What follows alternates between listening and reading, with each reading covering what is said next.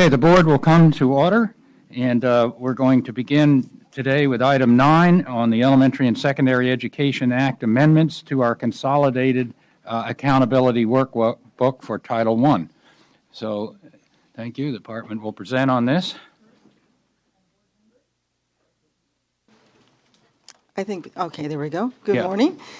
My name is Jenny Singh. I'm the Interim Director of the Analysis, Measurement, and Accountability Reporting Division, and I'm going to be presenting item 9, which is a proposed amendment to our Title I Accountability Workbook. You may recall that in January, the board approved 7 amendments to the Accountability Workbook. Those amendments were submitted to the U.S. Department of Education in conjunction with our waiver flexibility request. However, you may recall that at the January meeting, we had one amendment that requested that we replace the AYP with attendance rate as the additional indicator for elementary and middle schools. We did not propose a target at the January board meeting. We needed a little time to research what the U.S. Department of Education had approved for other states. So since then, we have looked at about 25 other states. 12 of those states do have attendance rate as an additional indicator. The rates are ranging anywhere from 90 to 95%. Some are at 92, 93, but the most common is 90%. So therefore, we are proposing that the target for the attendance rate for the 2015 AYP report be 90%. I'm happy to answer any questions. Yep, Member Burr. So did you do a data analysis on where our LEAs are, or were you just looking at other states? So currently we do collect data at the district level, but we do not collect data at the school level. Our office will actually have to collect attendance data. I did contact multiple districts, small, medium, and large, to ask if they had the data available readily, and they said that they did. It was easy for them to report. In fact, a very large district sent me the data within 15 minutes of my request. So I don't have access to the data for the for elementary and middle schools. But so where was the large district that sent you? What was their attendance rate? I can't remember. I think it was Elk Grove who sent me the data, and I do believe their attendance rate was at around 92 or 3%. It was a while ago, so that's just a guess. I did talk to several groups over the last few months when I've done presentations. I've brought up the attendance rate and the targets, and most of them, whenever I mentioned that we were thinking about a 90%, proposing a 90% target, most of them were very happy with that target. Okay. So I just have a concern that whenever we're trying to set these targets, and this is just a preview of what we're going to talk about on the next item, that it has to be backed up by a data analysis that says, where are we, what's the baseline, is this a reasonable target or not? I understand the inclination to go, well, what are other states doing, because we think our audience are the feds. In my view, they're not. And so I just worry that if we set something here that then creates a precedent going forward for all of these other metrics, and we don't really know where our LEAs are, we might be misplaced in our goal. Yeah, I agree with that, and I'm wondering, what is the timeline on this? Can you make a study and have more justification? Member Burr and I, and I'm sure others, have had experience in the past of picking numbers out of the air. 75% sounds good, feels good, and it's interesting, but we've grown wary over the years of sort of, this feels all right and the districts aren't howling. I certainly understand your concern there. We certainly could go and try to get the data from districts as soon as possible. I'm not sure we could get it done in time for the July board, but we will do our best. I think we can certainly collect a large portion of data from districts by that time, but I don't know if we would have all the data by that time. AXA might be willing. I mean, there might be organizations who would help you get that data. I mean, I think we want to be really thoughtful about it. So, and if people knew that that was a priority in setting the workbook for participation, that might help. Okay. Board Member Shimazaki. Is the department on a timeline to submit the additional amendment indicator for the accountability workbook? Well, traditionally, we do like to submit the waiver to the Department of Education at least a few months before we release our AYP reports so we can get an approval. However, we have released our accountability reports in the past without approvals, and that's only because we didn't hear from the U.S. Department of Education, even though we submitted our request in February as usually required. Sometimes they did not respond until after the release of the AYP. So I'm also worried on the other side of the districts and whether they will have enough advance notice. I know some of them were concerned about how this came up so late in the game. And So we have informed districts that attendance rate will be the additional indicator, but you are correct. We have not indicated to them what the target is going to be at this time. So everyone is aware that it will be the additional indicator, but they are waiting to determine what the target is. so the stakes are here whether you're an AYP or not, maybe whether you make AYP or not. Correct. How many districts aren't in AYP? I mean, Well, how many of them would be thrown in by this, it seems to me? So all districts receive an AYP report as required by the U.S. Department of Education. We have a large number of schools and districts that are currently identified as PI.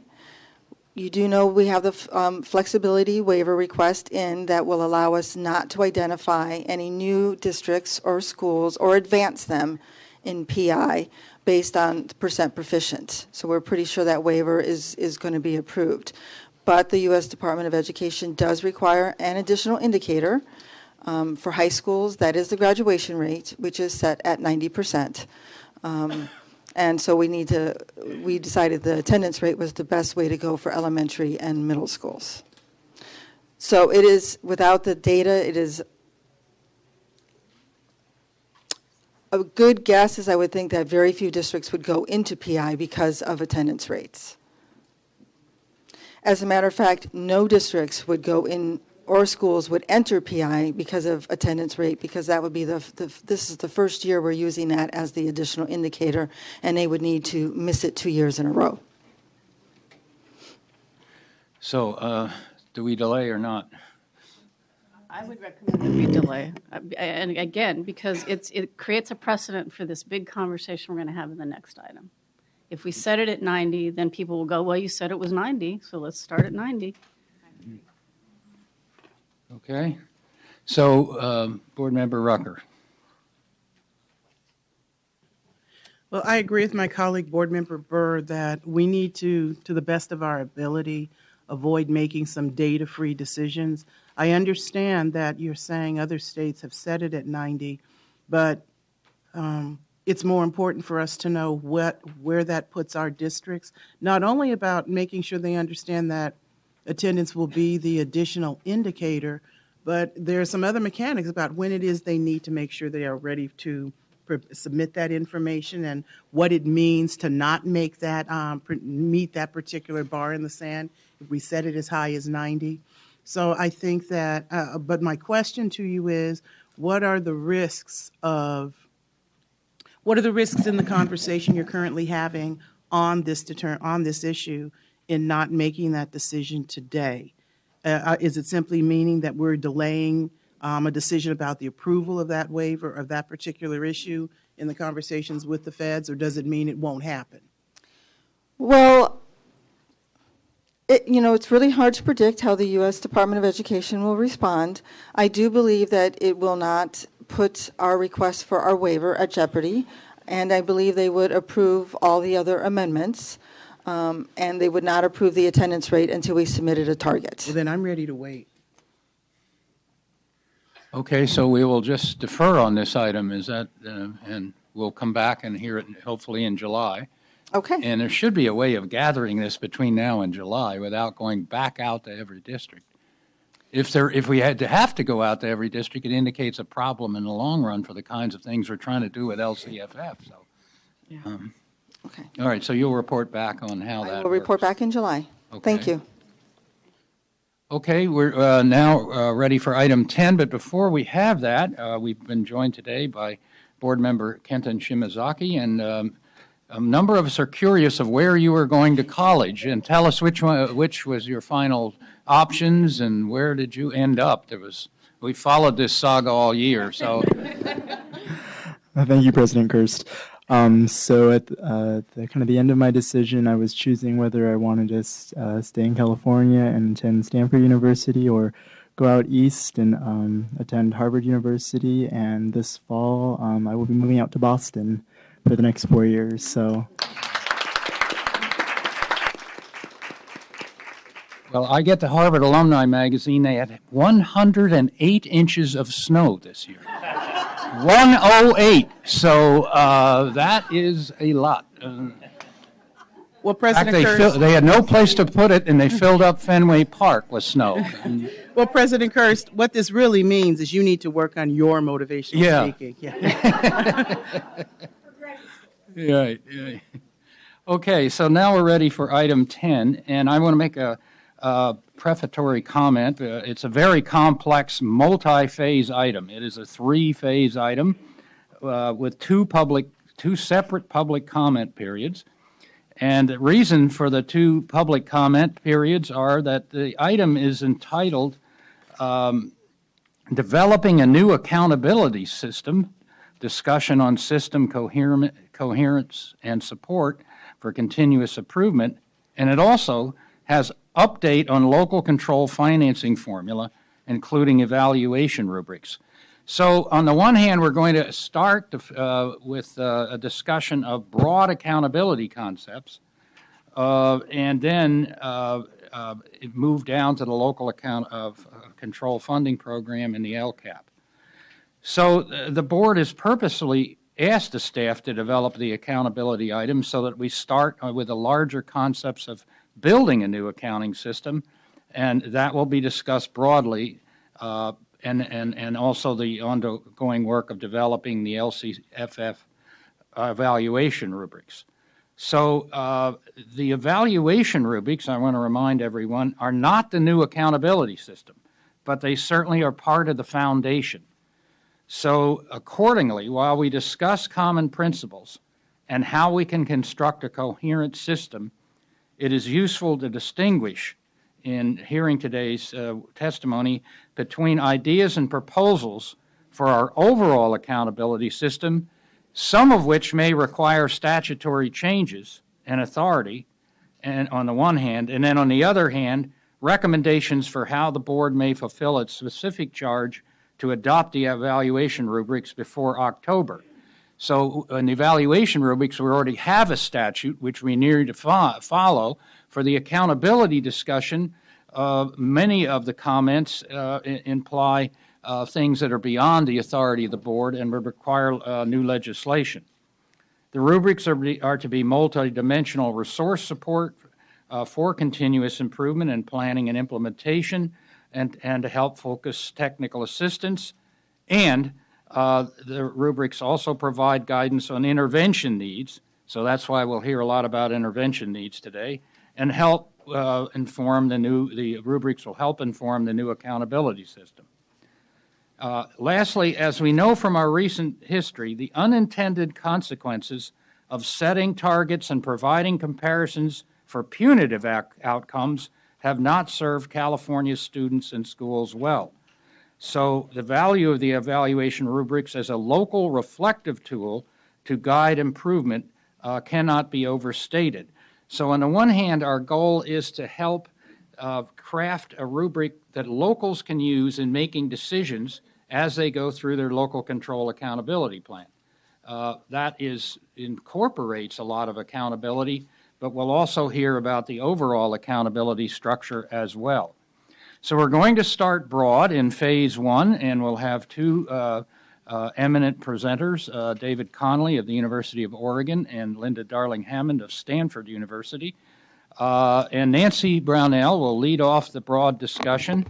So after these 2 people present and Nancy makes some comments, then we will have public comment on phase 1, the broad accountability system.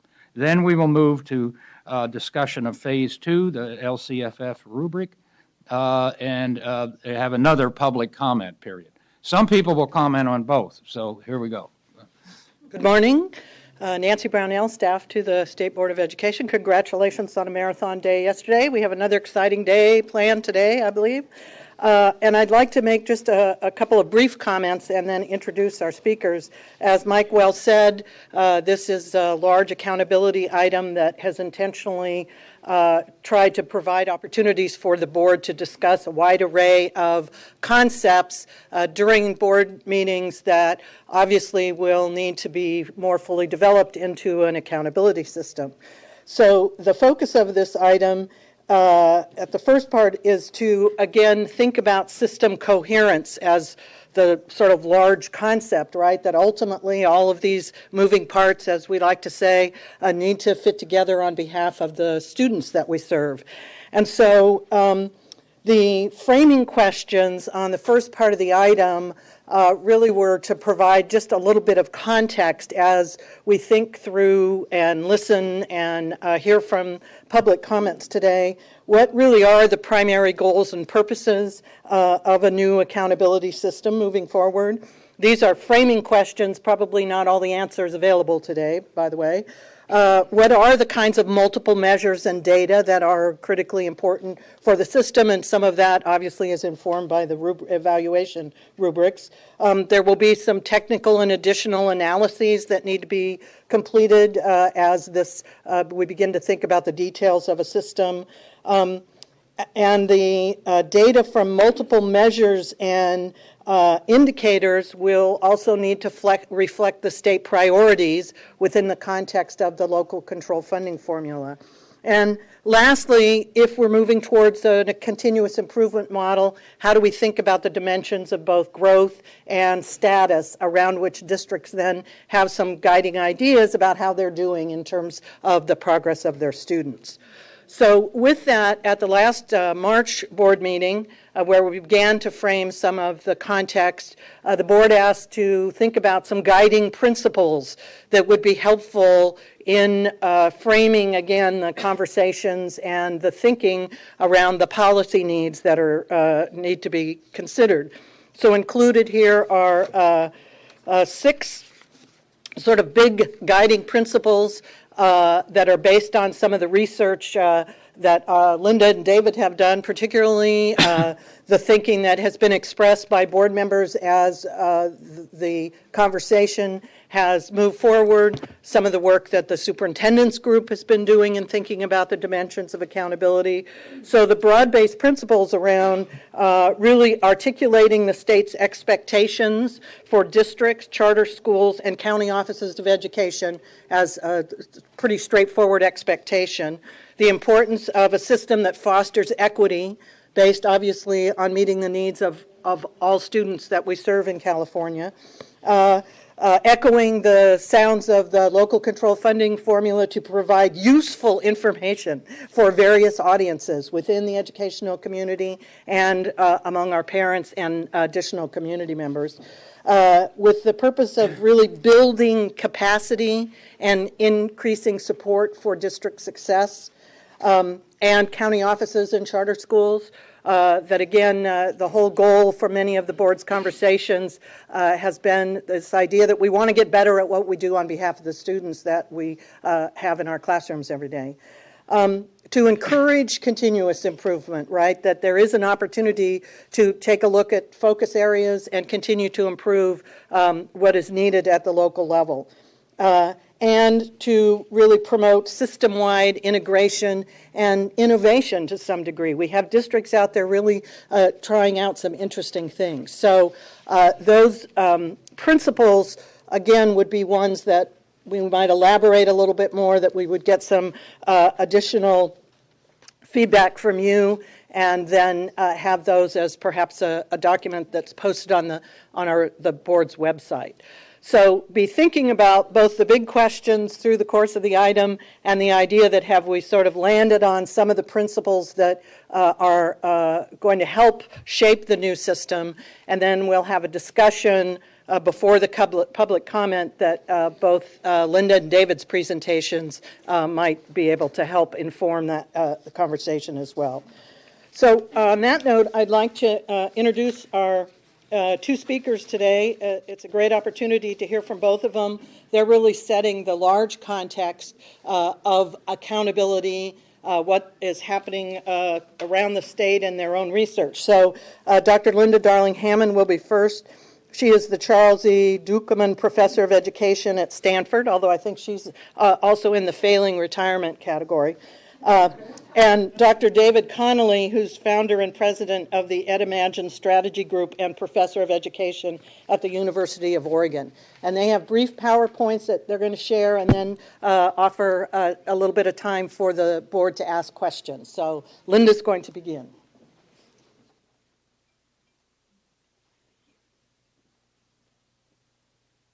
Good morning. How exciting it is to have rain in Sacramento, huh? I usually come up here with taking off layers of clothing from the Bay Area, but it's a great day to have rain. So maybe that's a good omen for the work that we're about to do on accountability. I'm going to frame this around the central standard that the board has already articulated for accountability, which is continuous improvement. That we're in an era where accountability should support learning opportunities for our children and continuous improvement in our schools. Let's see if I know how to move this along. I don't need to tell you because you've been behind all of these changes that are afoot in California, but just as a framework, the adoption of the Common Core State Standards, the Next Generation Science Standards, the changes in the assessment system, the shift to smarter balanced assessment, the elimination of other CSTs and most mandates and the reconceptualization of the assessment system have all been going on, and now we're trying to sort of gather all of these pieces up and say, where do we take this to ensure that we get the right information, we have a system that really supports schools in being able to provide the opportunities that we want for kids. And that's really a new concept of accountability. It's a multiple measures approach, less emphasis on just looking at standardized tests, more emphasis on graduation, college and career readiness, healthy school functioning, the idea that we will assess to improve rather than test and punish is kind of at the core of that, the notion that we'll develop stronger professional capacity and implement resource equity and accountability. That's a very important step that California's taken that was absent from the idea of accountability in the past. We adopted in the country sort of a view that testing was accountability, and it often became testing without investing. And I guess I would offer as a first starting point that accountability does not equal testing. Tests are one element of information for an accountability system, but the system has to encourage high-quality teaching and learning in all schools, provide tools for continuous improvement, and then have a means for identifying, addressing problems that require correction. That's really what accountability needs to become. And as we think about the tools and the strategies and the procedures that get used, we can continually ask ourselves, does this encourage high-quality teaching and learning in all schools for all kids? The equity part of that question. Does it provide us the tools for continuous improvement and the means for identifying and addressing problems? And then place testing and other measures within that framework. That's what parents want schools to be accountable for. Parents want to know that their kids are going to a school that's focused on meaningful learning of the kind that's going to actually help them in the 21st century world of rapidly changing knowledge that they are entering. They want to know that the teachers and principals and other professionals there are knowledgeable and competent and able to meet the needs of their individual child. That's the professional accountability and capacity building. And they want to know that the resources are going to be there to allow the kids to pursue that kind of learning and the professionals to offer it. So this conception of a new accountability system has these three touch points: meaningful learning, professional capacity building, and accountability and resource accountability. In California, we've kind of adopted three strategies or mechanisms for that in the way this is unfolded.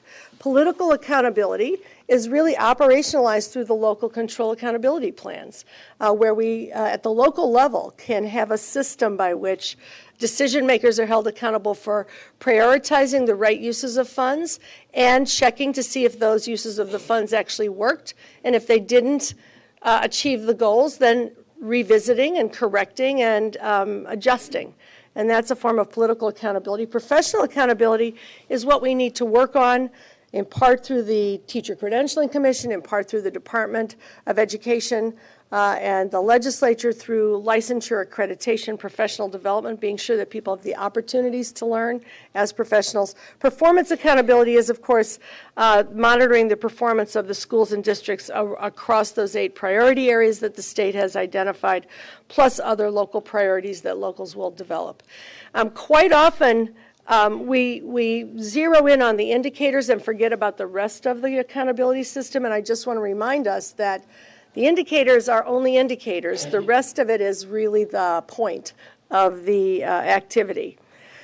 You're very familiar with the state's 8 priority areas. I'm not going to review those, only to say that those do give us a multiple measures approach now, where we're looking at not only achievement and engagement of students and other outcomes, but also school climate, parent involvement, the provision of actual services to kids in terms of materials and teachers and facilities, implementing our Common Core standards, and providing a rich curriculum.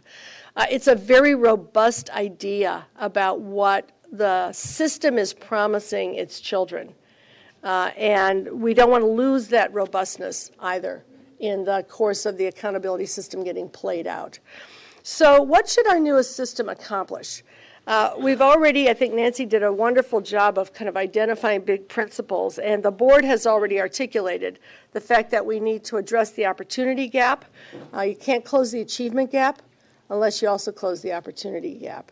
That has allowed inequalities in resources. We have a very good start on that with LCFF, but we have a lot of work to do to make sure that at the local level, the way the resources are allocated does, in fact, close the opportunity gap in schools and in classrooms. We need to develop curriculum and assessments that are focused on 21st century learning skills and used to support improved teaching and learning. We have a step in that direction with our new standards. We've adopted new assessments in English language, arts, and math. That's a step in that direction, but there's a lot more work to be done in terms of how we will roll out a curriculum, give professional support to implement it, and assess in ways that address the skills and knowledge that are really needed. And just to give you a fine point on this, as a Stanford professor, I don't usually like to quote my colleagues from Berkeley, but, and I'm sure Cal is in the house somewhere. They're everywhere. Yeah, people start raising their hands, right? But there are 2 professors at Berkeley who have been studying the growth of knowledge in the world and putting out these reports. And one of those found that between 1999 and 2003, there was more new knowledge created in the world than in the entire history of the world preceding. So if you think about that for a moment, you know, we can't just take the facts that we want our kids to know and divide it up into the 12 years of school and say, you know, you finished memorizing these facts and spitting them back on a test and you're baked and done. In fact, our kids are going to have to use knowledge that is not discovered yet and technologies that have not been developed yet to solve complex problems that we haven't managed to solve. Climate change, water supply, you could go through the list just for California and many others. And so we need a curriculum that's going to encourage them to be critical problem solvers, to be creative, to be able to use knowledge and apply it to problem solving situations. And that means assessments have to catch up to those expectations. Obviously, we want to create a dashboard of multiple measures, along with strategies like potentially a school quality review or other strategic supports to help schools improve and develop professional capacity through preparation, professional development, et cetera. And we have to build a system in which schools can start sharing expertise and districts can start sharing expertise, where we have networks that allow that to happen. And that's a whole agenda.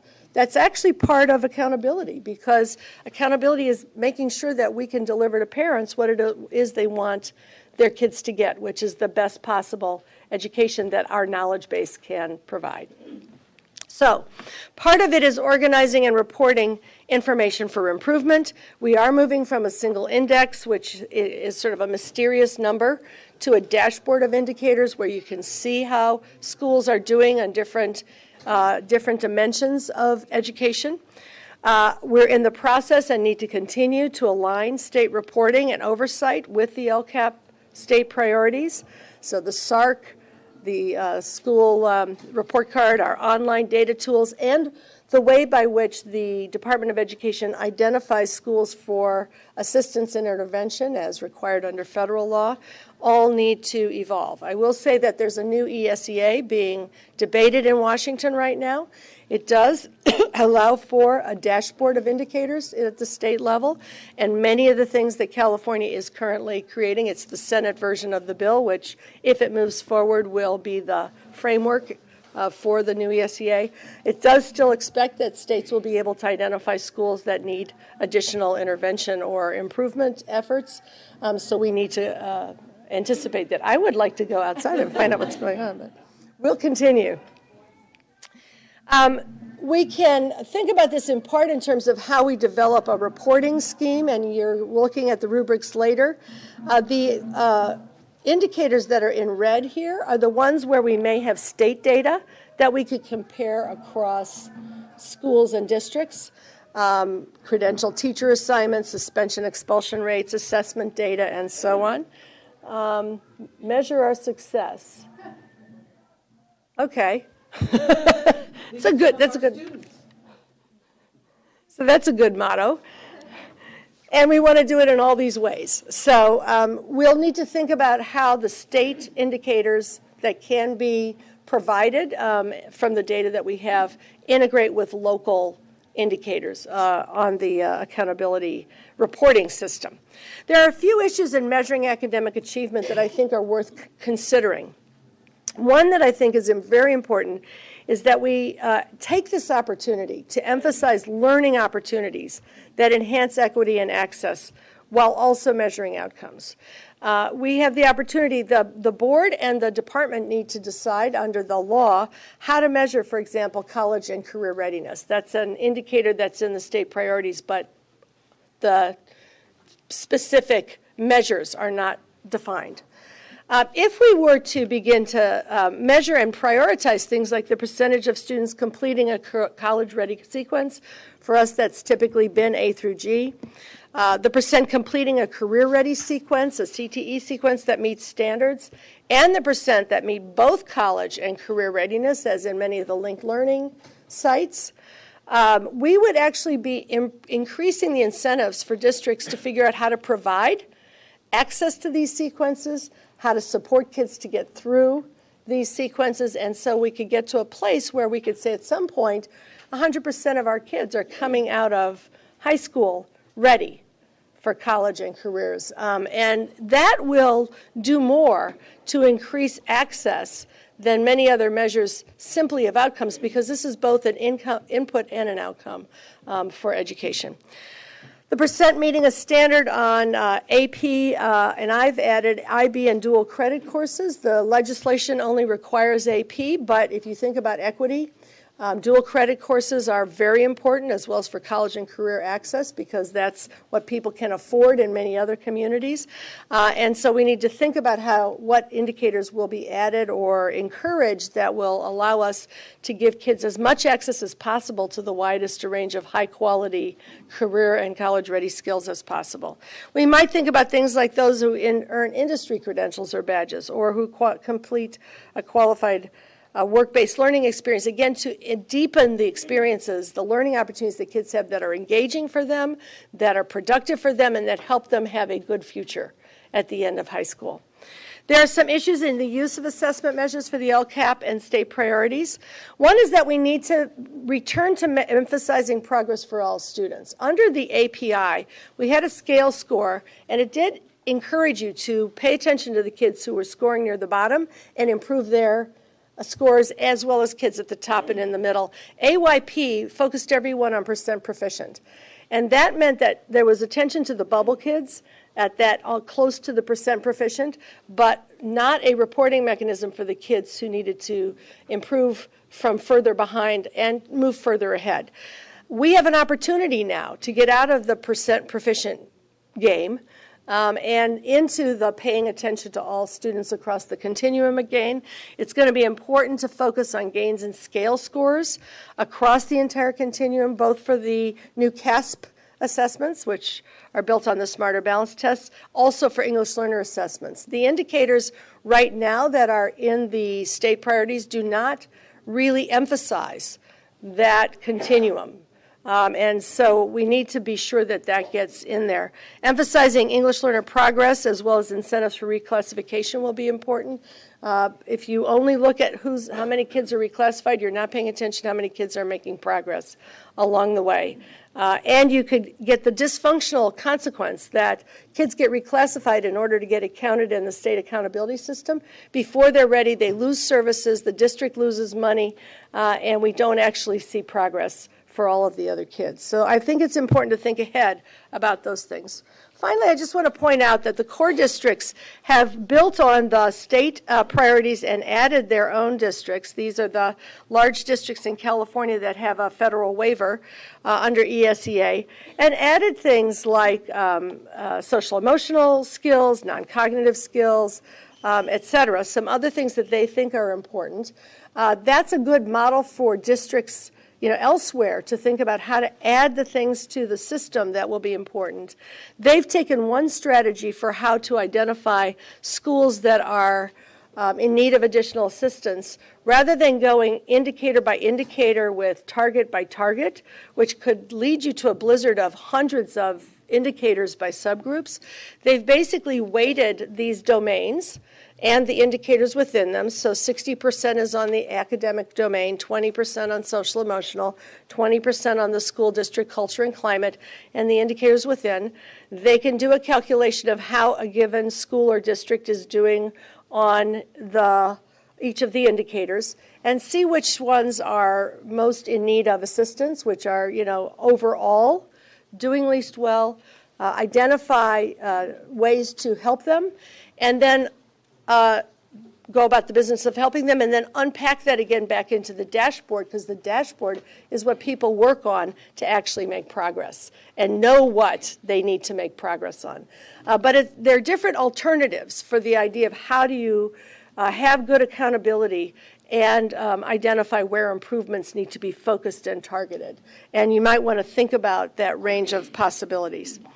So then the other thing that we have available to us is the California Collaborative for Educational Excellence, CCEE, and thinking about that as part of the accountability system is going to be important as well. They are charged with working with districts that volunteer or are referred from counties for additional assistance. And if we take advantage of this new agency, we could really build the rest of the accountability infrastructure that allows for improvement. We might consider, as some states have, creating and managing a school quality review that is a way of diagnostically going into schools and districts and looking at how teaching and learning are going on deeply, using the data, but also using hands-on analysis. And then building strategies for district and school improvement from that. Some of our districts, like Oakland and Sacramento, already are using school quality reviews, so we have some experience with this. We could have the CCEE help build the district and county capacity for quality review and support. The counties are variously ready. And the CCE could take a role in providing tools and protocols and quality review processes and access to expertise for the counties. If they did a school quality review that involved data and peer review and expertise to examine practice and learning, the later improvement strategies would be better informed by what we actually know is needed, rather than just having a list of strategies. Those strategies could include teams of expert educators that the CCE develops to work with struggling schools, could include school pairs, as in the Shanghai system and in the core districts where successful schools pair with schools that need help and help them improve, could include networks for learning. Trained curriculum coaches have been used in many countries and states as a way to implement new standards, and having a cadre of people that you could count on from your school or district to come in and help you would be another way to improve quality before districts fall off the cliff. We don't want to just have the districts that fall off the cliff be patched up at the other end. We want to prevent them from falling off the cliff by building the fence at the top of the cliff and all of the supports before they get there. And then, of course, school redesign initiatives that are based on research and best practices. If we build a continuously improving system, that means we would need not only the data in the information system, but also a way to review around the data, to evaluate what's working and what's not working, to share knowledge. We should have a state in which any educator can go to a place and say, I want to see what the best district strategies for educating English learners have been, where they're working in California, what the research says, and be able to find those, pursue that, visit the place, get more information, and that idea around every other major problem we have. Nobody should be sitting out there looking for knowledge under rocks, saying, is this the one that's going to tell me how to solve this problem? We need to build, maybe it's a rock garden. I don't know. We don't need grass anymore because that's not going to help us with our water problems. But we need to build a place that we can share knowledge from in a very effective way and provide learning supports. And those are also strategies that the CCE could take up with the CDE and the State Board. I'll just close with a few thoughts about assessment, which is what we started with. Most people thought testing was accountability in the last decade. Now we're trying to broaden that, but assessment will be part of it. We've been here in this picture in a factory model, bubble-in kind of model, multiple choice standardized tests scored by Scantrons were a modern technology in 1950, and we've kind of been stuck there for a while. Other countries, many states, have developed assessment systems which include kids actually engaging in open-ended responses to problems and project-based assessments that tell you whether a kid actually can apply knowledge to new situations. That's happening all across the country. If we want to measure college and career readiness, the smarter balanced type of assessment will help us with a part of that. But there's also a set of skills in the standards: research, experimentation, communication, collaboration, use of technology, as well as the soft skills in the college and career ready competencies that we need to develop, and we need to have ways to support and assess. If you think about an assessment continuum, we've been at the far left of this picture with traditional tests that are just mostly multiple choice tests of routine skills. We're moving along with the new Common Core assessments to add some short performance tasks, which will ask kids to apply their knowledge. And across the world and across states are efforts to move all the way to the far right, where at the end of this, what we want kids to be able to do are the student-designed and initiated projects, which you would see in schools like the Envision schools here in California, or the Asia Society schools, or Life Academy in Oakland. You'd also see it in Singapore and Hong Kong and the UK and Australia. And we need to think about how we can move towards those more extended tasks. California is a member of the Innovation Lab Network of states. There are 10 states that are building a performance assessment task bank and a set of validated tasks that states can use as they begin to expand their assessment systems. New Hampshire is using those performance-based assessments mixed in with their standardized state tests along the continuum. And we could begin to envision how we might want in California to extend our capacity to use smarter balanced assessments, which are our new CASP tests in English language, arts, and math. But for example, in science, we might be looking at an opportunity where in the grade levels where we choose to evaluate science, we both create an assessment that is more performance-oriented, uses the simulated strategies that have been developed on the national assessment, where kids get problems and work their way through them in a sit-down test, but also have a performance-based assessment at the school level, as Connecticut and Vermont and other states have done, where kids engage in experimentation and investigation. And that's scored in those every third year opportunities, but it's available for teachers in every other grade level in a bank of tasks that they can use themselves for building their curriculum, building their opportunity to engage kids in investigations, building a system in which California, which is the state that should be the innovator in science and technology in the world, can catch up to what's going on in Singapore and Hong Kong and Australia and the UK, where kids are doing this in their assessment systems. And we need to kind of think about where we want to head before we reinvent the tests of the past. The same thing in social studies, and I'm just going to show you where you could have every nth year a performance-based option and then have available to teachers and districts opportunities that they could use and choose to use as projects and part of the curriculum. In Connecticut, here's an example of a high school science assessment where kids, as part of the assessment system, for example, have to figure out how to build a statue that will withstand acid rain. They do an experiment on different materials collectively, and then they individually have to analyze the results and write them up as like small science journal articles. Again, very analogous to what's going on in these other countries. Connecticut, by the way, ranks with those other countries on evaluations of science because they are doing the same kind of work that PISA, for example, is measuring. In Washington State, they use statewide classroom-based assessments in a variety of areas. Social studies being one of them. A civics problem asks kids to find a position on an issue that puts a tension between the common good and the individual rights, research the Constitution and constitutional cases and law, and come up with a fair interpretation of a position about how we could both protect individual rights and the common good in a particular area with an understanding of the law. That's what we actually want our children to learn in civics and social studies, not just memorize 800 facts and spit them back on a multiple choice test. So as we think ahead to close, we need to think about all these things in a unified way rather than just doing one thing at a time. I think the board is to be congratulated on kind of not piecemeal adopting one piece at a time, but trying to conceptualize how all of it will work together. So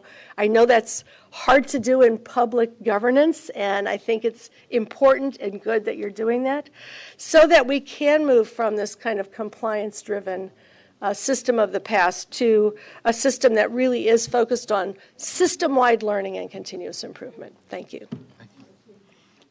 Wow. Okay. Well, I'll make a statement. You asked us, Nancy, to talk about how we react to this.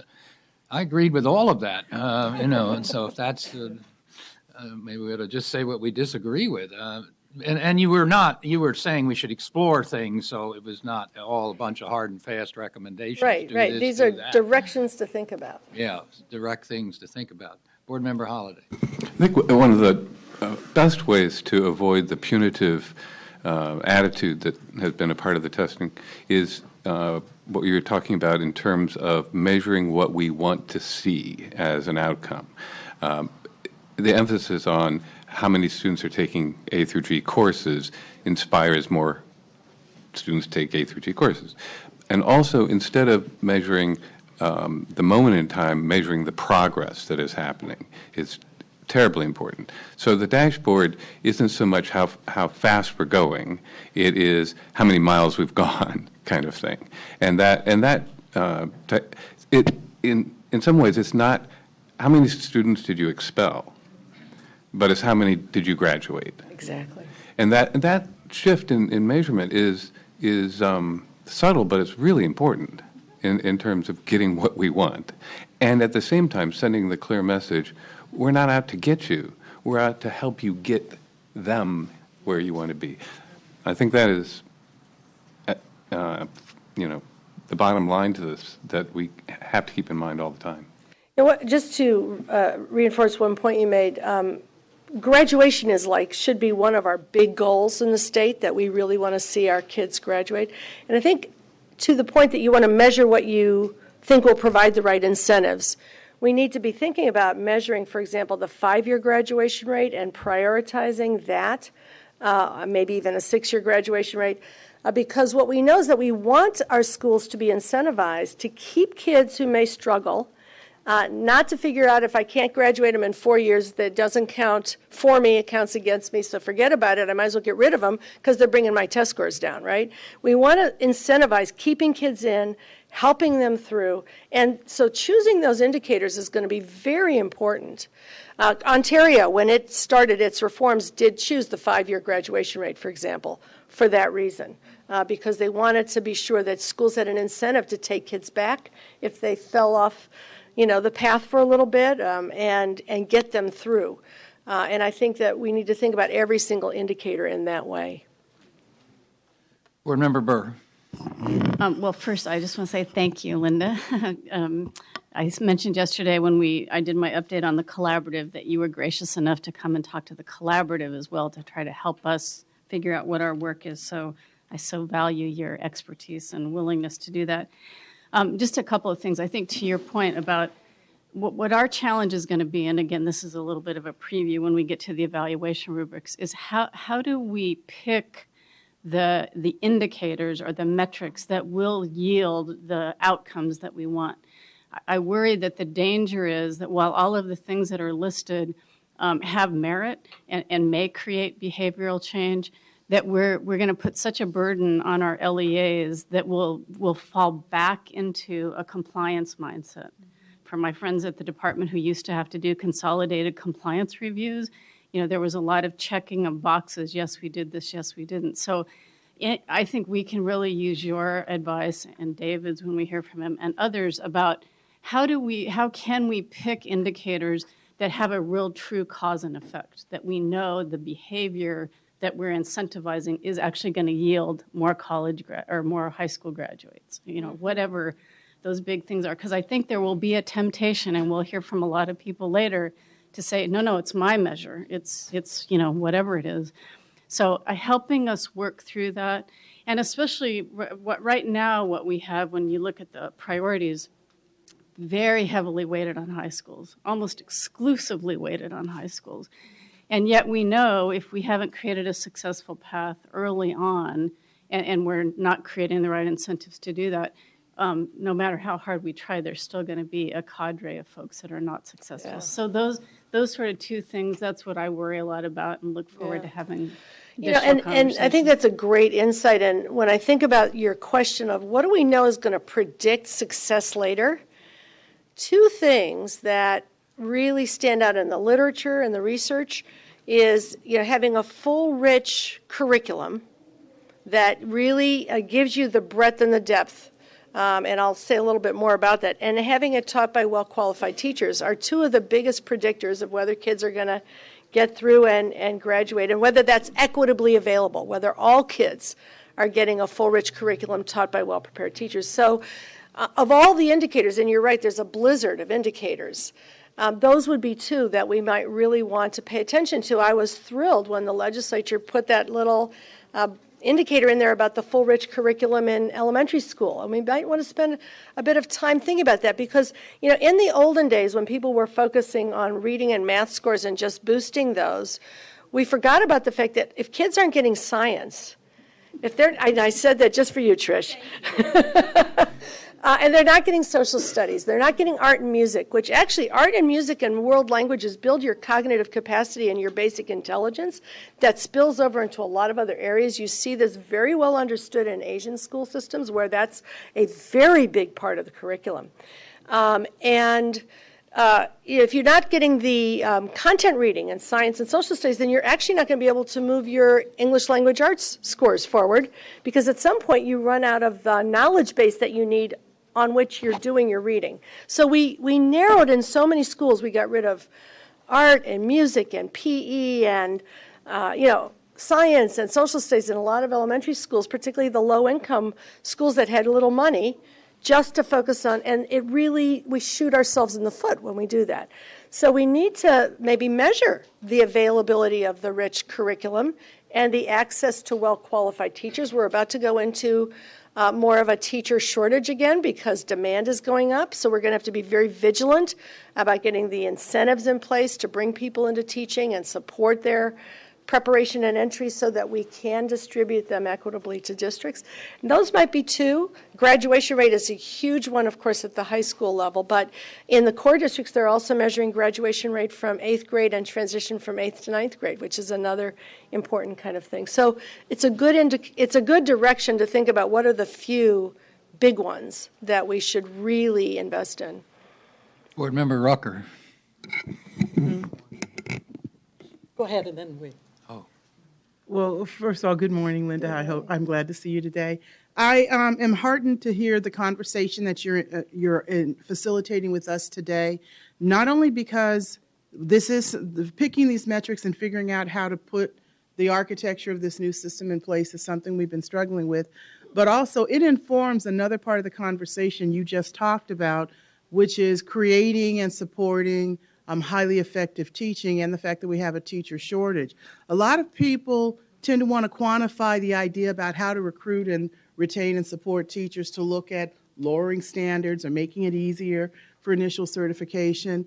And my premise has always been that people fail to understand, unlike other professions, the teacher pipeline actually begins in a classroom. And when students are sitting in a class and they're receiving a full, rich curriculum by a well-trained and highly qualified teacher, those are the people sitting there looking at that individual in front of the classroom who say, this might be something I might want to consider. And so doing this work actually puffs up and builds up our pipeline in ways that are not yet quantifiable or being reflected in what we're doing with these metrics. And so for me, in having in trying to answer the question about what metrics should we choose and how do we know we picked effective metrics, my metaphor has been the difference in form and function between a thermostat and a thermometer. So when you think about what a thermometer does, all it does is report what the temperature is. But if we use the metrics we pick to set the standard and make those incremental adjustments like a thermostat allows us to do, that's how we know we have more effective metrics. And so even though it's not required in our LCAPs, looking at how this contributes to students who leave high school or even in earlier grades, thinking about education as a career, that's another metric. While we can't quantify it, it does become important to us as students matriculate from high school into college and make those decisions about teacher preparation. Great observation. And I know Nancy is hovering. So I think I'm David, and then we'll have some more conversation. I had just a comment, but okay. So just my comments around along the lines of Board Member Burr and Board Member Rucker as well. So so the devil is in the details, right? So, and that's one of the things that we are struggling with right now. I always appreciate Dr. Darling-Hammond's presentations because it takes us out of those details and really look at what we're aiming for, kind of. And I do agree we may lose the forest for the trees if we get so stuck in some of these details. So one of those is keeping our eye on the larger goals and those extended assessments and not get so drawn into that. The other piece is that if we ultimately want to spawn innovation in our schools, then we can't use traditional measures either. And so traditional measures and metrics are going to create traditional thinking and traditional practices. So we really do have to expand that, and I think there is a lot of room for local schools and districts to create those measures and allow that room for them to do that and encourage that innovation at their local level to serve their specific student needs. Okay. I think we'll hear from David Conley now. right. And then we'll also have some board discussion with both of you. Well, thanks for having me. As Nancy mentioned, I'm here from the University of Oregon, and yes, in fact, I did bring the rain. I'm taking credit for that because everywhere else I go, wherever there's rain, they blame me for it. So It's great to be here. And I'm going to really pick up and follow perfectly on some of the comments from Board Member Burr and Board Member Sun over here, who just were talking about indicators. And my presentation is really going to drill down a little bit. We kind of, when we thought about putting this together, we thought about Linda's piece being larger and framing and these big issues. And then I'm going to try to focus down in one area where you really can have an effect, and that is around these indicators. It just so happens that on Monday I was in Orange County working with the administrators there on data dashboards and early warning systems. So a lot of what excuse me, I'm talking about is really kind of situated in the context of practice and what it takes to translate this into tools and methods and strategies that will work for a wide range of schools and school districts. So when you think about systems approaches to improvement, a lot of the notion of inputs, processes, and outputs comes from other sectors in the economy. It's not an educationally based concept, but it works with complex organizations. So I want to use that as my frame. This is something that I kind of overimposed onto the state priorities in a workshop that Linda and I did back in January here in Sacramento, where we were trying to frame some of these issues more broadly. And I got thinking about kind of the laundry list of state priorities, and I thought, well, some of these are really about the context of education and learning, kind of the inputs. Some of them are really about the processes that occur during education, and others are about the outcomes or outputs. And it takes all three to bring about systems improvement. So that's part of the challenge, is that you can't just specify the outcomes. That's what we tried to do for the last really 15 to 20 years. We said, well, we're just going to state the outcomes, we'll figure out a way to measure them, and then we're going to let schools just do their own thing to figure out how to address those outcomes. Well, some schools figured it out and an awful lot didn't. Now, the problem is we actually know a lot about the inputs and the processes, and you were talking about them here when you talk about high-quality teaching, for example, and teachers. Those are input and process measures. So we have to pay attention to those on the one hand. On the other hand, we don't want to overburden the system with mandates. So how do you deal with that fact that we know a lot about what it takes to improve schools, but we don't want to, not any one prescription will work automatically in any one school. That's the heart of the challenge. So this is the state priorities, just sort of regrouped by input, process, and outcome. You can also find this in the evaluation rubrics. They've applied a similar method to it. But I just think it's worth taking a look at. When you group them like this, the first thing you do is try to think about, well, what's the balance we have among inputs, processes, and outcomes? Do we have the right balance? Do we have the right mix? These are all important elements. The real question is, how do they interact? And that's an open question, given the way that they're organized. Because we've said, here's just a list of things. Now, that's probably where you want to start. But over time, you need to understand what the power of them are in different contexts and situations if you're going to use them for systems improvement. If you simply want to use them to kind of document success and failure, then it doesn't matter as much what the relationships are among them. This slide has a typo in it I just spotted this morning. It should say which LCAP processes are associated with which LCAP outcomes. My apologies for that. But if you take a look at these process measures on the left and these outcome measures on the right, once again, we can agree these are all important things. And they came up in your conversation in Linda's presentation, and Linda called out a number of these as really important elements. What I wanted you to do is think about, how does an individual school or school district make sense out of this list and what it does with it? Because if it doesn't make sense out of it, what it does is it inventories them. And it turns a goal-oriented activity, which is improving schools, into a compliance-oriented response, which is producing required results. And we've seen pretty clearly over the last 15 years with NCLB that for the most part, compliance-oriented responses are not very effective. Now, they can certainly have impact in very focused situations, but as far as systems level improvement, they have a very strong kind of a warping effect when people try to comply at the expense of achieving a goal. And the goal here is to improve the system in ways that Linda described so well, which is about getting all kids ready for a future that we really even can't predict yet. It's about equipping them with a set of skills that go beyond simply mastering a set of content information. So the question then is, how do we start to think about the connections between processes and outcomes? To be clear, I'm not suggesting an action that you take. What I'm suggesting is you consider this when you think about a system. So at this point, this is still meant to be framing and not at all prescriptive. So while all processes may relate to outcomes, the precise relationships starting off are going to be less clear. Let's try to establish more causal outcomes. and get a model where schools that implement a process will be more likely to achieve an outcome. So instead of randomly focusing on the state priorities in a scattershot manner, the schools would say, which combination of inputs, processes, and outcomes make the most sense to us in combination with local measures. So the state helps us to get some focus because it's picked really good, important measures, but we know that we may need more than that, or at the very least, we need to understand how we put them together based on our understanding of our schools. So here's an example, and I'm not sure how well this displays. Hopefully I guess it's okay.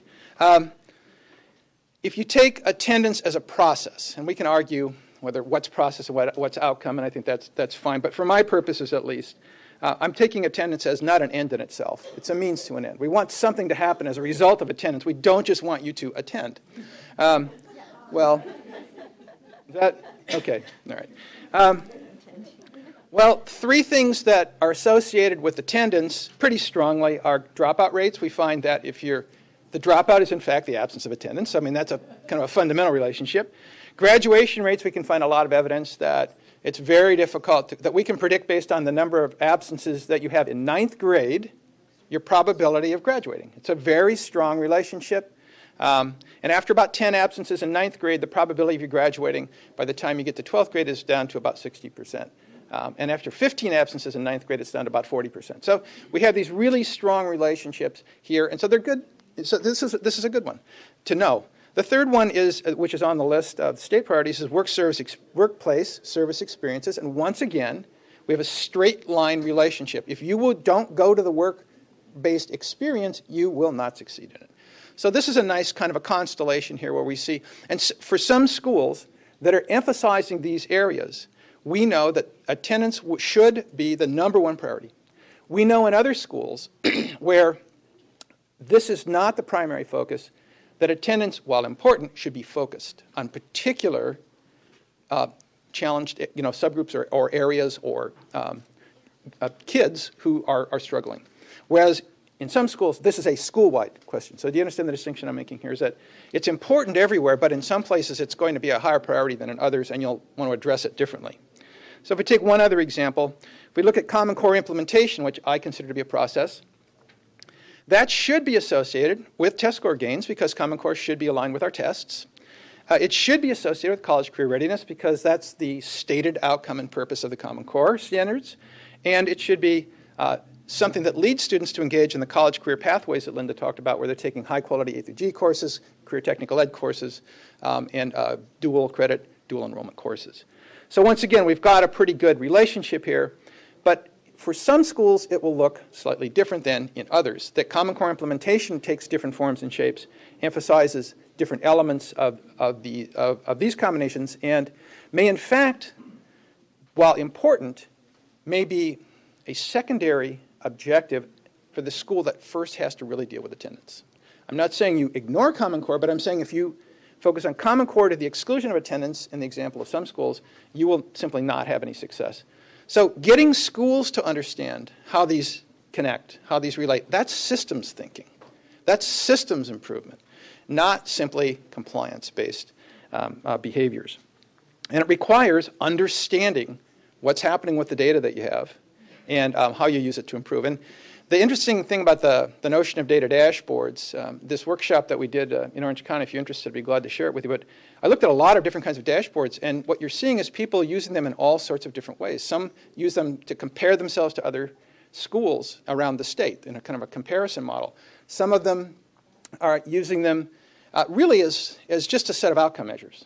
That take the traditional data and just put it in there in a way you can see it. Others are trying to get more real-time data. And I had a slide in here that I took out that had the title on it, Fitbit or Postmortem. And you have to really figure out, the way we tend to use data now is postmortem. We find out why you passed away when you did, or what the disease was that got you.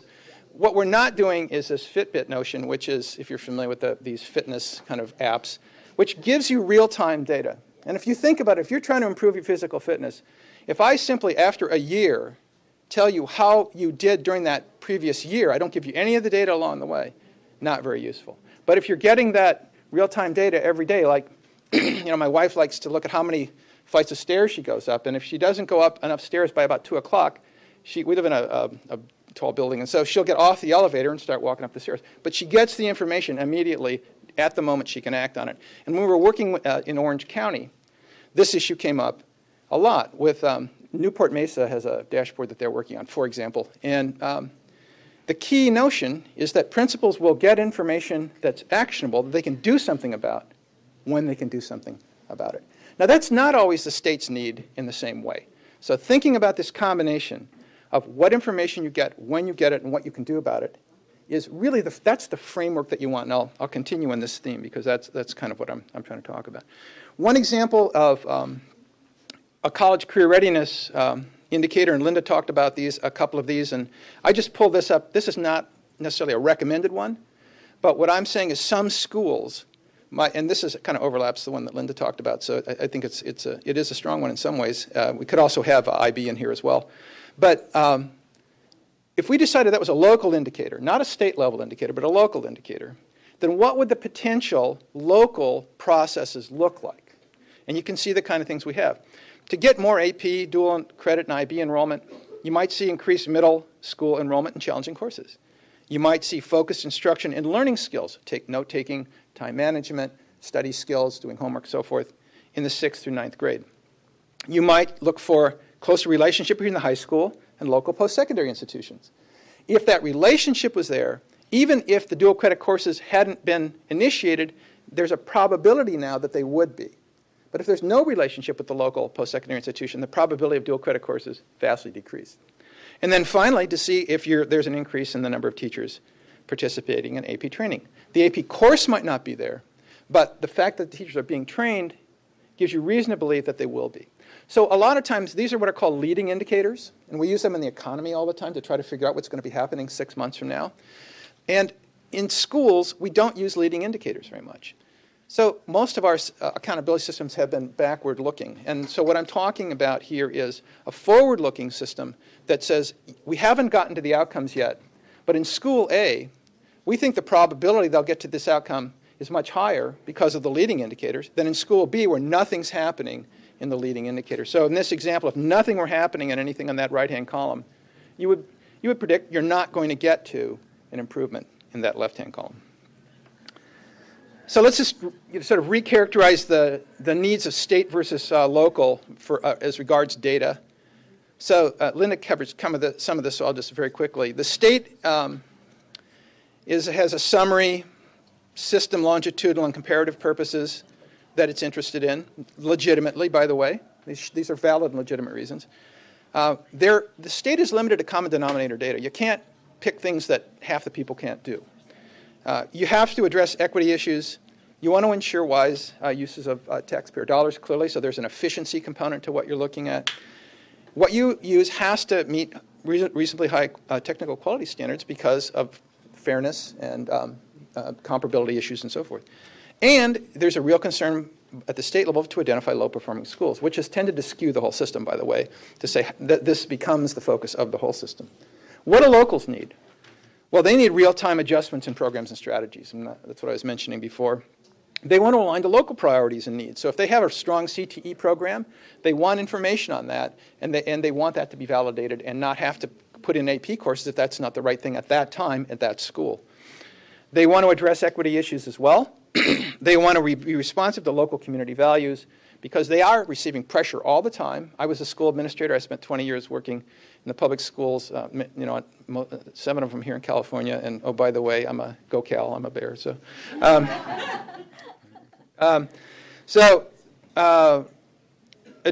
being responsive to local community values is important, and I'm going to come back to that at the very end. Local measures can span a much wider technical range. I mean, if you take a look at some of that teacher grading practices are, from a technical point of view, not very good.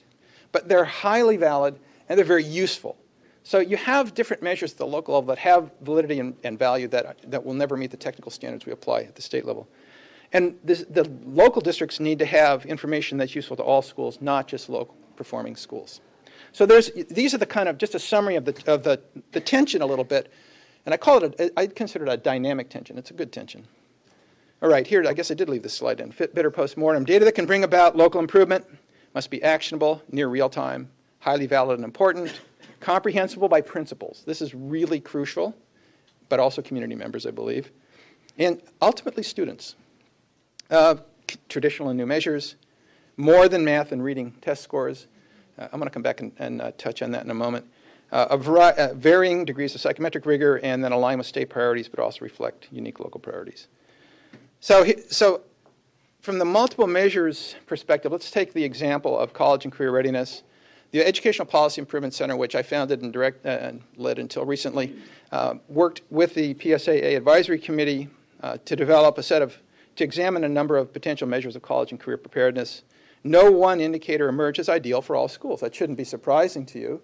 But this is, as we went through it, we said, here's some really good indicators, but here's a problem if you apply it to every school in California. In the end, we said if you have to pick one, which we don't recommend, then course-taking behaviors and patterns would be a strong one. And then Linda mentioned this one as well, to say if you looked at the course pathways students were taking, A through G, high-quality CTE, and so forth, it's probably the most equitable measure. It's actionable. You could apply it to all schools. So we said, okay, you can come up with a measure here, but there were a lot of other things that we looked at that had merit that we couldn't recommend to be applied to all schools. College admissions exams, advanced coursework, innovative measures like metacognitive exams, performance assessments, the seal of biliteracy, career preparedness assessments like work keys and ASVAB and others.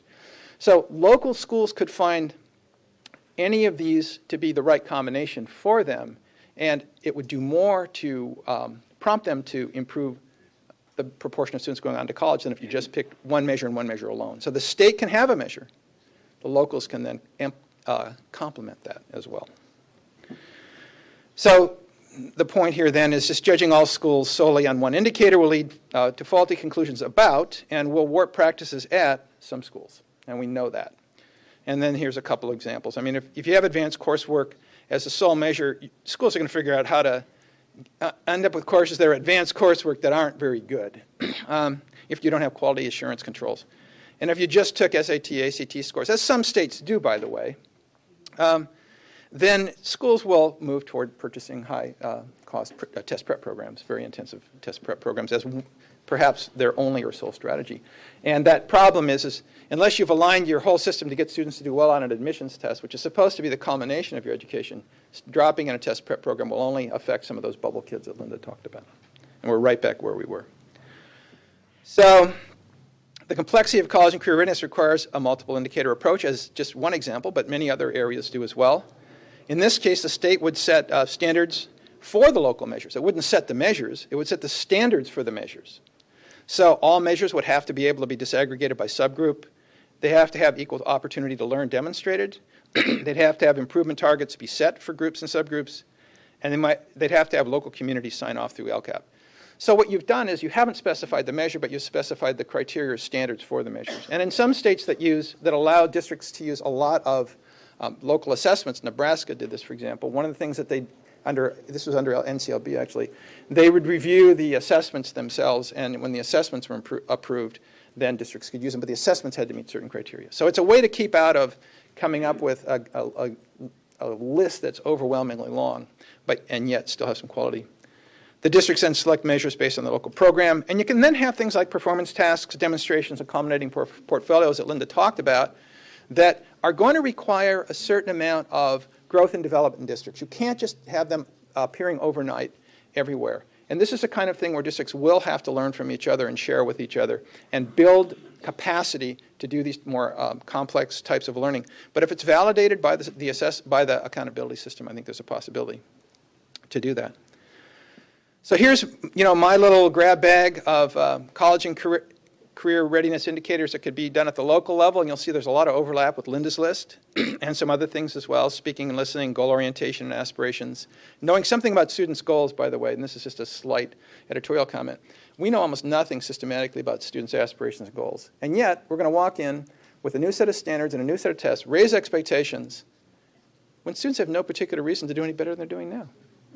We are completely leaving out of the equation their goals, their aspirations. So knowing something about that can be incredibly important. And for example, in a low-performing school, seeing that they are raising student aspirations can have a tremendous bootstrap effect because it allows teachers to ask more of students. It's something that's completely overlooked. But these are just some examples: creativeness and expressiveness, student engagement, expository writing, and I'm going to come back to writing one more time later, and collaborative skills.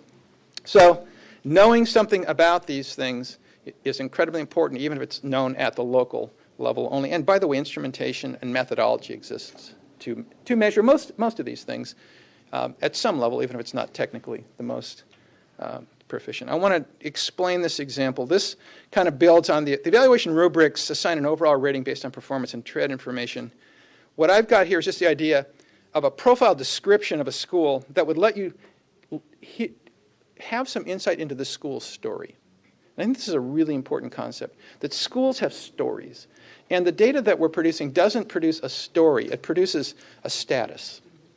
And in this case, if we looked at this school and said, well, you're reading, your scores meet, but they're static. They're not going anywhere. They're not going up or down. Your math is approaching, and it's improving. The attendance meets, and it's improving, but your graduation rate is approaching, but it's declining. Now, that's puzzling, isn't it? That's really kind of a puzzling trend. And your college application rate is pretty high, but it's staying the same. And your college preparedness is approaching the level that you need and improving. Your community involvement is meeting and improving. And your student interest explorations to increase aspirations and that's a local measure you can see, is approaching, but it's kind of level. We'd want to drill down now and try to figure out what's really happening in a couple of these areas. But overall, it gives us a picture of a school that's trying and is having some success, and it's having a little bit of a kind of a bumpy road in a couple areas. That's a more important story than just pulling out one piece of data and saying, oh, look at that graduation rate, it's not good, you're in trouble. There's some counterbalancing strengths here that lead us to indicate this may be a subgroup problem. I mean, my guess is that it might be, and we need to drill down, use the evaluation rubric data, and figure out what's happening with the subgroup and so forth. So telling the story of the school, to understand it as an institution at the local level, most importantly, but eventually, if it's a school in trouble, understanding it at the level of the CCEE or whatever external group is helping it. Understanding the story is really important. So this is getting ready to close here. What's the most important information? These are the questions I'd ask you to ask yourself, and I try to keep it to 3 here, not to overwhelm you. I think I had 11 on here at one point, but no, I had a lot. But I tried to get it down to something simple. But start by asking yourself, what's the most important information the state needs to ascertain how schools overall are functioning? Not what is every bit of information you need.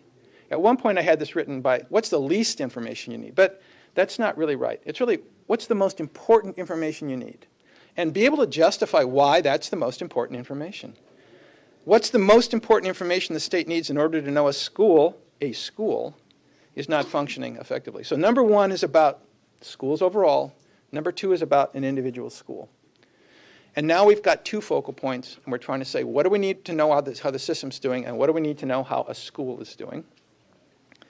And then the third area, which is a little different, is how can the state support local use of quality multiple indicator data systems that lead to school improvement?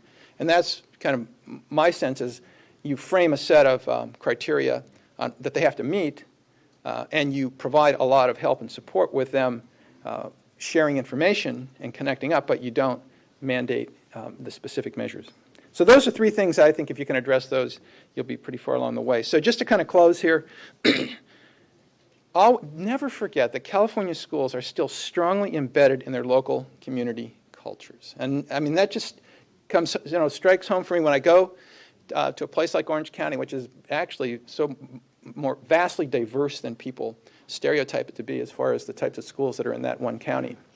And talk with one superintendent versus another, one curriculum director versus another, one principal versus another. And it always comes home to me the diversity and the differences in these school cultures embedded in their communities. And that's how they think. I spent 20 years working in public education as a teacher, administrator, assistant superintendent in a school district, and working for a state education department. And when I think back to my days, when you're in a school district, you are always thinking about the local context first. You're not, at this level, it's kind of easy to, I think, overlook that at times. But so important to remember. So common statewide indicators will be necessary for equity purposes. Let's not argue about that. Let's not waste a lot of time. Let's just be upfront about it and make that work. Additional indicators will capture performance in the local context, but let's realize that for systems improvement, we have to make sense out of how those state and local ones relate and what the systems implications are. Adding indicators and measures is going to require a thoughtful phased approach that entails copious technical assistance. Principals are not ready to use a lot of data. They have been NCLBized for the last 15 years, and they just believe there's a couple of numbers that matter. The one, I mentioned writing a couple times. I was in Baltimore yesterday at a keynote at a conference on writing and college and career readiness. And all the research I've done analyzing the content of entry-level college courses suggests that writing is a pivotal skill for post-secondary success. You need to know how to write in a lot of different ways. And yet, when I look at the federal, state accountability systems, when I look at college entrance processes, almost no writing. I don't know how we're going to ever address this. We're probably never going to address it with a statewide system. But if we have locals understanding how important writing is, and they're using portfolios, they're using demonstrations, they're using performance tasks, they will address this. They will let writing be important, but only if we have a system that validates that and makes it clear to them what's important. So they're going to require a lot of technical assistance and help to make this happen. And then finally, so I want to close kind of with a reasonably hopeful note here, because we've laid out some real challenges for you. California, I do believe, has an unprecedented opportunity to rethink accountability within a systems improvement framework. You're one of the only states, if not the only state, that's taking it on at this level. So not going to be easy, but hey, if it was easy, it wouldn't be California. So thank you very much. Okay, so Nancy, why don't we're going to have questions for both speakers, is that correct? Right, we're going to have Carrick first, and Carrick then first. we're going to have questions for both Okay, speakers. that's what I'm trying.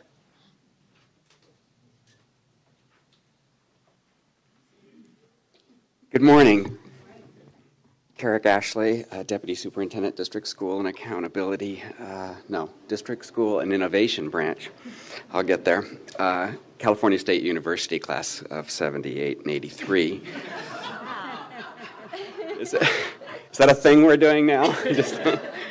I've learned a lot this morning. Mostly I've learned you shouldn't follow Linda Darling-Hammond and David Connolly to the podium.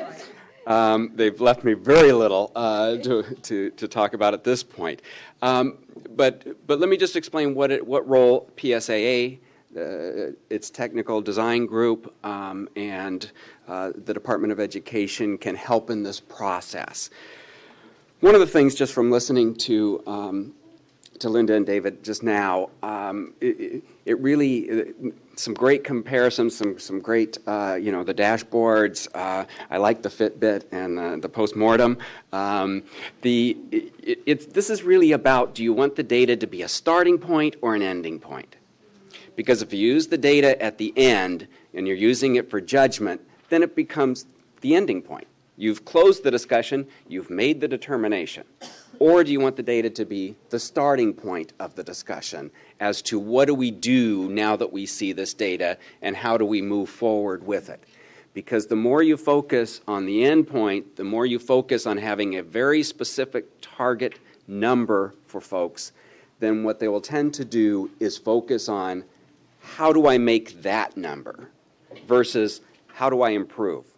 They'll get very focused on the number itself or the target itself. And so there's a balance here to be made. One of the things that will come up later, and it's part of the board item, is a chart that kind of shows all this different data and where it comes from, what do we have at the state level, what don't we have at the state level, and you'll have to decide at some point whether we want to pursue collecting something that we haven't had up until now at the state level. And again, that will determine what you want to do with the data, and how David Connolly was talking about the difference between, state data versus local data, because there's a place certainly for both. Let me just say that the Public School Accountability Act Advisory Committee and its technical design group have done a lot of talking with these issues, especially around college and career.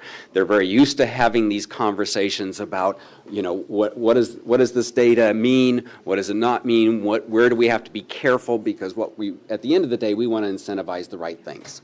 We want districts to take action, not because of a series of data points. We want them to take action to improve. So we want to make sure that we provide the right incentives for them to do that. I will say that our technical design group, as part of PSAA, is used to doing this and stands ready to help in this regard. I can tell you that in the Analysis, Measurement, and Accountability Reporting Division, we have 3 offices there that are very well positioned to help with this data that you need, because part of this is going to be running some data simulations and seeing, as we mentioned in the first item, what are going to be the results of this, of the data and the consequences of any decisions that we might make moving forward. So one office run by Jenny Singh, who you know, does AYP and API. Randy Bonnell is another manager in that division, and he oversees DataQuest, where a lot of our data is posted. And our third office in that division is run by Jonathan Eisler, and Jonathan's office does the state template for the SARC. So all of those have data that you're talking about, at least portions here and there. So they're very used to doing these sort of calculations and presentation of data, and specifically the SARC application, the template that the state does in coordination with the work that San Joaquin County does on our behalf, is it does provide a template in which the state provides the data that we have into that template, and then the rest of it allows for the local school districts, at that it's a school level, not a district level, that the schools collect and report the data locally that the state doesn't have, and therefore makes up a single system. And from the presentations this morning and some of the conversations, it seems like that's the type of, and I'm not suggesting a solution, but something that provides state data, local data in the same context to allow, as David Connolly said, telling a local story with the data. So I'll leave it with that, and just know that our divisions within my branch stands ready to help in this process. Yeah. Eileen has a question, and I guess we're ready for all questions for anybody of the 3 persons who have presented. So please address your question to one of the 3. So, Carrick, thank you for the comments on how the data organization is in your department, because I don't know that all of us know how you assign all the different people. But it seems to me that with the evaluation rubrics and the multiple measures, we're going to need even more data that's available to begin to determine what is state data, what are we going to use for local measures. It's clearly there's a need for both a balance of kind of what our state's looking for. And I just think Linda and David really gave us such a broad perspective. So my question is, are you considering reorganizing or reassigning some of the workload and looking at collecting more data to link to the multiple measures, which we're going to have to look at in some reporting area? Is there thinking about that? Because I'm beginning to think that as we work on this the next year or so, that we're going to need more indicators to determine what we want to use as valid kind of encouragements, valid looking at growth measures. Clearly, we want to learn our lessons from NCLB and try to do it better here in California. So just my kind of summary key questions are you thinking of reorganizing? Are you reassigning? And then are you looking to collect more data to match to the multiple measures that we're going to need to be working on? So let me start with the reorganizing. There's no plan at this point to reorganize. After this process is finished, there may be a need for that. I can tell you that these 3 offices work very closely together, because there's data in DataQuest that goes into AYP, goes into API. There's data from SARC that actually, again, comes from DataQuest and goes into SARC. And so these 3 offices are used to working together. All 3 offices are very capable and have technicians within them that can run the data. And they do this as a pretty regular process in preparing the technical design group and the PSAA for these sort of discussions. We've talked for a number of months on this issue of college and career, and I think there may be even an example later in the presentation about it that, there are a lot of measures there, but you have to decide, do you want unduplicated counts? Do you want duplicated counts? Do you want them rolled up into some sort of a single number college and career indicator? Do you want 5 or 6 different numbers to indicate the difference between A through G completers, CTE pathway, the seal of biliteracy? These are all things that could overlap with one another. They could be unduplicated counts.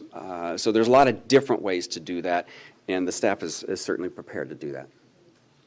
Okay, before I take Member Burr, I want to remind people in the audience, when you sign up on the sheet, there are 2 different public comment periods, so please sign up either for the accountability, either or both, the accountability part that we're now discussing, the broader accountability concepts, or sign up for the local control rubric, or sign up for both. But try and keep your lists separate. Member Burr.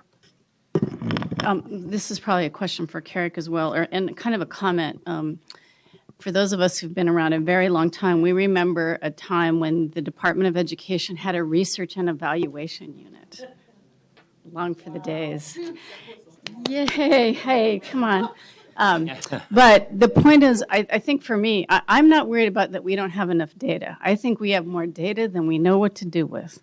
But that's what I worry about. And so the question is do you have the capacity, or do we need to look other places, meaning through technical design group, et cetera, to answer some of the questions? And I think David talked about, and it's really what the cause and effect. I'm going to keep going back to this, because that's the kind of information that I think both we're going to need in terms of making decisions about what are the key outcomes that are going to be valuable for the state to have to make the kinds of judgments that we talked about, and to help give guidance to LEAs about, yes, it does make a difference if in this circumstance you focus on attendance, or you focus on what leads to good graduation rates. That's what I think is the problem. For those of us who love baseball, I know those big analytics are going to tell the Giants which shift to put on when Carrick is up to bat. They've got it down to a science, but that's the important stuff, not that they know, every single pitch that, Brandon Belt hits. So I think we have to kind of step back and say, do we have that? And I'm just going to say as a preview of next item, and you heard it in item 1, I don't think we can make judgments about that table without that data, without having an analysis of this is where our LEAs are, and even fundamental demographic data, because as we know, most of our districts are little districts. They are small districts, but mostly what we hear about is what's going on in LA, what's going on in Oakland, what's going on in the 15 districts or however many they have in Orange County that are all of varying sizes. That's what I think would be helpful for us, is information that can be used for decision making. And so that's, I guess, my question, Carrick. How are you organized for that? Yeah. So I think we're poised to do that. I think, as I mentioned, we have technical folks in all 3 of those offices. Some of them with research backgrounds, though most, as you can imagine, we don't do as much research. We sometimes enter into a contract and oversee somebody else's research. We have folks that we depend on, like the 2 behind me, to do research and point us in the right direction. But we do have technicians that can put together different run simulations to see the impact of a decision that might be made. So what would happen if we made the decision that we were going to have an 80% rate on something versus an 85% rate versus a 90% rate, and the impact and the number of districts or schools that would impact? Those are the sort of data simulations that we're very familiar with and are prepared to run. Yeah, you go ahead, and then I'll add to that also. You got us going here. So we're in the age of big data, and we've seen over and over the power again of big data. But it works best when it can be made available broadly. So I think the traditional model is the agency would both collect it, store it, analyze it, and so forth. I think the new model is the agency still is going to collect it and organize it, but setting up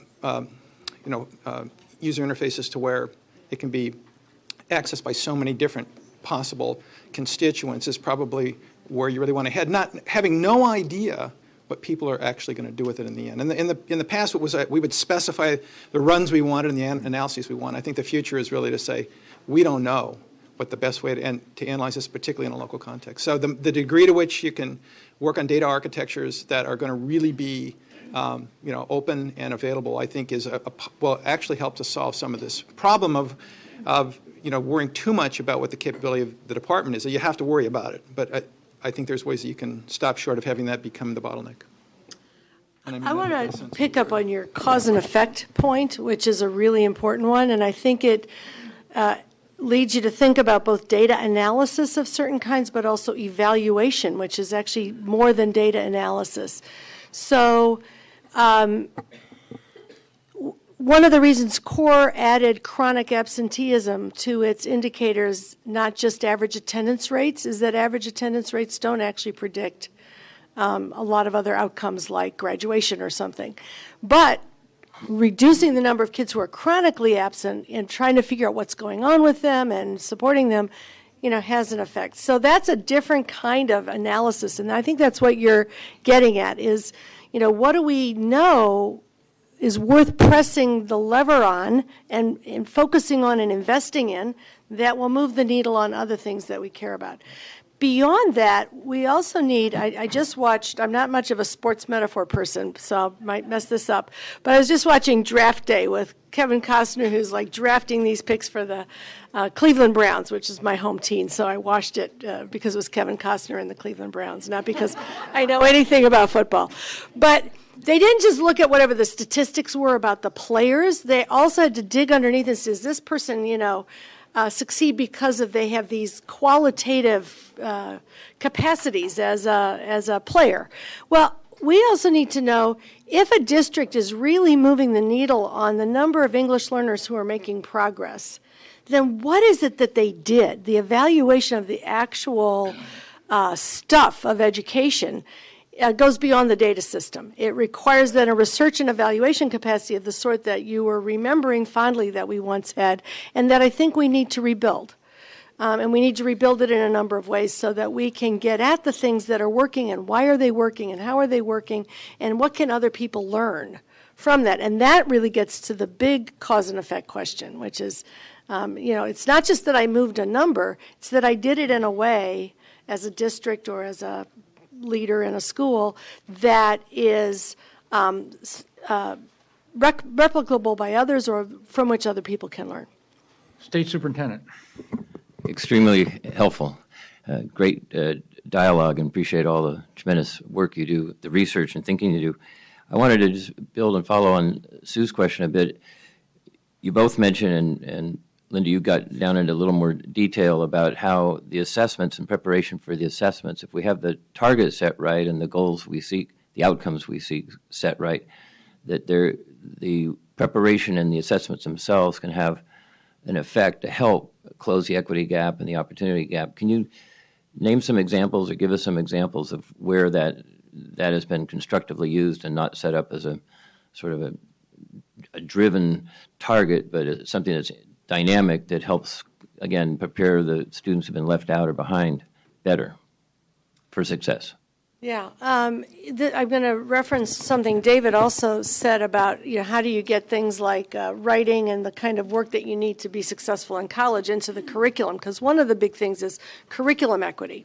And what happens when you have certain kinds of performance assessments that I mentioned are used in a lot of other countries, but also in some other states, is that you're creating curriculum equity because kids, as they engage, for example, in that scientific investigation and how to analyze the data and write it up and so on, are actually getting good instruction of the sort that they might never get if that weren't called for and supported in the assessment system.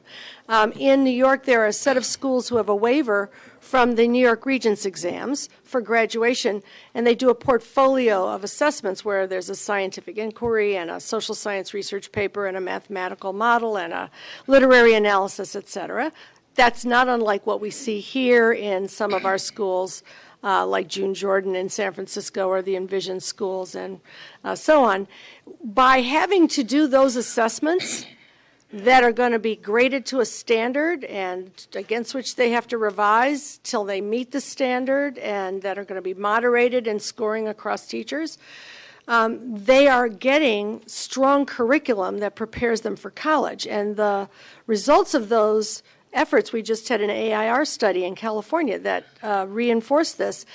Kids who've had that kind of curriculum with those kinds of assessments not only go to college at higher rates, but they graduate at rates almost twice as high as the average student in America, because only about half of the kids who go to college actually graduate with a degree. But if you go to college having had to do this kind of work in high school, which includes not only the research and the writing and the presentations orally and so on, but also becoming resilient and using feedback and organizing your time and all the soft skills, then you're actually predicting, you're offering greater curriculum equity, and you're actually predicting better success. So figuring out how we want to approach the assessment question, both with strong local assessments that may be part of the local reporting and whatever our state system evolves to be, I think can take into account that equity question in the opportunities to learn as well as in the outcomes.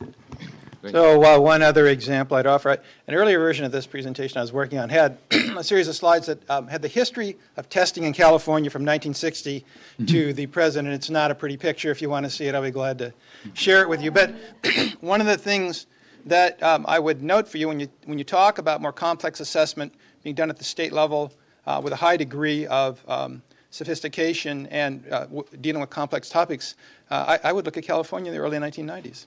People look at class as a failure, but it wasn't a failure. I mean, it was ahead of its time in some ways. It ran into some political problems. But right at the moment, I think it was really starting to blossom is when it was discontinued. So you have a lot you can learn from what was done here. I would not recommend doing it again the same way. And it's not about necessarily big state-level programs like that, but creating state-level resources that local districts can use. As has been mentioned a couple times, this is a state of small districts. And you're going to run into the problem that they don't have any technical capacity to develop these kinds of things. So the state can, in fact, create models. Then they meet the technical adequacy standards that you will hopefully establish for local measures, and local districts can then kind of just pick them and use them. So I think that you have a lot to build on there, and a good place to start and a reference point. I will just say that I was in New York heading the Curriculum and Assessment Council when class was going on in California, and we were watching it carefully from New York, and we learned from it what to do and not to do, both assessment-wise and politically, but we infused a lot of the work from class both into the much more now open-ended state regents exams and into local options that districts were creating that they could count for 35% of the exam score, which is kind of like what other countries do. And we learned a lot of that from class. There are a lot of ways to build on the California knowledge base. Board Member Licon. My comment was really in a response to Mr. Ashley's analogy of the data points serving as a starting point to help us gauge improvement, or as an endpoint, which would lead more towards compliance and less reflective. Can you tell me a little bit more about that thinking? Because I think both are needed. I think it's important to have a starting point where we have a baseline that we're able to track progress, but where are we tracking progress towards if we have no endpoint? How do we know what sufficient improvement would be if there is no endpoint?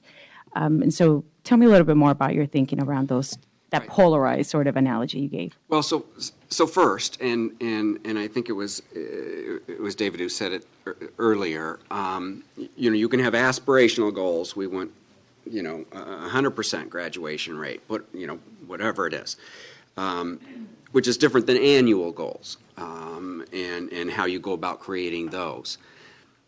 Some of the difference, too, is about the state data versus the local data. And if you go back to that chart that was shown earlier about that, I think that what that does is it gives you also an indicator as to what's an annual checkup, if you will, versus a dashboard that allows you to make changes as you go along. Right? And so I think what the state can provide, as David Cudley was saying earlier, is some consistency, a common measuring stick, if you will, The state can only really collect data, at very distinct points in time. It's usually at the end of the year. And so it's not something that you can use on a regular basis to make decisions for next week or tomorrow in my classroom. It's really a kind of checkup at the end of the year. But what it can also be is a reality check, if you will. If you have nothing but local data, you really don't know. You may think you're doing well, but when you compare yourself to someone outside of where you are, that might give you at least a perspective. That's something that's more done on an annual basis, where you want to take a look and say, what schools or programs out there might I want to model versus remodel. So that can be done on an annual basis, which is really what the state is more poised to do. Whereas other data, that has to be more locally and to be dynamic. Do others want to comment on that at all, that issue? Okay. Let me, we need to move to public comment pretty soon, but I'd like to ask, we're having the problem of what would be called data reduction. We're going to have so much data and so many indicators, and we're moving from a single one API, which every real estate agent had a handbook for, to this laundry list, and we have 8 state priorities. So thoughts on how to reduce this so it is more comprehensive to the public. Now, educators may pore over 26 variables and enjoy that, but the public is not that interested in all of them. So any thoughts on how to help us think through that problem? Well, one thing to think about is is data presentation and the use of graphical methods and data visualization. And there's a lot of kind of sophisticated methods out there for taking relatively complex data and arraying it and presenting it using visual methods that allows people to understand more information more quickly and concisely. So I'm not arguing. I'm trying to keep us away from the conclusion that because it's complex we probably shouldn't share it. I would say let's take a look at kind of what are people capable of comprehending if presented the information in a sophisticated visual fashion that does a lot of the interpreting for them, in essence. Mm-hmm. It helps them to understand how the pieces, because back to my sort of main theme, I think it's too early to know how the pieces relate to one another to make choices about which to eliminate. And I think you're just simply stuck with the fact that some of this is, at the state level it's fine, but when you start thinking about individual schools, it's way too contextual to compare the individual school result to the state result and have it mean much. I think you're stuck with the fact that your state level indicators won't perfectly map onto your school level indicators. Okay. Linda? I agree that we can't get it down to just a couple of things or a single API. Again, I don't think anybody wants to do that because it's too simple. There is kind of a rule in cognitive science that we can remember 7 plus or minus 2, which is how we got the 7-digit telephone number. And there's probably some number like that of, if you think about what do parents most want to know, I think as a parent myself, I would say, what are my kids going to get access to in terms of the quality of curriculum and teaching, and then what are a range of the outcomes I might be interested in seeing. There's a whole lot of stuff in there that could be at a second tier, but you might want to actually ask parents, what would you most like to see? Mm-hmm. And see what, in some notion of 7 plus or minus 2, what are the things that you could boil down that would be. Yeah, we could start with something and then run surveys about, is this making any sense to you? So that we can't figure this out de novo in the first year. Board Member Williams, then I think we need to move on to public comment. I have a couple points I want to make that I observed in your presentation that really struck me, but to follow up on this last one, I think when we get to the point that we're looking at how are we going to communicate this information, whatever it is we've decided it's going to be, I think without a doubt having focus groups, not just surveys, focus groups with parents from different socioeconomic and ethnic subgroups, and making sure that we hear from them. How do you interpret this? Do you know what it means? Is it useful to you in helping you make a decision about where you want your kids to go to school? I think that's going to be critical, because I know a lot of this group appreciates the value of moving away from the API and why, but I've heard from lots of parent groups that they finally had something they could see and use to make some choices. So as we take that away, we need to provide a different way for them to be able to easily see it so that they can make some choices. A couple of other things I just wanted to say about your presentations. I want the PowerPoints. I hope you're going to make those available.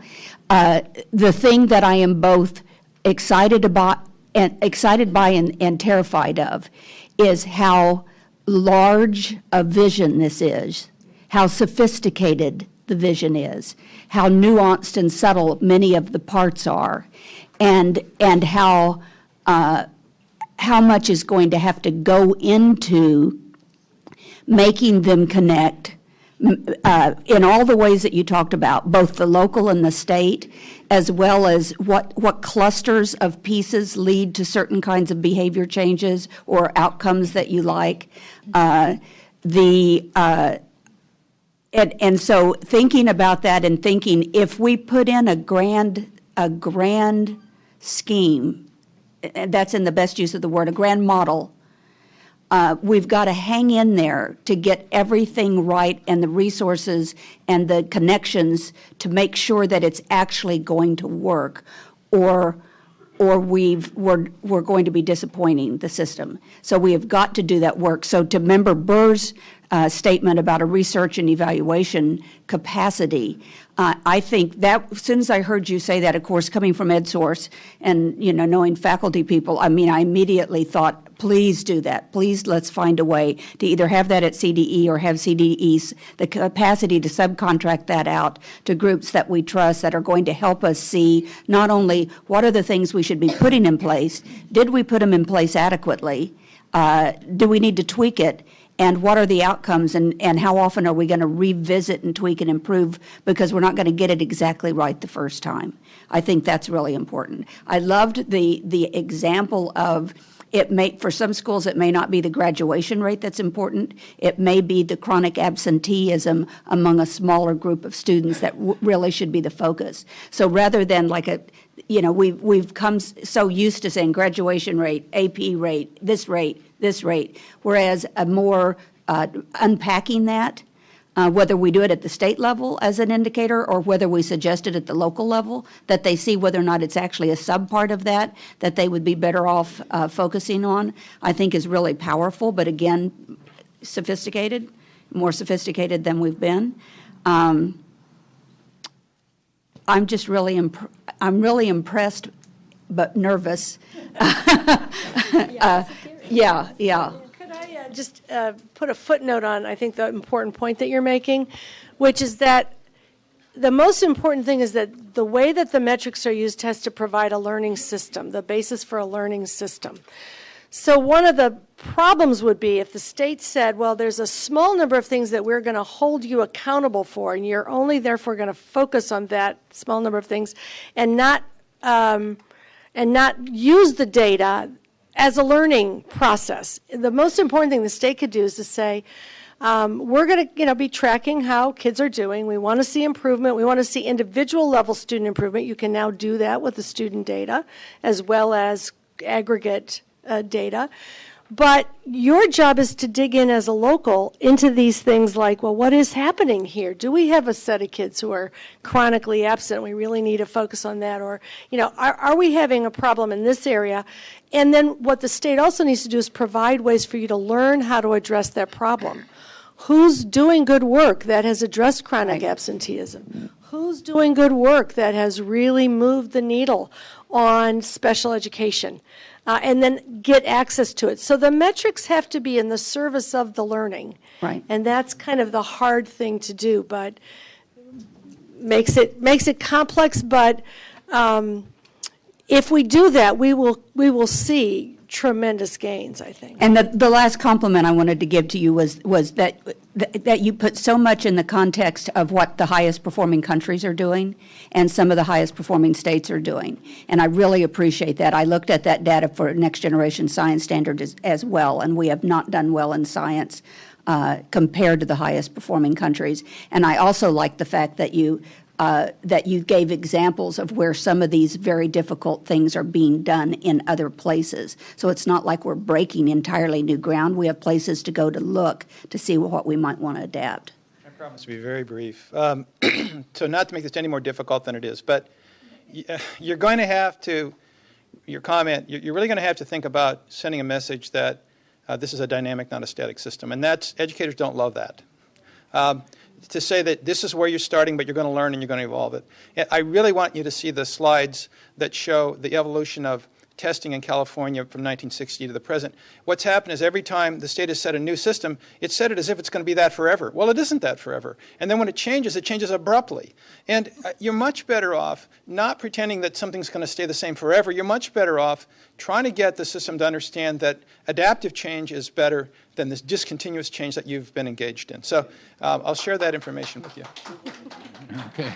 Well, on that note, the board will adjourn for 10 minutes, come back at 20 before the hour of 11.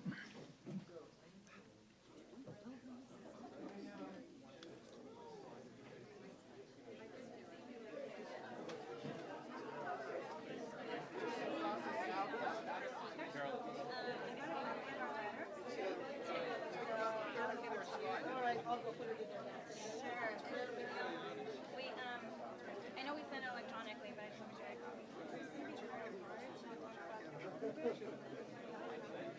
Yes. Okay. I'll short my other ones and I'll just go through them. Good to see you. I know you have a lot of Like between the crackers, the bubbly, and the banana idea. She doesn't want to get up for like a meal. My first thing is I may send you those files.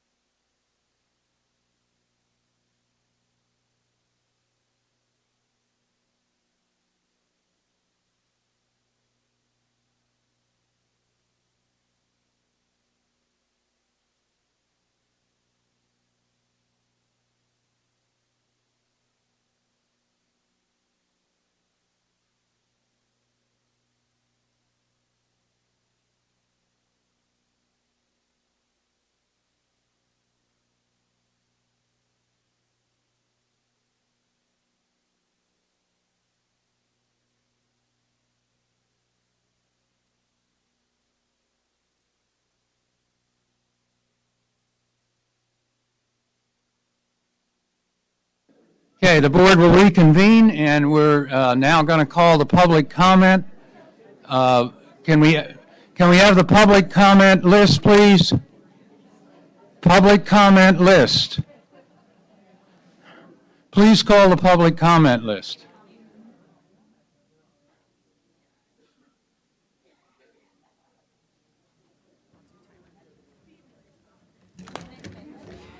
We have about 45 speakers for public comment on the accountability portion of this. And I'd like to ask the first 25 speakers to line up.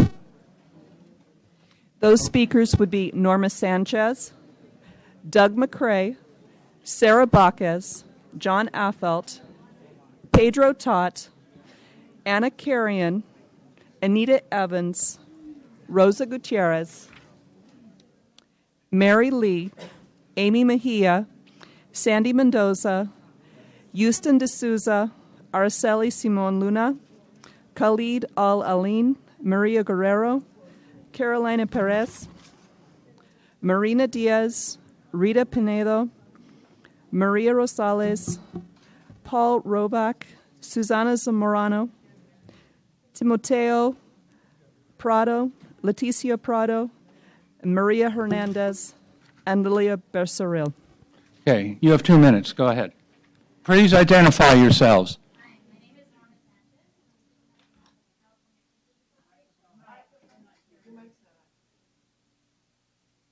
Go ahead. Oh, sorry. I could press the button. Okay, sorry.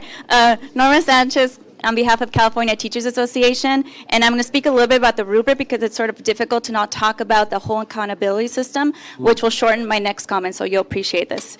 So we appreciate the presentations by Linda Darling-Hammond and Dr. David Conley. CTA supports a comprehensive model for accountability and continuous improvement. However, CTA has serious concerns about the heavy reliance on quantitative indicators and data analysis in the newly revised rubrics. It's taking precedence over the more comprehensive pieces in the outcomes and practice analysis presented at the March State Board meeting. The LCAP process includes many steps that includes all stakeholders, and teachers are especially central to that process. It starts with looking at data, but needs to continue with deeper discussions about outcomes and practice and the entire story, as Dr. Conley described. This includes how teachers are engaged in developing best practices and the rich curriculum that Dr. Hammond spoke to, and if or to what extent teachers are able to decide which programs and which curriculum they implement in their classrooms. So CTA finally is concerned that without including outcomes and practice as a requirement, districts will review data in isolation without the added context or multidimensional analysis as to why they are or are not achieving their goals to improve student learning and making their story meaningful. Thank you.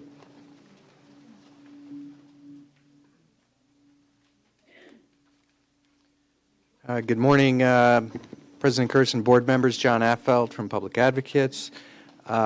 Just briefly, I think I want to recognize the difficult tasks that you have and attention in thinking about this accountability system, and I think it informs some of the sort of ongoing apprehensions among the civil rights community and the students and parents here today, and that is, I think in general that the folks are in support of this shift from test and punish and narrow standardized test scores to multiple measures, continuous improvement, and we want to see this succeed.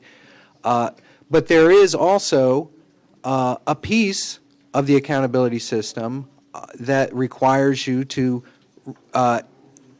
provide technical assistance and identify who needs it, and intervene and identify who needs intervention. So it's not all support and assist. There is also some consequences that need to come out and be triggered by evaluation out of the rubrics. And so it's not an either or, it's really the balance. And we're accepting a major shift in the balance, but I think there's just concern that sometimes all we hear about is how are we going to support and build capacity, all of which needs to take place even when we get to intervention, but we still want to hear about how we're going to have the the identification of who's being intervened and when.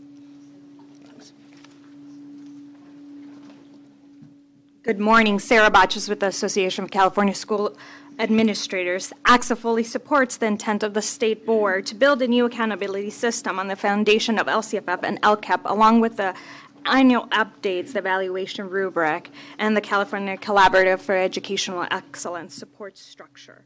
We support a system that moves away from these single indicators and focuses on multiple measures that increases school districts and individual schools' capabilities to allow for continuous improvements. Our school districts and our county offices of education are undergoing an unprecedented level of transformative change, from implementing LCFF to transitioning to a new accountability system and testing structure.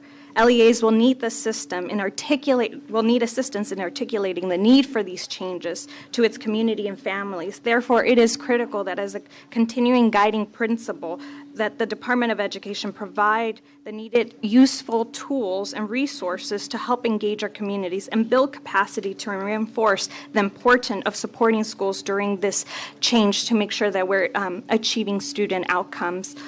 Lastly, AXA is appreciative of the State's Board laying out a phase-in approach to the development of the new accountability system. We stand prepared to participate and provide the educator's perspective to ensure that each of the components of the accountability system is developed in a thoughtful and research-based manner, recognizing the need for continuous improvement. Thank you.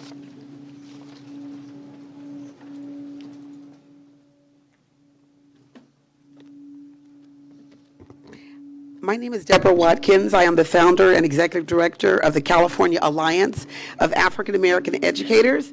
When I graduated from the Stanford Teacher Education Program 38 years ago, next month, I went on to work as a high school teacher, counselor, and project coordinator in the largest high school district in Northern California for the next 35 years. When I arrived in the East Side Union High School District, the GPA for black students was 1.5. When I took an early retirement 3 years ago, it was 1.9. This is criminal, obscene, and attributable to the lack of value assigned to black children. The good news is that LCFF has given the current superintendent of the East Side Union High School District just the tools he needs to intentionally work on closing the opportunity gap that has plagued that district for more than 4 decades. As a member of several statewide committees monitoring the rollout of LCFF, I'm appalled that the East Side Union High School District is the only district that has a laser-like focus on black students, the only district. As early as kindergarten, black girls are being suspended at 6 times the rate of white girls and more than all boys except fellow African Americans. Black boys are being suspended at 3 times the rate of white boys. According to 2010 figures from the Department's Civil Rights Data Collection, 44% of those suspended more than once that year and 36% of those expelled were black, despite being less than 20% of the student population. Read the latest study published just this week by Stanford University entitled 2 Strikes, Race and the Disciplining of Young Students, for the latest round of obscene news about black children in schooling. The State Board of Education has an opportunity to ensure that districts receiving LCFF money have LCAPs with a laser-like focus on our black students, not mine, not the CAAAEs, ours. Time. What happens to a dream deferred? Time. It explodes like Watts, Detroit, Ferguson, and Baltimore. Will that be your legacy?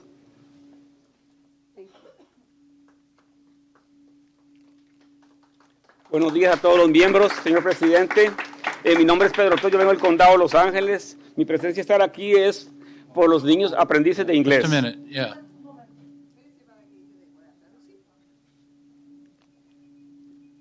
Buenos días, señor presidente, miembros. El motivo de estar aquí Good morning to the President and members of the board, and I'm here for the following reason. es por los niños aprendices de inglés. It's for the English learner children. Más preparación para los maestros The teachers need further preparation. Y también para los padres que puedan ayudar a los niños en su casa, And the parents need help in helping their children at home, para que los niños cuando vayan a la middle school no vayan a ir sin reclasificar. so that children can go on to middle school without a need for reclassification. Porque hay padres que no saben ni qué quiere decir reclasificación. Because Gracias. some parents don't even know anything about Y para todas las madres, reclassification. Happy Mother's Day. And happy Mother's Day to all of the mothers.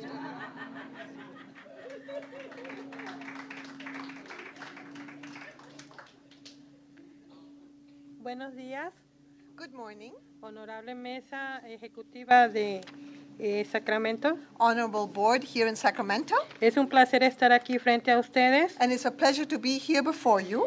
Y mis ideas o recomendaciones bajo la nueva fórmula, And I have the following ideas or recommendations according to the new formula. ya que por 18 años he sido voluntaria desde el 96 hasta ahora. I've been a volunteer for 18 years, since 1996 to date. Viendo lo flexible que es la nueva fórmula, And in seeing how flexible the new formula is, nosotros como padres we parents necesitamos establecer los comités de padres need to set up parent committees de bajos ingresos. for low-income parents. Creo firmemente que cuando los padres tienen el acceso I firmly believe that if parents have access, bajo la ley 1118, according to Law 1188, ustedes van a recuperar a los padres con entrenamientos educativos académicos you will recover the parents with academic training para que los padres a su vez ayuden a sus hijos más fácil, so that parents can more easily help their children para tener mejores accesos y herramientas educativas. and to have better access and better educational tools. Bajo la nueva fórmula, Based on the new formula, deben de revalorar las métricas the metrics should be reevaluated que rigen a todos los distritos for all the districts para darles mejores servicios. in order to provide better services. En lo que respecta a los aprendices de inglés, And as far as English learners are concerned, me gustaría que vieran las métricas que rigen a los servicios para los niños que necesitan reclasificar. I would like you to look again at the metrics for those children who need to be Y no se reclassified, vuelvan de largo término.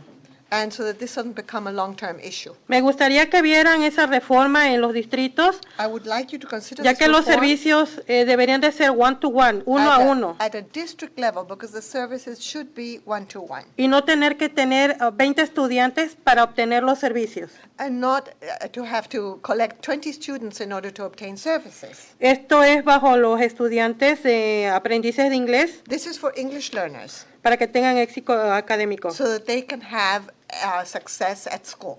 También queremos que las métricas sean igualitarias para todos los condados, And we also want equity for the metrics for all counties, al igual que Common Core lo hace académicamente con los estudiantes. just the same as Common Core does for all the students. Creo que eso sería equitativo para todos. I think that would achieve equity for everybody. Dentro de lo que es la nueva fórmula, And as far as the new formula is concerned, recomendaría que ustedes hicieran una revisión I would recommend that you review en los comités del PAC, the PAC committees. que en verdad sean padres genuinos They should be truly parents los que están bajo ese comité, in those committees. ya que son los que dan las recomendaciones, They should provide the recommendations, y que no nos encontremos con la discrepancia de que hay administradores o empleados de los mismos distritos dentro del comité del and PAC. that we shouldn't have in those PAC groups administrators or employees.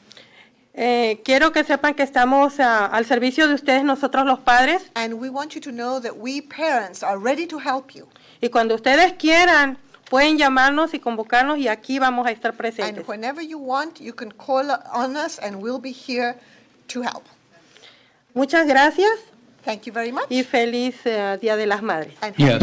Y a los padres también. May we have her name, please? She didn't identify herself. Mi nombre es Ana Carrión, My name is Ana Carrion, represento a la membresía DILAC and I represent the DLAC membership. y soy un padre del Distrito Unificado de Los Ángeles. And I'm a parent from the the Los Angeles Unified School District. Gracias. Thank you.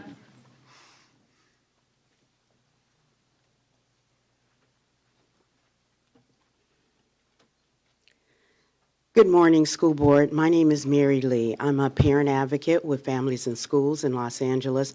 I'm also a parent of a young man of color. And I'm here today to encourage the board to develop the indicators and dashboard data that will hold not only the state level reviews, but the local level administrators accountable for gathering data that does reflect the needs and the barriers that the children of color do face. We have harsh environments in the school. We have parent as well as student push out. These are indicators that, yes, you have stats on, you have facts on, but we would like to be able to see that our parents and our students can trust the system and come in and be engaged in developing their kids to be able to have a career-ready education. Right now, we look a lot at the schools of lower performance. We look at low dropout rates. We look at poor attendance, but we don't see data that studies and provides data on the reasons for our English learners not moving forward, the reasons for our foster youth not having any supports or where those supports are. So again, in the information in terms of accountability, I think that both from statewide uniform level down to the development and push to the local levels, that we should be able to see programs that will give adequate, equitable measures.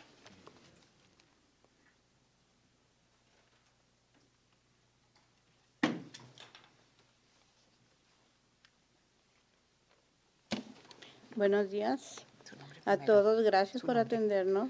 Good morning. Good morning to everybody. Thank you for hearing us. Mi nombre es Esperanza Baena. My name is Esperanza Baena. Vengo de Los Ángeles, California. And I come from Los Angeles, California. En Familias en Escuela de la señorita Sandy Mendoza. And I'm in the school for Sandy Mendoza. Familias en Escuelas. School families? Sí, school families. School families. Yo estoy aquí porque queremos que la mesa directiva presente. I'm here because I want the school board, the Board of Education. Sí, Board of Education. Rúbricas y estándares equitativos. We want equity in the rubrics and standards. En todos los distritos. In all districts. Para medir el involucramiento de padres en las escuelas. In order to measure parent involvement in the schools. Queremos que exijan cuántos padres están involucrados. We want you to measure how many parents are involved. Porque sabemos que no piden reporte a las escuelas. Because we know that you are not requiring a report from the schools. Nosotros somos la fuerza del rendimiento académico de nuestros hijos. We are the strength behind the academic achievement of our children. Queremos transparencia en las rúbricas y medidas del rendimiento académico. We want transparency in the rubrics and in the measurements of academic performance. Estamos en este momento right now abogando en nuestros distritos por las cosas que son importantes. We're advocating at our districts for important things. Para nuestras comunidades. For our communities. Queremos que en las rúbricas de evaluación we want the evaluation rubrics del LCFF of LCFF produzcan los datos que necesitamos to produce the data that we need para nuestra abogacía y medir nuestro impacto en el CAP. For our advocacy and to measure our impact on the LCAP. Nuestros hijos son y serán Our children are and will be el futuro de nuestro país. The future of our country. Porque familias en escuela tenemos poder. Because families in schools, we have the power. Gracias. Thank you.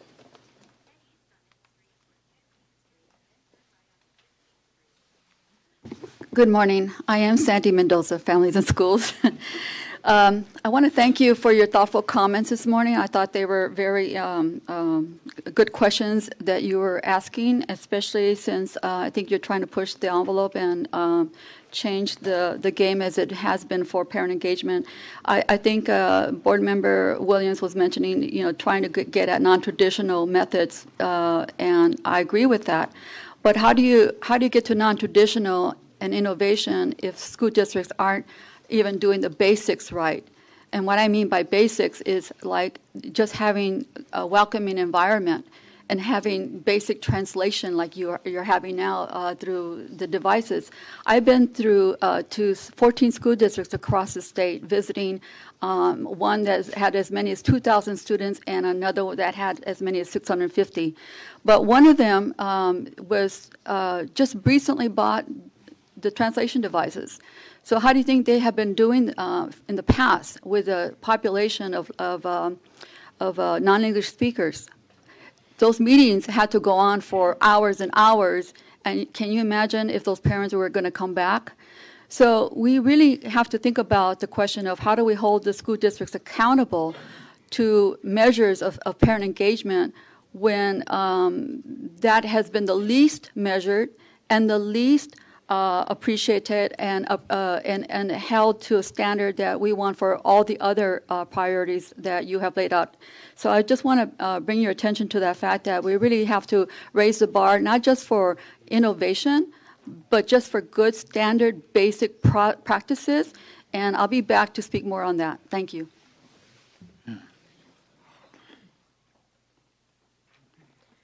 Good morning. My name is Araceli Simeon Luna, and I direct the Parent Organization Network, a network of 17 organizations that work with parents in schools in various school districts in Los Angeles County.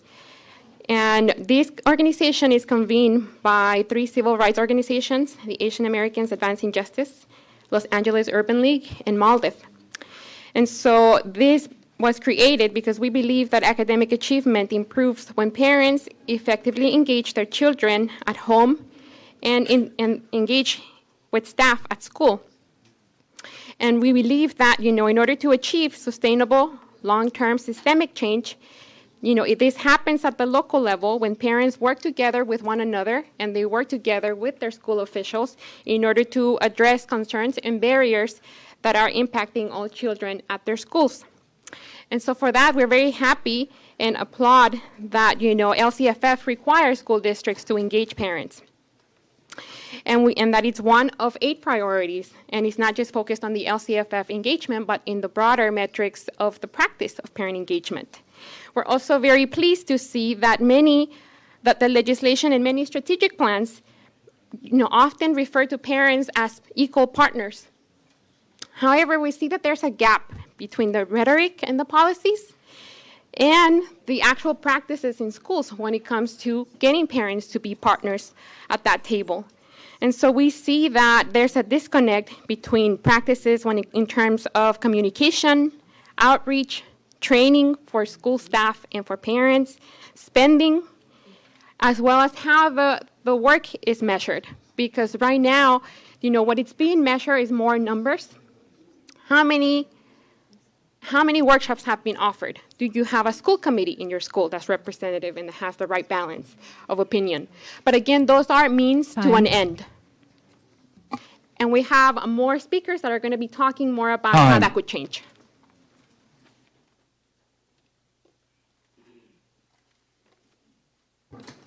Good morning, Board. Thank you for your time. My name is Khalid Alalim. I am a parent member of the Parent Advisory Committee for LAUSD.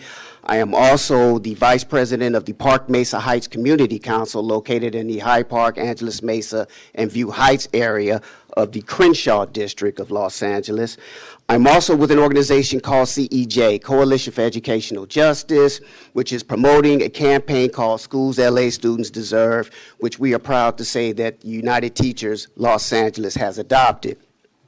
I am a father of 5 children. One is graduated last year from Texas State University with a teaching credential in education. She teaches special needs. I have 4 children in LAUSD currently. One is a high school senior about to graduate next month, And I have 3 others, one in the charter school, which is an honor student, and the other 2 have just made themselves eligible for the gifted and talented program. I do say that roses can grow from concrete. I'm just going to give you a few points. I loved everything that I heard today. It was beautiful. I love the focus, especially in the area of data, but I want to make sure that one thing is clear, that parental involvement or parent engagement is your key to making sure that you get that real-time data. For instance, breakfast in class.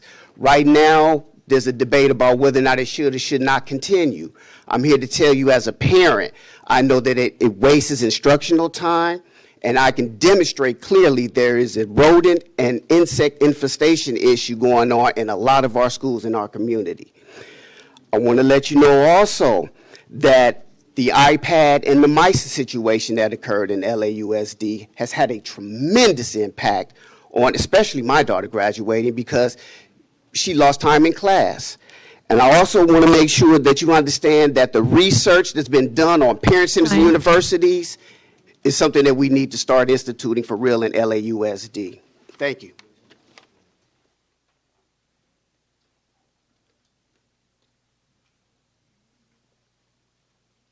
Buenos días.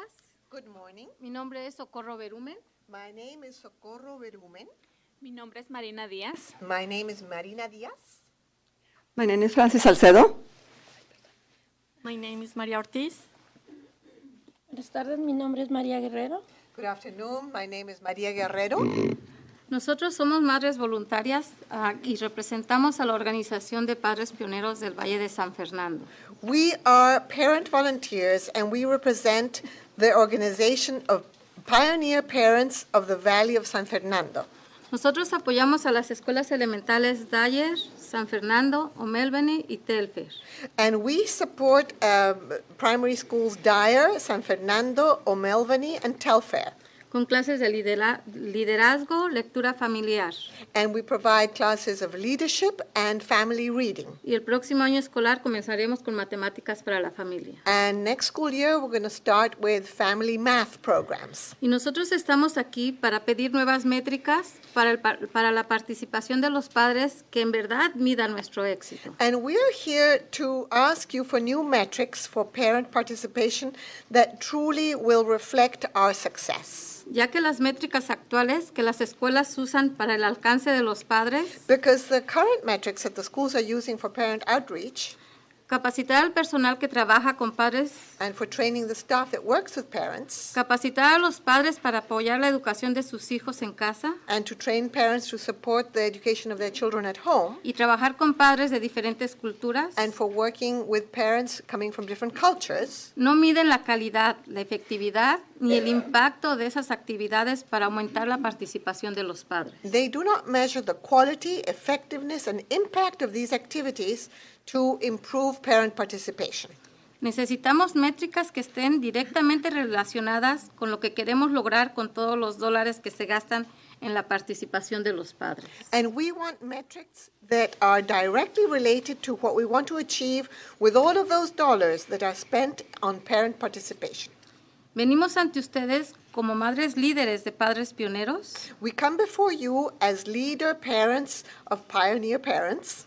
Porque tenemos el conocimiento y la especialidad de más de 15 años. Because we have the knowledge and specialization of more than 15 years' work. En liderazgo. On leadership. Lectura familiar. Family reading. Matemáticas para la familia. Family math. Donde nuestra meta es el desarrollo académico de los niños. Where our goal has been the academic achievement of our children. Tenemos evaluaciones por parte del Departamento Chicano de la Universidad de Northridge. And we have been evaluated by the Chicano Department of Northridge University. Donde los resultados demuestran una mejor participación en los niños en los salones de clase. Where the results have shown that the children participate better in the classroom. Y más involucración de los padres en las escuelas. And the parents are more involved in the schools. Como madres no tenemos el conocimiento académico de una universidad.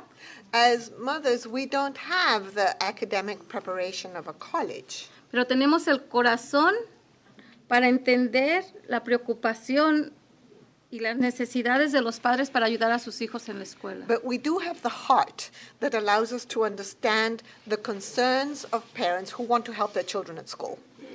Nosotros observamos y medimos el programa.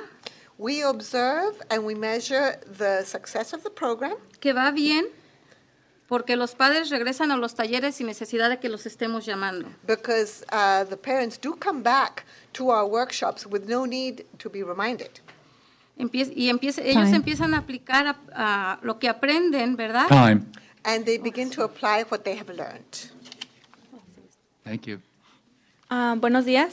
Good Mi nombre es morning. Marina Díaz, como lo había dicho antes. As I said, my name is Marina Díaz. Personalmente, Padres Pioneros And personally, Pioneer Parents me ha dado las herramientas para abrirme paso en la vida.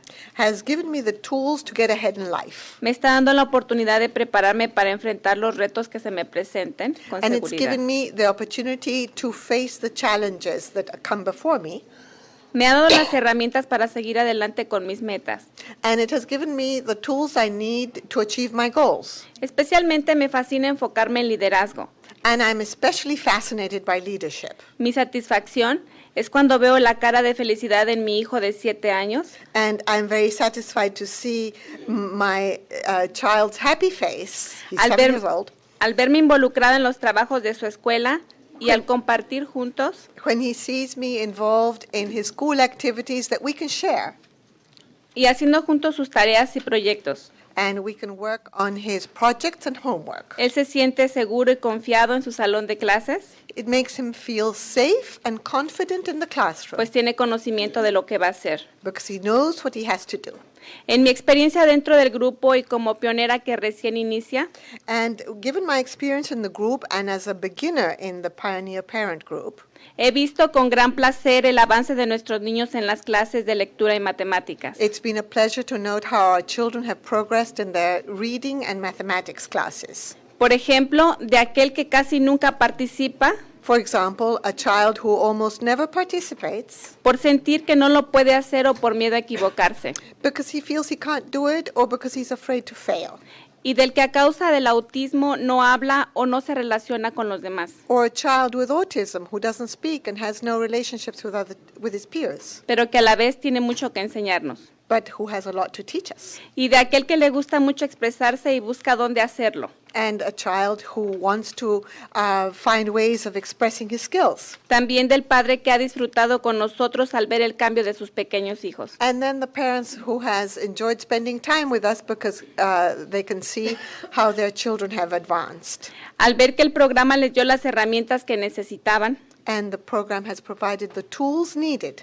esa es una gran satisfacción para todos. And this provides great satisfaction to everybody. Y por esas razones, For those reasons, nuestro objetivo es seguir buscando herramientas de trabajo our objective is to continue looking for tools y mejorar en los programas que se tienen.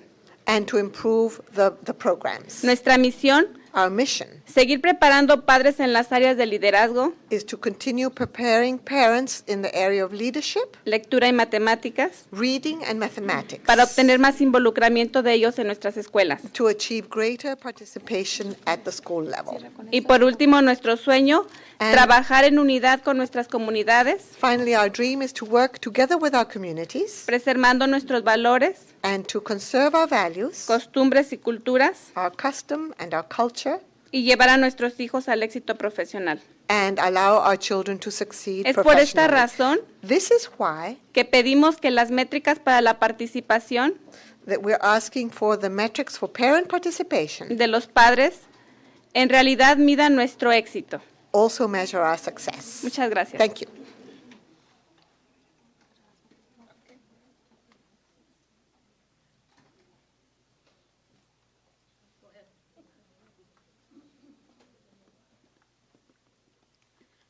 Good morning, members of the board. My name is Carolina Perez from Padres Activos of the San Fernando Valley. And I just want to share my experience as a 20 years of volunteer in LAUSD district. When a local control formula was presented in the district, I helping a lot of parents because school administrators, they are confused. because they believe the committers are eliminated with the local control formula. And also they have a plan, a school plan, and just get it to a parent and sign it, and with a parent without any knowledge. And I think that's troubling for the students. And also, I believe, and I would like to see a system, that accountability system to increase parental involvement. Because if there's no parental involvement, there's not going to be success for our students, for English learners, low income, and students of color. And also, I would like to see the districts provide training for the parents so they can work and develop a school plan, because it's very important that school plan is going to measure the metrics of the students. And it's very important to see the data, and also I'm sorry, and also some data and points the parents we can see. And thank you.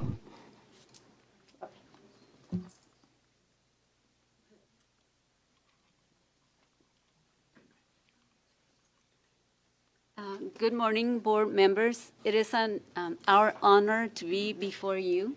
We come from the city of El Monte, California. Buenos días, mi nombre es Rita Pinedo. Good morning, my name is Rita Pinedo. Y tengo dos hijas en la Universidad de Santa Cruz. And I have two daughters at the University of Santa Cruz.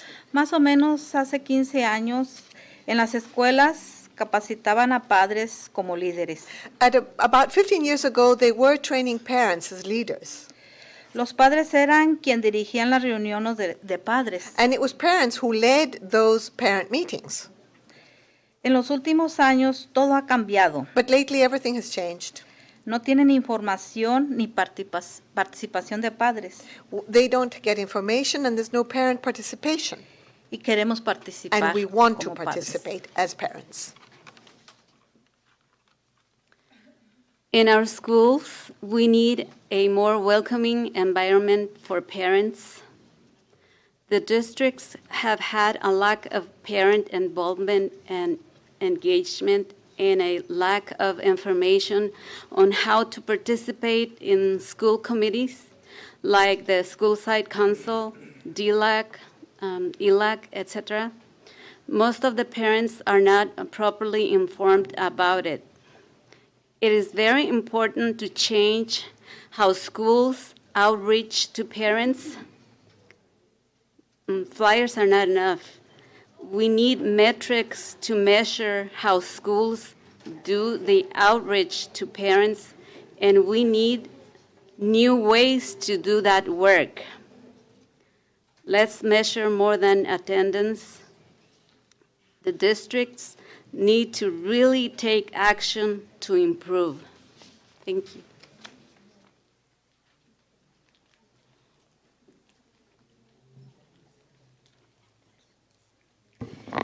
Los padres y maestros somos socios en la formación de los aprendices.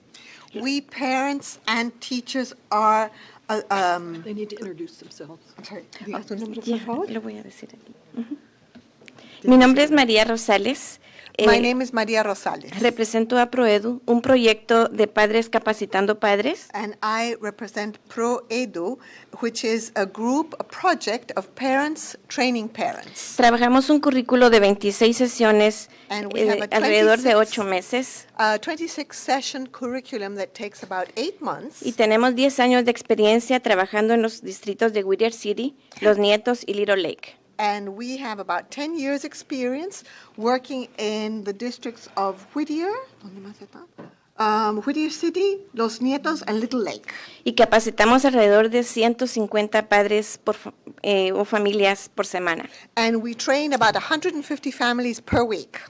Y estoy aquí para pedirles nuevas métricas. And I'm here to ask you for new metrics. Para dos cosas específicamente. Specifically for two things. Una, para evaluar el ambiente de bienvenida de los padres en las escuelas. One would be to evaluate the welcoming environment for parents at the schools. Y el segundo, para una métrica que mida realmente la capacitación de los padres en las escuelas. And the other metric would be to measure the training of the parents by the schools. Vemos las métricas actuales para el ambiente de bienvenida ni siquiera existe. And we don't even have a metric for school welcoming. Y queremos ver a padres más involucrados, padres que vengan a la escuela, que se sientan a gusto de pertenecer a una escuela. We want parents to go to the school, to feel good, to feel that they belong at the school. Que haya alguien en la secretaría que les hable su idioma. There should be somebody at the front desk who speaks their language. Y, o sea, el idioma que generalmente es el que se habla en la escuela, de la mayoría de los niños. And the language that is spoken by most of the children at the school. También queremos ver una métrica, no solo que mida, actualmente la métrica que existe solo nos pide cantidades. Because the current metric only asks for amounts. Cantidad de talleres, cantidad de reuniones. Number of workshops, number of meetings. Y posiblemente cantidad de padres. And maybe number of parents. Pero no está midiendo en sí But there's no proper measurement la efectividad, of effectiveness, la acción que el padre debe tener para hacer un cambio social en su vida. and the action that a parent must take to make a life change. Quiero narrar rápidamente algo que pasó en mi distrito en el último board. And I want to tell you quickly something that happened at my district at the last board meeting. La directora de la escuela platicó al board sobre su experiencia y avances sobre el programa SRI. The principal was speaking to the assembly about the advances in the SRI. El rol de los niños y especialmente el rol de los maestros. And the role of the children and especially the role of the teachers. Un miembro del board le preguntó, And one of the board members asked, en tu maravilloso programa, ¿dónde están los padres? and in your wonderful program, where are the parents? La directora enmudeció And she had nothing to say.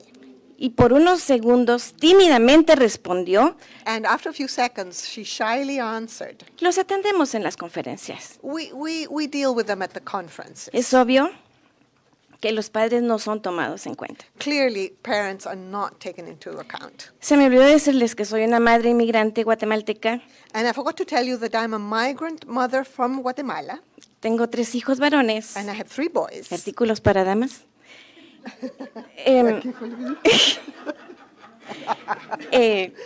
Y ya se me olvidó, pero el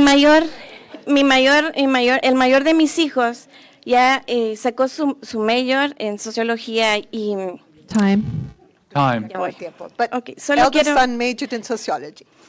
solo algo más. And just one thing. ¿Cómo se hace el welcoming environment? How do you create a welcoming environment?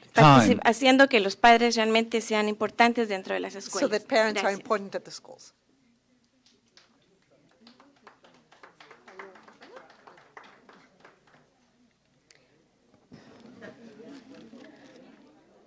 Hola, buenas tardes. Good afternoon. Mi nombre es Susana Zamorano. My name is Susana Zamorano. Soy coordinadora del Centro de Padres de Carece en Los Ángeles. ¿De dónde? Carece en Los Ángeles. I'm the coordinator of the parent group in Carece, Los Angeles. Y soy cofundadora de una organización que se llama Centro de Educación Popular en el distrito de Pasadena. And I helped found an organization called the Center for Popular Education in Pasadena.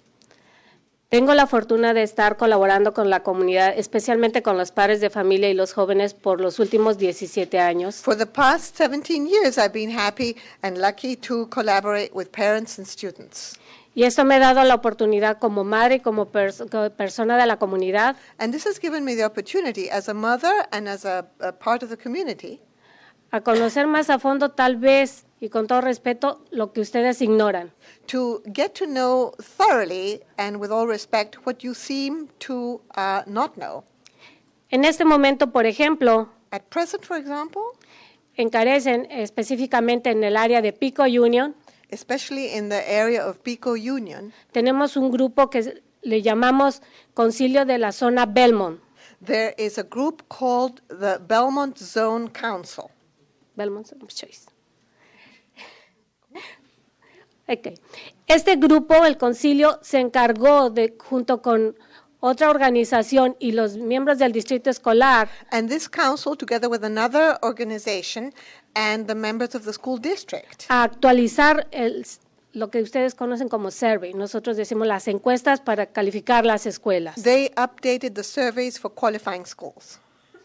Si ustedes tienen la oportunidad de comparar el formato anterior con el formato de este año, And if you have the chance to compare the previous form from this year, van a encontrar una pequeña pero a la vez gran diferencia, dado que eso es logrado por los mismos padres. you will find a small but significant difference, and that has been provided by the participating parents. Este grupo está conformado por padres líderes representando a 15 diferentes escuelas de diferentes niveles. And this group represents 15 schools of different levels and different areas. Aún así, sabiendo que el distrito tiene la responsabilidad de proveer calidad de información para los padres, And although the district has a responsibility of providing quality information to the parents, si ustedes checan esa encuesta, if you look at that survey prestan atención específicamente a la pregunta número 51, and specifically look at question number 51, van a encontrar la calidad del trabajo que refleja nuestra administración. you will find the quality of the administration. Ese es un pequeño ejemplo de la mucha deficiencia que hay. And that's just a small example of the many defects that are present. Agradezco la presentación de los presentadores anteriores, I would like to thank the previous speakers que parece que sí están realmente prestando atención, seem to be really paying attention. aunque yo agregaría una pregunta más a la que presentaron. But I would add an additional question. Cuando dicen cuándo se usa, cómo se usa, When they ask when and how con quién se usa, and with whom yo agregaría do quién you use these facilita. methods? ¿Qué cuánto? ¿Quién facilita? I would also ask the question, who facilitates? Ahí nos marca una gran diferencia. And that's the difference. La diferencia es de que, por ejemplo, nosotros en Pasadena tuvimos el honor In Pasadena, for example, we had the honor que más del 90% de las escuelas en sus comités to find that in more than 90% of the schools, their committees tenían a un miembro, mínimamente Time. a un miembro en sus comités egresados de nuestros talleres. they had at least one member from our workshops there. Time. Time is up.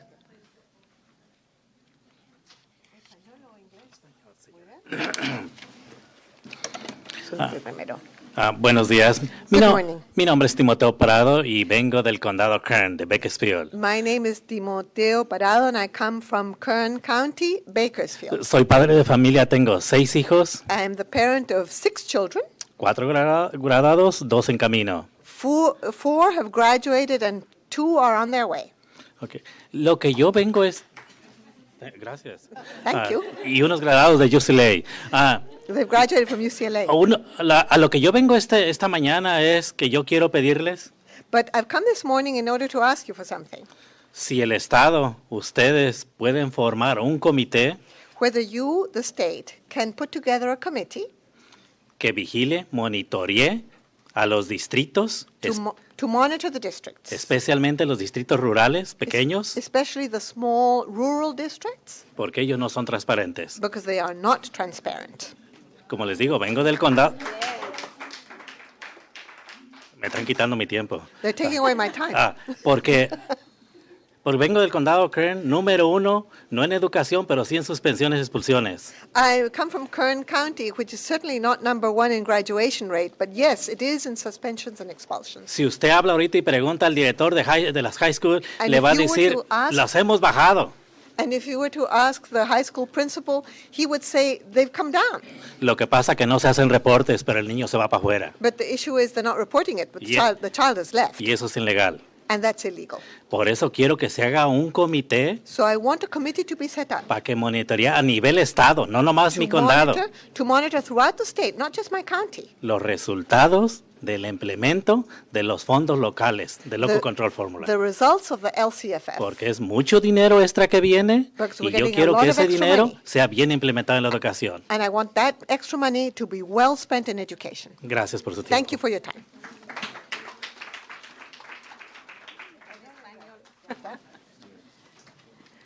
Buenos días, mi nombre es Petra Villanueva. Good morning. My name is Petra Villanueva. Fui voluntaria por 22 años en las escuelas del Distrito de Los Ángeles. I was a volunteer for 22 years in the Los Angeles School District. Y 7 años en el condado de Kern. And 7 years in Kern County. Y los felicito a ustedes. And I congratulate you. Porque este año tienen un reto muy grande. Because this year you're facing an important challenge. De verificar y de implementar. To verify and to implement. Que los maestros sean de calidad. Quality teachers. Pero también los administradores y superintendents de los distritos, sobre todo del condado de Kern. But also the superintendents and administrators, especially in Kern County. Que tengan transparencia en lo que ellos nos informan. There should be transparency in what they tell us. Que no maquillen nada. They shouldn't cover anything up.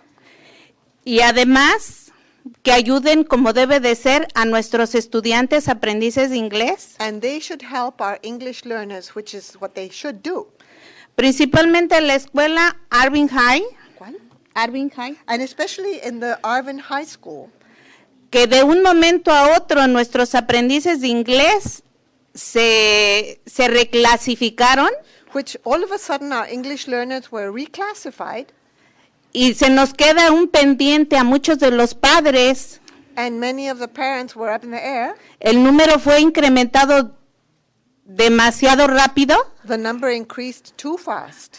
No sé cómo lo hicieron o qué varita mágica tenían ellos. I don't know how they did it. I do not know what magic wand they waved. Porque en años pasados teníamos un número alto y este año tenemos menos. Because in previous years we had a high number and this year we have fewer. Necesitamos que se chequeen perfectamente los fondos, cómo se van a gastar. We want you to check how the funds are going to be spent. Que sea equitativamente. And there should be equity. Y de acuerdo a las necesidades de cada escuela. And based on the needs of each school. Porque no todas las escuelas son iguales. Because not all schools are equal. Y el condado de Kern está haciendo su presupuesto. And Kern County is preparing its budget. Y según lo que nos han dicho en las juntas que hemos asistido, and as far as they've told us at the meetings to which we've gone, todos van a recibir casi igual. Everybody's going to receive more or less the same amount. Y eso no puede ser, porque por ejemplo una escuela que tiene estudiantes más avanzados, and that can't be because for instance in a school that has more advanced students, no puede recibir el mismo presupuesto que necesita, por ejemplo, la high school, el Arvin High, porque sus estudiantes están bajos. They can't get the same budget as the students in Arvin High who have lower achieving students. Y hablaron ustedes de riesgos. You talked about risk. Sí, los cambios implican riesgos. And yes, change does imply risk. Pero los padres estamos dispuestos a soportar. But we parents are willing to tolerate it. Apoyarlos. We want to support you. Siempre y cuando ustedes nos demuestren la buena voluntad. As long as you show goodwill towards us. Para ayudar a nuestros estudiantes. So that we can help our students. Para ayudar a nuestra comunidad. And help our community. A nuestros padres que se involucren en la escuela. Our parents to become involved in the schools. Y que los administradores dejen de mandar a sus trabajadores a representar a los padres. And for the administrators to stop sending their staff to represent the parents. Thank you.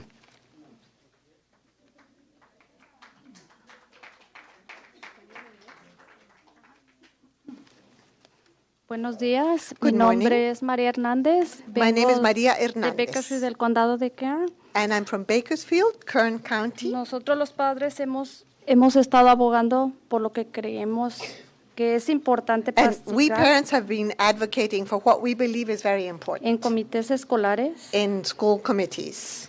Los distritos por mucho tiempo han dicho For a long time, the districts have said que los padres no vienen y no participan. that parents don't show up and they don't participate. ¿Y qué es lo que hacen los distritos? And what do the districts do? A nosotros los padres no nos dan la oportunidad ni la bienvenida. They don't give us parents the chance nor any sort of welcome. Y los padres y hacen sus juntas And they have their meetings en horas indispuestas. at inconvenient times. Nosotros los padres trabajamos We parents y work. ellos bien saben. They know that. Hacen sus comités de LCAP They have their LCAP meetings con personal de las escuelas with the school y para staff, mí ese es conflicto de interés. and I think there's a conflict of interest there. Y ustedes tienen que And you should force them, obligar a los distritos force the districts implementar reglas to implement the rules. que realmente seamos bienvenidos We should be welcomed, y hagan un buen comité de LCAP. and there should be a good LCAP committee. Gracias. Thank you.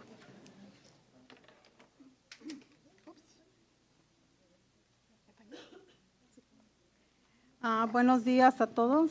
Good morning to everybody. Su nombre. Yo soy Zoila Zúñiga. My name is Zoila Zúñiga, Tengo un hijo en el 10º grado. and I have a son in the 10th grade, Soy presidenta de ILAC en la escuela and I am a president of the ELAC at the school, y padre embajador de GIRAP. ¿De qué? De GIRAP. and an ambassador parent for GIRAP. Y mis preocupaciones son 3. I have 3 concerns. Involucrar en los padres en las juntas de ILA y de gobierno, To involve parents in the ELAC and governance meetings, ya que las juntas las hacemos y los reportes y todos, nada más los del comité estamos escuchando. because only the committee is listening to the information and providing the reports. Cuando están presentes los padres When parents are present en las juntas de ILA y de gobierno, at the governance and at the ELAC meetings, que no les digan, si están presentes, que no les digan que son de ILA o son de la tabla de gobierno, si no son. they shouldn't be saying that they belong to ELAC or the governing board if they're not. Si no son de la tabla de gobierno de ILA, se pueden ir si quieren. And if they're not, then they should leave if they want. Hacen sentir a los padres que no son parte de las juntas. They make the parents feel that they don't belong at the meetings. Se dice que todos los padres son bienvenidos. They say that all the parents are welcome. No sé si esto está escrito o nomás se dice que todos los padres son bienvenidos. I don't know whether this is in writing or whether they just say that all parents are welcome. Si ellos están participando If they are participating en las juntas, and the meetings, se informan, they learn, aprenden cómo se lleva una junta, they learn how to carry out a meeting, se involucran they get involved, y llegan ahí con más confianza. and they show up feeling more confident. Si no está por escrito, por favor lo hagan. And if this is not in writing, please provide it De que los padres pueden estar ahí en las juntas. so that parents can participate at the meetings. Si no está por escrito, que lo hagan o se lo comunican a todo el personal educativo. And you should tell the teaching staff too. Para que haya más involucramiento de padres. This is so that more parents can become involved Para el mejor éxito de los estudiantes. to achieve better success among the students. Yo pidiera que les den 10 horas de voluntariado a los padres en las horas que ellos puedan. I would ask that you give 10 hours of volunteer time to parents at a schedule that is convenient to them, Para que se involucren. so that they can become involved. Ya que hay padres que se termine el año y el personal educativo no conoce a los padres. Because there are parents who, at the end of the school year, haven't even met the teaching staff. Que se involucren en voluntariado, They should become involved in voluntary activities, en juntas o eventos, events, meetings, que hagan ellos su plan de horario cuando ellos pueden ir, and they should provide a schedule that is available to them, que se acomode a su tiempo. that's appropriate to their own timetable. Y otra cosa, que el plan de las juntas, And something else. quisiera que no nomás lo hicieran los de las escuelas, sino que lo hicieran junto con el comité, porque The a veces, agenda for the meetings shouldn't be just provided by the school, it should be together with the committee. porque a veces hay escuelas que nomás les dice, esto va a ser lo de la junta, Because sometimes there y are ya lo meetings, tienen escrito y uno no sabe ni de qué se trata. because sometimes they've just come up with the agenda and we Time. don't even know what is involved. Otro de... Time. Se le acabó el tiempo.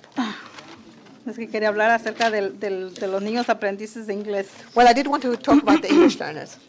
Que apoyo your time is apoyo up. el CFF para que a los niños para los niños que se van quedando atrás, que tienen mucho plazo, con ese dinero les pongan atención a que ellos no tienen que estar a largo plazo, por eso tienen ellos el presupuesto. Gracias.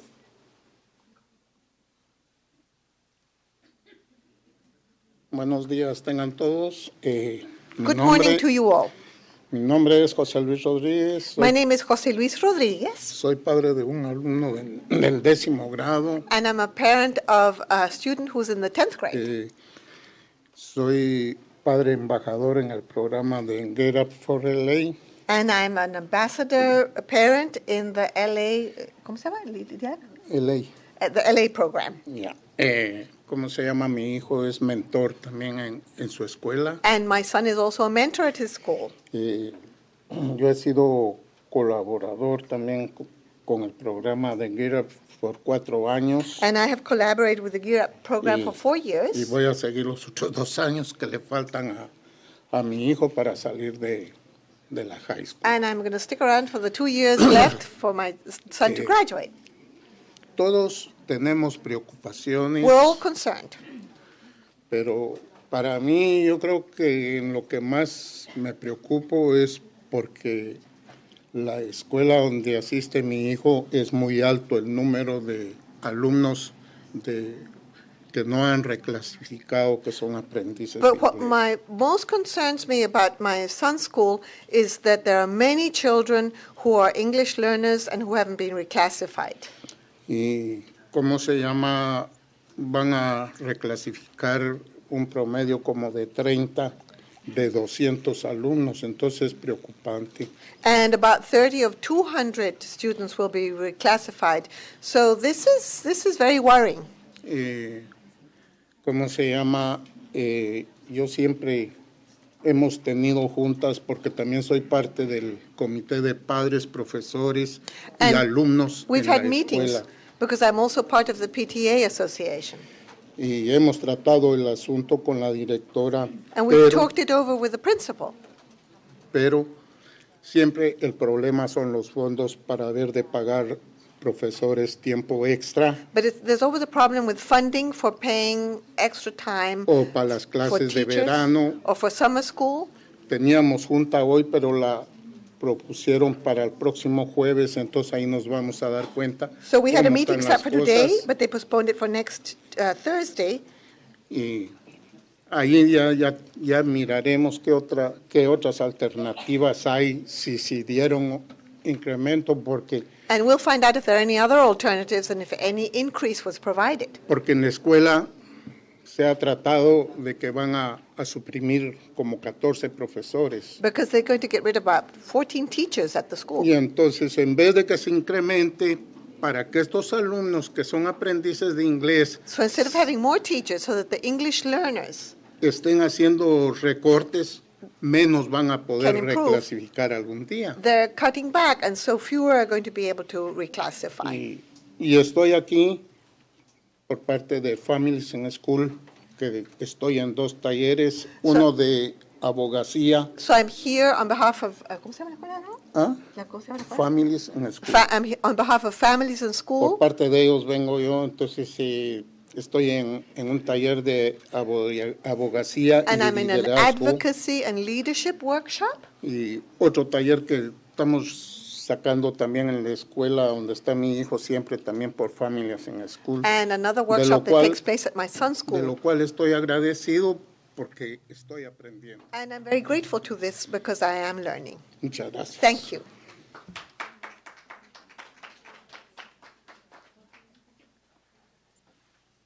In much the same way that parents joining school site councils You are need to identify yourself. I'm sorry, Paul Roback, LA Unified. In much the same way that parents entering a school site council service are told that when they walk into the room for the meeting, they are the equal of every teacher and administrator in the room, I fully believe you are my equals. So I'm going to talk to you in that manner. Let me start off with saying that I came on a bus overnight with a bunch of folks from LA and Kern counties. And if what I'm hearing from my Kern County parent leader colleagues is anywhere close to correct, Superintendent Torlakson, you'd be well advised to have your staff pay close attention to what's going on in Kern County. It starts with the very poor choice of language in the LCFF statute that an advisory committee to be formed by the districts to review and comment the draft LCAP may include parents. That was a very poor choice of words, because what's happening in many districts around the state, as you probably know by now, districts are taking that may to be permissive and saying we don't have to have parents, and if we do have parents, they will be handpicked by us, and they may even be district employees. So where is the authentic parent voice in that committee structure? That it's a poor choice of words. I hope an amendment to the LCFF coming up soon will amend that to mandate parent membership, authentic non-employee parent members in these advisory committees. I'm very privileged and honored to serve on the executive board of the LA Unified Parent Advisory Committee, which consists solely of elected parents with a 4-member elected executive board and bylaws. We fought hard to get that because we were treated initially, I have 10 seconds left, as a task force that was run by the staff. We are not there yet, but we are reviewing and commenting. We just finished that process. We're very proud of our work, and I thank you for the opportunity to speak. Thank you. I'm Brian Lee here on behalf of Fight Crime, Invest in Kids, Ready Nation, and Mission Readiness. That's law enforcement leaders, business leaders, and retired admirals and generals across California. Just 2 points I want to make today. We are very appreciative of you taking on the challenge of establishing a multiple measure accountability system. We know it's not easy. 2 things to keep in mind. One is remembering the early warning indicators. That's very important, not just to have the kids doing the test, did they graduate? It's the early warning indicators like chronic absence that was referred to and suspensions. 2 of the concerns that were raised earlier here were, we want to focus on continuous improvement, so early warning indicators are a good idea. We don't want to just be about high school, so early warning indicators are a good idea. So, for example, suspension, research shows that generally, doesn't make things better, it makes things worse. It's been linked to grade repetition, dropout, and eventual involvement in the juvenile justice system. So we encourage you to include those in your multiple measure system. Secondly, you're taking on a lot of work, but I encourage you not to shy away from taking on more work and being restricted by what we have already. That's specific when we get to things like college and career readiness, and we have CTE pathways that we're all excited about as a metric. But how do we know they're any good? How do we know they're meeting college and career readiness goals? We'd recommend that you try to set up systems, complementary systems, that show whether or not they're aligning with the model CTE standards you've established, that show whether or not they're really showing that these are creating college and career readiness. We think it's very important not just to say they have CTE pathways, but these are effective CTE pathways. So as you move forward, we encourage you to keep all this in mind, and I'll talk to you again at the evaluation rubric stage. Thank you.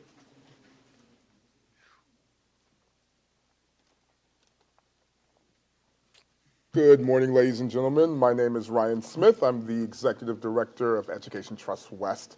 And I just have a couple of points I'd like to make. Number one, we're appreciative of the inclusion of equity within the proposed framework of the design of the new accountability system.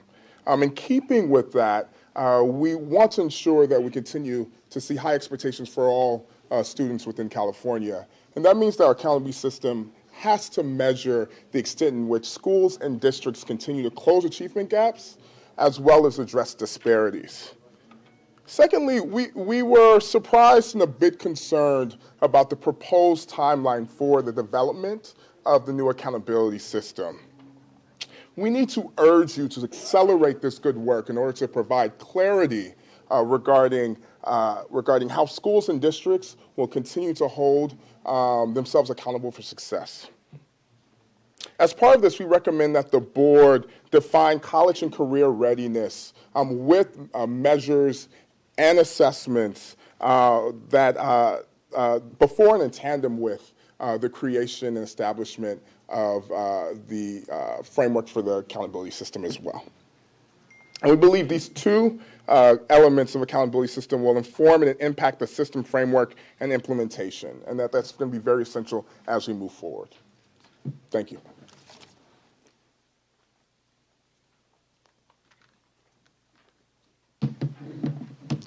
Good afternoon, President Kerr, State Board Member, State Superintendent.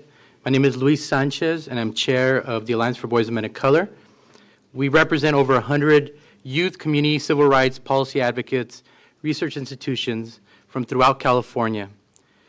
We are change agents committed to improving the life chances of California's boys and young men of color. California's prosperity depends on its young people having a fair chance, but disproportionately, the number of California boys and young men of color experience failing schools, rundown neighborhoods, poor health, inadequate social support, and limited job opportunities. We believe LCFF and the new evaluation system present a critical opportunity to significantly improve the educational outcomes for boys of color by focusing supports, resources to the state's most vulnerable students. We are asking the State Board to measure our success. We understand that race and gender matter.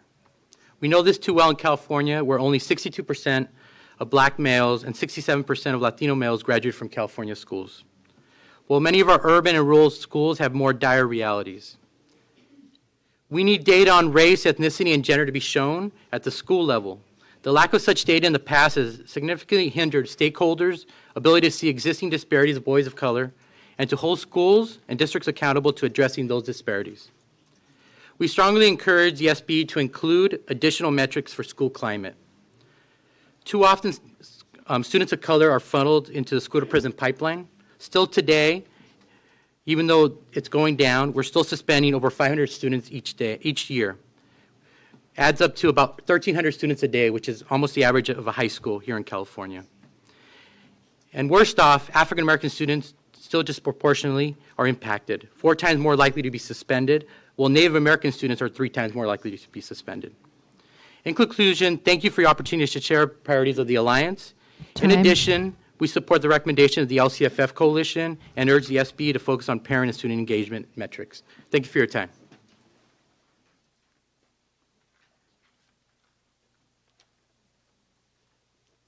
Hola, muy buenos días. Good morning.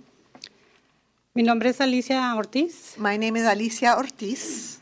Vivo en el este de Los Ángeles and I live in East LA. Y represento a miles de padres de familias del Distrito Escolar Unificado de Los Ángeles. And I represent many families from the Unified School District of Los Angeles. Soy miembro de la Lucha del Pueblo.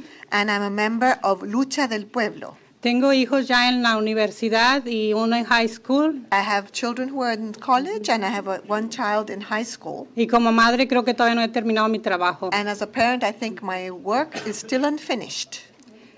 Quiero compartir con ustedes que en Laos hemos visto ya buenos resultados y progresos. I wanted to share with you that in LAUSD we've already seen progress and good results. Celebrando que cada año hay más graduaciones. And we celebrate the fact that every year more students are graduating. Sin embargo, no vemos que la participación de los padres aumente. However, we haven't seen parent participation increase. Que el distrito dedique recursos para un auténtico involucramiento de padres. Nor have we seen the district devote important resources to truly involve parents. Todavía vemos muchos padres desorientados. Many parents require orientation. Sin la información básica para apoyar a sus hijos. And they lack the basic information they need to support their children.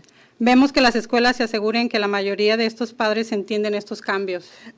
Schools should ensure that the parents understand these changes. No vemos tampoco a padres apoyando a estos niños que necesitan esta educación de alta calidad de una universidad de 4 años. And we don't see either that parents are supporting the changes necessary for children to get an education that allows them to go to a 4-year college. No todas las escuelas tienen un representante de padres. Not all schools have a parent representative. ni ofrecen a los padres talleres informativos sobre estos talleres de educación de interés. And nor do they offer the parents workshops on education issues. Ya han pasado 5 años desde que se implementó esta nueva fórmula de financiamiento local. LCFF was implemented 5 years ago. Padres de estos niños de escasos recursos and parents of children who are low income, responsables también de estudiantes de hogares de crianza no están tampoco siendo involucrados. and also the parents of foster care children are not being properly involved. La resolución adoptada por la Junta de Educación en diciembre del 2010 son And the Board of Education resolved in 2010 la solución para alinear las prácticas que darán una voz a estos padres.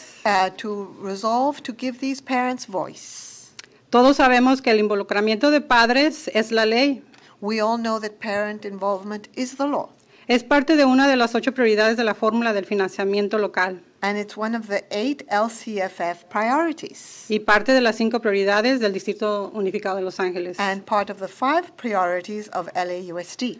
Por estas razones estoy aquí para urgir que se aseguren And that's why I'm here to urge you to ensure que cada día más padres participen en estas decisiones that every day more parents participate in these decisions, tan importantes en cada una de las escuelas y del distrito escolar. which are so important in each school and each school district.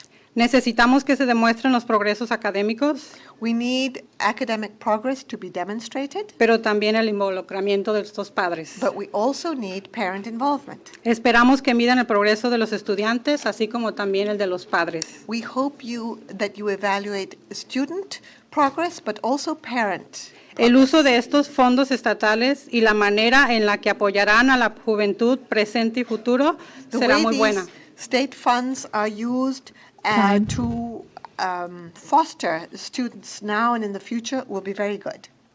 Padres, somos importantes. Espero que estos puntos sean también importantes para ellos y los invito para que también se involucren y sean padres de más de 5 puntos. Gracias. Parent involvement is important, and I invite you to join us as parents in this issue. Thank you.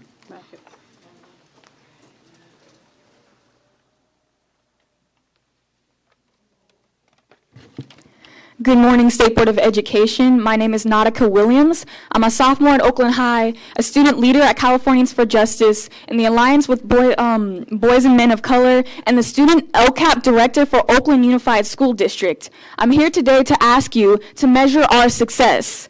Last year, as part of the Californians for Justice Student Voice campaign, I fought for a student voice in LCFF because I wanted to meaningfully participate in the decisions that affect me in my classroom every day. Today, I come before you to say that the LCAP, we are making sure we do right by California students to make sure we are thriving and achieving in our schools.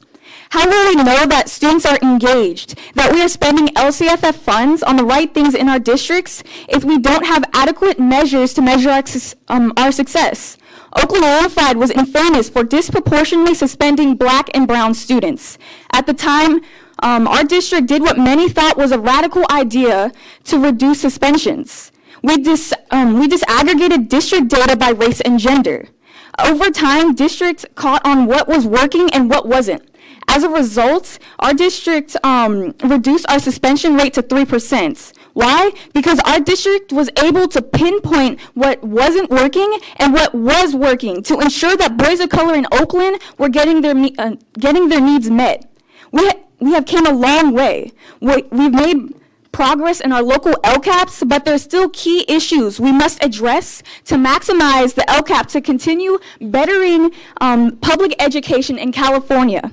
Parents and students need to have access to accurate information about how their local schools and districts are addressing the needs of boys of color and preparing them for success. We need the LCFF rubric that provides accurate, meaningful information that shows how schools are addressing the needs of boys of color, and that sets strong standards for schools to measure their progress. Please support the students of California and measure our success.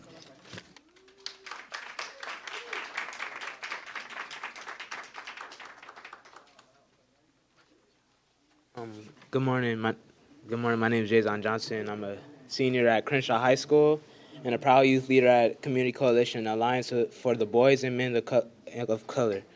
I'm here today because for far too long, young black and brown men have experienced push out from their schools. My entire life, I've experienced the realities of racial discrimination in school and in my community because I'm a young black male. This has caused many trials and tribulations in my life, and I'm here so I can advocate for myself and for my peers across the state of California. As an African-American male growing up in South LA, I have had to learn the hard way that I need to work harder because of the color of my skin. I grew up in South Central Los Angeles, but I spent my first 3 years in high school in Fulton County, Georgia. The school climate was positive for students, and as a result, I worked hard and was motivated to succeed. As I returned from my senior year this year, 2014-2015, I'm disappointed at the climate of the schools, and it's just outrageous that the type of disciplinary issues that I have to face, such as if I'm late to class, I'll be punished and I'll have to miss out on my education. Like, why is this happening? How will isolating me in a separate classroom make me more connected to my education? How will missing a lesson make me more prepared for college? I feel that we need to implement more of our climate into more of our schools so I could get deeper and it can expand through all of our schools and not just some of them. It's hard enough the challenges we experience in our community and families growing up as young boys of color is against us. Our schools should be spaces that uplift us, build our self-esteem, and teach us in positive ways how to correct our behavior and mistakes. I'm proud to say that student and parent leaders in Los Angeles are working together to keep young boys of color in schools. In 2013, my peers led a school district-wide campaign to pass the School Climate Bill of Rights policy for LAUSD, which put an end to willful defiance, suspensions that were disproportionately affecting Los Angeles schools. School climate is an issue that needs constant evaluation if we are to improve the outcomes for boys of color like myself. Thank you.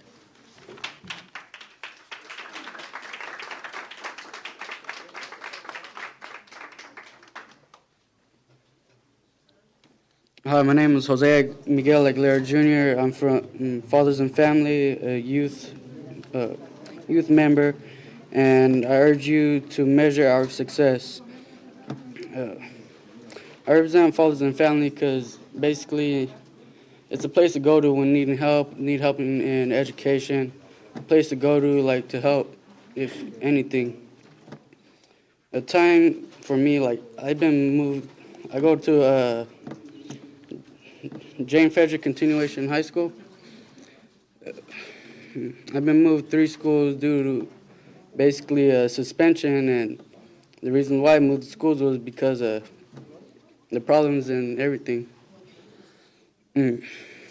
It's hard for most people, like boys of color, to get the education because of, well, some of us, no matter the race, it's like hard for us to understand, and even just hard to understand because the teachers, some don't make it to where it's like clear enough for us to understand, and it's just, but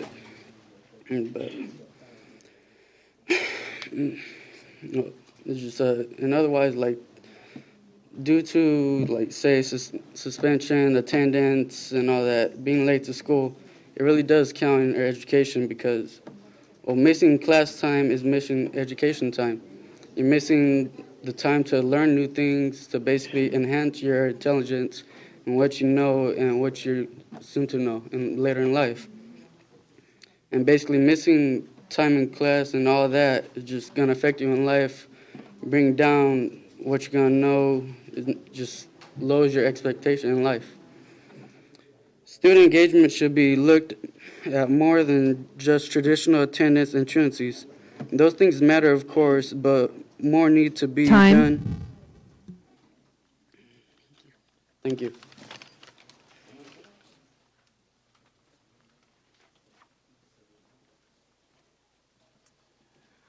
Good afternoon. My name is Carl Pinkston. I'm representing the Black Parallel School Board and the Boys and Men of Color Alliance. I'm here today to speak about the need for measures of success. The Black Parallel School Board is a community organization developed to work parallel with the Sacramento City Unified School District. Its major responsibility is to support the educational growth and achievement of black students. In 2007, the Black parents were felt alienated, disrespected by the Sacramento City Unified School District, and wanted a change in the quality of education for children of African descent. The frustration and the lack of community partnership gave rise to the Sacramento Black Parallel School Board. In other words, Black parents wanted a voice, respect, and a right to participate in the education. I'm speaking on the behalf of Black parents as well as Black Parallel School Board in regards to the LCFF and the LCAP process. For example, our district continues to applaud itself on the decrease in suspension rate, but the African American children makes up 40% of willful defiant, but represent only 17% of the entire district enrollment. Moreover, the rubric and dashboard by extension should be made simple, understandable to parents, students, and community members, so participation in the LCFF can continue to grow. We want a dashboard that is usable and can provide simple and layman information to community members who actually want to look through it and use it for better transparency and accountability. And also to have a statewide standards that can hold the district accountable. Black Parallel School Board believe the key to parents, students, and school success is that all districts provide genuine parent engagement by using participatory budgeting, statewide standard, and friendly and easy and understandable information. Having measurements for student and parent engagement that includes how schools and districts are engaged, them in meaningful decision and making process and structure to support, that is what we believe is key. Thank you.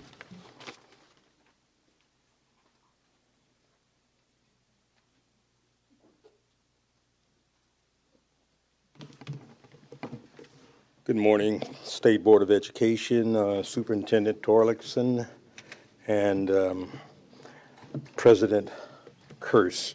My name is Deacon Donald Clark. I'm the former Vice Chair of the District Advisory Committee out at the Twin Rivers Unified School District. And I'm a grandfather of 3 children in that particular district. One of the problems that I've observed in the last 5 years, and it's not distinct, it's akin to government, particularly government in our society, is that we're big on the rhetoric of evaluation and monitoring, or reverse it, monitoring and evaluation, and we're extremely weak in not doing that. I like to draw a quick analogy. Any citizen in California that buys a brand new automobile from a reputable dealer, the engagement comes almost lightning fast in terms of there's got to be a maintenance pack with this. And there is a maintenance pack or a compact or a contract with that. We're not serious enough as educators, parents, and community advocates to hold that same standard of performance with state laws that govern our educational system. We're too loose with it, and the time has come to stop it. It has to terminate. I believe that accountability and transparency will never work properly unless more parents are involved. Parents empowered as opposed to involved is the ideal. Thank you so much.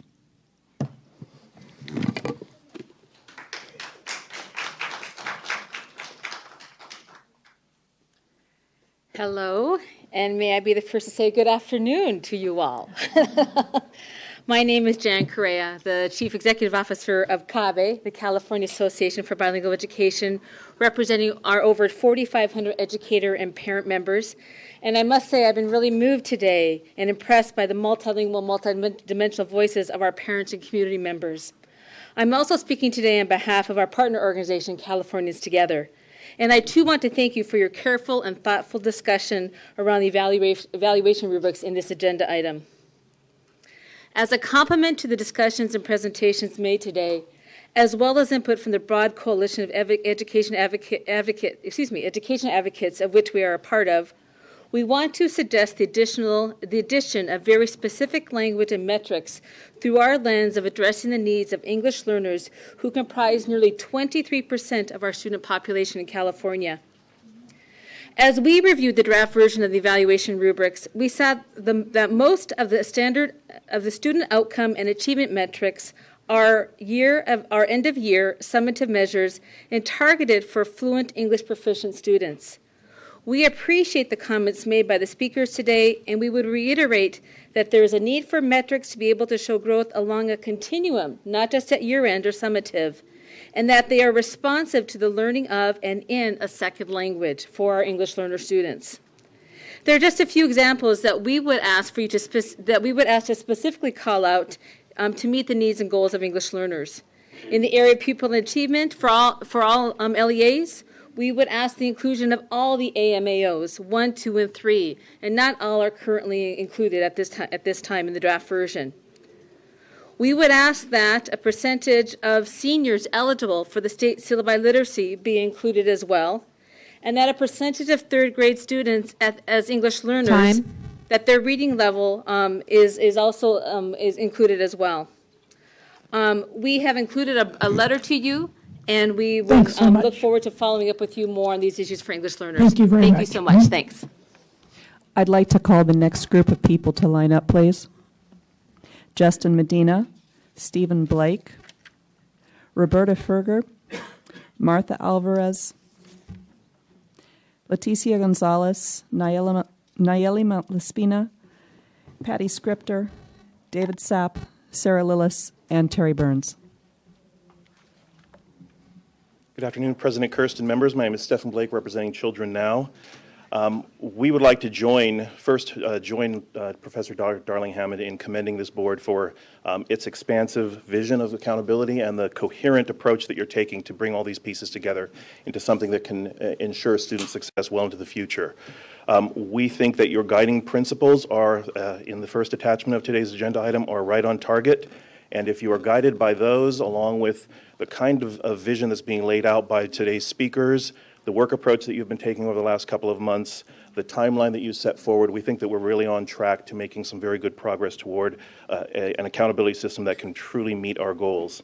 I'd like to talk about a couple of things related to two of your principles. First, one of the guiding principles is to provide useful information. We think it's critical that if you're going to do that, that you think about context. Dr. Conley this morning described it wonderfully. Tell a story, don't just give status. And that means having continuous information, not just a single point in time. It requires balancing very effectively these complex metrics that you're developing with something that is very understandable to the broader public. And we realize that's incredibly challenging. It means looking at improvement as well as performance. And it means providing some comparisons that are useful for learning. Again, Dr. Darling Hammond talked about putting out exemplars of some of the best progress, the best success on specific tasks by districts so that others can learn from them.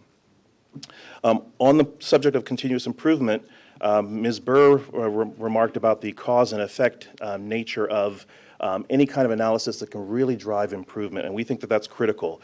We often talk here in Sacramento about a small handful of the best or the model districts that are doing some incredible things. Virtually every one of them has great data systems, data analysis capacity, the ability to do systems change. It may become a role of the state to help the 500 or so smaller districts that Ms. Burr referred to in having that kind of data capacity, analysis capacity, and the ability to support their own systems change. Thank you very much.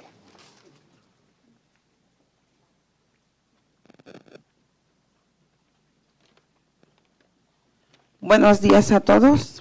Good morning to everybody. Mi nombre es Marina Muñoz. My name is Marina Muñoz. Soy madre de 4 hijos. And I'm the mother of 4 children. Y soy madre líder de Plan. And I'm also a leader mother in Plan. También soy representante del ELCAR del Distrito 7 de Oakland. And I'm also a representative of LCAP in District 7, Oakland. Nosotros como padres hemos logrado tener una mejor seguridad en nuestra escuela, poniendo cámaras y cerrando puertas. We parents have achieved better security at our school by placing video cameras and closing doors that used to be open. que están abiertas hacia atrás y dejando solamente la entrada principal abierta. So we closed all the back doors and only left the main door open. Hemos visto que algunas escuelas tienen más éxitos que otras. And we've seen that some schools are more successful than others. Yo no entiendo porque si son escuelas públicas deberían de tener el mismo éxito. And I don't understand, because if they're public schools, they should all be equally successful. Si nosotros como padres nos uniéramos más en nuestras escuelas, and if we parents united to at our schools, nuestras escuelas tendrían más éxito. Our schools would then be more successful. No una, todas. Not one of them, all of them. Estoy aquí para pedir que mida nuestro éxito. I'm here to ask that you measure our success. Queremos que nos den una evaluación para medir la participación de la comunidad.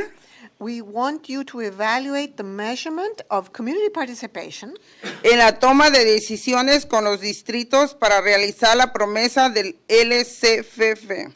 In decision making at a district level to make the LCFF promise come true. Y obtener equidad en proveer servicios a nuestros estudiantes. And to obtain equity in services for our students.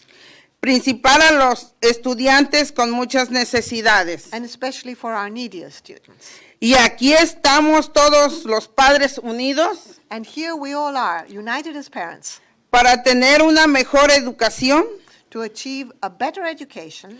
Para nuestros estudiantes en todo California. For our students throughout California. Los padres unidos jamás seremos vencidos. And the parents Muchas gracias. will never be defeated. Thank you.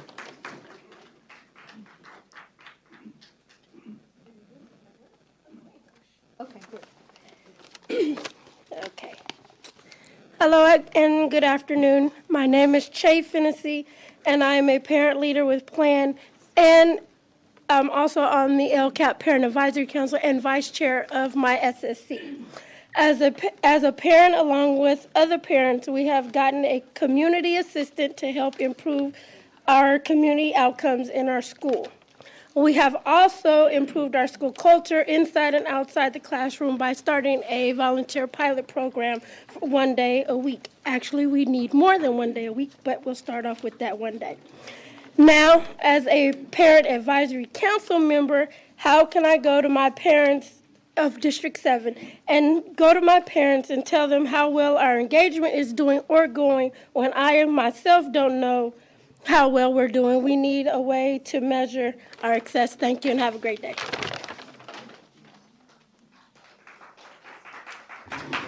Good afternoon, David Sapp on behalf of the ACLU of California. The ACLU advocates to ensure the fundamental right of equal educational opportunity for all students, and we particularly focus on meeting the needs of at-risk students, such as students of color, low-income students, English learners, and foster youth. I'm going to speak about the accountability item. I'm going to talk about the rubrics later, but just a quick comment on the accountability discussion today, and I'm going to build on a point that we raised in a letter at the last meeting, is I think this is a really important question. I know it's a big lift, but something that's been absent from the discussion and continues to be absent from the written materials that were presented is what is the actual accountability, not just what's the data. So far, the conversation has been what data should be tracked as part of our broader accountability system. How do we bring coherence? It's an important question, but there's also a lingering question of what happens based on that data. What is going to replace? What is going to be the thing that then comes to support, provide assistance, or intervene, depending on which vocabulary we use? It's really hard as an advocate to provide any meaningful comment or assessment of the conversations that are happening before this body, both on this item or the LCFF item, when we don't know what is actually going to be used. How is that information going to be used to support districts if they aren't improving the way that we think that they should? So last meeting, there was a table that was starting to be created that was a part of the board item that said the old system compared to the new system. It listed in the right-hand column under the old system what happened, how is API used to intervene with districts. We're very supportive of the move towards multiple measures and away from blaming and punish, but we think it's really important for the board not just to talk about what data will we use, what metrics, but what will we do with that information? What else will be out there? How does it relate to the LCFF accountability pieces? Because it's hard to really understand and trust and know how it's all going to fit together without some greater clarity and level of detail. So we ask that you direct and provide guidance to staff to encourage them to flesh that out more. Thank you very much.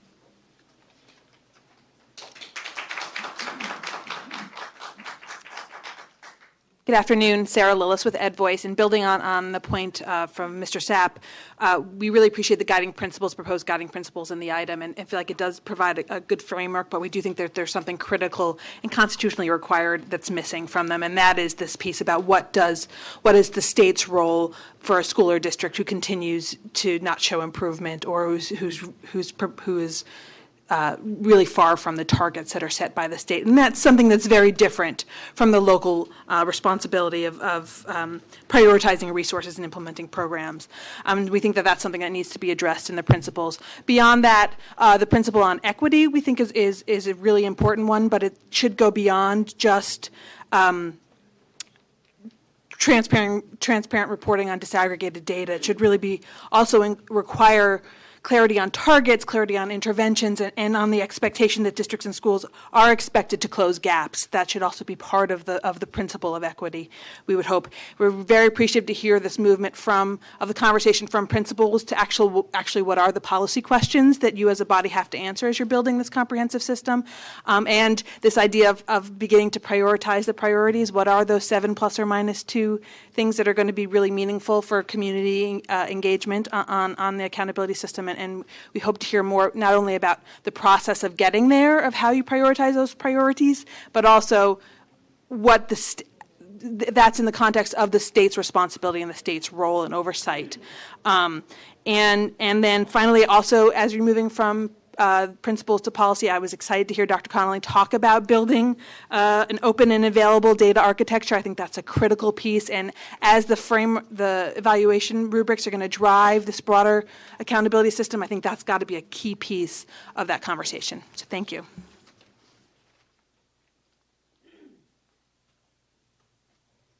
Good afternoon, Board President Kerr, Superintendent Torlakson, and board members. My name is Roberta Ferger. I'm here today representing Pico, California, statewide community organization, and we represent 450,000 families. You'll hear from some parents and students later.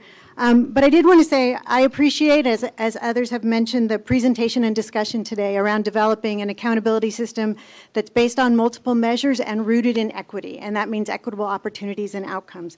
That's a huge step forward.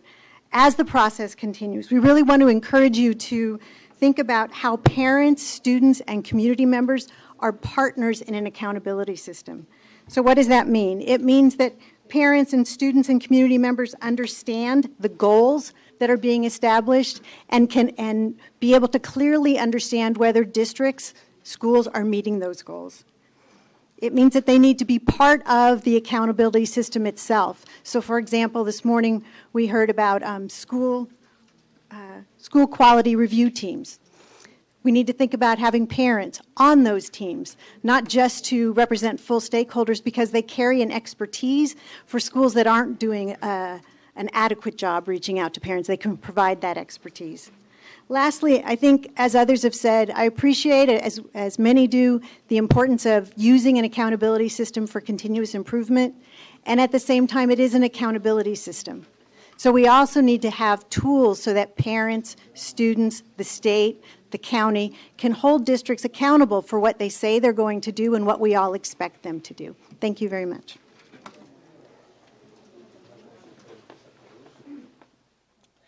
Good afternoon, Patty Scripter, California State PTA. I want to begin by an appreciation for the board's focus on coherence and continuous improvement. We think that's an important shift, and really want to be thankful for the multiple opportunities for input and the outreach that's going on. That's really critical to the acceptance and ownership of this process going forward. We continue to evaluate the proposed changes to the accountability system with a focus on how it serves our children and how the accountability drives what happens in our schools and for our students. PTA has long supported multiple measures. We think that's really important, and we all know the challenge is to pick the measures. We all want to avoid the unintended consequences that President Kirst identified this morning. But we come from a decade of what gets tested gets taught, and that's part of our concern over how we move forward. We're looking at LCAPs and decisions that are shifted to the local level that are happening in isolation, and we want an accountability system that gives context. Equity is a large issue for us, and we want to make sure that the accountability system addresses that. And we also want to understand what many people have said and hope is a guiding principle, that data analysis is not evaluation of what's happening in our schools. Linda Darling-Hammond gave a great description of what parents want in her description this morning, her talk. And what parents want is we want our kids to have choices for their future. And what that means is access to high quality teachers, full curriculum, and resources. And so we hope that all of that is taken into account in the development of the accountability system. But it's not enough to have resources.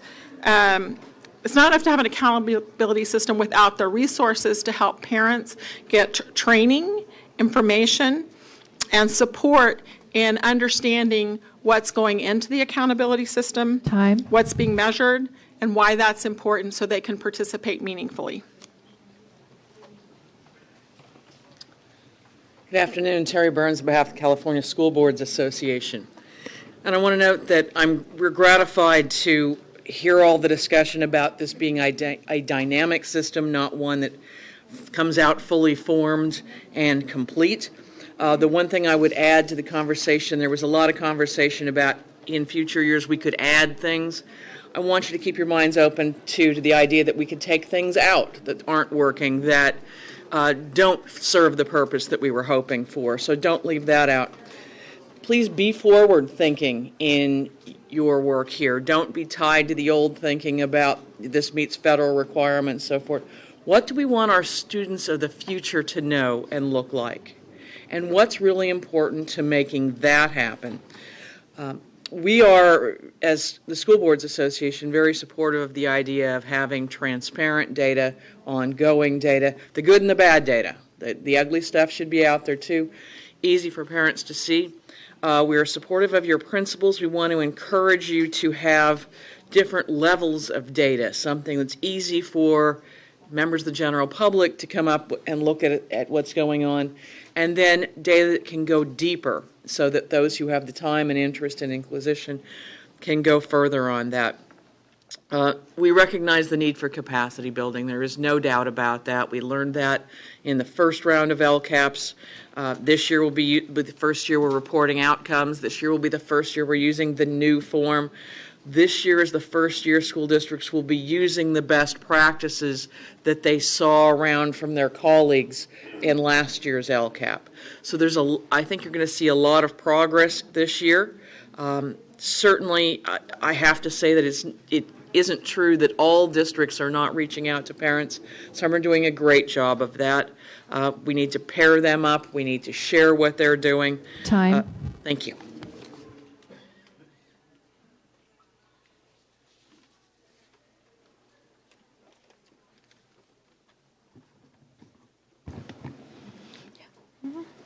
Buenas tardes. Mi nombre es Lilia Becerril. Estoy aquí Identify presente. yourself.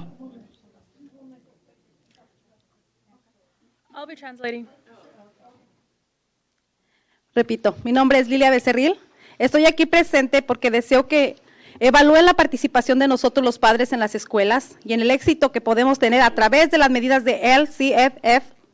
Good afternoon. My name is Lilia Becerril, and I am here today because I'd hope that you all evaluate authentic parent engagement in the schools and the success we could have through the evaluation standards of LCFF. Tengo 21 años de voluntaria en las escuelas. Vengo de Fresno, California. Soy graduada del Instituto de Padres Pique. Soy miembro de DILAC, ILAC, DAC, SDC y muchos más por nombrar algunos en el Distrito Escolar de Fresno. I have 21 years of volunteer experience in the schools, and I come from Fresno, California. I am a parent graduate of PIQUE, Parent Institute for Quality Education, and I am a member of DLAC, ELAC, DAC, and SSC in Fresno Unified School District, just to name a few of the organizations I am a part of. Estoy frente a ustedes porque deseo fervientemente que los padres y estudiantes tengan acceso a una información clara y precisa de cómo las escuelas locales están atendiendo las necesidades de los estudiantes y preparándolos para el éxito académico. De la misma manera, quiero pedirles que midan la efectividad con la que las escuelas miden la participación de los padres. I am here in front of you today because I passionately desire that parents and students have access to clear and precise information of how our local schools are addressing the needs of students and how they are preparing them for their academic success. In the same manner, I would like to ask to effectively measure parent participation. Les comparto una experiencia propia. Yo he asistido a muchas reuniones llamadas horas de café con el director. Algunas de ellas han sido muy productivas y otras no. La mayoría de ellas no han sido exitosas. I'd like to share a personal experience. I have participated in many coffee hours with the principal at different school sites. Some have been very effective, while others have not been. And the vast majority of these meetings have not been successful. Por favor, no cuente nada más números de padres, sino la calidad de diálogo y apertura de nuestras voces. Con esto les pido a ustedes, miembros de la Mesa Directiva de Educación del Estado de California, que escuchen la voz de esta madre, como otros millones de padres, quienes tienen la oportunidad de participar efectivamente en la toma de decisiones que afecta la educación de nuestros hijos. Please don't just look at the numbers of parents in the meetings, but rather the quality of the dialogue and be open to our voices. With this, I ask you, the members of the California State Board of Education, to hear the voice of this mother, like millions of other parents who want to have the opportunity to effectively participate in the decision-making process that directly affects the education of our children. Muchas gracias por su atención y por favor, mida nuestro éxito. Thank you for your attention and please measure our success.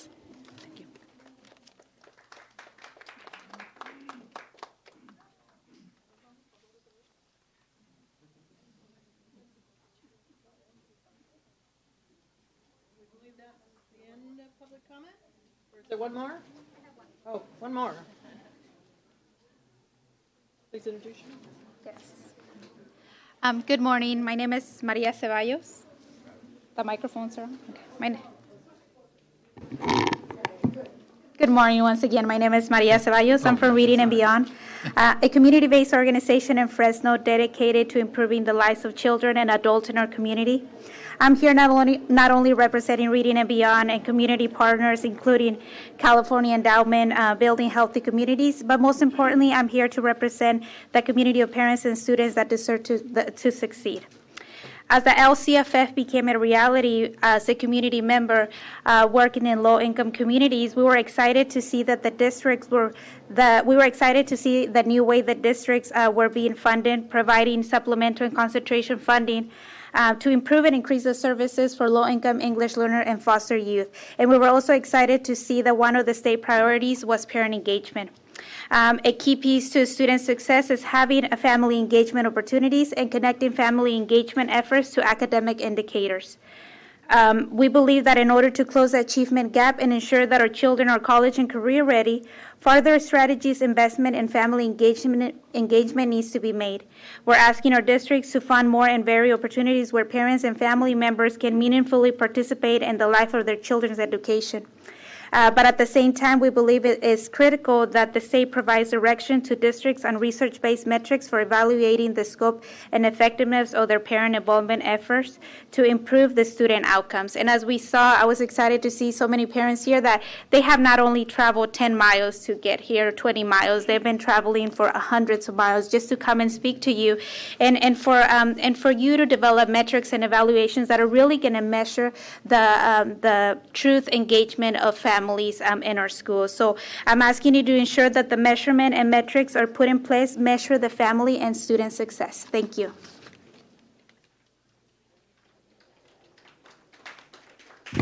Okay. We have a lot of interest in the larger topic of accountability. We're now going to look at attachment 3 related to the development of the evaluation rubrics, and we want to mention that all of the PowerPoints from today will be posted. We had some accessibility issues, but we'll make sure that those are posted and that you also have them. So I'd like to ask Janelle Kubanek from West Ed to come up, and here we go. Okay. Good afternoon. President Kerr, Superintendent Torkelson, and members of the board. And thanks for the opportunity to again present to you an update on the local control funding formula. I'm going to be excited the day that this becomes old news. So several years ago, I had a chance to work with board member Melina and her district, and we were working on planning, and people said, why are we spending all this time planning? It's like so urgent that we act. And she said, and I would remind us all of this now, you got to go slow to go fast. And I think a lot of this work as we're working on implementing LCFF, it's been less than 2 years. So we've had about 20 months, and I always like to think it's not dog years, it's real people years. So we're still learning to crawl and walk. And it feels like we're asked to go fast to go faster. And so as I present to you today where we are with LCFF, in particular with a focus on the evaluation rubric, in light of everything you just heard this morning from Linda Darling-Hammond and David Connolly and the many voices that came before you, I want to try to slow things down a little, because I think there's some very critical questions that I'm going to be posing to you about the evaluation rubrics that are part of, but not the whole part of accountability that is emerging. So I will just start by saying this is complex, important work. And so over the past 8 months, WestEd has been facilitating a process to inform the development of the evaluation rubrics.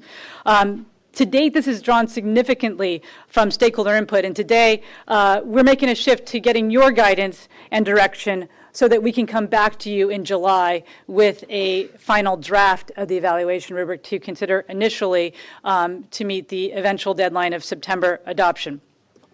So just to put this into a frame around LCFF, the local control funding formula changed funding and accountability for California. It simplified our funding. And it localized accountability, at least a component of accountability. And it had several key structures that were specified in legislation. So the reason that we're introducing new concepts, new acronyms, is because they exist in the local control funding formula law. And that is everything from state priorities, and you've heard those referenced several times throughout this morning and early into this afternoon. We have a template, the local control accountability plan. Again, you've heard that referenced. Spending regulations to ensure equity, and then one part is the evaluation rubrics. And as several folks have mentioned, these are there to assess strengths, identify weaknesses, and support improvement. And then finally, the California Collaborative for Educational Excellence. These all exist because they're in the new LCFF legislation. The question is, how then does this become part of our larger system? Because LCFF isn't in totality, accountability is a part of that shift that we're making to simplify funding and localize a component or an element of accountability. So just as a reminder, there are many tasks that were given to the state board on the implementation of LCFF. And, this year you can see several of these items we finished last year. This year has been focused on the evaluation rubrics, and those are called for under the law. The specifics of what the law says are here. I'm going to actually go through and show you again what we have in terms of the draft and where that's evolving. But the key points here are looking at both a tool that supports formative planning and that reflection that you've heard about, as well as the assistance element, so assistance that's either voluntarily or in some cases part of some intervention structure. And then the last piece is around the standards for school district and individual school site performance and expectations for improvement. And so, we have had since our March meeting time to contemplate how all those statutes, so those bullets that you just saw on the previous slide, connect to the new and emerging structures and practices. And so as we look at this, the evaluation rubrics are a resource to support continuous improvement in planning, implementation, and progress monitoring. In this regard, there are multiple dimensions to how they're used. So on this slide, we're trying to capture some of those ideas. So in one regard, with our local education agencies, the rubric should be there to be part of something that they can reference as they're planning, including preparing and monitoring and implementing their local control accountability plans. The evaluation rubrics would connect directly to the requirements that LEAs in their planning process. So when you look at the LCAP planning process, it says assess needs, identify goals, and then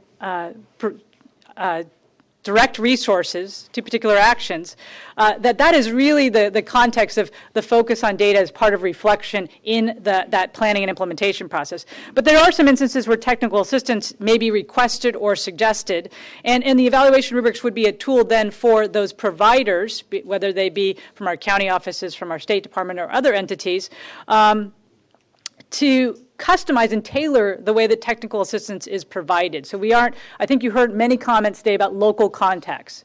So part of getting to a system where we talk about local accountability means that not everything is the same. So when you go into those situations where we may have very similar or identical expectations, the path of what's needed, and I think Dr. Connolly explained this very well, may be very different. So within the rubric space, can we create those things that we would say should be standardized views, but with a localized perspective to identify in those instances where assistance may be needed, where to focus and support that. The other component is the evaluation rubrics also provide a way to provide warning and gauge need for situations where intervention may be warranted.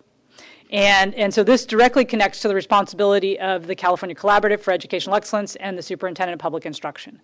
So you can see there are many ways that this rubric has a space in the work that is done at our local districts, at our county offices, within our department, and the emerging work of the collaborative.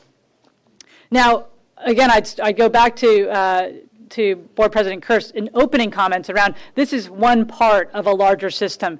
And I think that as we have looked at this system, you know, there are many things that were called for in just LCFF in terms of, and we've talked about these objectives, so student outcomes, equity, engagement, resource alignment. So on this side, it's just giving you a sense of what then would be the role of the evaluation rubric be in each of these. And, you know, and it's not just about what can we do to support improved outcomes, but it includes equity, includes engagement, and it includes resource alignment. These are the elements or the design principles we've talked about often being part of LCFF. The rubric is, again, an extension of that system as we're evolving under this new process.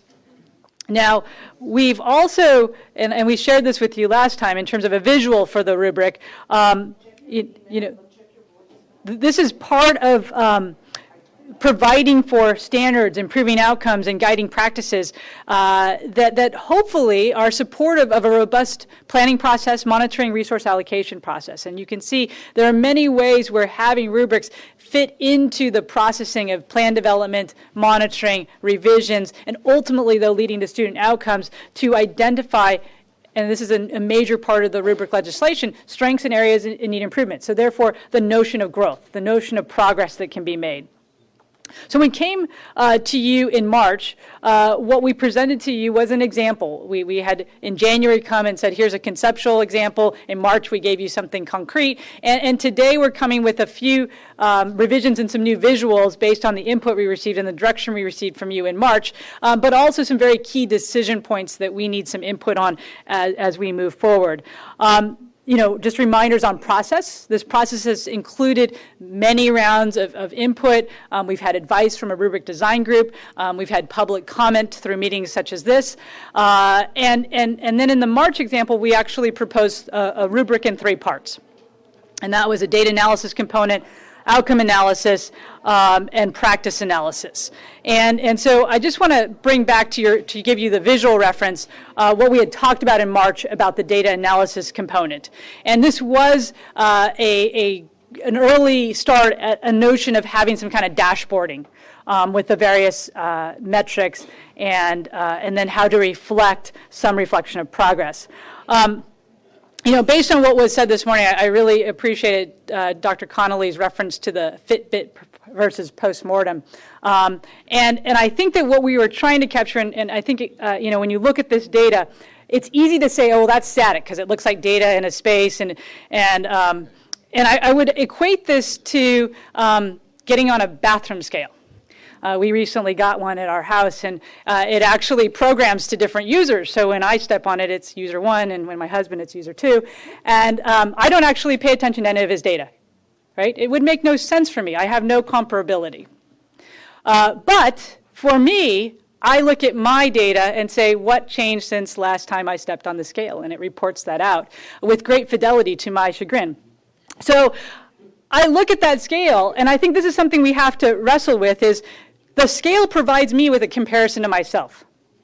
And so as we were preparing this dashboard, the notion is, how can we, and when we think about growth, and we think about progress, have something that gives us that self-reference point that is about the reflection needed to plan and improve, as you've heard many people ask for in this process of accountability. But at the same time, it's also useful for me, and I only look at this occasionally, what are people like me in a frame of reference? What's a healthy weight?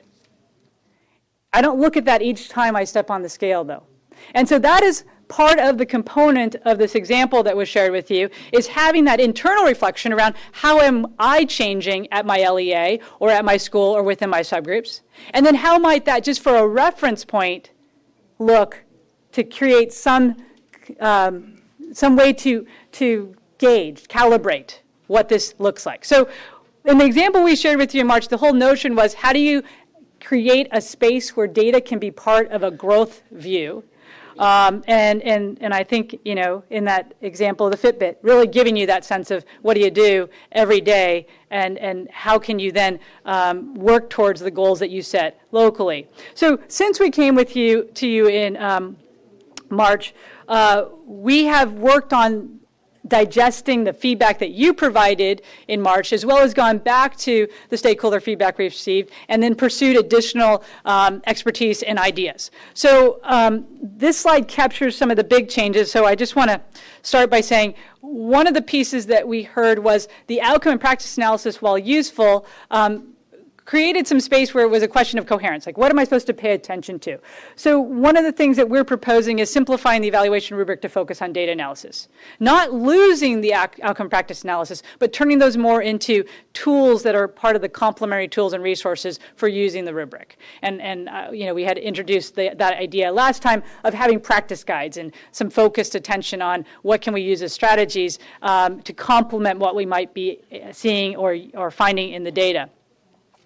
The next point is further development of the standards of performance for each priority area for schools and districts, and I'm going to spend time with you today on that second bullet and give you some ideas and visuals around where we are with that. The third is reflect a multidimensional approach to performance standards with data displays. So we will show you in a moment here outcomes relative to a reference point, progress measured by state and local metrics, so what might that look like, and where we need your feedback, and then progress of subgroups. And then finally is as we looked at data availability and we looked at what our district's using and reflected back on the legislation in terms of reducing duplication and work, it is very clear that the data in the SARC, the School Accountability Report Card, has significant overlap with what we're asking for or thinking about through the evaluation rubric. So we are looking at the SARC data files as a source or a way or connected with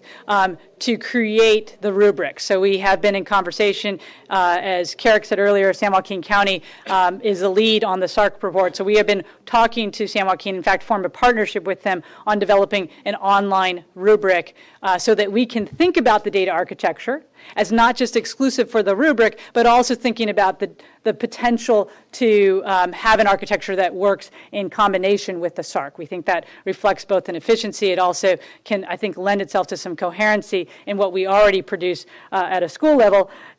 I also think it creates that I think Dr. Connolly had said this, that open and available data architecture that we're looking for. Because as we've been working on the initial requirements and designs for an online system, part of the conversation is not just what you push out, but what you collect in. So we know that likely in this evaluation rubric, it won't just be what the state can push out. It's going to be also what local districts push in because of their selection of metrics. And if that's the case, having some way to perhaps even understand what's being selected when it comes to parent engagement. What are the top metrics that seem to work, and or getting to some of what I think was alluded to earlier, the potential for research, of looking at what do we know based on having this data in this space that we can query and or use and create some interaction with. So that is all part of thinking about the data sources, but also the data representation as what we can get as we think about this online format. So what I'm going to share with you in the next several slides some of our key findings as we've been working on this. And I'm going to start with, I think, one of our biggest questions, which is, what is really the scope for the rubric metrics? And as we look at statute, there are at least two operative parts. And in your attachment for item 3, or in item the attachment, you'll see that there's the Ed Codes sections that are relevant are outlined. But two of the relevant parts are the mention that rubrics should include standards for school district and individual school site performance and expectations for improvements in regard to each of the state priorities. And the second is the rubrics are to provide technical assistance, our use of the rubrics are part of technical assistance to school districts or county offices that fail to improve pupil achievement across more than one state priority for one or more pupil subgroups. So part of this, I think, is an important piece to ground in, which is this is what the law is asking in terms of having an element of the rubrics that identify these standards for the priority areas, and at the same time are part of a technical assistance process in instances where there's a failure to improve achievement. So this is, I think, addressing some of the, not only the scope, but also perhaps process with the rubric. So we are really seeking your input today about what does it look like, or some thoughts about process, but also about the standards themselves. The other element or finding that we have is we further investigated these rubrics, I'm sorry, the metrics.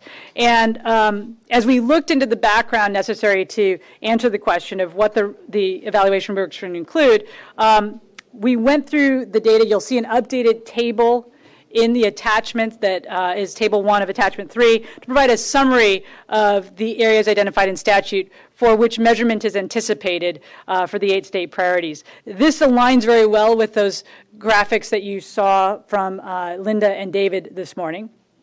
And this purpose of this chart is to help build a conceptual understanding regarding the complexity of referencing in a really coherent way the multiple metrics. And I think you heard that again, both from Linda and David this morning, around how can we take this body of metrics and make them something coherent when it comes to the growth and local reflection that is going to make this a productive system. What you'll see in that table is it shows the variation of types of metrics. So this really tracks with David's table about input, process, and outcomes. It shows some information about the availability of definitions and or reporting data by the state, and some early thoughts regarding possible approaches to creating reference points. And so among the considerations today for you is, given the focus of LCFF, the emerging accountability processes, this larger system, and data availability, what will it look like as we initiate developing these rubrics? And where will that lead us? What is it that we need to be thoughtful about as we get started to then work on and improve over time? And so I just want to give you a concrete example of some of the complexities of defining meaningful metrics. We're grateful to the Department of Ed staff. They prepared a simulation showing a breakdown of students completing A through G and or CTE pathways. So these are two elements of part of the metrics affiliated with LCFF. So as you can see in these are 2 years, so 2012-13 and 2013-14. I think what you can see is these are potentially, and these were both mentioned earlier this morning, as potential measures of access and opportunity, of college readiness, and as you can see, we have the data is broken down in the simulation that was prepared by the department as the percent of students that have not completed A through G or a CTE pathway, and then broken down for those that have completed one or more of those, which is A through G only, CTE pathway only, and both A through G and CTE pathway. And you can see across the years at the big picture level, what we have is, we have, in terms of the cohort analysis, it looks as though fewer students overall are, in just raw numbers, we have fewer students across the total cohorts, but more of those students are completing either the A through G and or the CTE pathways. So I think this illustrates very well, as we get to multiple metrics, do one of these matter more, or do they both matter the same, or do you reflect them all? Because they actually can both be indicators of college and career readiness, but they're different kinds of indicators.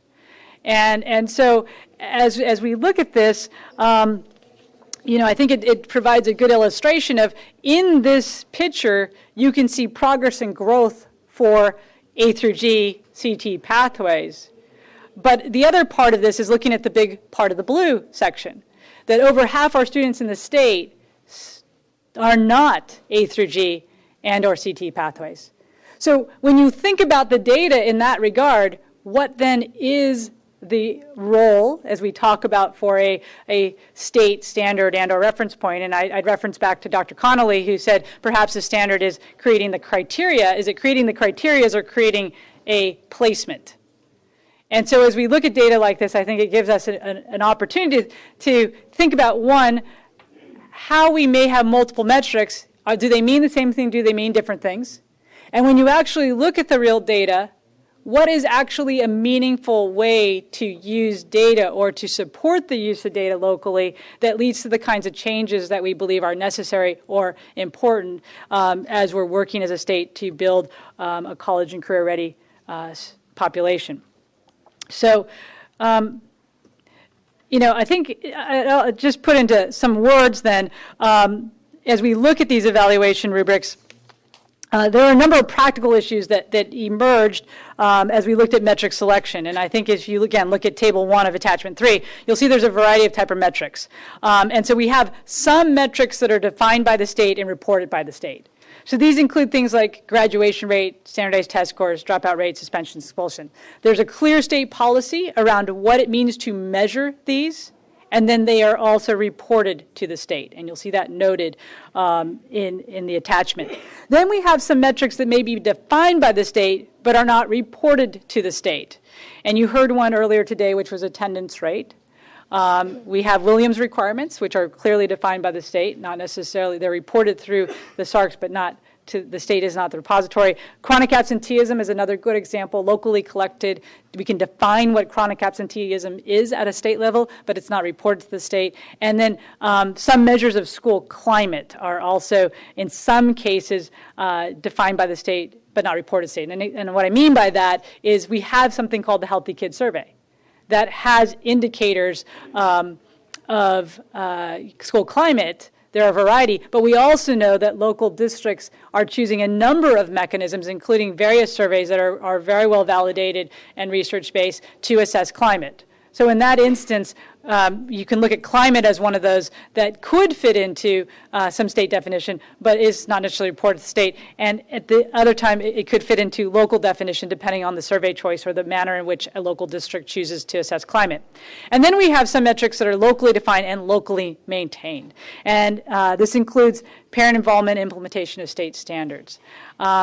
And then I would also just finally note that not all data is currently available for all subgroups, and this is something that's actively being worked upon. But we currently the state is working on the foster youth subgroup. But I'll take attendance rate, for example. We can collect attendance, but we don't necessarily align that with race, ethnicity, or categories. So that would need to be gone back to and redefined as we work on those collections if we're going to have that at a subgroup analysis. So these are, in this slide, I think giving you a sense of the variation. Well, we can look at the list and say these are all data elements that were defined in one law related to what we mean to support or mean to have attention to with respect to goal setting and outcomes for students in a very broad way. The practical issues with thinking about where's this data coming from and what does it mean and how would it be used, I think, again, back to attachment 3, table 1, you'll see there's a number of various dimensions to that data that need to be thought about as we construct these evaluation rubrics. And so, today, we really do need your help with giving some feedback about how do we get to this very central element of the evaluation rubric, which is the standards for school district and individual school site performance and expectations for improvement. As we presented in March, what we had for you in terms of exhibiting this was this color coding symbol-based system looking at growth and change or growth as a standard and having some way to have a reference point to say, and again, getting back to the analogy, like what does it mean when you step on the scale? Okay, and looking at that. So that is what we presented to you in March, and really we're going back to that and asking the question as we think about what it means to define these standards, what does that mean, what can we bring to you in July that will get us to a place that really reflects the priorities of the board? So before I launch into getting your feedback, I do want to just make sure that we have some clarity of terms and definitions because we're using some terms in a very particular way in the example. So I just want to start by giving you our definition of metric, and which is really a system of measurement used to evaluate performance under the LCFF state priorities. So it's the way that we're going to measure. Reference points. When we say reference points, all we mean is some kind of numeric value derived from the distribution of state or local data that represents a rigorous performance goal. So we are trying to present in terms of the reference point not a pick a number, but pick a place where you feel comfortable saying, in the distribution of districts, so if we look at everyone and 100% of districts, is it, where the 80th percentile performance is where we feel comfortable, or is it, where would it be in that distribution, which could translate in a very different percent. So, let me give you an example, which could be, as we look at the distribution of statewide attendance. I'll go back to an example from this morning. We know from looking at attendance data that if you're in an elementary district, the average attendance is somewhere around 93%. Okay, on any given day. And so is average enough, or is it that, the 80th percentile in attendance, which brings us up to 96% is really where we want to see and say that that's what we should be striving for. So it's looking at the distribution of data, not to select some kind of range or percent, not just picking some percent in that is what we mean when we say reference point. And then standards.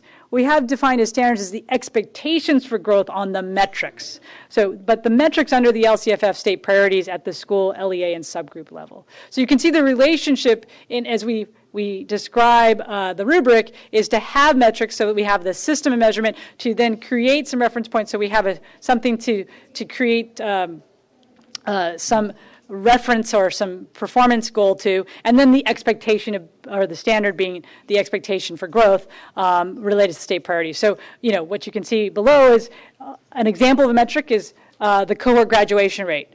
A possible reference point is 90% graduation rate, and then the standard would be, let's look for what it means to either grow and or be at a particular level and have that reflected in some type of progress indicators. And for what we presented previously, it was that color-based indicator system. I could take a similar one and say another metric example would be school climate. And so, is our reference point based on, having some type of sense of connectedness to a school? Is it based on locally selecting a point and then having that be some reflection of growth or progress through the standard?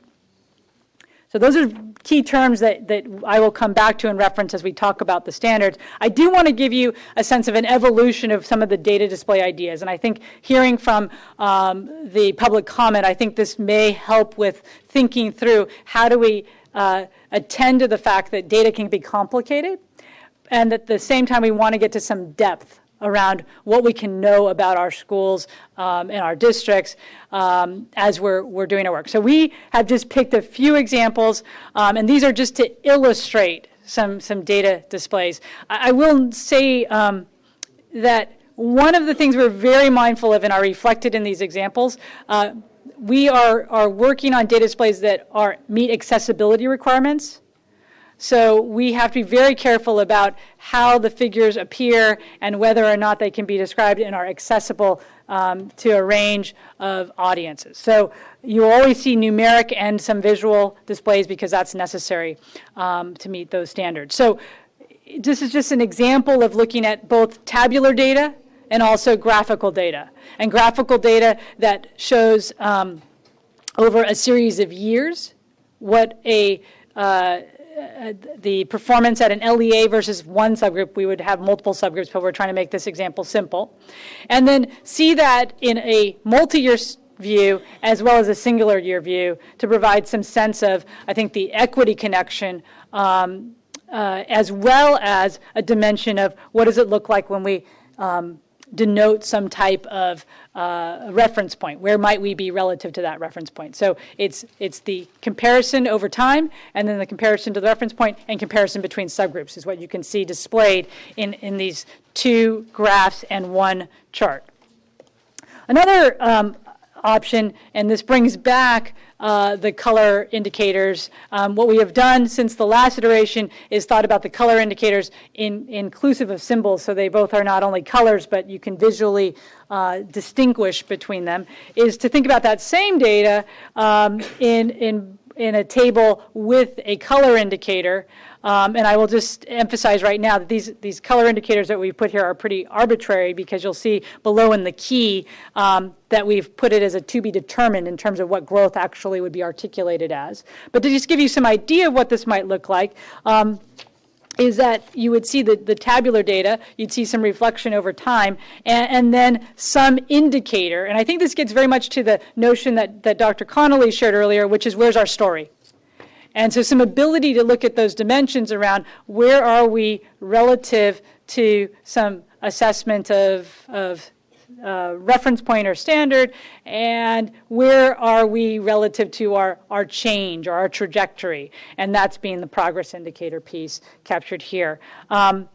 So I'll bring back to you the sample display that we saw in that earlier screenshot to say, I think we've evolved this a bit to say, if we could provide some kind of summary displays, this might be a very easier way to access and look at a glance, what does it look like? And I think this gets to that notion of how do we at a glance engage with figuring out the local story? How do we figure out what seems to be the things that are going well, so that's strengths? What are the things that we may need to think about harder, ask questions about, dive deeper, and that's sort of areas of weakness, which in this color-coded symbol system could be our yellow and our red. And being able to engage in the dialogue that's needed as we work to improve.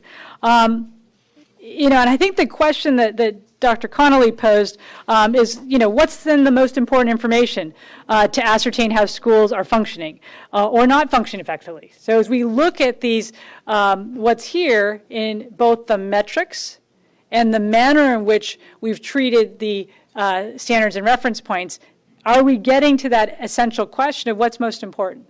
Now, I'll go back to the statute, which refers to having standards in the rubric for all 8 state priorities. As Dr. Connolly was sharing this morning, I was thinking that, part of this is there's a lot going on, and there was a lot of good conversation about how much is going on here.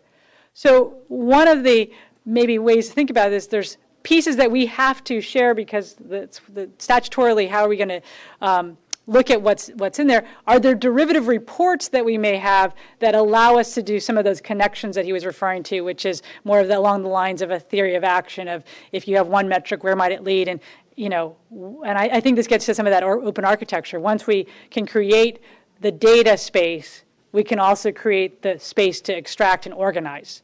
So, I think there's some exciting things to be done with this.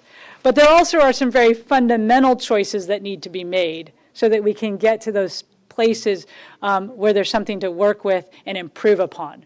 So, I think that we have isolated 3 major decision points that we are faced with as we work to bring to you a final draft in July, which is the first decision point is which metrics should be should be state defined and which should be locally defined. The second is what form should the proposed state reference points take, and the final one is how will the evaluation rubrics appropriately indicate a need for technical assistance intervention with regards to a particular state priority. So those are the big decision points. I've broken these down actually into 2 questions with several sub-questions for you. And I think really the first is which state metrics should be, well, which metrics should be state defined and which should be locally defined. And in those instances where we may have local definition, is there, or what type of direction should be provided to LEAs regarding defining these metrics? And so I just bring back this table to show you that we do have different kinds of metrics. We have the input, the process, the output. We have these reflect all of those things related to the 8 state priorities. So how do we, I think, strike that balance that I think both Linda and David highlighted this morning about what's going to be meaningful as we do this? And, as we think about local measures, I think really think about David's comments around what might our criteria be for creating these standards. Is it that they are specified, or is it really just a set of criteria? I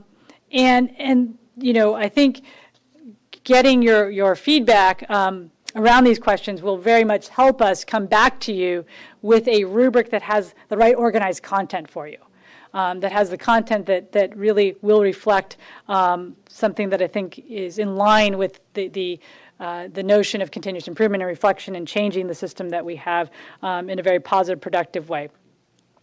I'm just going to go to the second question and go back to the first question. But the second question we have is, does the approach to creating a standard based upon growth and progress derive from performance in some, at this point we're saying prior year or 2 years, support a process of accountability based on continuous improvement? And you can see there's several sub-questions related to that, which is how much growth, if we're going to look at growth as a standard, be reasonable and specific? And then should reference points be provided for context and comparison with points established based on distribution of data? So as I noted, where we're looking not for just pick a number, but pick a place in that distribution. Or is there some preferred other approach as we think about this? So at this point, I would welcome your feedback, and because I think as we are doing our work to bring you something in July, we really do need that feedback to get closer to something that has all these blanks filled in, and getting your sense of whether we're close to the mark, off the mark, or on the mark.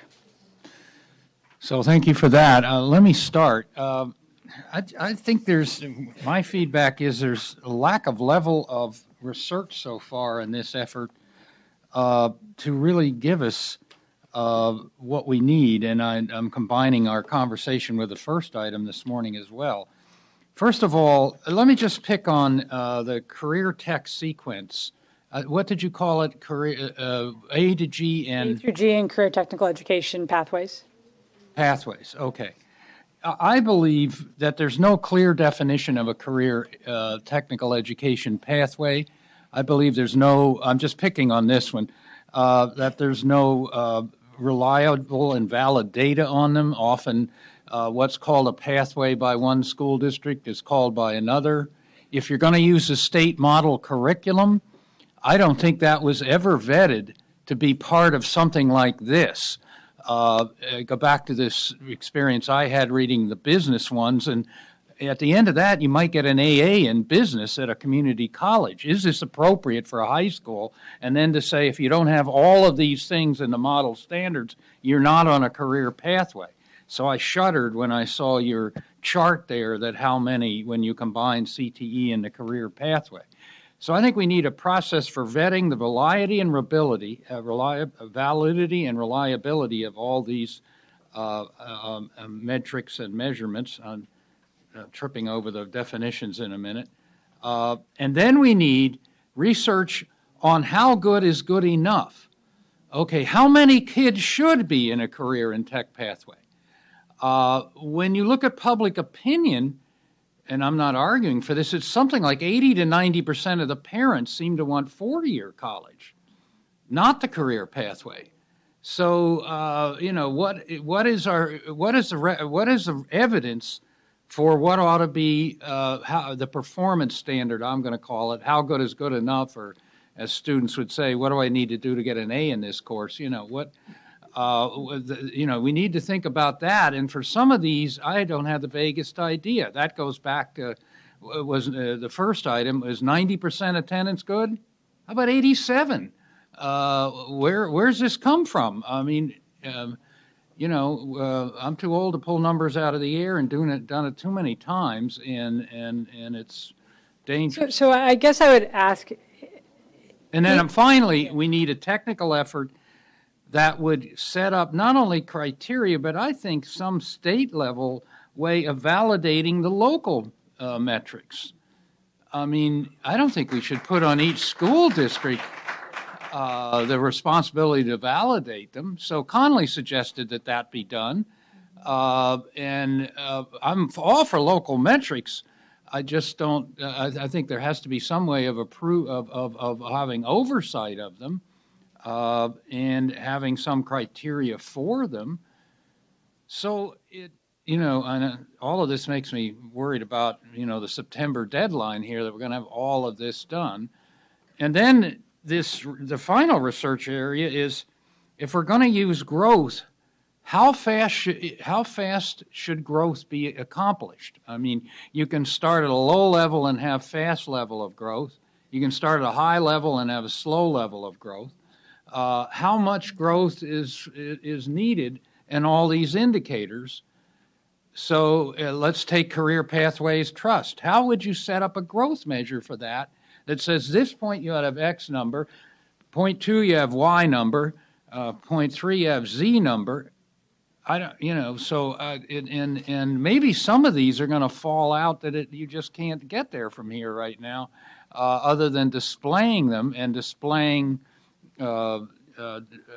differences. Now we also have the growth problem with whatever we do with the smarter balanced assessment. I mean, we're going to get a baseline. What's the growth we're looking for? How would you even figure that out? It's only been given once. So what is your standard for saying this is the growth expectation? So we can play the usual game, which has been played of pulling these out of the air and, do these numbers sound right? But maybe, before I do that, as a last resort, I'd rather try and figure it out more empirically. So that's my comment. Yes, Board Member Ting, son. I don't know if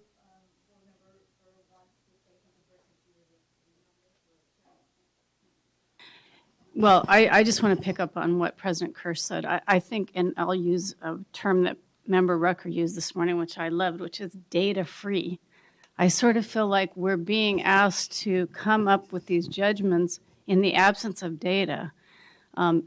Your example was very illuminating, Janelle, about the A to G. And I will just add that while I think the state priorities are admirable, they lead us to multiple measures, they're highly aspirational. And let's just take A to G for a second. To the best of my knowledge, A to G is not the high school graduation requirements. It's not even close to it. That's in statute. And so now we're saying to all school districts, we expect you to have A to G as your curriculum, which again may be fantastic. To Mike's point, 80% or 90% of the parents want kids to go to college, but that's a brand new expectation without, maybe without the sufficient resources to match it. So I think at a minimum, we have to have a schematic that says, here's what the requirements are statutorily for our educational programs. Here's where districts are. Here's what they're currently reporting. I think it would be really helpful to see what's on the SARC, so we know that that's already being reported, to know what's being duplicated and what's not. Before we even come close to being able to say, yes, that's an appropriate metric, and I would err on the side of what we're currently requiring from the state perspective, what's available at the state level, and then build on that. I just feel like this is so overwhelming, and I admit I've been going to all these meetings, and they're like, wow, how are we ever going to get there from here? Because I think there's this real high expectation that you've heard already from some of the constituent groups about what we're going to do. And I'm just not comfortable doing it in the absence of data to say, is that an appropriate way to go or not? And how do we go about setting a growth metric? And because, I'm just worried that we're going to try to create something out of whole cloth that we don't have any basis for. Board Member Son. So I had a really difficult time as I was trying to dive into this item, and I was trying to figure out why. And I think it's the disconnect of the term rubric with this, what I see more as a dashboard of data. And so when we used to have rubrics, we used to do more rubrics and rubrics around writing and all that.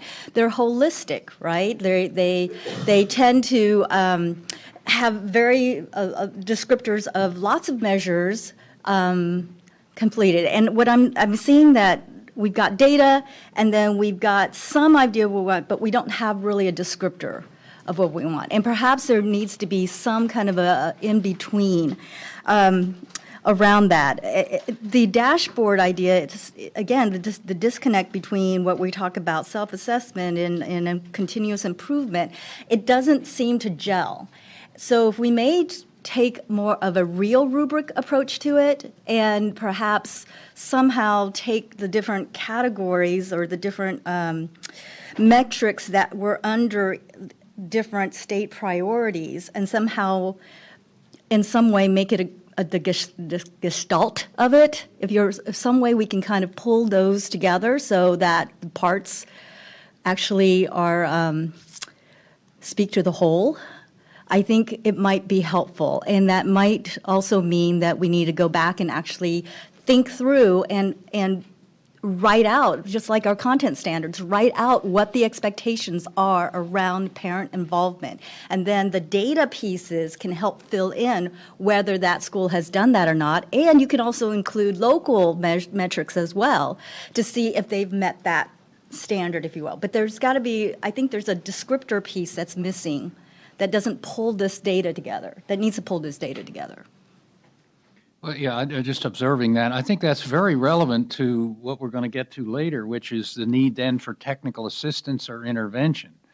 The way the statute reads, you're in technical assistance if you fail to improve pupil achievement across more than one state priority for one or more pupil subgroups identified pursuant to the thing. That's a pretty low bar. You know, I'm going to quit the board and get into technical assistance. If that's the way it goes. You know, it's so. I mean, we have to think about how we're going to deal with that kind of thinking. It is probably some holistic. You're calling it descriptor, yeah. Holistic. You know, I think right now. Holistic, but overall, more than just a bunch of numbers. But Board Member Rucker next, and then Board Member. Okay, so I have been listening to the conversation about the development of the rubric and the conversation we want to have about how to guide districts on using the rubric. And I am impressed with the fact that we've gone from a blank sheet of paper for the rubric to having this design that has developed in some organic way. But what for me continues to be missing in the conversation is data. And it's very frustrating to me because each of the elements that I look at on the rubric, I can't decide if it's a valid and reliable element because I don't know what our current state is. Is the rubric going to be a useful tool to use for this particular data point? I can't tell that if I don't know how that data point, what that data point looks like right now. So that goes back to the question that I asked Carrick Ashley yesterday. What is it that his shop is considering on quantifying or summarizing in some way for DataQuest on the information we're going to receive this spring from the assessments that are going on right now? Lacking any school level or district level data, they're going to put something out on DataQuest in the fall. And so the question I asked was, well, what is it you're planning to do? So I think I was pleased to know that they didn't have an idea, but hearing that there is a technical design group that is that can provide ideas and provide some models. What I frankly am surprised at is I didn't hear what they were thinking about or even if that, what their conversations were actually looking like.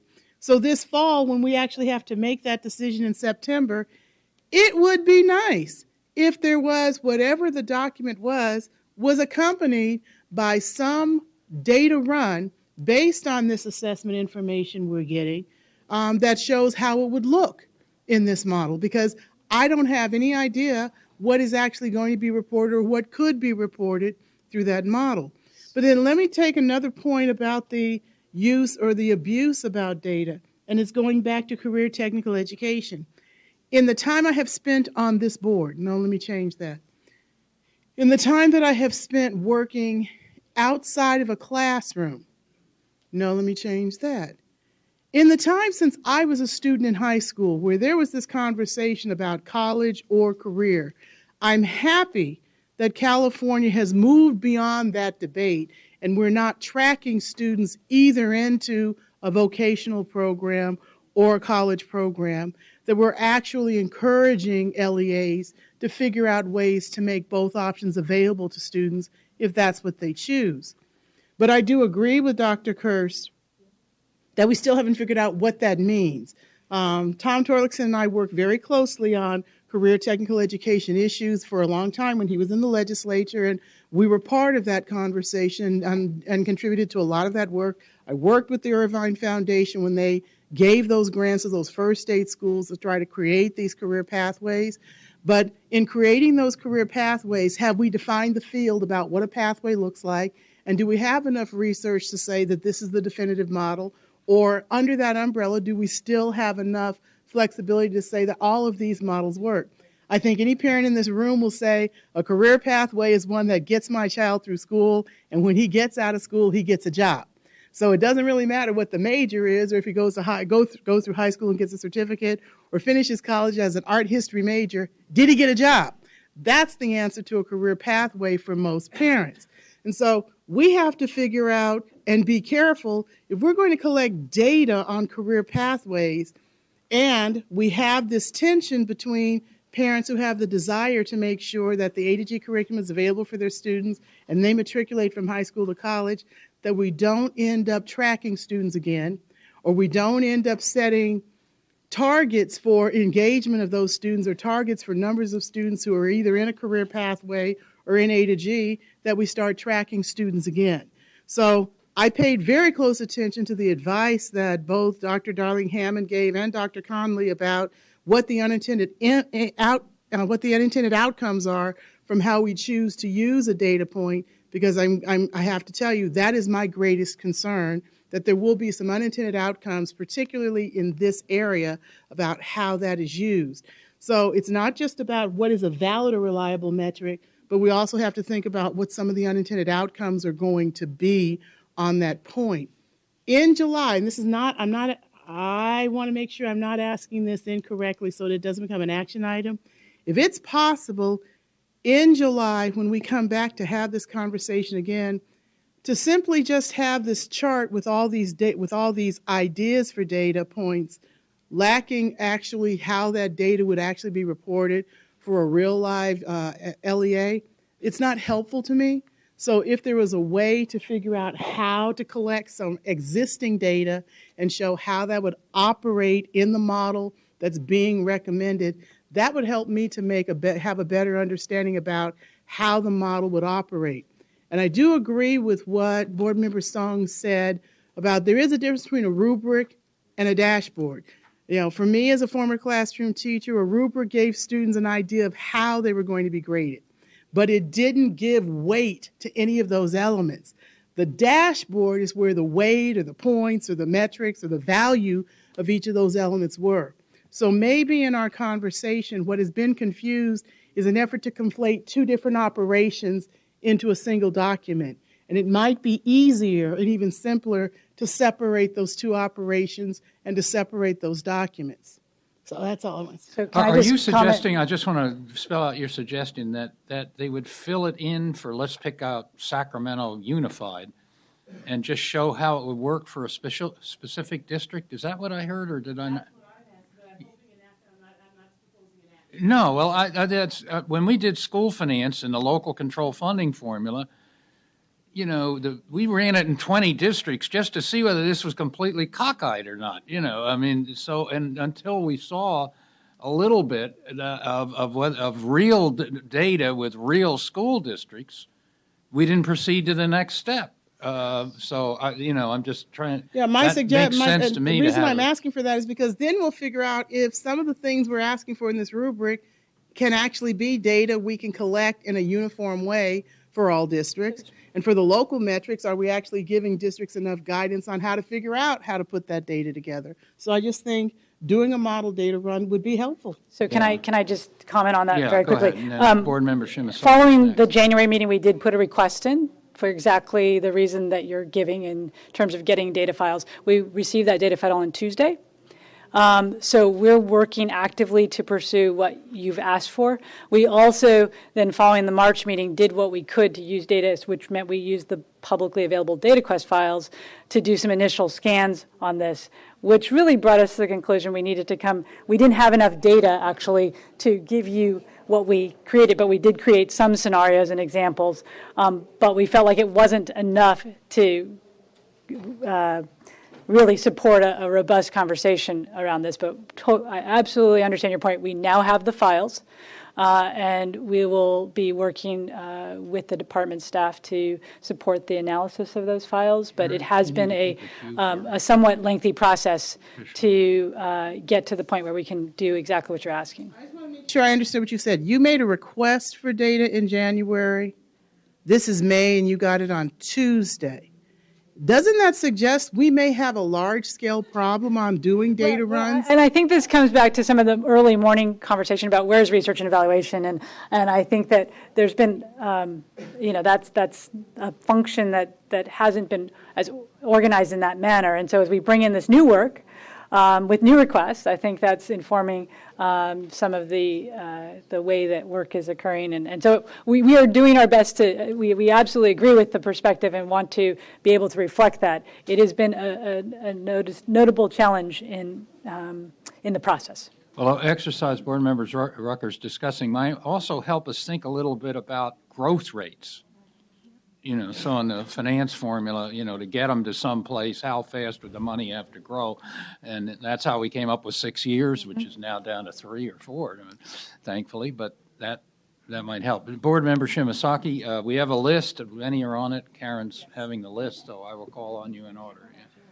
So in terms of how to give WestEd the direction of how to further develop these rubrics, I guess the question that I'm a little confused on what we're giving direction about is, are we giving direction, so under the 8 statewide priority areas, which indicators do we want LEAs to look at when evaluating their LCAPs and with the progress they've made? Or are we getting hung up on how we are going to get these reference points after the indicators? Because with these indicators, a lot of these LEAs are already using, UCA through G, course access, attendance rates, all these things. They're already using these when they're writing their LCAPs currently. So is the question, which of these indicators are we going to choose to include in the evaluation rubrics, or how with this data, this data influence, how we're going to get to these reference points? Because I feel like that's kind of So I think I can turn this into a question you heard Dr. Connolly ask this morning, which is, how do you support quality multiple indicator data system that leads to school improvement? I mean, this is what this is all about. And so we have a list in statute that says there are 8 state priorities, there are 22 metric areas related to that. So the question is, how do you support using that multitude of data, right, the potential for that data, and put it into some sensible structure and frame and form following function that leads us to the point where we can say there's enough focus and flexibility to support the local accountability imperative of continuous improvement and overall improvements for students. So what does that look like? And again, I think we're all at this point familiar with, we have these 22 metrics, they're on the screen in front of you. How do we look at that, knowing that there's some differences in what's available, how it's structured, some of it being process, some of it being outcome, the relationships that can exist, but as we show you on this screen in front of you, oh, I'm sorry, it's not in front of you. As you look at your attachment, Table 1, Attachment 3, that notion that there's inputs and there's processes and there's outcomes and there's state defined and there's locally defined and there's state developed, there's real attributes to the data. And so when we look at the attributes, they also speak to availability, comparability, perhaps rigor. And I think, again, going back to David Connolly's slide, I think he has a very nice way of framing where when you look at an local accountability system and process, we may not have the same level of rigor. We may have more of that space for innovation. We will have to look at perhaps the local definition of standards. But I think, I think part of the question is, do you agree with that? And does that lead to any direction for us as we're puzzling through this, how to make this make sense as a system, but also, I'd say, not just as a system in the abstract, but as a practical operating tool at the very specific school district level. So Nancy, you. So just to add to the thinking, in terms of the discussion we had this morning related to the larger context of accountability, we know there are some things we have to pay attention to. Within the context of the rubrics, we do have to come to you in July with some pretty well-defined expectations for what are the standards for the 8 state priorities, how should we take a look at what is growth, and we really need some guidance. We know that the issue of current data is something we really need to continue to work with the department on, but we're hoping you can provide a little bit more guidance to us in thinking about if progress on it within the context of the 8 state priorities is the standard. What would be some ways that we can further explore that in the next month, given where we are in the development here, to come back with some additional very specific pieces in preparation for an adoption of the rubrics at the September meeting. But can I just ask, do those standards have to be quantifiable standards, or can they be quality type standards? Which is that difference between, we want 20%, we want 80% versus a descriptor of the progress that we would like to see moving forward. I think that's one where the statute says we need standards to identify performance and expectations. So we could use some direction from you as to what would fulfill that requirement. Okay, next I have Board Member Lee Cohn. I think your comment was critical in posing the question of what is the expectation of growth and how do we know what's adequate growth. So I do definitely think we need that information, and I know that's what you're hoping to receive from us, but obviously we're looking to you as well to compile that via research. I also think that the model data run is needed because it will give us a visual and it give us an indication of what data is available. But there may be some metrics that don't have data at the state level that are critical for the local context. And so I want to be mindful of not excluding those metrics like the CLA by literacy or meaningful parent engagement. I also rather use parent engagement than involvement. I think parent engagement means that parents are truly being engaged, not just a check off. So I think that I just want to be mindful that there may be some data sets that are not available but should not be excluded from this rubric. Okay, next I have Board Member Williams. I want to follow up, Member Burr, on what you were saying, what I think you were saying about what is required by law right now and what is not in the context of the conversation about A through G and CTE. I know that around CTE there are lots of other nuanced questions around it, how it's defined, what would constitute pathways, that kind of thing. But as I'm looking at these metrics, there are some of these that are required, that are required, and there are some that are not required by law. And so just in the conversation about college. Can we clarify on that? The metrics that are on the screen are all identified in the legislation and the statutes for. And what I mean by that is that it is not by law, and correct me if I'm wrong on this, it is not by law that every high school has to offer a complete A through G course sequence for every student. Okay, so so graduation is an expectation, but A through G is an option, and CTE is an option. So what I'm saying is that I have a concern about us. That's one of several concerns I have about this, but this one is about us being careful that we're not building a framework that gives the message that we are expecting every high school to have a complete course of A through G and complete CTE. And so is that consistent with what you were saying? Okay. And the other thing is that so far I'm not excited by the depiction, the info look of the kind of symbols we're trying to use to indicate what everything means, the colors, the shapes. I don't think we're there yet. In terms of all of the parents who spoke this morning about needing to understand, having information in a clear way they can understand about whether or not their school is doing well and how it compares to other schools so they can make choices. That in particular, I don't think we're there yet on that.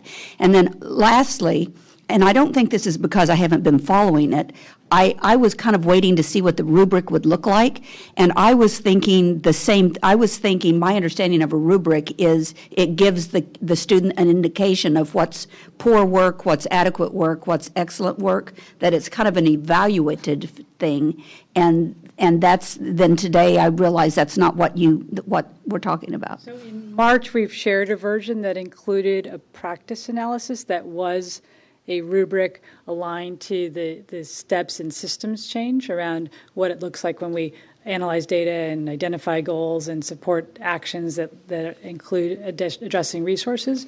And as we took away from the March discussion, there was a sense that that was just too complicated of a format or structure. And so what we're coming back with is what should be the focus? And if you need us to bring that back as a focus or to refine that further, we can certainly do that.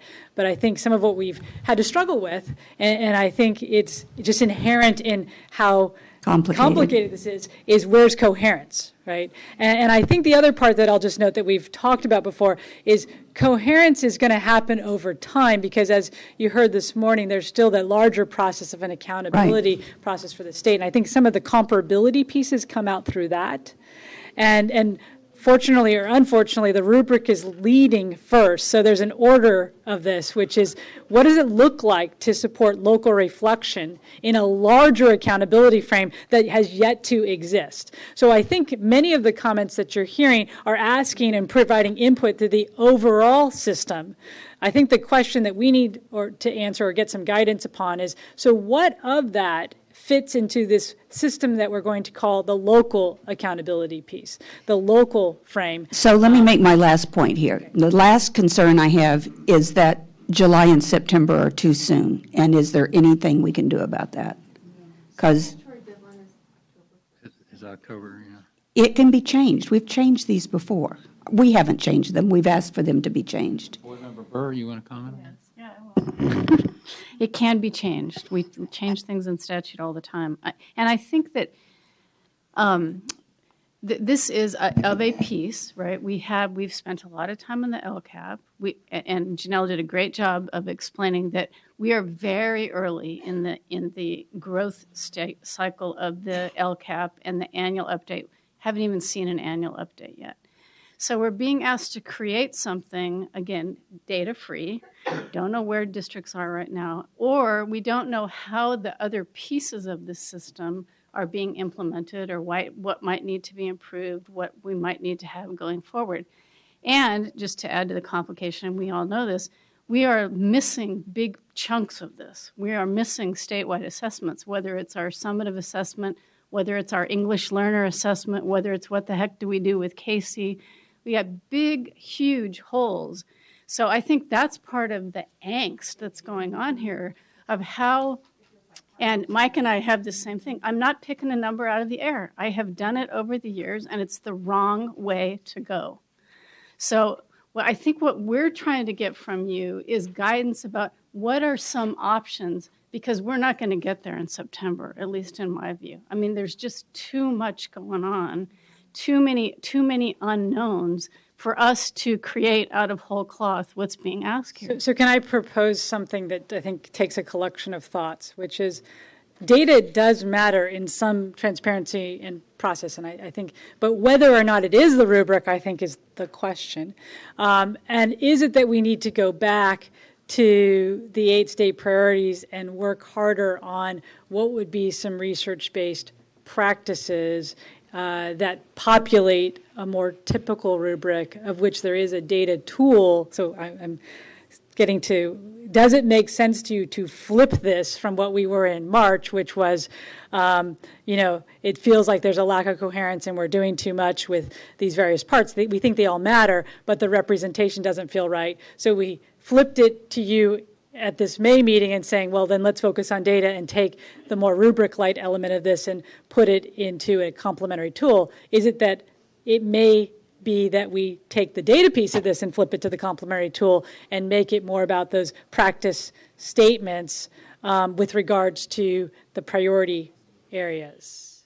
I don't know. It's I mean, but I want to pursue the timing issue if a bit. I mean, there is a lot of value in displaying data. And so my timing question is, for the legal group, is when do we have to do all the details about technical assistance and intervention by the October deadline?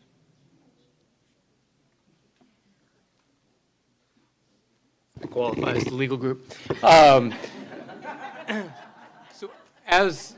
Brooks Allen, Assistant Counsel with the State Board. So to answer your question, the rubrics are referenced in those code sections as the tool that are used to make those determinations. And so then you have to cross-reference back to 52064.5 of the Education Code that says that they will be adopted by no later than October 1st. So barring the type of statutory change that Member Burr referenced as being possible, yes, the rubrics would have to be adopted by that date, and then the determinations made based on those rubrics would then have to follow from that. But do we have to fill in all more detail than the law about, do we have to fill in the exact relationship between growth on the rubrics and technical assistance and intervention by October 15, 250? You see where I mean? There's a lot of unknown details. Several people have raised this question, and can we detach the package a little bit? There's not likely to be any intervention because we haven't had a year anyway. So I'm not, That's right, and that wouldn't come even under the statute. That wouldn't come for multiple years, right? So the most immediate question is really that the type of technical assistance that under the statute is envisioned as support and assistance, right? There's nothing punitive that comes from those measures at that point. But there is a connection, and for sake of clarity for everyone, and I'm thinking about all of our stakeholder sessions and all the folks who would actually be using these rubrics once they are adopted, there's real questions about it. Once they're adopted, how are we supposed to then fulfill our duty under statute? Because they all have statutory duties in addition to the board's duty. And so I think, in fairness, that should they be adopted by that date, it would have to have some clarity so that everyone would understand in a common way across the state how they're supposed to be used.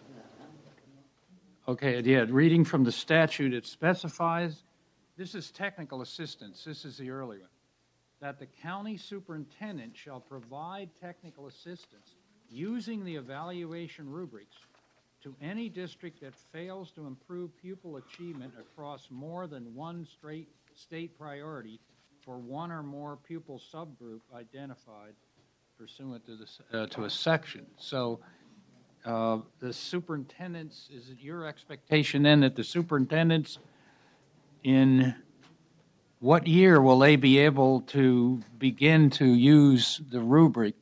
At what point would you expect they would be able to use the rubric to provide technical assistance which has 4 options in it of what the technical assistance is. Well, if you're referring to the intervention piece for the No, superintendent. I'm there's 4 referring to options. technical assistance, not intervention. The You're talking county, about the by the county county superintendent? superintendent. They're on the shore, you know, they have to do something under law fairly quickly. That will be a question that'll be before the board when you adopt them, depending at this point when we adopt for the first year in which they would be used to make those determinations. That's part of the detail that will need to be filled in before adoption in September.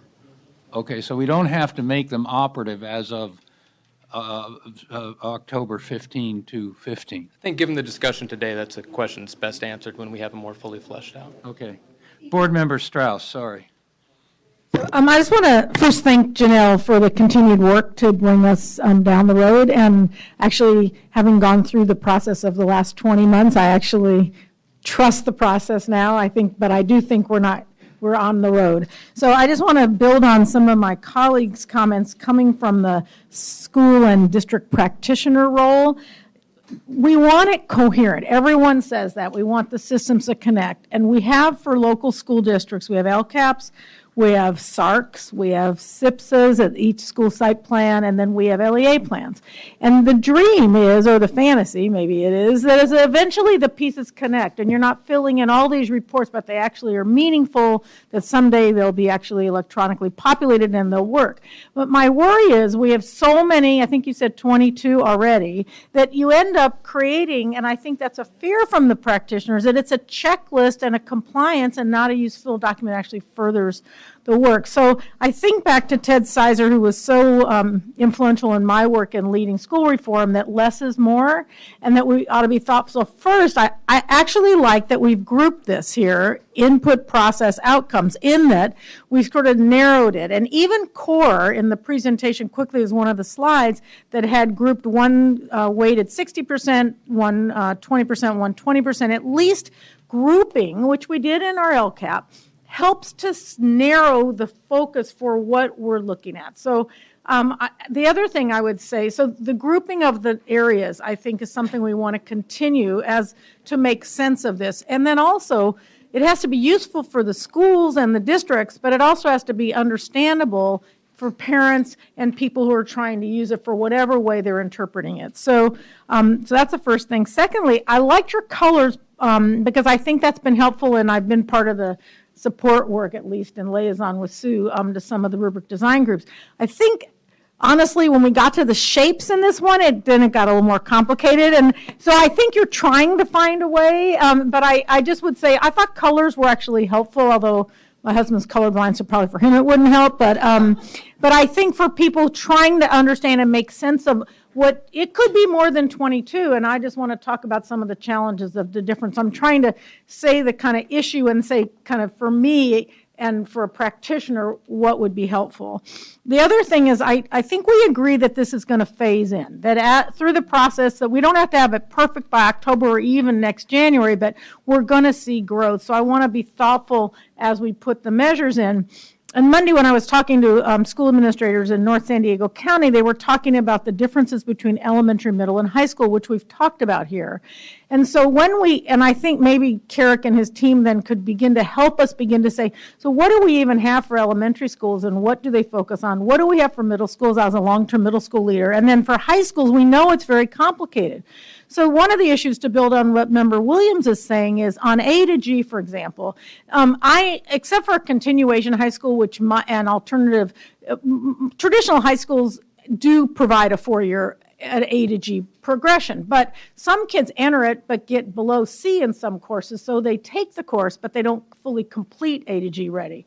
So for example, in districts that have said you're going to be A to G ready when you leave us, they have to provide tons and tons of intervention because you got to pass with a C or better to be A or G ready. So we have to think about what do we mean by A to G? Is it access? It is completion? Is it completion rate? And then CTE, having worked with some high schools about CTE, is it that you take a CTE pathway 1 course in each grade, completing a pathway which could be 4 courses, one ag bio in 10th grade, and a health and human services elective in 11th grade, whatever, or No, I know, but what people define as pathways define it differently. That's what I'm saying. Some people might add a course, some have a package of courses.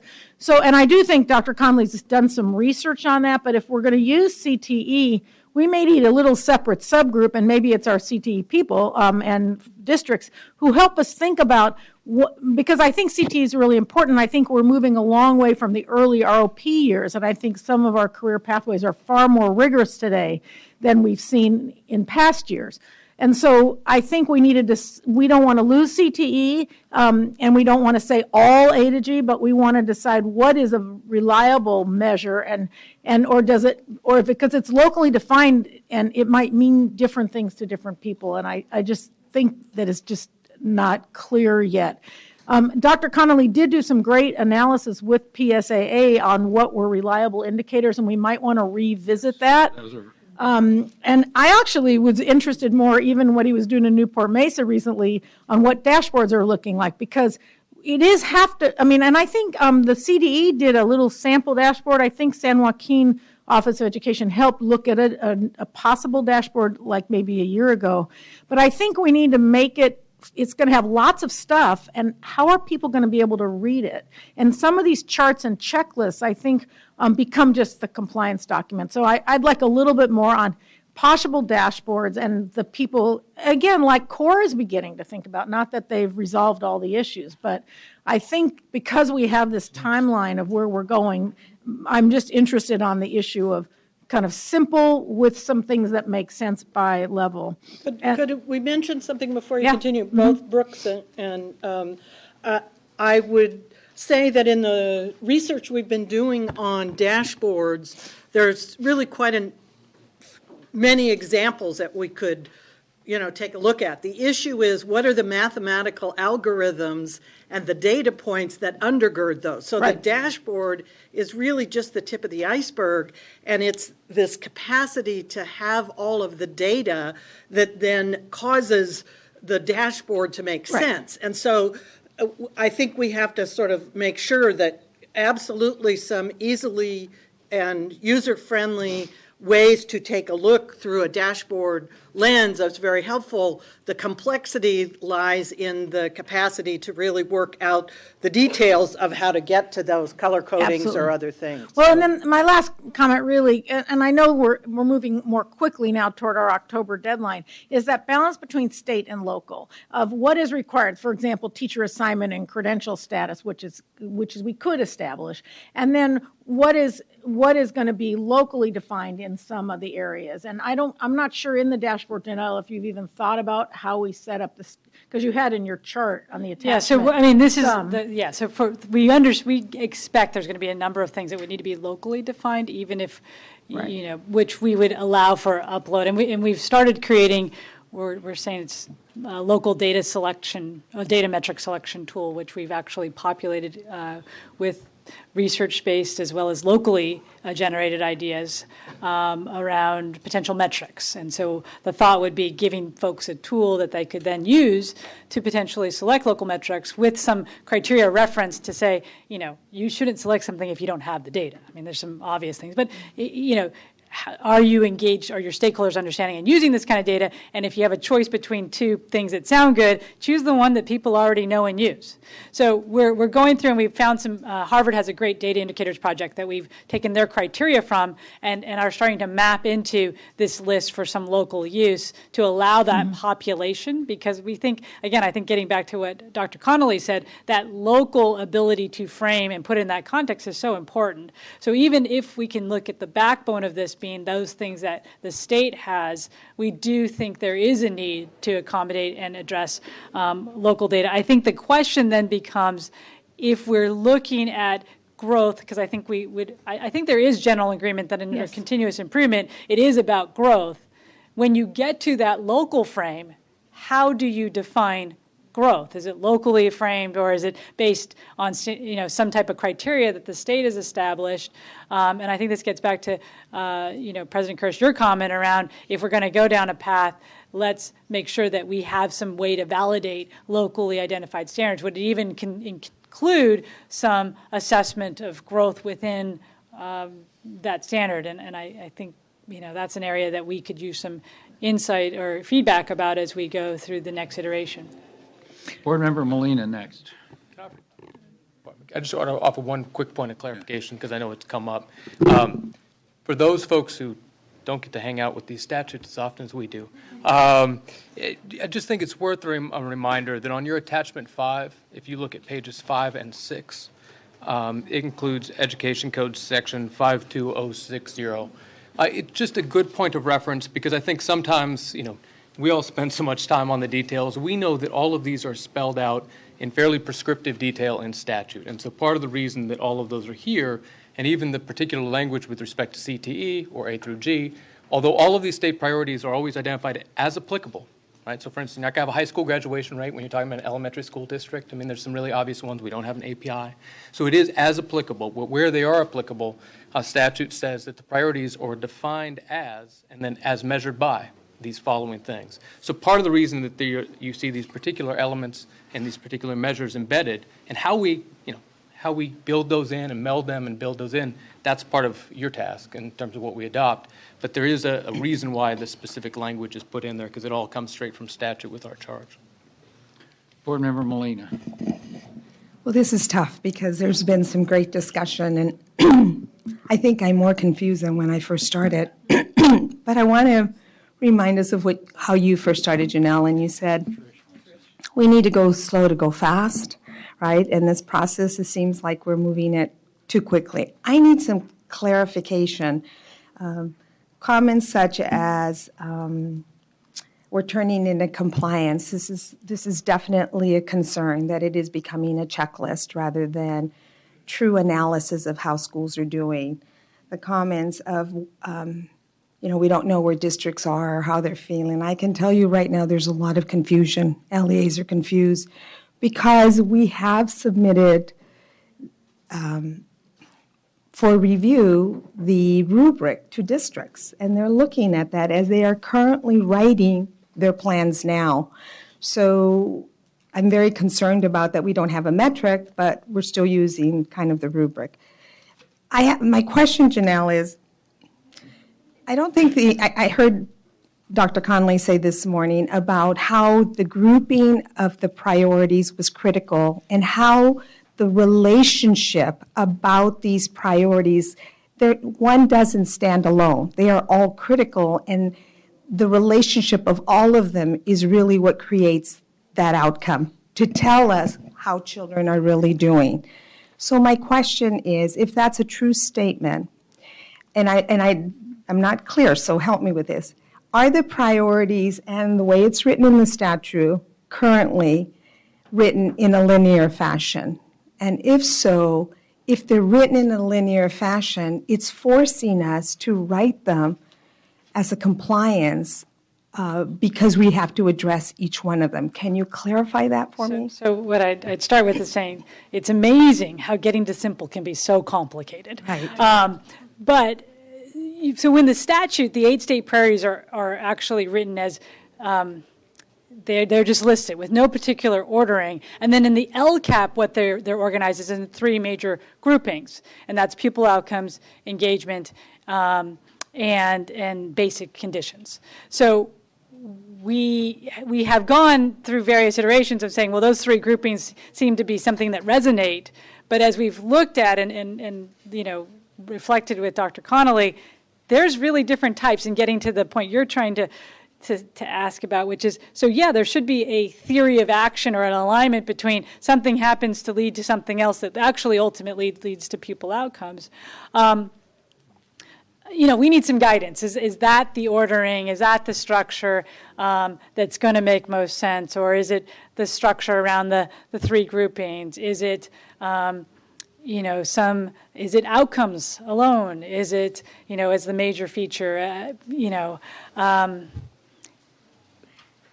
So is it fair to say, if we suggest that it is not about a linear, it isn't about each individual point, but rather the collective piece of this all, and I think that's what Member Sun was referring to, that shifts our thinking and how we sit and do this work.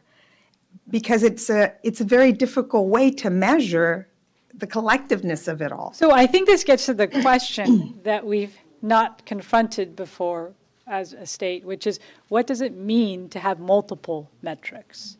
And how do they interrelate? And how do they, yes, how do you reflect interrelationships as you move away from a singular score, right? And is it about some being more prominent? Is it about some being in a position that precedes others? Is it about, or is it, as you're working locally, a reflection of various factors with the local story you have in identifying what matters now?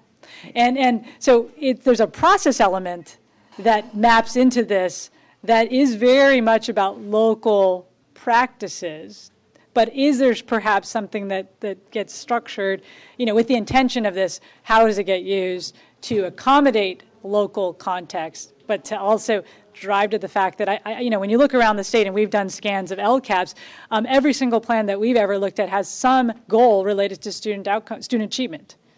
And 90% of them have some outcome related to parent engagement. And, so there are things in common. So I think as much as we say there's a lot of difference in local context, I think when it comes to what we perceive or have articulated as outcomes, there's a lot to say that's the same. So when we get to this rubric space, we have to both accommodate what I think is things in common with regards to the priority areas, how they translate into goals, but also the unique factors in terms of what's the context, what's the expectations locally. So how do we construct that space where it's clear what's either state-directed, state-defined, and then what should be or could be locally directed and defined?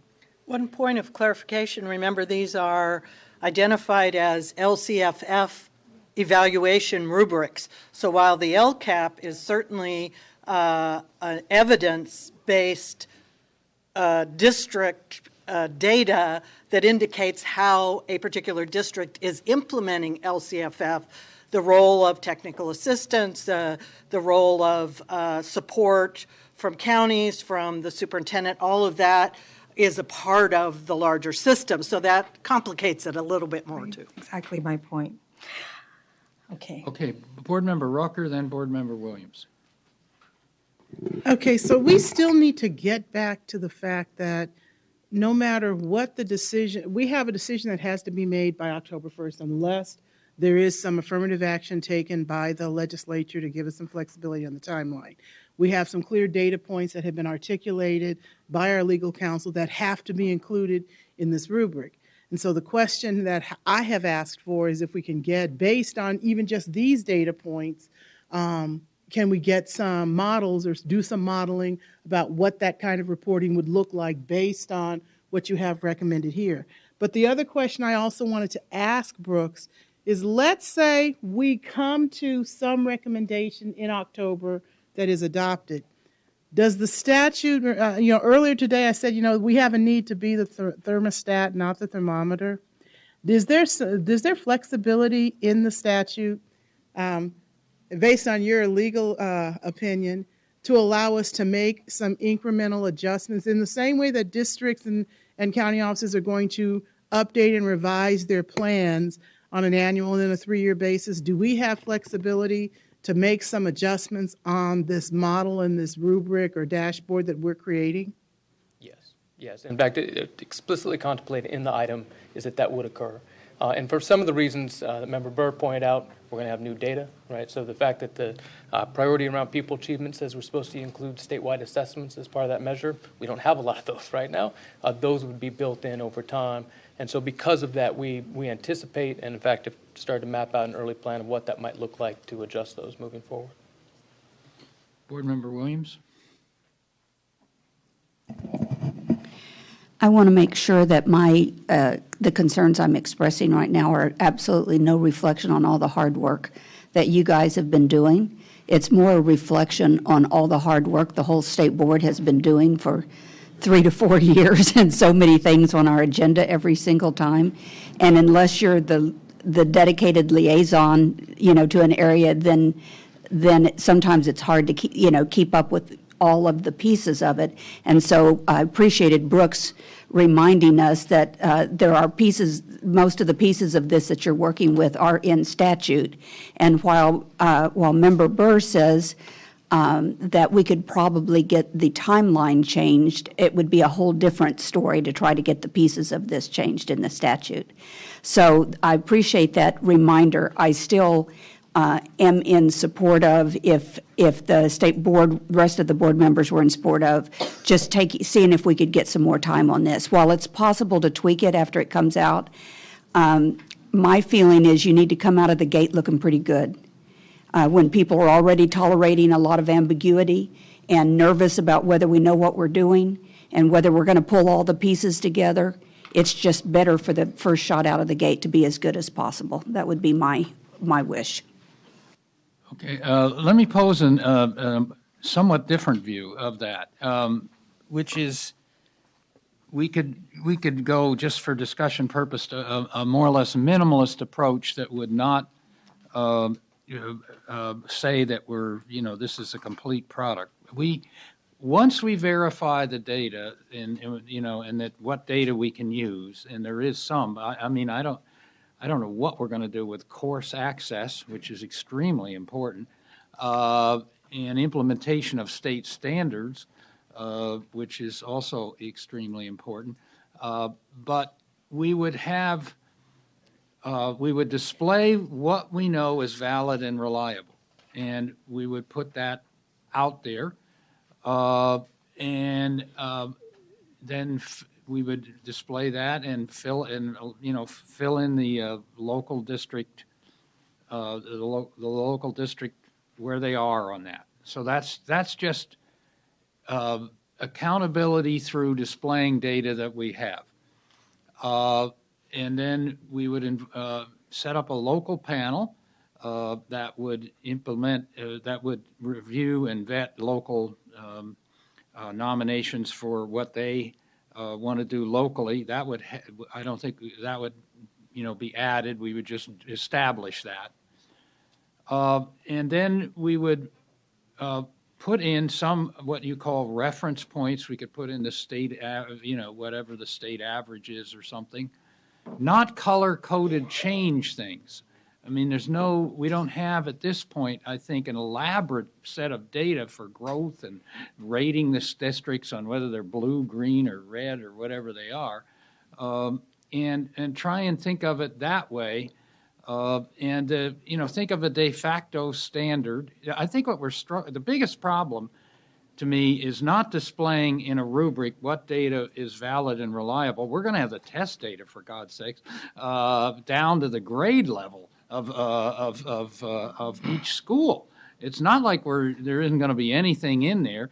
We're going to have, not that we should put the grade level in this, but we have a lot of data. We have some that are here. We know, and attendance rates. Maybe we have chronic absenteeism. I don't know.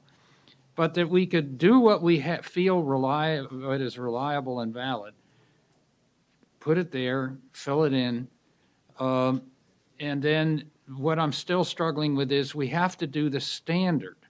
And so we don't really set what you called, Janelle, a performance standard. We set for standard, we use what is, 25th percentile of the state, 50th, something of that sort. So there's it seems to me we could come up with something that would be a start. I'm not giving up, that we're throwing up our hands and we have to go to the legislature and extend it, because I'm not sure they will.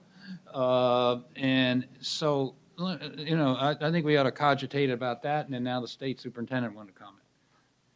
Thanks, Mike. Thanks, Mr. President. Well, we knew it would be challenging, a lot of choices. I just had two observations, or one's a question for our legal team, both CDE and the boards. So as this moves forward, are we creating any new mandates that are not funded and would be claimable under Article 13B? If we have small districts and small county offices that just may say, we'd love to do it, but there's so much paperwork and the cost of data collection are X and Y. So I don't know how all this legally ties together. I hadn't really thought about it until we had the discussion. Is if we create the rubric, but a district just doesn't have the staff or feels they have the time to do it, what are the consequences? And they just don't get their duplicated count money, or are they penalized somewhat financially? So, not to answer now, but I just thought I'd raise a question, because some of the things we're talking about will have certain cost consequences. And will we have an ample budget growing continually? Prop 30 or some successor to that might change the amount of revenues districts have. So just raise that question for us to consider. To A through G, and even CTE, while many districts offer A through G to some kids, I doubt that most of them offer it to every kid that's in the school. If they don't, then the number of math and science teachers that they would have to hire and other teachers like that would be quite a bit of a cost. I know high schools that don't offer A through G to every single student. So that could look like if it's somehow the ones that aren't law now, that aren't required now, that aren't mandated now, need to be separated from the ones that are. Yeah. So Board Member Burr, and then I had one second point, which is that this is all quite complicated and challenging, and doing it from this format is a little rugged, and there's so many decisions to be made.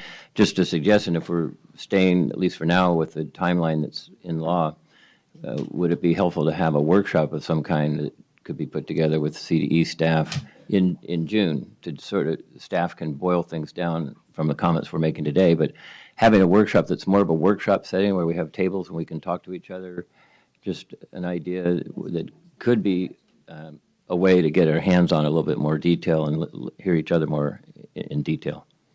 Just a suggestion.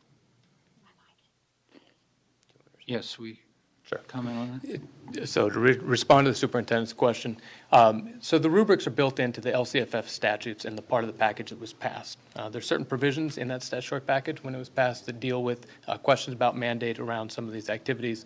I wouldn't suggest, I'll say this is a lawyerly-like answer, but I wouldn't suggest to decide where determination would ultimately land on that, but there are provisions in those statutes that attempt to deal with any potential mandate claims that may arise out of what happens with the LCFF funding and the various responsibilities and pieces that come from it. And just a quick subpoint, again, to Member Williams' question, I would just highlight that in the priorities, again, it says as applicable, right? So it talks about when you have these things. So it doesn't suggest that you have to do all of these things. So, for instance, you wouldn't have to require A through G as your graduation rate, but it says this is a state priority as applicable. So to the extent that you're pursuing that, it would be applicable to those schools and those settings, that is a measure that's built into that state priority. I hear you on that. I hear that that's what the law says, but it's one thing to say A through G is not applicable to elementary school. It's another thing to say for our high school it's not applicable to us, that we're going to offer college courses to all of our students. It's just a different kind of thing, I'm saying. Okay, Board Member Burr is next, and then... Yeah, I mean, I would just agree with Board Member Williams. If it says college and career readiness as measured by, and you're a high school, there's an expectation that you're going to have A to G and you're going to have career pathways. But anyway, I just want to try kind of a tweener, President Kirst, maybe to move us along. Because as much as I fervently hope that we could delay this, or at least set some sort of a phase in, not that we have to create the elephant by October 1st and be done with it. Just to move us along, I think along the lines you're talking about, I'll just state my preference for purposes of answering those questions. To me, the metrics that should be state defined right now should be the ones that are outcomes, that are identified as outcomes for which we have state data and for which we have state targets already. So let's take suspension or graduation rate. That's probably the easiest one because we had to do one for federal. So if we took that sort of as the construct and did sample data runs, and I would advocate for, some reasonable sample size that has multiple kinds of districts, sizes, grade levels, et cetera, that give us a complete picture. And we got that back in July. And in addition to that, some suggestion for what I thought I heard David Conley say, what would the criteria be that locals would have to follow for purposes of setting local definitions? You know, valid, reliable, those kinds of what we know that the definitions would be. And that we would then, our expectation for growth would be from that baseline, wherever we start, and then folks would grow from there. We can have the conversation about what's a reasonable growth rate or not. But at least we'd have something in front of us to say that can help guide us. I just feel like there's so much in front of us, it's just hard to make sense out of it in a way that's meaningful. So that's just my suggestion going forward. Yeah, we could add to that options for growth rates. What are the various options that are out there? I threw out something relative to state performance, but state performance could be miserable, and therefore it's a... So what would be your, what are some options? 5%, something low, high, how do we even think about growth rates? I think we need really some help on that. And we need options, what thinking is on this, and I don't know enough about how to determine a growth rate than I do now. So Board Member Holliday, then I think one of the things that Dr. Connolly said today that I took very seriously is that any type of continuous improvement that we expect the districts and schools to do, we sort of need to do with how we are approaching this situation. I really like the idea that of starting off small, starting off with only a handful of metrics, making sure that those are ones that are accurate. I've been trying to keep my mouth shut for the last hour because I hate the color thing. I absolutely hate the color thing. It reminds me of Florida's A through F. You see a red dot there, and parents and teachers and everybody, oh my God, it's a red square. Well, that red square may not actually be that helpful. Maybe what we should start off with is you're growing or you're not growing. I mean, in a lot of cases, that's the way industry evaluates the company. Are we going in the right direction, or are we going in the wrong direction? Yeah. After that, when you get more experience with the data, as we grow and mature with this accountability system, can we then start to say, you're not growing fast enough? Can we then say that you really are in a danger zone? But until I think the system has played out for a while and we get more data, I don't think we ought to go that fast. And I do agree with the slow go. And I do agree, Mike, with the let's start in bits and pieces, but I really don't like the color. And setting right from the get-go, you're a failure kind of levels. That's not what this is about, and I think it's the wrong message. So, okay, so Board Member Rucker is next. Oh, sorry. Why don't you go ahead? Thank you. I'll speak after you. So now that I stood up and Member Holliday took my comment, I'm going to go ahead and finish it. I think one of the critical, starting in bits and pieces, is this idea of let's just see if we can figure out the metrics, and let's see if we can figure out the data to measure those metrics, and leave any idea of annual targets down the road, right? For now, we all know we want improvement, right? So let's let improvement be the target to start with, and then once we see, I think you're using as the standard. Please yes. read. We have to do a standard. So if you could address that word, it would help me. Got it. By target, you meant standard? That's exactly what I meant. Okay. So now I'm on board. So we start with the standard of improvement, and then once we have a few years of data, especially as was mentioned, smarter balance, we're going to have to start with 1 year, right? Really hard to measure growth. And so I think we do want to start in bits and pieces, and I think this idea of annual targets is something that can wait if we can figure out the metrics and we can figure out some of the the options for those.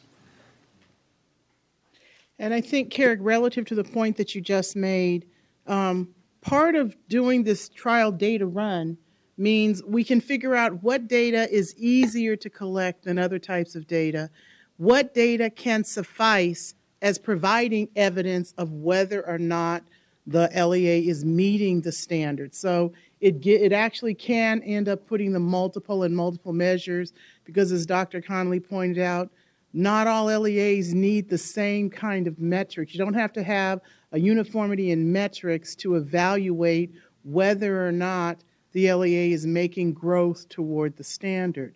So I would suggest that doing a trial run is not just so that we can find out how many LEAs are going to hit that standard or if they're on track, but what are the relative differences, difficulties, or ease of data collection based on the metrics that are being recommended. So if we do those trial runs, we can identify districts that already have this information and what districts would have to do that don't have this information to set up that apparatus. But the other part about this conversation on coherence, we have some other accountability mandates before the board that bear in on this conversation. I need to remind you that SB 1458 requires the board to rewrite the API so that part of the API for high schools will include a metric called college and career readiness. So whether we write college and career readiness into the LCAP as a data point for evaluation in the rubric, it would be in the high school API. And then we still have to figure out for middle school and elementary schools what we're going to add to that API for middle schools and elementary schools outside of what is considered in the LCAP.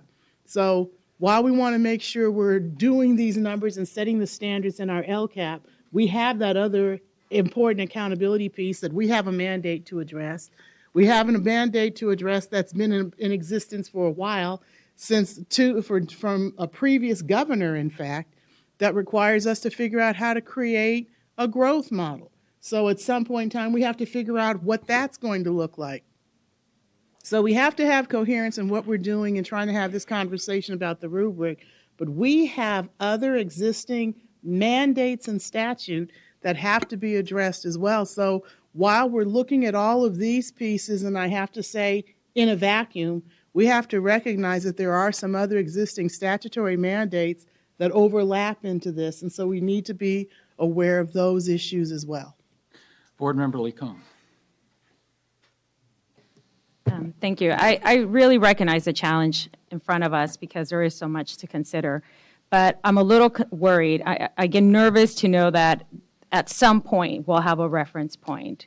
And I understand that that convolutes a little bit right now because we're just trying to identify what should be part of this rubric.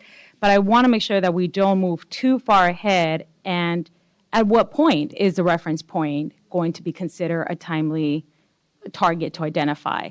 You know, from a civil rights perspective, there was a lot of flaws with NCLB, but one of the strengths is that it really forced us to look at disaggregated data by subgroups.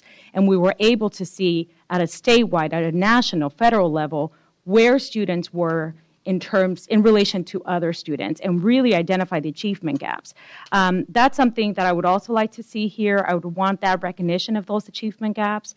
And I want to make sure that we don't move so far away from the conversation that we're not looking at accountability for subgroups. Thank you. So next was Board Member Sun. Thank you. So I just want to make another push that as we're looking at the word term standard, that we think outside of maybe a definitive number or a percentage or even a range, that we could have standards that are more descriptive type standards. That's the difference between, I think there's a difference between standard and target. And you cannot meet certain targets but still meet the standard. And in a complex type of system that we're talking about, we need to allow for some of that. So I think that was it. So can I clarify, because I think that the comments by Board Member Halliday and President Kirst and Carrick suggested that the standard is improvement, which is in growth, and therefore I think addresses your sense of it's not necessarily this a numeric, but it's some notion of which could be numeric, but it would also could be in other frames some type of let me just, this helps with our technical assistance issue. I'm worried about that because that has to come up soon with the county superintendents. I'm reading from the statute. The county superintendent shall provide technical assistance using the evaluation rubrics, here's the punchline, to any district, quote, that fails to improve pupil achievement across more than one state priority. The word in there is improve. I can interpret that as growth. And that would give us some guidance for technical assistance here. To me, Board Member Licona, part of the, I think the reference points could be, and in the short run anyway, how you're doing compared to a state average, or, you know, you could, that's, I think, what they meant by reference points. You were going to put in, we're going to have a big disclosure document here, and one thing you would disclose is on the things we have, let's say these outcomes, how you look on a state distribution. And then you have, are you improving? And that's different than a target, perhaps, which is, you got to attain this or something. Can I have clarity? Focusing on targets, then we're Board in that member, checkbox again. So. Yeah, sorry, Board Member Molina. So I'm going to go back to, because I need clarity as well, to what you just said. We said that we'll determine the standard of improvement. The standard is improvement. Okay, so the standard is improvement. And then if we do that, then we can go back to Board Member Lincoln that is saying, once we determine that, then we disaggregate the data and determine where the demographic groups are. And I guess I'm interpreting that to say, if we say standard is improvement, shouldn't that be at our LEA, school, and subgroup level? Right. LEA what? There's agreement on that. LEA and subgroup. LEA, school, Yes, and subgroup. Yeah, we're reporting subgroups, yeah. And so let me build on, well, what President Kirsch just said. The whole notion of the reference point was not to create a target, but was, again, just to be that simple reference in terms of here's what the state's doing, where are you in terms of your growth? Because there are some things, and I think we know this from the data, that there are certain levels at which you wouldn't expect growth. So what do you do in that instance? So in the case, attendance rates are the easiest one to pick because we know many districts have done an excellent job of getting kids to come to school. And their issue isn't improving their attendance rate, it's maintaining it. And maybe the issue is actually for particular school sites or subgroups where that is an evidence need. So there is something, there's a growth in itself there's a terminal point for some things. So how do we acknowledge that? And that's why one of the reasons we constructed the reference point with the notion that at some points there's good is pretty good. And you got to just be able to call that out. And getting better shouldn't be your objective. Because on the natural, if you're at an elementary district and you're over 96% attendance, sick kids have come to school. And so what's the thing that's happening? But then there are some things like, teacher assignment. It's a Williams requirement. It should be 100%. So, and this gets to Board Member Burr's comment. We have some things that we have standards for already. Mm-hmm. Those are things to build on, perhaps, not step around, right? So some of these we don't actually have to invent because they exist. Some of these, though, what is the rationale that accompanies that? And not the pick a point, but really think about, I think, the data in the selection of what, and I go back to what David Connolly said, what really is indicator towards quality of student improvement? And so how do we get to some of that space when we're working on this? Yeah. But and the statute on the rubrics does help us there in that they are to be holistic, multidimensional measures using both quantitative and qualitative data. So while we've started big and honed in and stepped back again, I think there is some language that helps assist building on some of what you've said here today as well. Board Member Licone. I definitely agree that sometimes good is just great, and it's hard. It's just like losing weight. You hit a plateau, and it gets really difficult, but you may be at your ideal weight at that point. But I do wonder how we gauge improvement, because if 1% increase improvement, and I'm looking at the clause here for supplemental funds that says expand or improve services for high-need students in proportion to the additional funding that these students bring to the district. So there is an expectation that there will be an expansion and improvement of services. I think what I'm trying to gauge, and maybe, it's my first meeting, is trying to figure out how does this get documented or evaluated in the evaluation rubric, and how do we know that the additional funding actually brought some improvement, and whatever that improvement is, for those targeted subgroups? Yeah, we're going to have options for growth, and it'll include subgroups. And the language for intervention in the law talks about subgroups in it. So I think we're statutorily Can I maybe do that. Round off this conversation to ask you to perhaps articulate what are the questions you want answered in July? So when we come to you, that we actually present answers to your questions. And I'm hearing that you want answers to the questions of how do we actually assess increase and improve services to meet proportionality in not just the dollars but in the outcomes. Are there other questions that we can frame our presentation to you so that we are ensuring that we're making this it is a complicated thing, and I think what the struggle for us has been how do we break this down in a way that gives you as decision makers some understanding of what this is, and also at the same time those that are in the public some understanding of what it's developing to be from a user base. So what are some of those questions that we can bring you answers to? The data simulations, I think, is another piece. Right. I think it would be helpful to do the easy, I hate to use the word easy, but to use the ones that we know we already have a metric for, such as the Williams Act and things like that. And then I think where the discussion is going to really become more difficult is how do we measure good as it relates to achievement, as it relates to the dollars spent, which is what I heard Board Member Lincoln say.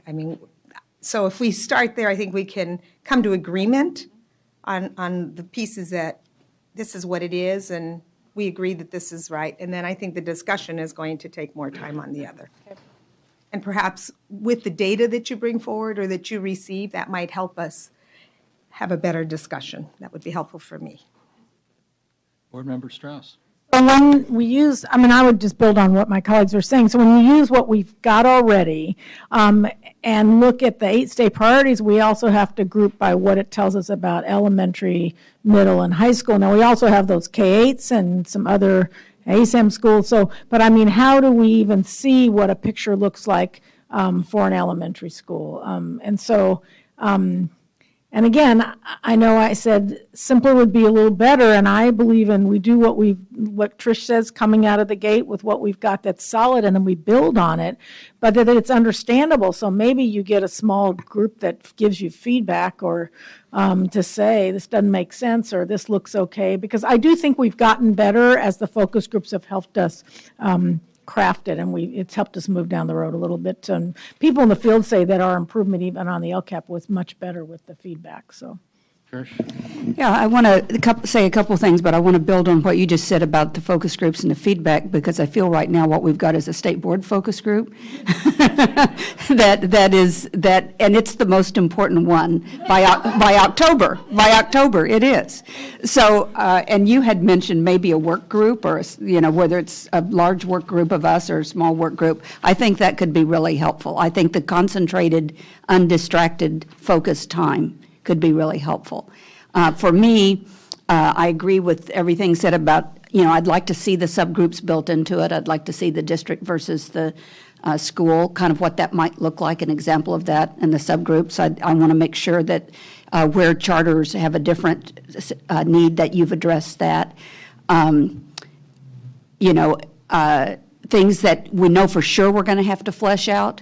It'd be nice to see that fleshed out. Things that we don't know, then those are, we don't make an attempt to make up something for those. The areas that are required are separated from the areas that aren't right now statutorily mandated. So we're just conscious of that. Getting rid of the shapes and the colors.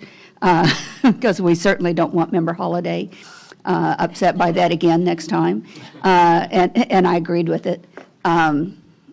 Getting rid of them for the first year. Yeah, until we find the thing that works best to communicate this information to a variety of parent groups.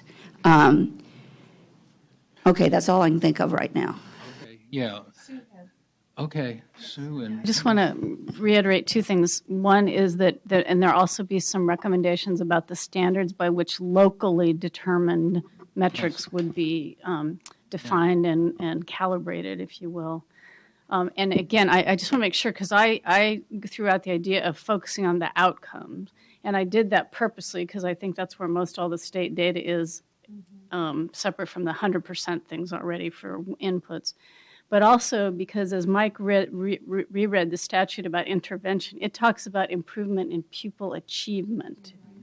Right? So that's really what we're kind of focused on. I want to make sure everybody understands that and kind of underscores that, because we got a lot of feedback this morning. We'll continue to get feedback that there's a real desire to create a whole bunch of metrics locally, or that are, I think, are best determined locally, but that's just me.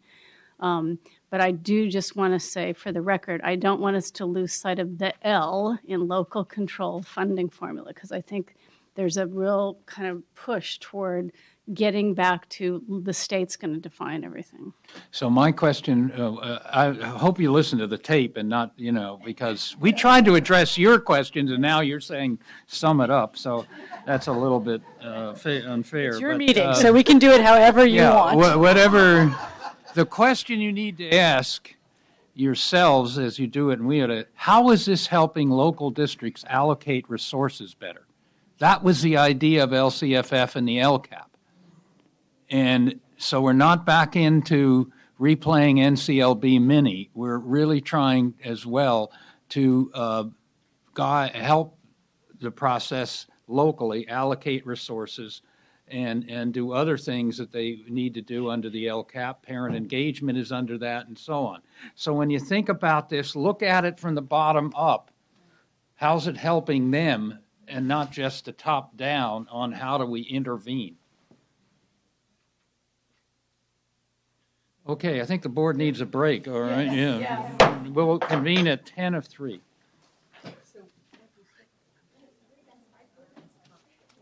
Well, I guess Nancy doesn't need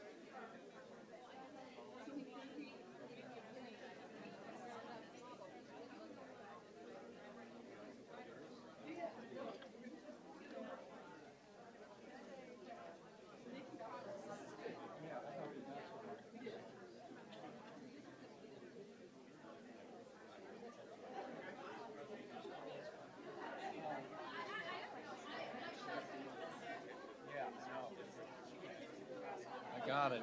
I haven't seen her enough. I know the name. I've talked to her. I think I've seen her sitting. Yeah, yeah.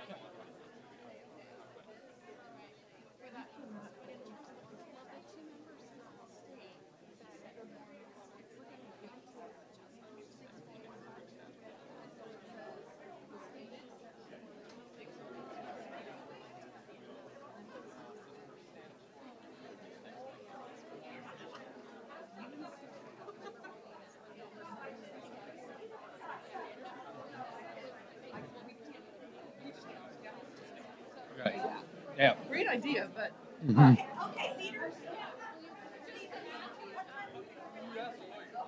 Depends on how many are on the public comment list. Do I get my 6:30 flight or my 8:30 You need to flight? ask on the public comment.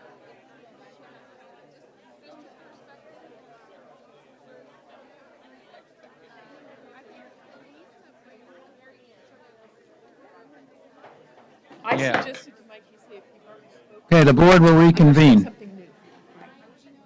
Okay, in a little while, you're going to have to do Well, yeah, you'll know how many are on the list. No, so- I mean a little while like now. Okay, Nancy Brownell is going to sum up with some of the next steps Item? procedurally. This is the third phase. Good. So, go ahead, and then we're going to have public comment. Yes. Item 10, thank you all again for your stamina. The last part of attachment 4 in item 10 focuses on sort of stepping back out now with all this good advice and conversation we've had today around the development of the accountability system. And given the last conversation, I think the good news is we set a reference point or target for ourselves that by the November meeting we might be able to have a larger framework and implementation plan. The good news is that was our reference point and target, and I'm wondering if maybe we want to rethink that now. Aspirational. But the important context, I think, taking away from this important conversation that's gone on is, as Pat and others mentioned, while we're very focused on the work of the rubrics as a priority in terms of the evaluation components, the conversation around the larger accountability system is going to be about some of these same concepts in a substantial way. So 2 quick points. The timeline that is in attachment 4 is outline some of the big topics that we know are critically important for this larger conversation. They extend out way beyond the fall, probably, but the idea is much of what we heard from David this morning and Linda and the work that the PSAA has done, other members of the department, we will need to collaborate on moving towards being able to develop a larger context and framework and somewhat of a phased-in implementation model from which to build on, because the stakeholders obviously are very interested in that as well. So that's what attachment 4 is about, with some suggested topics that will need to be explored, and the connections that were also made about current legislation is still in existence, and as we move ahead, is there a need to examine some of those details a bit more. So we took copious notes through the course of the day. We have a lot of work to do in preparation for the July meeting, and attachment 5 in this packet includes the education code language across the LCFF implementation components, and so it is a reminder that the reason we are grappling with some of the complexities is that the statute identifies several pieces, notwithstanding that perhaps some of those maybe changed over time, but that is a good reference point, because what we discovered obviously is there are many interpretations of some of the legislative language when you actually look at it on the page. So we'll look forward to coming back with some models at the July meeting based on this rich conversation today. And I think we're open for public comment, and we're not sure how many, do we know how many people we might have? So call a list and we'll see where we are. Actually, I believe that the vast majority of the list have gone. So we would like to ask people who would like to speak on the rubric section of item 10 to please line up.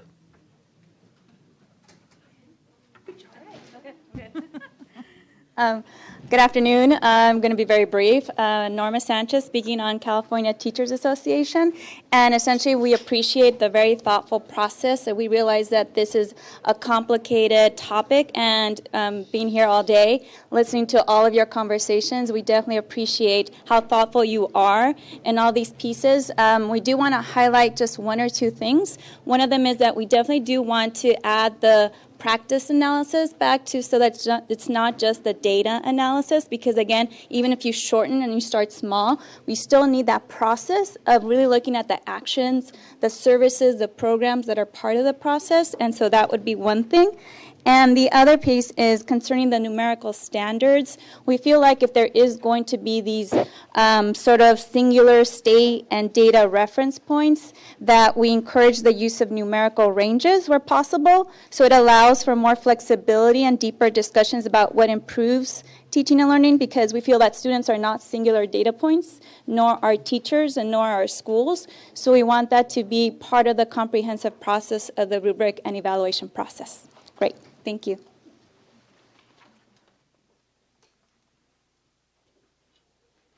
Good afternoon. I'm Diana Asire. I'm the Chief Academic Officer for the Riverside County Office of Education, and I'm actually here on behalf of the county office. I have to tell you that in your conversation, I kept wanting to jump up and share with you because we're knee-deep in LCAPs and have been, and this conversation is very important to our work. I want to share, because I'm not sure that you have this perspective. Riverside County is 430,000 students and 23 school districts. Our county is 64% of our students living in poverty, but when you think about that, it's 276,000 students. That's a lot of students to be living in poverty. When we talk about having goals, when we talk about a graduation rate, if we graduate only 80% of our students, that's 86,000 students who don't graduate. And so this is an important conversation for us as a county. We have a pledge, and we are truly committed that every single student will graduate from high school prepared for college and for the workforce. And so when we talk about that, we think we want to make sure that all means all. We really do feel, and I'm going to mess up the vocabulary because you all have been using different terms for different things, that we have to have expectations for every one of our children, and that those expectations need to be that each one of them will succeed. So we have a couple of suggestions, and we have submitted a letter to the board that we ask that you consider. But we do believe that you need to have meaningful aspirational targets or standards or whatever you want to call those, but those aspirational targets. Graduation rate was used as an example. Our statewide average is 80%, and if we use that as a reference, that's wonderful. But it wouldn't be unreasonable for 4 years 90% of students to graduate. But what about in 5 years? Could we have an aspirational target that 100% of our students would graduate over time? When we look at the next item, we feel we really need to have a performance floor. We have a district in our state that has a 54% graduation rate. They've made target growth of 8% a year for 2 years, and so they would be green. They're making their growth targets, but their level is not acceptable. We need to still be giving them attention. Thank you.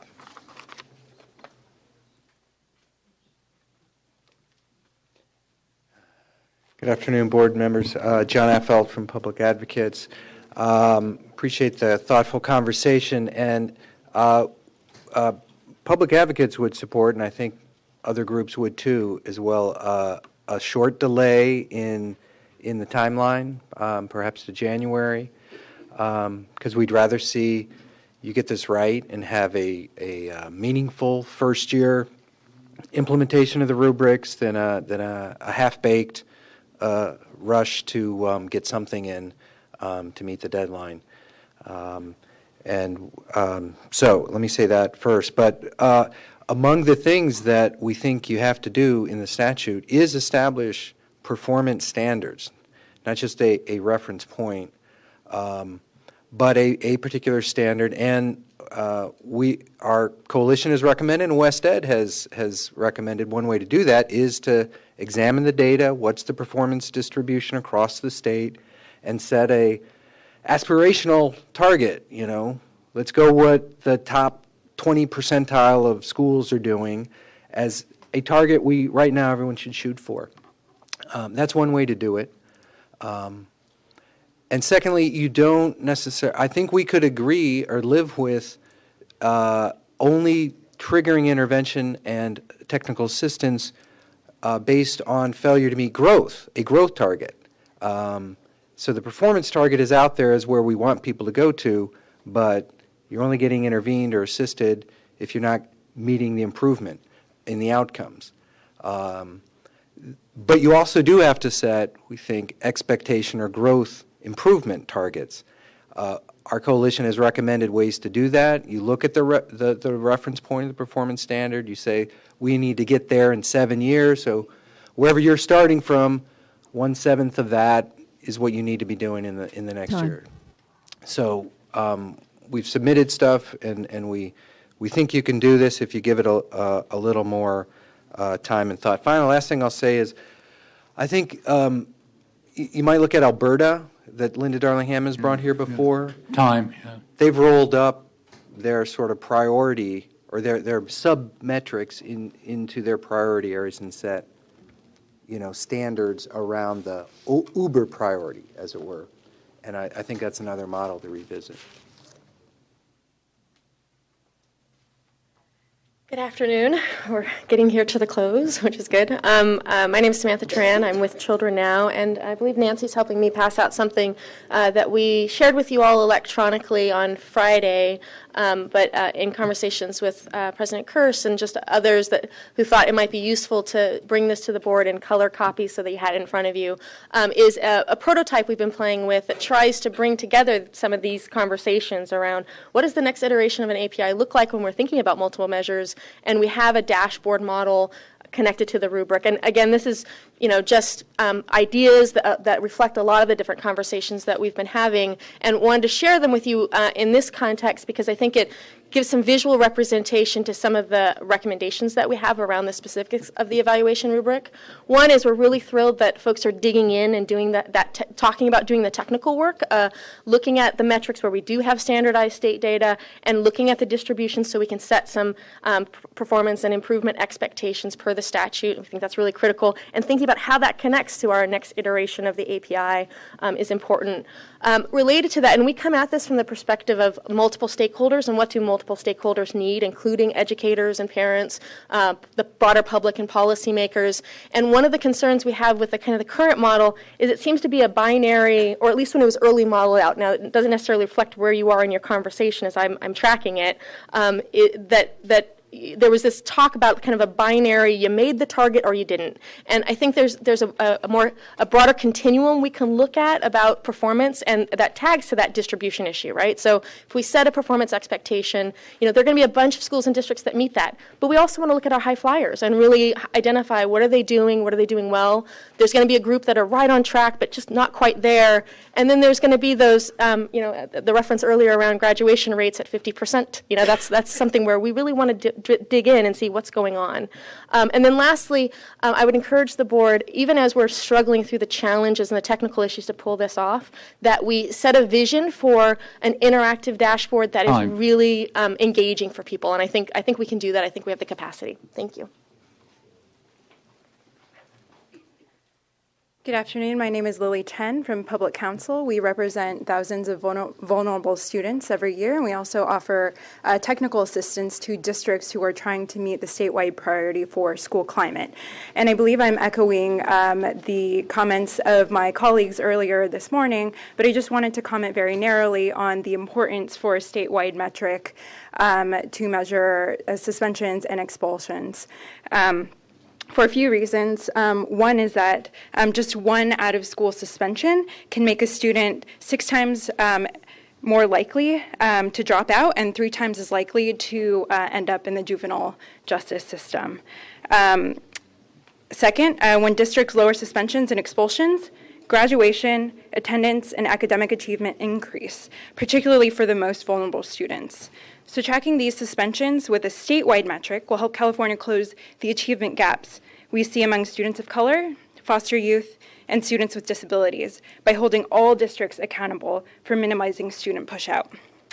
And lastly, addressing civil rights concerns regarding the disproportionate removal of students based on race and disability would be impossible without a statewide standard. The Office of Civil Rights has made clear that the state has a duty to monitor, prevent, and address disparate impact in the issuances of discipline. For these reasons, we ask that the board maintain the statewide standard for out-of-school discipline in the rubric. Thank you.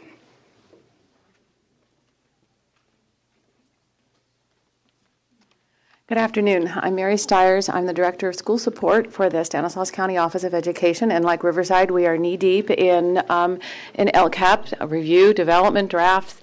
I assist all of our districts with technical assistance in developing their LCAPs, and then I also read them for approval. So my goal is that they have met all of the requirements before they go to their board. And so I work very, very diligently with them with that. They are very eager to see a dashboard. That when I brought that concept to them, we have districts that are as small as 75 students up to as large as 29,000 students of our 25 districts. And the smaller the district, the more the need for the data to be pre-populated. When we hear things about data from the SARC being rolled up into the LCAP data dashboards, my districts get very excited about that. I do want to let you know that the annual update is really helping to guide them in re-looking at what goals they have set, how they have set their priorities, and what metrics that they are using or maybe that they have not really taken a close look at. And that looking at some of the metrics, such as chronic absenteeism, has really brought to light some areas where they know they need to improve that will impact more than one of the state priorities and more than one of their goals.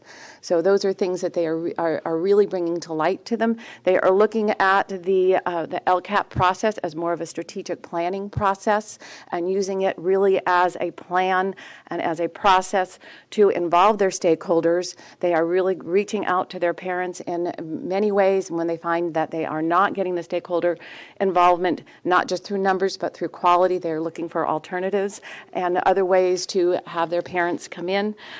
They really are looking at this as their process, and I know that they really did like the practice guides that were presented in March also, and not just the data dashboards, and to have some reflective questions. Thank you.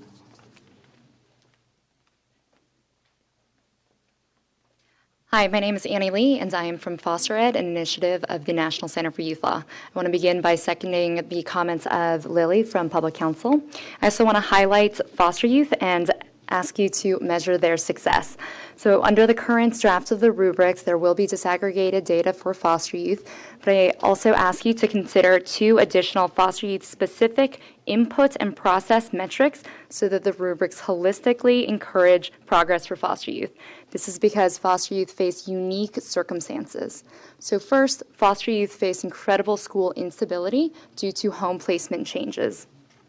We ask you to consider adding in the rubric an additional metric under Priority 7, access to courses. That metric would be % of students who transferred schools within the district 1 or more times during a single school year.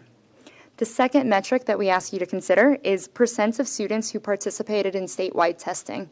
According to WestEd's 2013 report, The Invisible Achievement Gap, foster youth are tested less frequently than other groups. That means that their outcomes are not reflected in the data that we have, and so they continue to remain invisible.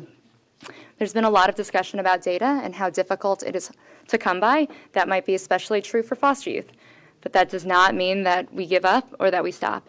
If you add the metrics, you will start to collect the data. But if you do not add the metrics, we will never get this critically necessary data.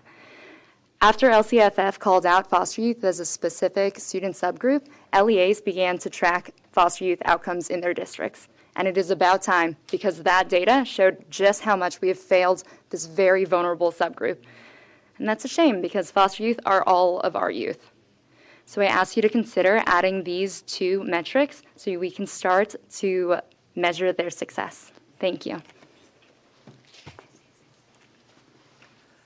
Hi, Brian Lee on behalf of Fight Crime, Invest in Kids, Mission Readiness, and Ready Nation. 3 quick points. First, standards and growth. I was getting the sense that the talk was maybe we'll just come up with some growth standards, but the statute does say standards for performance and expectations for growth. Standards, plural and compound. We need both performance standards and expectations for growth. 2, local metrics. It's great hearing from you all about providing guidance on local metrics for local districts to choose. I wanted to point to a letter we submitted with 10 other organizations on career and college rubrics, different kinds of metrics for career and college readiness, influenced by what CORE is doing, what experts have recommended, what applies to younger students, and actual data coming from colleges so we can see who actually is enrolled, who's remediated. So we encourage you to use those as local standards to suggest. Finally, statewide standards for suspension and expulsion. The basic rule has been statewide definition and statewide data available means statewide standard or performance goal or reference point, whatever you want to call it. But then in the analysis that you got in the attachment, it said that, well, with suspension, people complained that it's hard to interpret that data, and local policies might mean that suspension data is different from one place to another. We think it's really important to incentivize reducing suspensions and expulsions with a statewide standard. Local policies, of course, influence that. If you don't have alternatives to suspension, if you have zero tolerance, you're going to have more suspensions. And it can be hard to interpret data. That could apply to anything.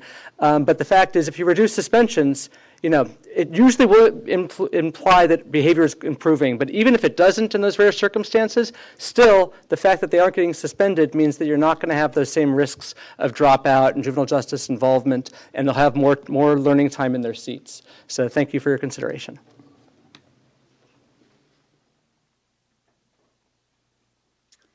Sarah Arce on behalf of the Campaign for College Opportunity. We're a broad-based, bipartisan nonprofit dedicated to ensuring that the next generation of Californians has the opportunity to go to college. First, we're happy to see the inclusion of A through G requirements in the early assessment program metrics in the evaluation rubrics. We'd also like to encourage the inclusion of FAFSA completion as an additional metric. FAFSA completion has been directly correlated to a high school student's enrollment in college directly after graduation.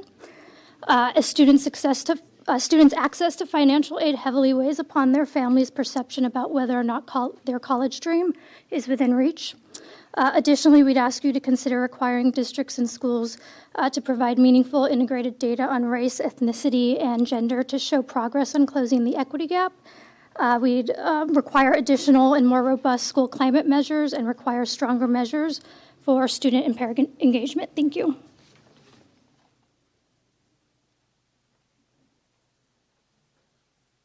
Good afternoon. My name is Tim Karras. I am a principal at Rosedale Two-Way Immersion School in Chico Unified School District, and I'm an AXA member, so I'll be speaking on behalf of AXA this afternoon.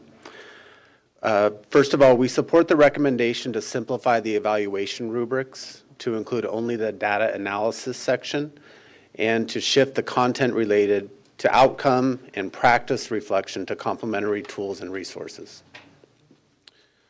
We encourage that the rubric design group and future stakeholder processes allow for genuine discussion on the development of the standards of performance for each statewide priority, and recognize that LEAs will need technical assistance and support in utilizing the evaluation rubrics as a support structure. We support the recommendation to allow the use of same or similar data files currently used in the school accountability report card to support alignment and reduce duplication. Thank you for the opportunity to provide you with our initial reaction to the SBE agenda, as well as the draft concept of the evaluation rubrics. We are committed to ensuring that LEAs have access to resources and tools that will provide assistance and support to begin closing the achievement gap for all of our students. Thank you.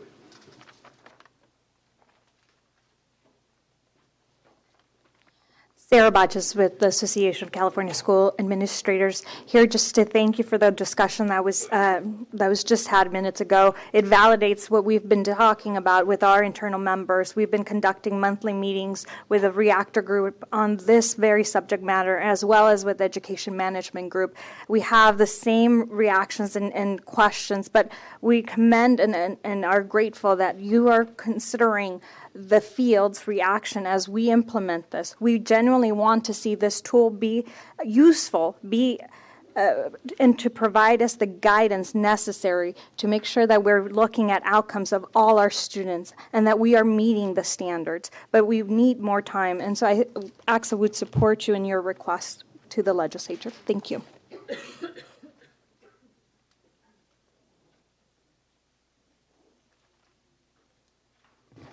Buenas tardes a todos. Good afternoon, everyone. Mi nombre es Elizabeth Romero, My name is Elizabeth Romero, madre de 6 hijos, mother of 6 children, y vengo del distrito de San Bernardino. and I'm coming from San Bernardino Unified School District. Soy parte de Pico, California, I am part of Pico, California, representando 450 congregaciones representing 450 congregations y más de 450,000 familias and over 450 families across the state, en el estado de California, desde Oregon hasta San Diego. from Oregon through San Diego. También Pico, California ha trabajado mucho con la propuesta 30 Also, as Pico, California, we worked hard on Proposition 30 y en el desarrollo y implementación del LCFF. and in the development and implementation of LCFF. En distritos claves a través del estado In key districts across the state, ha involucrado a miles de padres y estudiantes. has involved thousands of parents and students. Yo empecé a involucrarme cuando vi la necesidad de tener más claro el sistema educativo. I started getting involved when I saw the need to have a more clear educational system. Empecé a ir a juntas y la información que adquiría la transmitía a padres. I started attending meetings, and all the information that I gathered, I started sharing with the parents. Así hemos involucrado 1,600 padres en un año. That alone, I have involved over 1,600 parents in the last year. Hemos conversado con miembros del board. We have spoken with members of our board. Logramos que se pusiera $1.3 millones And we accomplished to allocate $1.3 million de fondos del LCFF. of the LCAP money. El distrito decidió contratar a un director Our district decided to hire a director para los centros de padres for the creation of parent centers. y decidieron crear 6 centros And they have decided to create 6 parent centers en las preparatorias, in our high schools, del cual los padres no fuimos tomados mucho en cuenta. and this last decision, parents were not involved in that.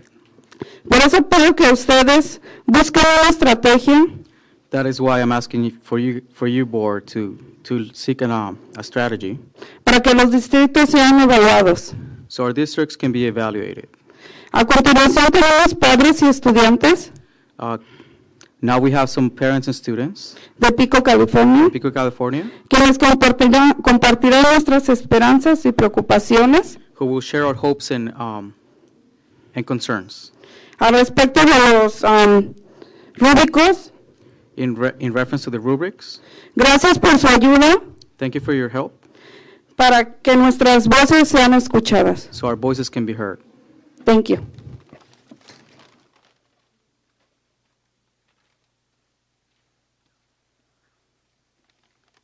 Buenas tardes a todos. Mi nombre es Guadalupe Valdés, soy madre de 6 hijos en el distrito de Santa Ana y también soy Pico, California. Ellos son mi razón por la cual, ellos son la razón por la cual yo me involucré en la educación, para que ellos tengan una mejor oportunidades para defenderse en la vida. Y para que sientan también orgullosos de que su mamá está luchando aquí por ellos y también por otros niños. Mi historia es muy pequeñita. Empecé siendo parte del concilio escolar de mi escuela. Fui madre del año. Participé en Padres Promotores de la Educación, en Padres en Acción, y actualmente participo de maestra como criando niños altamente capaces, 40 elementos. También participo en el Comité de Clima Escolar de mi distrito, con el Grupo de Justicia Restaurativa, y en el comité, y también, como no había un centro de padres en mi distrito, yo vi la necesidad de organizar grupos en mi casa, donde yo les daba explicación acerca del LCAP y también de la fórmula. Y ahora, gracias a Dios, estoy aquí para darle las gracias a todos ustedes y también al grupo de West, por trabajar con los padres para organizar una reunión de expertos que nos ayudarán a crear medidas de involucración de padres. Good morning. My name is Guadalupe Valdez. I'm a mother of 6 students in Santana Unified School District and a Pico, California leader in Santa Ana. My children are the reason why I'm involved in education, for them to have a better opportunity and for them to feel proud of their mom who is fighting for them and for other children. My story is short. I began by being part of the council of the school parent council. I was mother of the year. I participated as a teacher in a course called Raising Highly Capable Children, Parents Promoting Education, Parents in Action, and a school climate committee in my district with the Restorative Justice Work Group. As I didn't see an LCAP parent committee in my district, I got parents together at home to explain what LCAP meant and the importance of getting involved. I am also a member of my church, supporting altar services for over 14 years now. I thank God today I have the opportunity to be here, and I'd also like to thank the State Board and WestEd for working with parent groups to organize the gathering of experts, which will help us develop measures for parent engagement by taking recommendations and suggestions for parents like myself. Pero todavía hay trabajo por hacer. Por ejemplo, yo sugiero que el Estado debe de guiar a los distritos en cómo usar medidas que de verdad evalúen el impacto del alcance que se hizo para involucrar a los padres. But there's still work to do beyond this. I recommend for the state to guide districts on how to use metrics that truly measure the impact of parent outreach and other parent engagement efforts. Yo pienso que no es suficiente hacer una serie de juntas que le involucren a cientos de padres, porque no, como hizo el distrito de Santana allá conmigo, si no se puede medir el impacto que este tiene en los estudiantes y sus familias a largo plazo como se planeó desde un principio. In the case of my district, there were a series of meetings that involved hundreds of parents. But this is not enough if we cannot measure the impact that these have in students and their families long term, as we had discussed from the start of this process. Por último, le doy las gracias a todos ustedes y también, como dijimos una vez nosotros, le doy las gracias por ayudar a medir a nuestro éxito también. Muchas gracias y que pase feliz Día de las Mamás. Lastly, I wish to thank you for helping us measure a success, and happy Mother's Day. Gracias.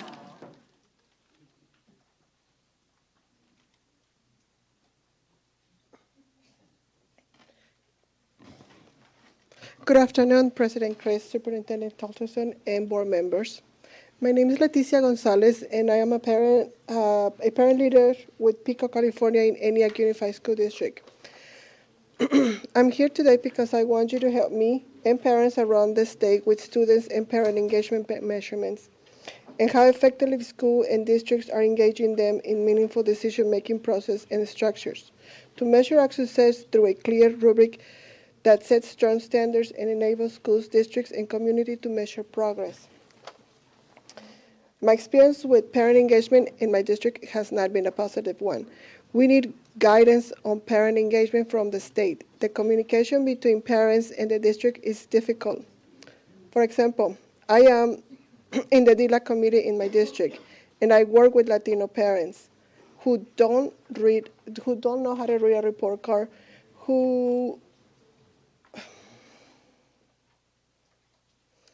they don't know how to send an email, and you can just forget about them getting on School Loop to look at their kids' homework, future school projects, or important school information. So how can they assist their kids? The Latino population has increased significantly, and we don't have enough bilingual teachers and staff to address these parents' needs. We need meaningful one-on-one connection with our teachers and staff to be able to see any progress in our parent engagement. We need more guidance from the state towards parent engagement so we can work together in our kids' future. Thank you.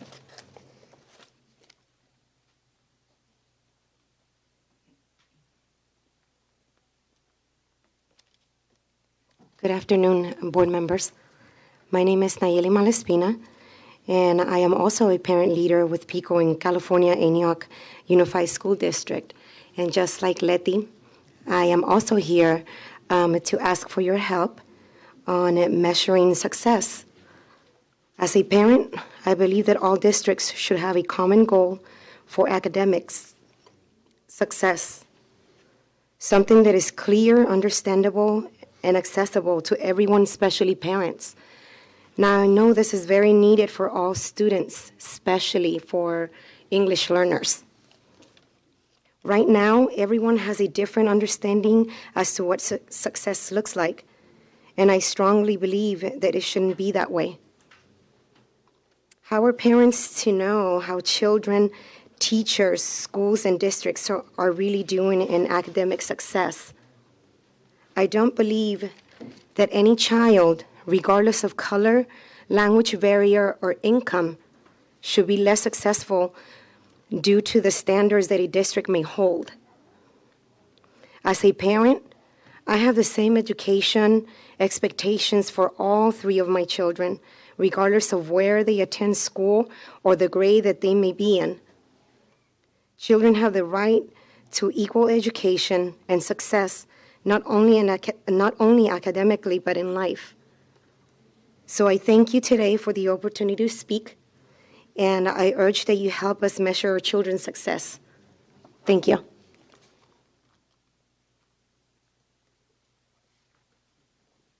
Good afternoon, President and members of the board. My name is Miguel Machado. I'm a current sophomore at Arroyo Valley High School in San Bernardino City Unified School District. I'm also a member of St. Anthony's Parish. I've been involved with ICUC PICO for about 3 years. I'm a youth leader in my school. We had several meetings with the district, board members, teachers, principals with data and recommendations, but the lack of a clear way to measure students' voice in our districts with LCAP allows districts for dismissing our input and our voice. For example, about a month ago, our club, Students for Change, met with our principal to introduce ourselves and to get to know what are his plans. The principal came with his own agenda. As the meeting proceeded, we had questions for him, and all he replied was, "I don't know, I'm new." Towards the end, I had a question for him about the reinforcing the A through Gs at our school, to which he replied, "What are some ideas for it?" One of our members shared that we had met with the board members about the A through Gs. Even though we've been working on the lack of access to A through Gs classes for years before him, he replied by calling the student a skipper. I felt like that was really intimidating. That is how our student voice is being heard, but not taken seriously because we're youth. The importance of a clear and well-understood accountability system for districts that include parent and students in the decision-making process, planning, and implementations at school and the district. Thank you for your help us to measure our success.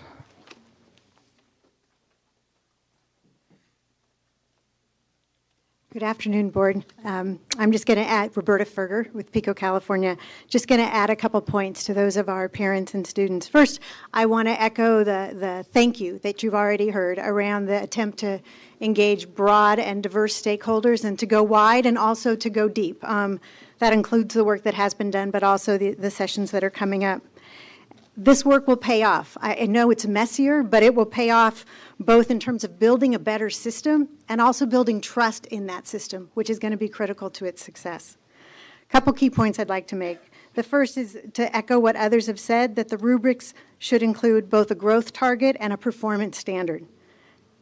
Second, that there should be a state metrics in every priority area. I know there's been a lot of discussion about that, but at a minimum, if there is not a state metrics, the state should provide an array of options for districts to choose from, but not just leave it wide open for districts. And then the last piece around that, just in keeping with the whole spirit of local control funding formula, if the state does allow districts to create their own metrics, I would hope that it would also say that those metrics must be developed in partnership with parents, students, and community, since that's really foundational to this reform. Thank you.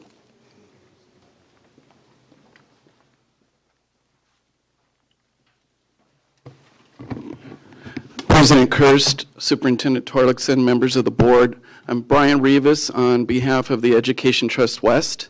And first I wanted to share, we think the work on the rubrics is coming along nicely. So kudos for that. It's a big job, but we're happy that the way it's unfolding. We really appreciate the way that you're talking about and thinking about the differentiation among inputs, process, and outcome metrics. And in our view, outcome metrics should be used to determine or signal when LEAs need assistance. And input and process metrics can be used to diagnose strengths and weaknesses and to figure out when and how to apply additional supports. And then lastly, as an overview comment, I just want to say that we agree with what my colleague, Mr. Affelt, said from Public Advocates. Setting statewide standards is a critical part of the task before you, and we agree with there's a big need for them. I have 3 recommendations for you. First is we suggest getting rid of the term reference point. I think there's a lot of confusion in the field and in the policy arena, if you will. We think it would be better just for you to define a statewide standard and a growth target.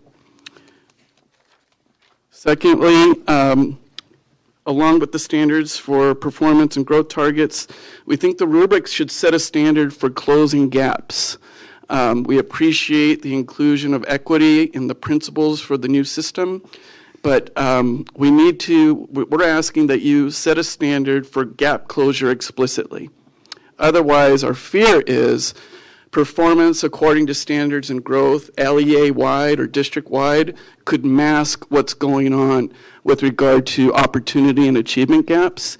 And we really don't want the rubrics to suggest that a district is succeeding if the achievement gap is remaining stable or widening. Thank you.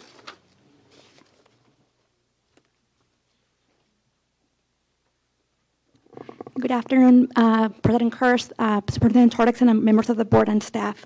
I am Marta Alvarez with the San Diego Unified School District. We want to thank the staff, but the state boards, the CDE, and also the Western staff for the extraordinary effort to develop rubrics that will be both meeting the requirements in statute and that can also be useful tools for school districts and staff and stakeholders to use. We support the comments made by the board earlier about trying to find coherence in the system, how it's aligned to the state accountability system.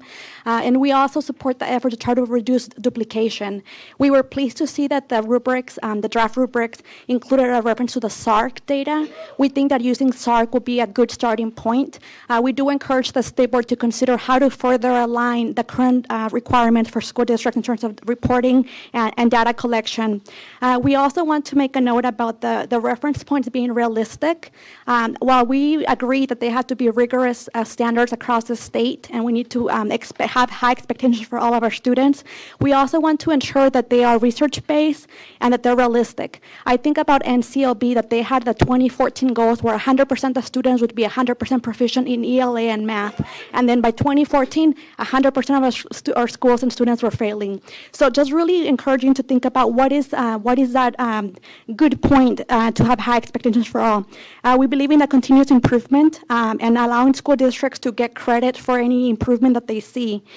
We also agree with the board previous comments about the phase-in. We don't want this to be a rush process that you set high expectations that no one can meet, and that when it comes to the data points, other school districts will have red bars and then they're deemed to be failing. A note about the practicality of what's being considered. If you think it's a 3-year LCAP, we have an opportunity to do an annual update, so to be able to analyze our resources and goals and services. If by the time that we see a red mark, we're already trying to make improvements in an extra year, it might be 2 years before we see any growth. So we'll provide further comments in writing. Thank you.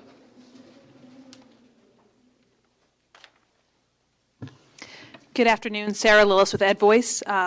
I think it's worth saying one more time, I apologize for being redundant, but I think it's very important to note that the statute does require both performance standards and expectations for improvement. And we are concerned with the current draft, the use of reference points as well as the definitions of standards in there, that it not only confuses the matter, but is potentially a signal of some sort of extra statutory underground regulations. But mostly we feel like we really think that it's important to Member Licon's point.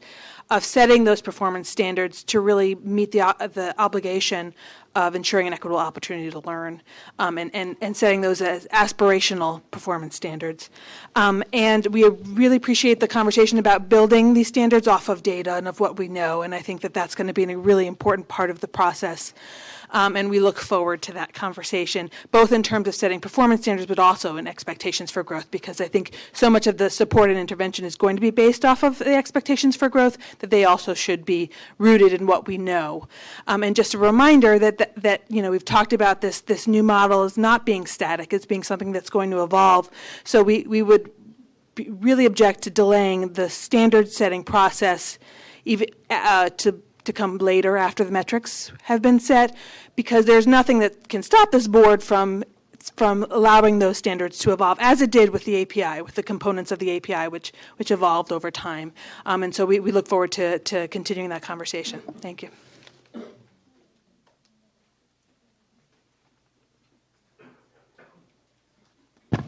Good afternoon, Leticia Garcia on behalf of Riverside County Schools. Educating over 430,000 students. One important aspect we wanted to highlight is the importance of setting annual performance targets or standards for specific metrics where the statewide data exists. We understand that there may be some differing views as to who establishes these performance benchmarks or growth standards, but we do believe that it's inappropriate for the state to set these targets and specific metrics where statewide data exist.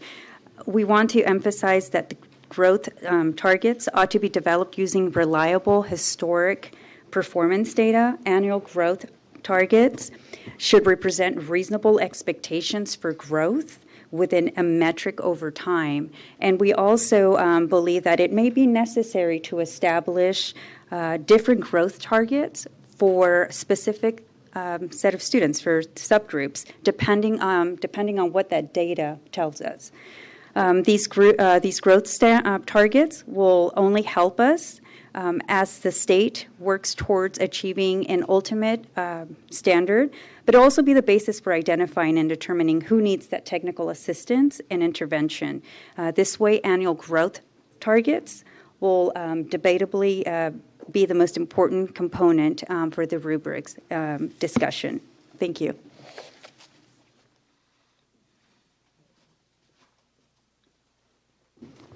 Good afternoon, President Kirst, Superintendent Torlakson, members of the board. Deborah Brown on behalf of Children Now. To echo some other comments, we really are encouraged by the progress that's been made on the evaluation rubric. But as we review it, we do see a couple areas that we hope that the revised versions of the rubric will address. In particular, those are related to foster youth and early childhood information. So as we look at the tool, we think it's important to incorporate metrics in the selection tool. So regarding foster youth, we are pleased that the rubric is proposing standards that apply equally to all students. However, we do see a need to address the following areas, particularly foster youth who have experienced trauma and abuse. They face unique educational challenges. Chief among them is school instability. Foster youth move placements in schools frequently, losing educational ground with each move. This instability leads to poor attendance, lack of participation in statewide testing, and low achievement. We think that increasing school stability is fundamental to improving foster youth educational outcomes. And so we think including specific metrics related to foster youth in the selection tool will help districts and schools to focus on and address some of the underlying causes of the foster youth achievement gap. Regarding early learning, the current metrics identified within the LCFF statute are heavily weighted towards outcomes for kids at the end of their K-12 career. However, we know that research shows that the outcomes that come to bear in high school years are heavily influenced by students' experiences during the earliest years. There's a critical need to raise awareness about the impact of these investments by highlighting an effective set of metrics that can be used to identify what works and where improvements can be made. So at a minimum, we ask that the metrics metrics, the following metrics be included in the data metrics selection tool. Kindergarten readiness as measured through a research-backed tool. Kindergarten attendance. Early chronic absenteeism is a strong predictor of graduation outcomes. Preschool participation rates. Again, this is an important precursor to school readiness. Third grade literacy. Another strongly differentiated predictor, and a percentage of students demonstrating social and emotional skills. Thanks so much. Good afternoon, David Sapp on behalf of the ACLU of California. I'd like to begin by thanking the board for the hard work done today, but also particularly to thank the staff from WestEd for the hard work that they've done. Having something to react to is really helpful. Sometimes it's thankless work, so I just wanted to thank them for doing that hard work so that we can comment on it. 2 points that I wanted to make. The first is I just wanted to echo the comments made by my colleagues at CTA that I believe it is a mistake to move away from dropping the performance analysis, the outcomes analysis, and the practice analysis from the rubrics. I think as several of the speakers this morning noted, data tells us the what. It does not provide much information about the why.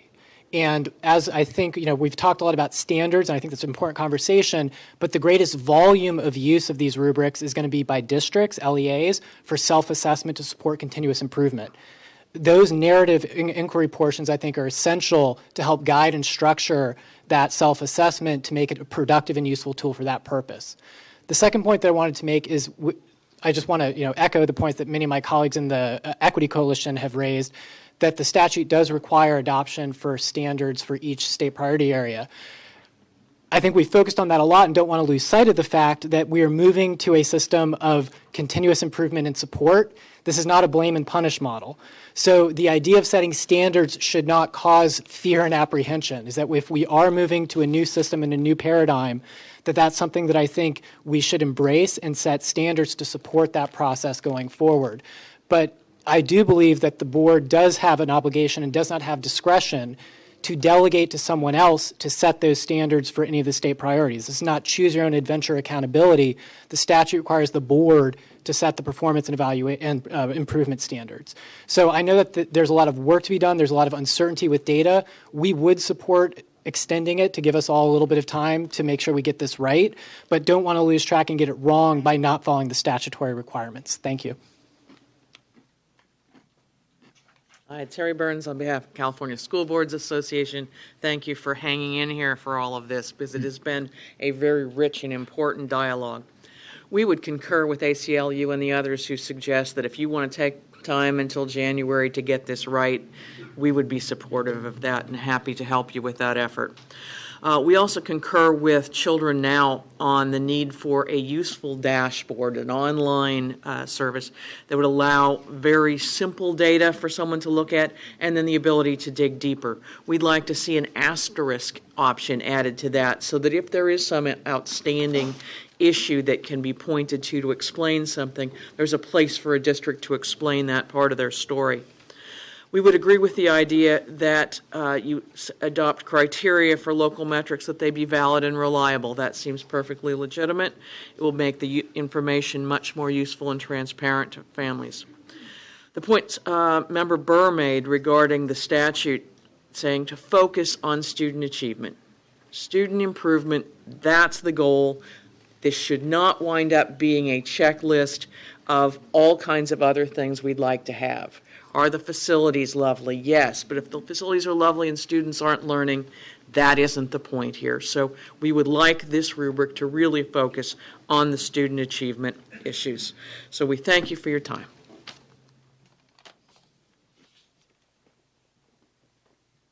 Good afternoon, Patty Scripter, California State PTA, representing over 800,000 members in 3,500 schools, with over 50% of our units being in Title I schools. We feel that the rubric has the opportunity to be a key tool in driving the success of LCFF and LCAP. We're already facing the issues with our parents that this is no longer a bright, shiny new issue. We've been through it once. We were all at the starting line last year. Now we're all at a mixed master. So showing that input has an impact is a key component of continuing to drive participation in the process. And the rubric has the ability to do that. We think it's really important that the rubric gives context to plans that were developed in isolation. And so the measures that you include and how it's displayed will help create that. It's important that it addresses equity, and it's really critical to support parent engagement and efforts. We were thrilled when we saw that there were 8 state priorities, and it's really important that the rubric, no matter how complicated it gets, we're not interested in a checklist, but it's really important that it drives the 8 state priorities so that we're looking at school climate, we're looking at parent participation and family engagement and what it means, what it looks like, and how it drives student success, so that we can all continue to participate in this method going forward, because that's a really critical piece, that we're all together going forward, not just with these deadlines that have been put on us by the legislature in the process. And thank you for a very thoughtful discussion today, and I took a lot of notes, so thank you. Okay, that is the end of public comment on item 10. And so now we're ready for item 11, which is the transition to the Workforce Innovation and Opportunity Act. Russ is here. I've been patiently waiting. Good afternoon, President Kirst, Superintendent Torlakson, and members of the State Board. My name is Russ Weichel. I'm Director of the Career and College Transition Division here at the California Department of Ed. And before I start my presentation, I want to introduce to you a new employee of the Department of Ed, Chris Nelson. Chris is the new administrator for the Adult Ed office. He just started April 1st.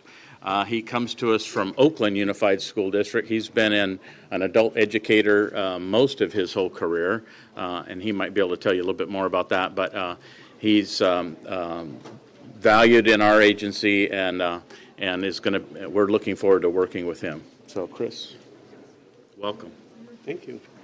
Thank you for letting me be here, and I'm really looking forward to be able to talk a little bit about our transition plan for WIA to WIOA.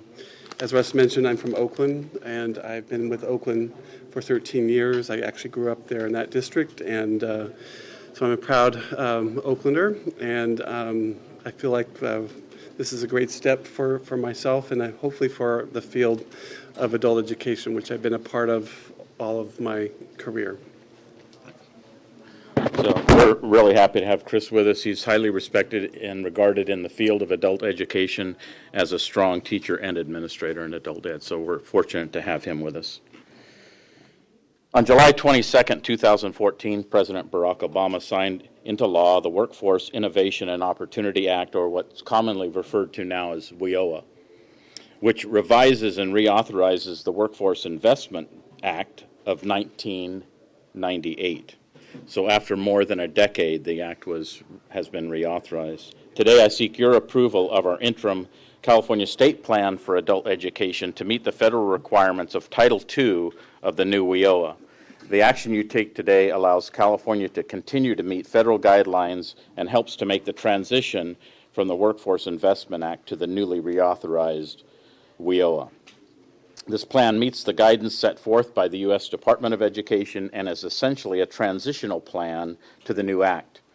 This one-year plan provides us with direction as we make the transition to the new WIOA, and allows us to continue to strengthen the literacy skills of adults, provide needed job skills, and further strengthen our partnerships with workforce development agencies and adult education providers.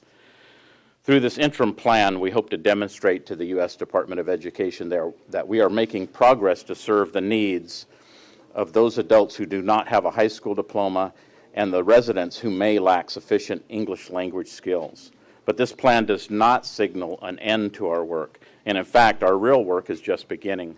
My staff has begun work with the Workforce Investment Board, the California Community College Chancellor's Office, Department of Rehabilitation, Employment Development Department, and other state interest groups on putting together a combined state plan to meet the requirements of the new WIOA. At stake is $86.6 million for adult education, vital funding to to keep the state moving forward in our efforts to streamline our adult education systems and collaborate with our valued partners on a modern and efficient delivery system for adult education. Specifically, this plan focuses on key adult populations and outlines plans to assist them in their path toward a high school diploma or its equivalency, acquire critical English language skills, help disadvantaged adults take a big step forward in their path towards employment with a sustainable wage, and provide education and job training for incarcerated individuals. Through this transition plan, we continue to reach out to those targeted populations of undereducated adults to improve their odds of achieving success and becoming productive citizens. Federal guidelines under WIOA also stress the use of an integrated education and training model for adult education population that, quote, combines occupational skills training with adult education services to increase the educational and career advancement of participants. Now, this is what you might call the heart of the new WIOA, whereas WIA focused on basic adult education, literacy, ESL, and basic educational requirements with the ultimate goal of the secondary diploma or a graduation certificate. WIOA strives to merge the fundamental goal with the ultimate intent of helping these adults jump directly into the workforce with built-in career-ready skills. In order to pull this off, our adult education office providers must collaborate like never before with their peers in post-secondary education, the workforce, and employment development. Through our ongoing planning efforts in the WIOA and AB 86 work groups, we need to continue to help these local partners break down their individual silos in order to create unobstructed pathways to careers for our adult students.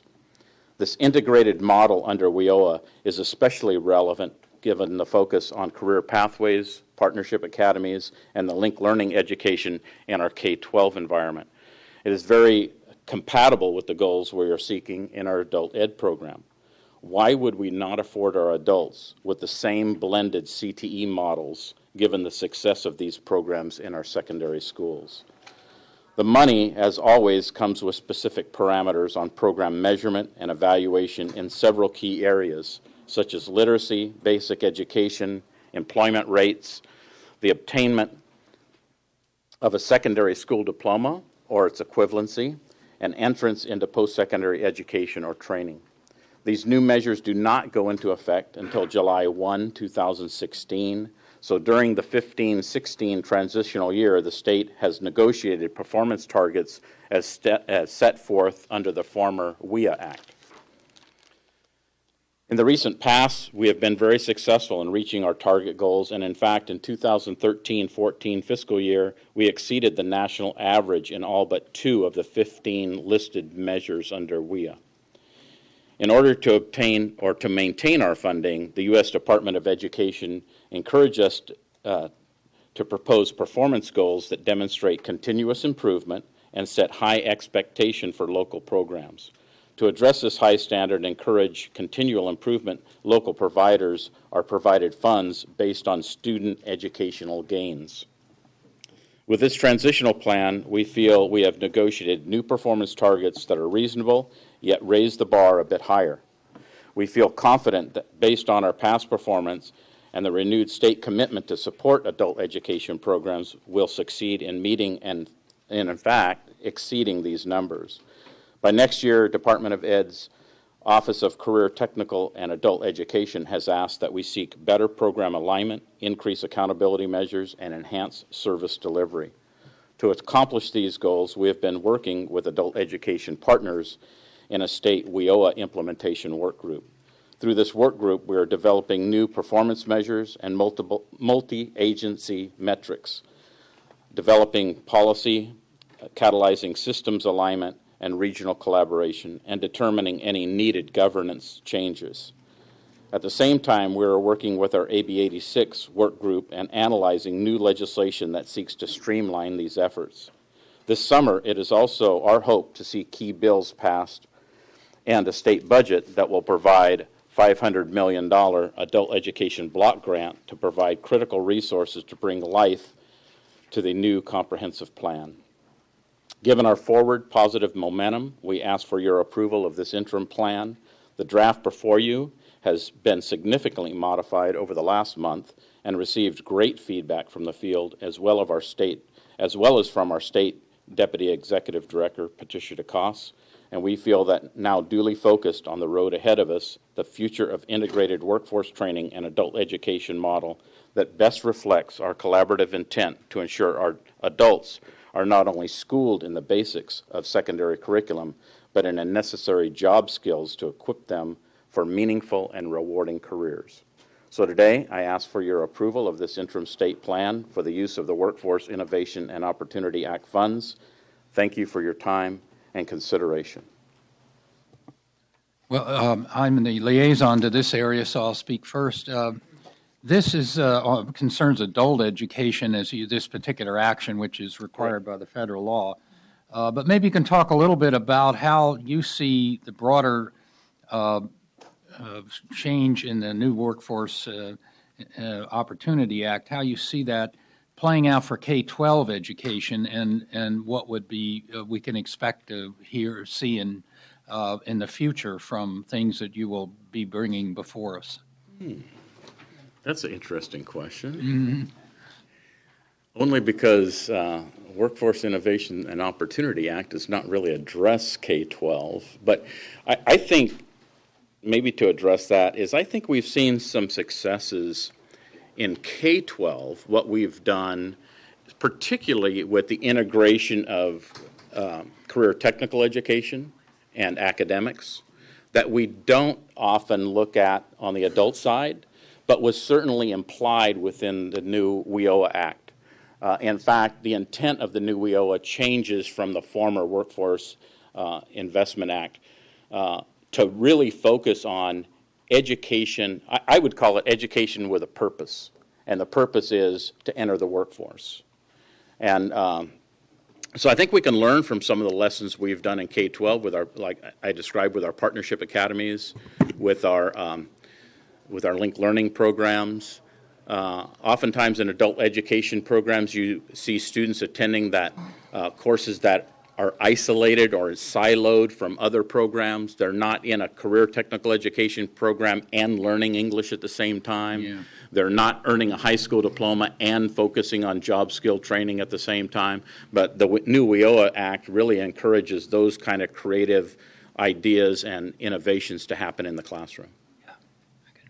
State Superintendent. Thank you, Mr. President. Excellent question. I think it does present, as Russ just said, an opportunity to tie together more our high school education to our community college, to our post-high school experiences, and with the workforce. So I think this goes right along with your earlier report that you're working to have an analysis and study done of how we can align things better, because I don't think the alignment is as strong as it should be between the high school programs, the adult ed, and the community college. The dual enrollment and concurrent enrollment programs work fabulously well, and the students get not only their basic skills, but get on towards a career track. They stay, they graduate, they go on to college, they go on into very good careers. But I think this is part and parcel of that whole effort that you're leading to take a look at how all these programs tie together and can synergistically leverage off of their opportunities. Well, you know, I also think that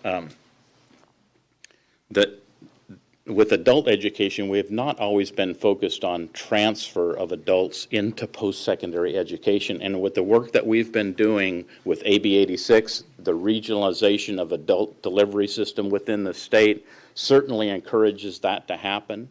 Would be my hope that we would see a lot more of that encouragement of taking an adult learner who does not have a high school diploma or lacks appropriate English language skills to move forward into post-secondary education and job skill training. And the Career Pathways grants have really involved, yes. I've been pleasantly surprised how the community colleges have stepped up to be a dynamic partner and really looking into what's needed in high school to finish off and have students successfully transfer into career pathways at community colleges. Board Member Rucker? Well, Russ, I want to thank you for coming and making this presentation to us today. And your last comment actually was related to the question I wanted to ask. One of the important state initiatives has been to transfer, or I'm going to say, I'm going to, instead of saying transfer, I'm going to say elevate the role and responsibility of the community colleges in this regionalization of adult ed programs, and in some ways to change or shift away some of the most important primary responsibilities that K-12 LEAs have had in this process. So my question is, and it's twofold.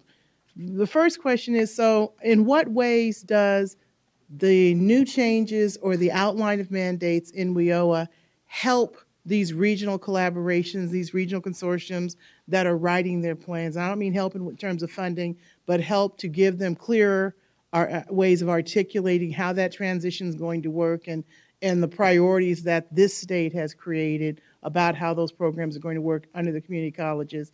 And what are we leaving behind in the high school programs that could inform some of the conversation we had earlier today, particularly about looking at, for adults who don't finish high school, considering a 5-year or even a 6-year graduation rate? Is there a way that these plans can even link to some of that conversation and keep some involvement for the K-12 programs that have been very successful on adult ed delivery, that would make those programs be able to be retained and even keep that collaborative role in place for them? Yeah.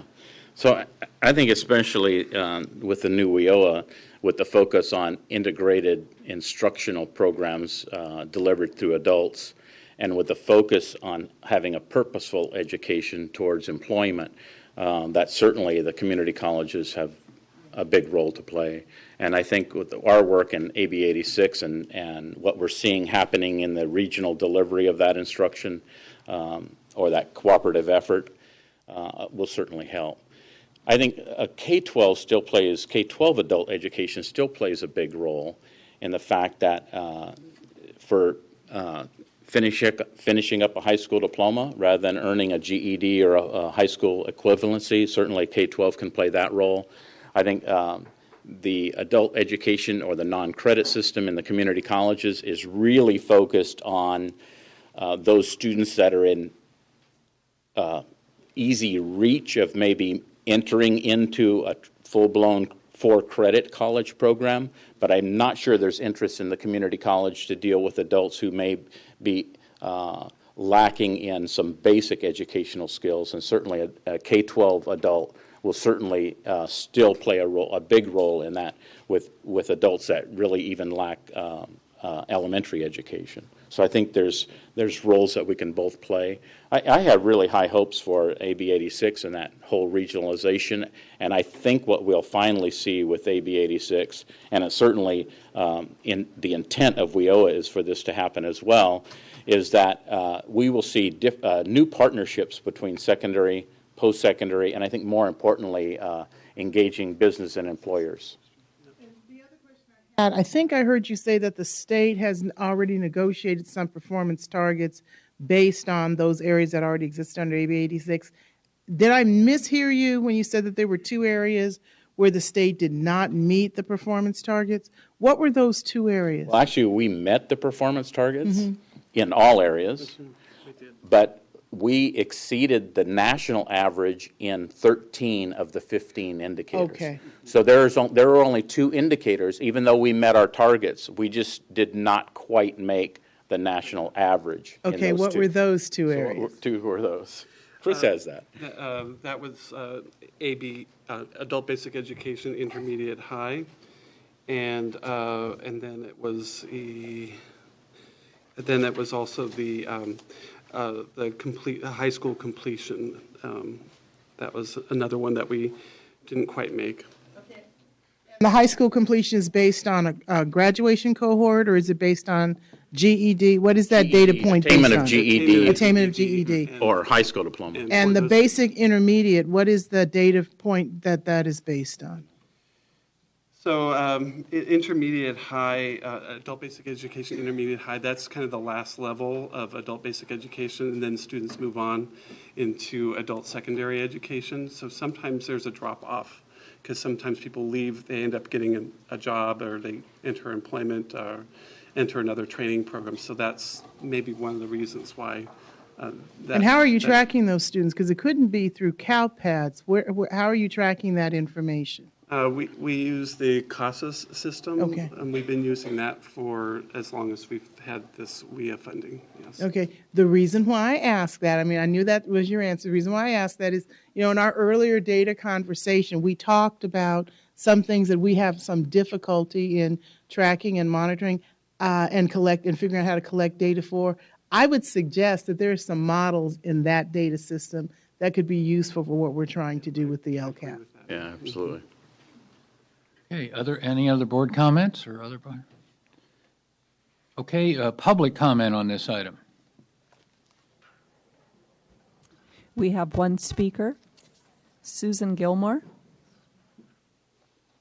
Hi, my name is Susan Gilmore, and I thank you for hearing this. And I serve as Director of Adult Ed for Sacramento City Unified School District, but also as President of the California Council for Adult Education. And we have reviewed this and are very supportive of this transitional plan and hope you pass it. Okay, do I have a motion? I move approval. All right, moved and seconded. Any public comment on the motion? Hearing none, all those raise your hands. That's approved. Thank you. Now we're on to item 12, supplemental educational services providers.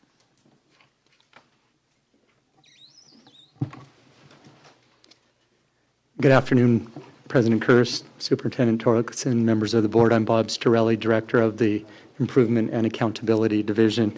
Today we have before you item 12, which is a routine item that we generally bring to May, which is a recommendation for approval, denial of SES applicants. This time it's for the 2015-17 cohort. We ask you to provide approval of our recommendation that adds them to the provider list. Before I get going on the nuts and bolts of the item today, I'd like to give a little bit of background and of where we are and how we ended up here. So, as you all know, No Child Left Behind Act of 2001 enacted some rigid new mandates holding schools, districts, and states accountable for improving student academic achievement.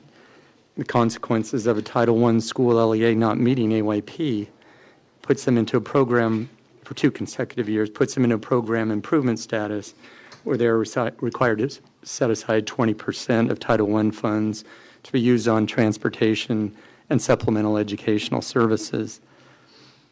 NCLB introduced the SES provision, which requires LEAs to offer the parents of each eligible child additional educational services from state-approved providers. Today, there are 43 states that operate under a federal flexibility waiver and are no longer required to provide SES services. Core districts in California, representing approximately 1 million students, are no longer required to provide SES services. By not having a flexibility waiver, California is still obligated to provide an annual list of SES providers to the SBE for approval.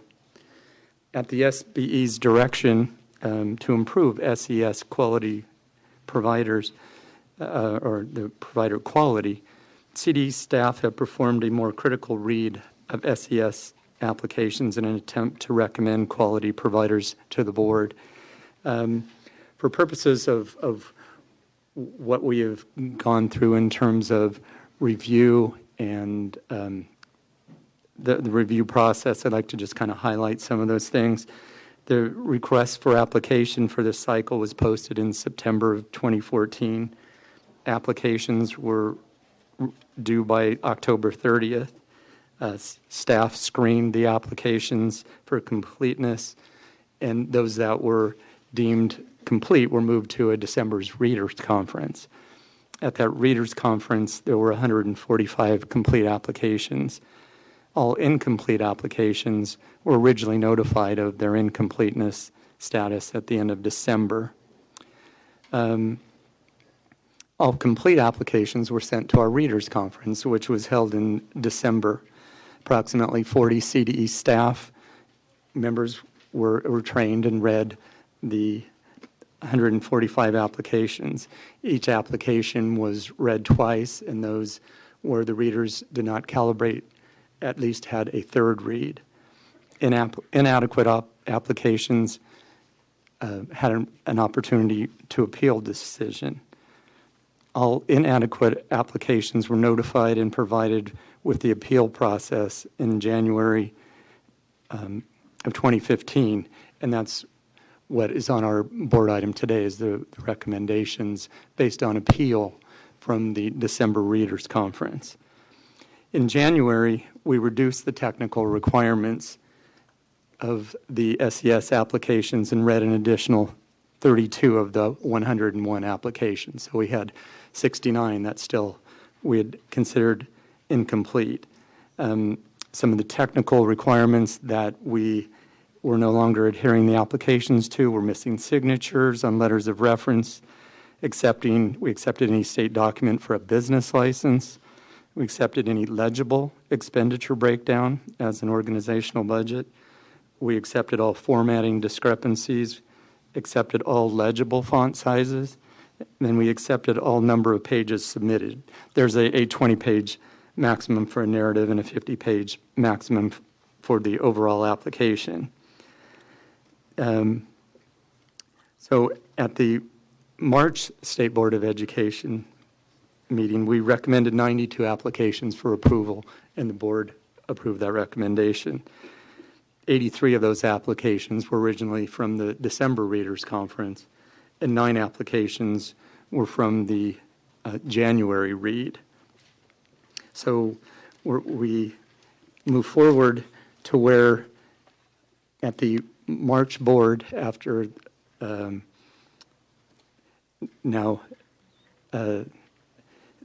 Deputy Ashley came before the board and said that we were going to read the remaining 69 applications. So our whole body of applications have been read, 246.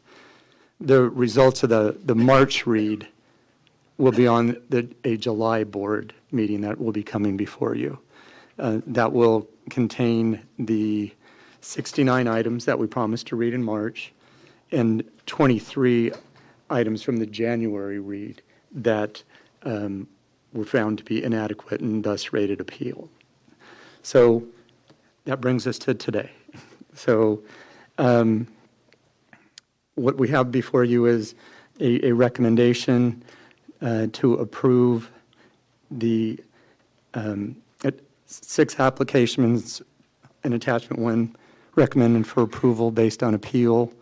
Attachment 2 has 31 applications not recommended for approval based on appeal, and Attachment 3, which identifies those SES providers that did not submit an appeal. Before you make a motion, we would ask that you approve these lists with one exception. Due to extraordinary circumstances, we ask that student nest, which is on Attachment 2, be removed from your motion. Okay, board member questions on this? We've seen this continuing process. Question there and then question there. Just really quick, you said 69 didn't make it the first time. Yes. And then we brought them back. 39 didn't make out of that 69? No, and I'm sorry. So of our original, we had 101 that originally did not make it. We read 32 of those in January, which left 69. 69 is the number that Mr. Ashley promised the board that we would read, and we did that after the board meeting in March and into April. So the 39 that didn't make it, you didn't go back and reread those? So you just only read the 69? Well, we haven't come up with the results of those 69 yet. Those are going to go to the July meeting. So there's still others that are coming? Yes. Okay, that makes more sense. Okay. And they were notified that and their opportunity to appeal and Yes, so they're forth? in the appeal process. They've been notified. Their appeals are due I believe the 20th of May. 20th of May to Yes. come forward. Okay. Yes. Thank you, Feliza. I'm looking ahead to the next item. So my question is, what happens if the next item is approved to request a waiver.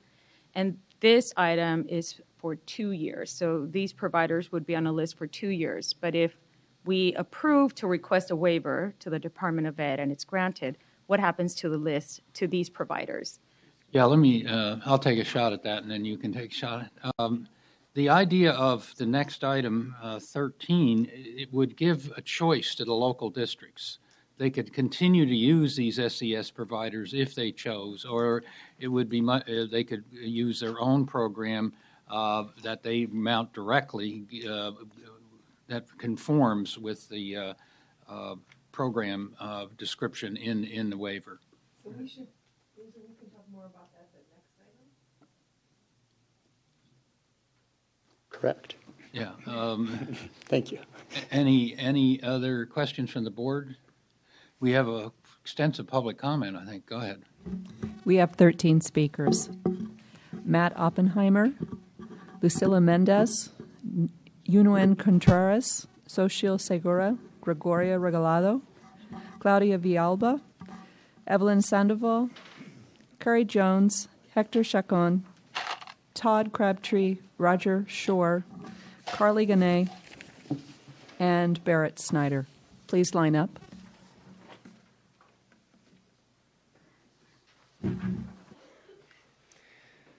Hello, my name is Matt Oppenheimer.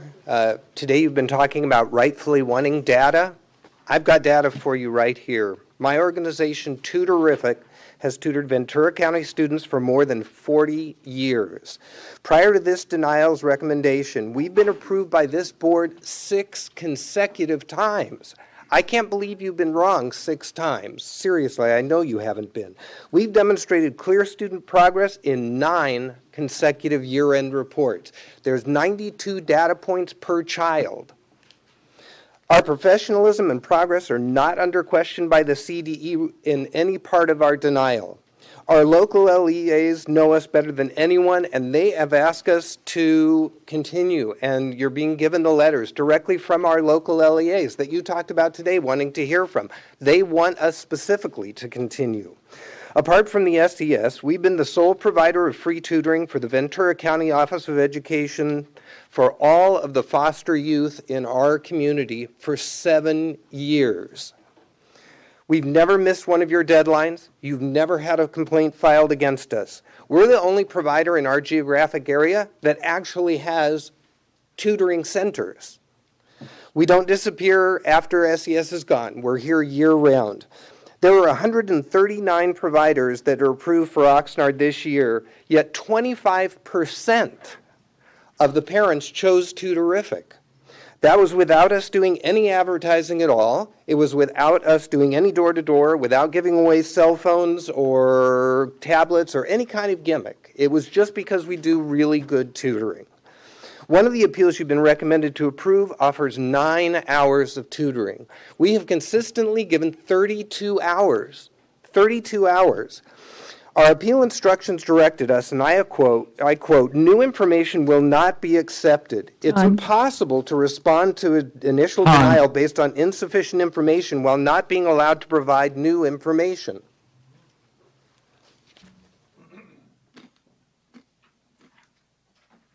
I am Lucila Mendez, and I am Tutorific's parent coordinator. Tutorific has been a vital part of the Ventura community for more than 40 years.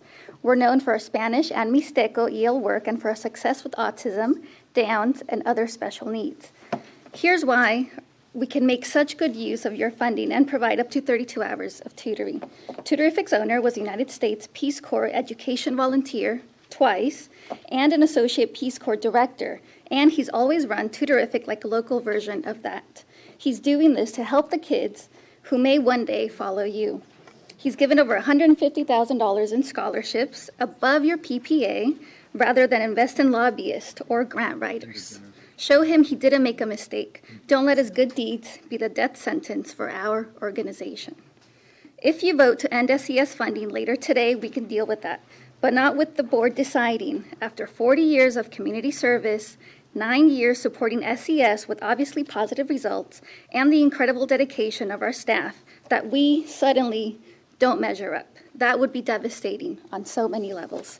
The denial boils down to a few points of our narrative unrelated to progress. Example, item 4.3, quote, titles of professional development were provided but with insufficient description, end quote. Space on the application's grid is extremely limited, and we listed 5 different types we do, giving explanation where we felt necessary. We mistakenly assumed titles like Common Core training would be self-explanatory. We spent hundreds of hours creating documents to help clarify Common Core for our staff and to be able to answer parent questions. Because we do so many kinds of staff training, their sheer amount of it was counted against us rather than in our favor. It's not logical nor in the best interest of our children that we can show years of progress, donate huge amounts of tutoring, be wanted by our community and our school districts, but be denied for items like 4.3. It's just wrong. I want to believe that this board really does put children's progress first and foremost. Please reapprove Tutorific. Thank you. Good afternoon. My name is Junuan Contreras. I'm a mom for 2 kids. The oldest one is jumping to the 1st grade, and he spent 3 years with Tutorific. And the only money he gets for us is the SES money. Then he continued his class at Tutorific, and they don't charge me nothing. So I can't believe you guys take Tutorific out of this program. The clinics help a lot of kids like my son, and then my daughter is coming soon. So please don't take him out of this program. I can't believe, or I ask you if your choices ones give the same for us. He take care about my kids. He take care about all our kids and our community.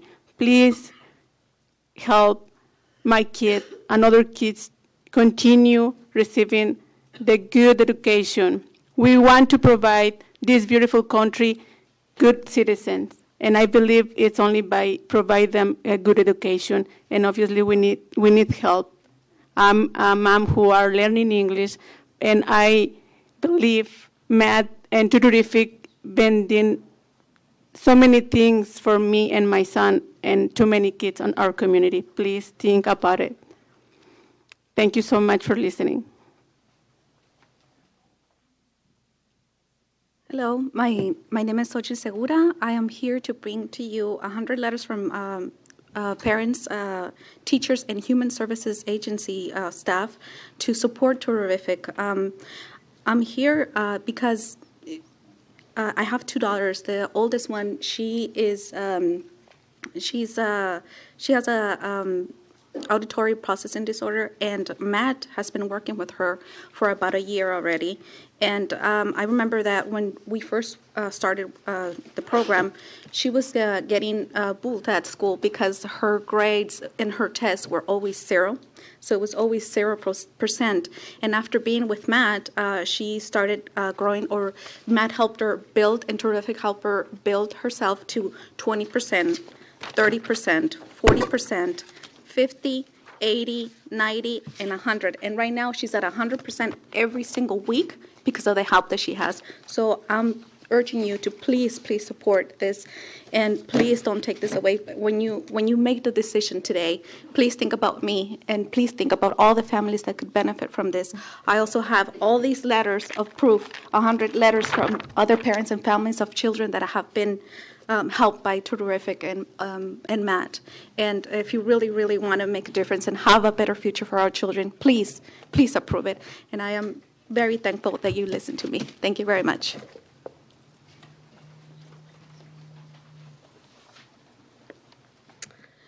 Good afternoon, Mr. Chairman, board members, and State Superintendent Tom Torlakson. My name is Claudia Villalba, and I'm President and CEO of ICES Education. And I'm here asking for reconsideration of our application. We understand why I believe we got on the not approved list, so I'm just asking for reconsideration. We've been in business for over 20 years, offering before and after school programs and also tutoring programs. We work with well over 80 school districts statewide at the moment. Our organization employs over 400 staff members. and we impact a lot of lives every single day. We service about 8,000 students every single day. And I'm asking for reconsideration of our SES application. I brought with me some supporters of our organization. We have my tutoring program director here, who's going to talk a little more specifics on our SES tutoring. We have a parent supporter, Mr. Kerry Jones, and we have a school board member, Mr. Hector Chacon from Montebello Unified. I honestly hope that our application can be reconsidered today. It will definitely impact our organization greatly. Not only would I have to close down an entire department, but also lay off hundreds of tutors. And that's something I don't want to do. So I'm actually pleading for your approval today. It was one very small item. So I'm hoping that you reconsider. I do have some letters of support from several school districts we work with that I have here for you to review. So I'm hoping that you reconsider our application today. Again, I'm ICES Education, and my name is Claudia. Thank you.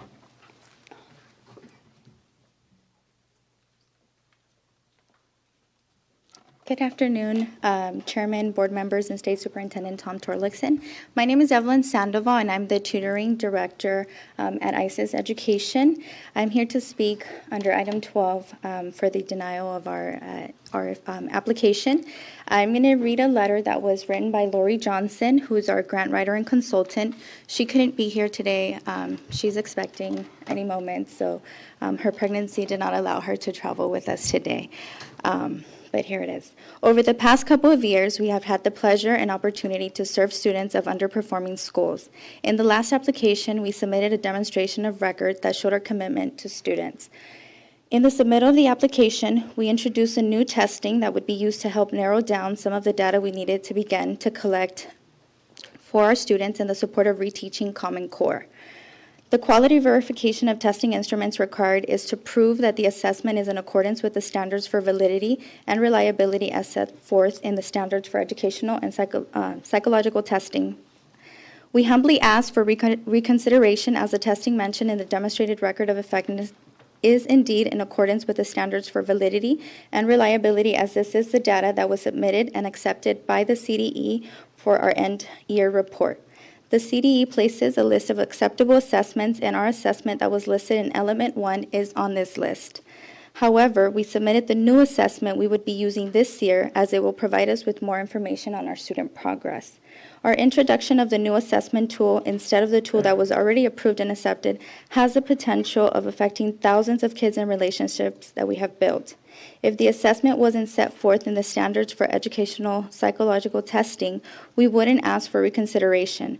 But since the assessment is already identified by CDE and the standards for educational psychological testing, we are asking that our application be accepted based on the information and knowledge of the acceptable testing instruments. See SCS end-year report documents. So we passed out some of the letters.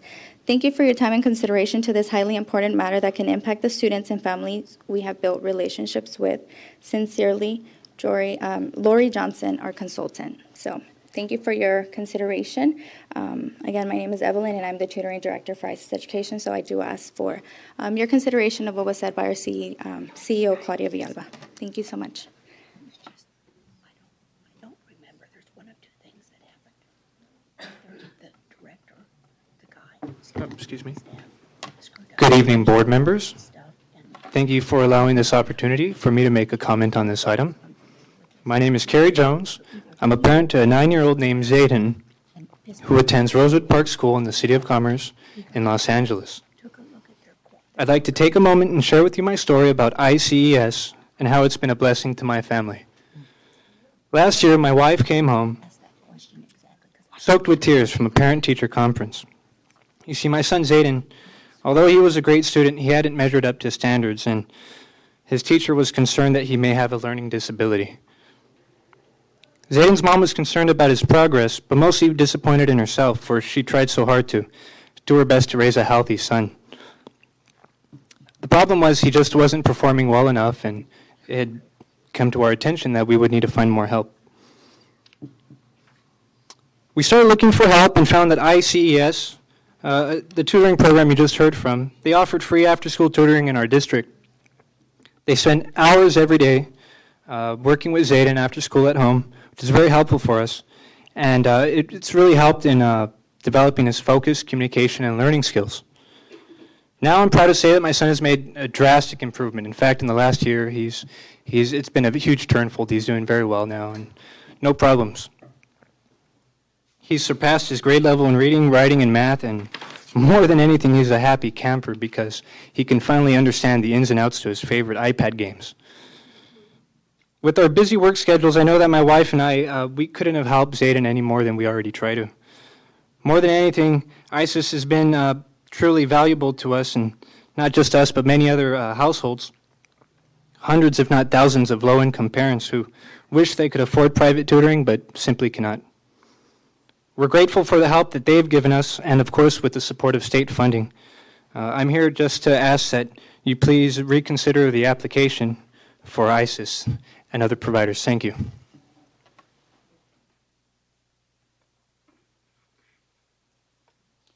Good afternoon, honorable board members, Honorable Tom Torlakson, and distinguished members in the audience. My name is Hector Chacon. I'm a 21-year consecutive board member with the Montebello Unified School District. I'm here on behalf of the Montebello Unified School District. We're currently having a board meeting right now, but it's so important to our district. They sent me here with this brief message. ISIS is a tremendous organization. It's done wonderful things for the working families in our district. We're the third largest district in LA County. We produce as a district a lot of positive results, a high graduation rate, and a lot has to do with the fundamentals and the safety nets that we collaborate with the strategic partners. And sometimes having the right strategic partner like ISIS, the nonprofit organization, that provides one-on-one tutoring to that child that really needs it, because the single mom is working in the after-school environment. Those little things add up to avoiding students from going into gangs or in a negative lifestyle. One of the reasons that I've always served as a board member is because I believe in after-school programs, and primarily many members in our community don't have the economic means to afford what you call, the affluent economic means to provide that important tutorial that can have a positive impact in that child. ISIS has been servicing our district for many years, doing a great job, well respected by our teachers, our school principals, and members of our community. I understand the staff gave it its diligent report, but I also hear staff reports all the time, and sometimes there's a philosophical alignment, and sometimes as board members, we get to say, you know what, today we're going to rule on the side of compassion. And thank you very much for allowing me to just say those words on behalf of ISIS. Thank you.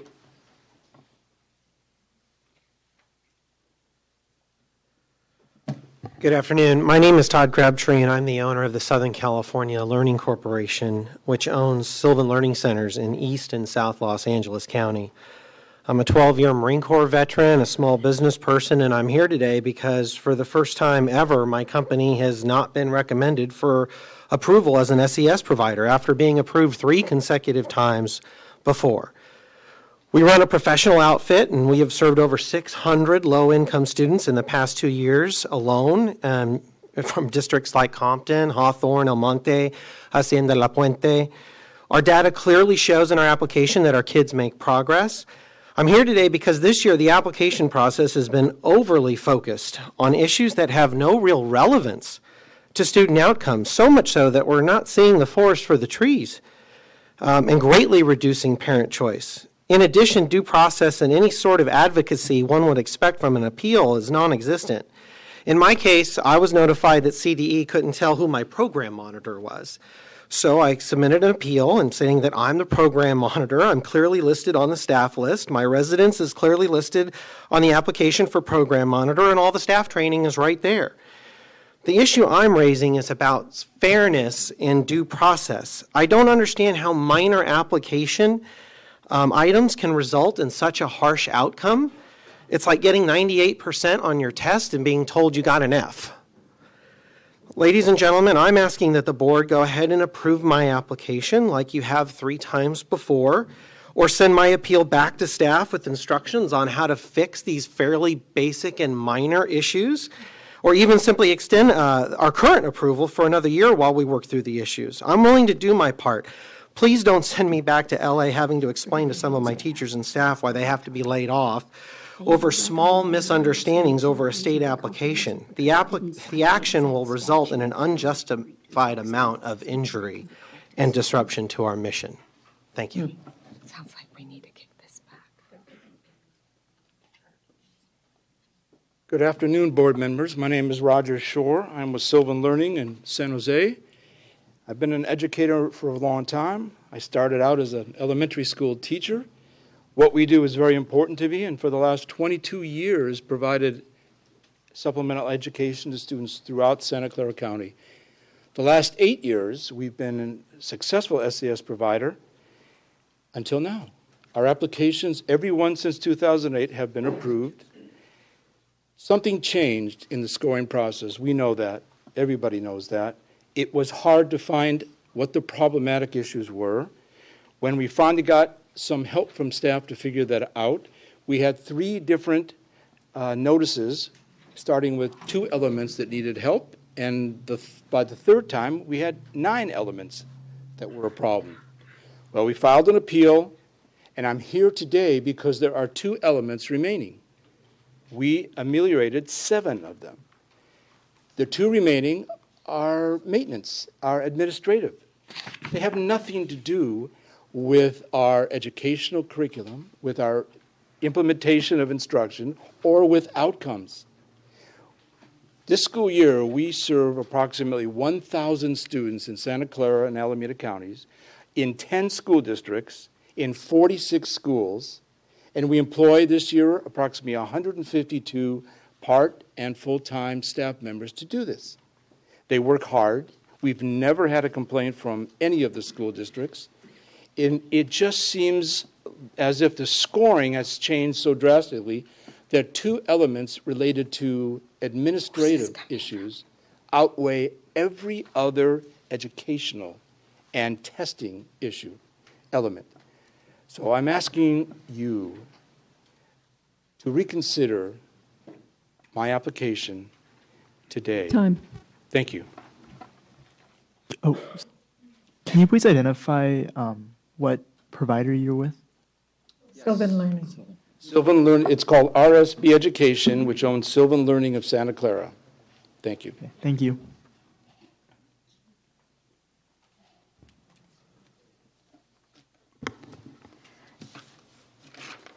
Good afternoon. I am Carly Gannett, and I also have Sylvan Learning Centers in San Bernardino and Riverside County. I service 27 school districts, 5 charter schools, and currently have 950 students who receive services this year. Just like other providers have mentioned today, every year I fill out my state data at the end that shows positive results. I also have letters from districts with me today that say I am a credible tutoring center and that I've helped their students achieve. My Sylvan is on the July board meeting, which would cause me to miss an entire year of SES services due to the mandatory meetings that school districts have before that approval would go through. This would affect 4 full-time staff members, 30 to 40 part-time employees that have done a wonderful job for many, many years serving through SES. Another reason, also for my reasons for, the other reason I'm here is because my denials are questionable, and I feel like they are clearly flawed.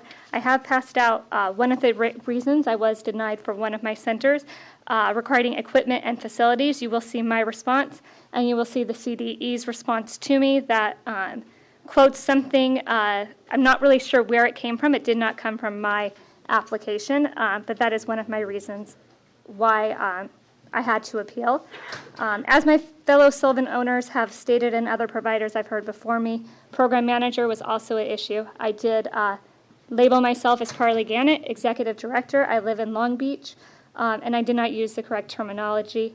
I propose that you allow my centers DD&S learning systems to continue to operate for at least one more year, and I can reapply after one more year, and hopefully the CDE can set clearer expectations for us of what they are looking for.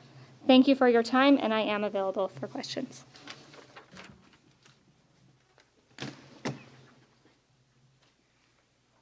Good afternoon. Yes. Last speaker, can you just clarify the name of yours again? We were just trying to. Yes, I am DD&S Learning Systems, and I'm on the July. Oh, you're July, okay. And my concern is that my districts do their provider mandatory meetings in May and June, and without me being at that meeting, I am going to miss out on servicing for the 2015-16 school year. And there's one other issue with July that I'll talk about. Barrett Snyder, representing a coalition of Sylvan Learning Centers. You have another handout. So I've been involved with SASC issues for quite a while. I've testified before you on this issue in the past.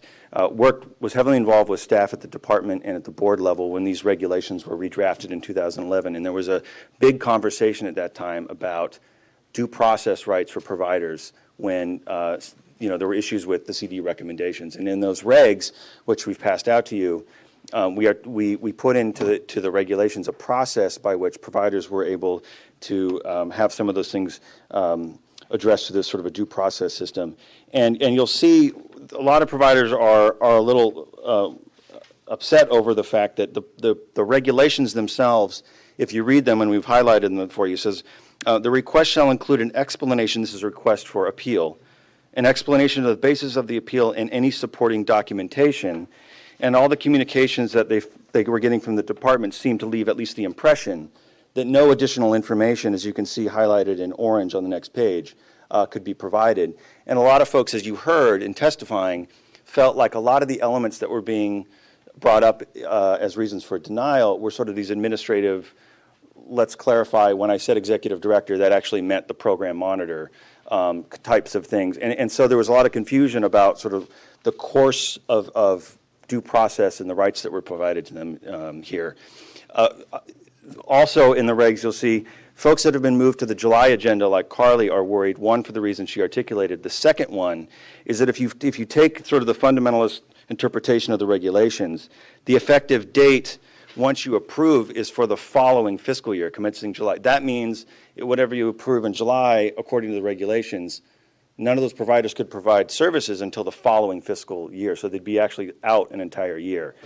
So you can see there's some issues here. What we're suggesting as a solution is to approve providers you've already approved, allow them to operate for an additional year, and then require them to come back at the next approval, resubmit an application. It seems like it's a reasonable place for everyone to land. Thank you.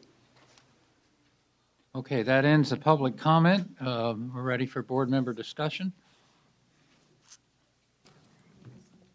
Mr. President, one thing we could possibly do is hear from a little more at length some of the explanation from the provider's point of view, like tutelage. I was in the middle of an explanation. I think I'm curious as to exactly why, what was the substantive reason, because I haven't heard an argument that the quality of the programs was bad. It seems a lot on technicalities, but if we could.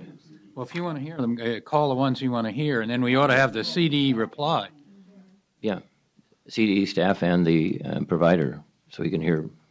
Which providers would you like? Tutorific, I think, was the first one. You want to hear from them all? Could we hear from the staff first about, and what I'm hearing is a different process, and it sounds like they have been reviewed, so just sort of get the staff side, and then if we want to clarify from the couple particulars, because this is different than we've heard before, and I think we're reacting and hearing and looking at the letters, so let's start with staff. Sorry. Carrick Ashley, Deputy Superintendent, District School and Innovation Branch. So, as we said in March, none of the applications were going to be eliminated only for a technical issue. Now, when you'll see an attachment 2 for those that have denials, they're listed there and what that issue is. So some of those issues may in fact be technical, but none of them are being denied for only technical reasons. We included all of them, even the technical ones there, because we would assume that these providers might want to apply next year, and they would want to know what it is that they need to make sure they include in their application next year. So yes, there are technical issues there in attachment 2, but no provider is being denied for just technical issues. Let me also say that the ones coming to in this board item have been through an appeal process. In fact, the appeal process includes 6 approvals on your board item. So it is possible through the appeal process that currently is in place to go from something that is inadequate to approvable because it's before you, and 6 of them were able to do that. I will say that staff took directions very seriously when we were trying to improve upon your direction, improving the quality of the providers. Now, the only process we have available to us to do that is through the application process. So it is possible that someone cut and paste from their last 2, 3 applications, and this time along it was not found to be adequate. That's possible, because we did take a more critical view of the applications upon your direction to try to bring more quality. Now, is it a perfect process? No. You could have a very good provider that just didn't submit an adequate application according to the rubric. Or you could have somebody who is actually, in actuality, not a very good provider, but they are very good at writing an application. So both of those circumstances are certainly possible. But if there's a flaw in this process, it is a flaw due to NCLB when they started this program and put us in a position of trying to approve applications out there for multiple providers rather than simply, like the next agenda item asks for, a waiver and allow school districts the option of providing those tutoring services themselves, or, in fact, contracting with a provider that they know to be good. Tutorific may be terrific. I don't know. We're just coming to you with their application. And again, I don't want to get ahead of ourselves to item 13, but that would be one of the results of an approvable waiver. It would allow districts to enter in with service providers, whether they're on a list or not. So I'll leave it at there, unless there are questions. So, Are you done next? Are we ready for questions? Yes. Yeah. So, Carrick, and I appreciate the fact that your team was more diligent in making sure that the applications that were coming forward were good programs. My question is, when you had one that didn't make it or it did not meet the standards, what was the level of communication for them to rectify the concerns? Because what I heard today was there weren't consistent messages, and I also heard that you started with 2 issues and then they ended up with 9 issues, and so it leads me to have a question of doubt in terms of whether we were consistent, whether we were clear, whether we were timely.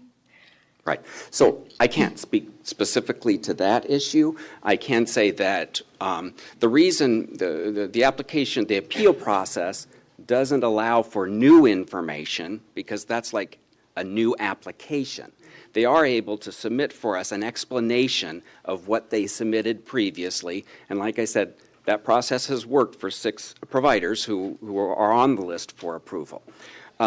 It's possible that initially they were told that this is how many items they had out, 7, and through the appeal process they were able to explain away a certain number of them, but it still left them with a fewer in their appeal process, which ended up putting them on the denial list. Now that's just a guess because I don't know this specific situation. But that would be possible. We tell them when they first go through the application process whether their application was adequate or not, and if it was not adequate, what issues were not adequate, so that in their appeal process they can come back with an explanation for those issues. So that would be at least 2 communications, and then once they submit their appeal, right, we would respond to that. Thank you. Board Member Rucker. Well, I just want to say I was, as each of the organizations came to speak, there was one that talked about that they were identified as having 2 deficiencies and then came back with 9. The one that I see that has more than 5 or 6 issues did not speak, so I can't find what the 9 items were. I'm very clear that this was an exceptional process that we did anyway for this group of folks because of some other things that happened in the process originally. So I think that there has been not just a single vetting, but multiple opportunities for doing this vetting and doing this review. You know, we've had this conversation before about what this process should mean, and I think the point is important on a separate item. This does not mean that their relationship or the options that LEAs would have would be forever severed because they're not on this list. So I would recommend that we move forward with this process and move on to the second item because that may resolve some of their concern anyway. Any other board comments? I'm not ready to make that. Superintendent? Just another question to staff, understanding the myriad of reasons why the applications may not have been accepted. Were any of them not accepted because of the quality of their program? And in, for instance, the first 2, what was the substantive reason? What's the line between technicality and substantial change? Right. Yeah, so it's sort of two-part question. Right. So when Mr. Strelli was up here presenting the item at the beginning, he mentioned some of those issues that were technical. Identifying who a program monitor would be, that's technical, right? If a letter that doesn't have a date on it is technical. A business license, technical. A font that's hard to read or too small, you know, and not consistent with what the application asked for, we considered technical. So there were a number of technical issues. What we made a commitment to is that we would read the application and that we would not dismiss any applications only on technical issues. We would read the substance of the application. Those would be rated. If there's a deficiency in the substance of the application, then that would be a reason for denial. And do you have examples of where there was a substantive reason for denial? Well, things like professional development, what services you're providing, what tutoring services you're providing, what's your model of your program, how are you evaluating the effectiveness of those programs. Those are the sort of things that we were most interested in. Okay, Pat Rucker again. There was a document that was submitted by one of the folks who came to testify, DD&S Learning System. The question was about how would you provide a facility for the activity if a face-to-face meeting is requested. And the response, if this is accurate, she says it's not accurate, is that her services are provided online if a physical facility is not needed. So I understand that the response to the question is inappropriate because the statement says if somebody who's choosing you for services wants a face-to-face meeting, how are you going to address that? But if I understood what she said, that was not the statement that was in her document. So how can that be verified? So that's an item for the July board item. Okay. And we certainly look at that before then. Okay. All right. That's what I want to hear. Okay, is there any more board discussion? If not, I'm ready for a motion. I'd like to, just a reminder that we were asking for student nest to be taken off of attachment 2. There's a technical issue that we want to be sure of before the board takes action on that. So we're asking that the motion would take student nest out of attachment 2 and save it for July. Board Member Sun. Thank you. So I do have a little concern that services would be cut off from students and the timing issue. So if we were to uphold the recommendation by CDE, are there other local options in these districts and areas for them to choose from? Right. So there are multiple providers. In fact, if you were to approve these 6, that would make 98 approvals for this year, along with any approvals that were done in the previous year, because these approvals are good for 2 years. So we actually have right now, with your approval on this board item, more SES providers than we've ever had before. Can I have a motion? Any public comment on the motion? Amendment to delete the one item. Hearing none, all those in favor, raise your hands. That's approved. Thank you. Okay, we're ready for item 13.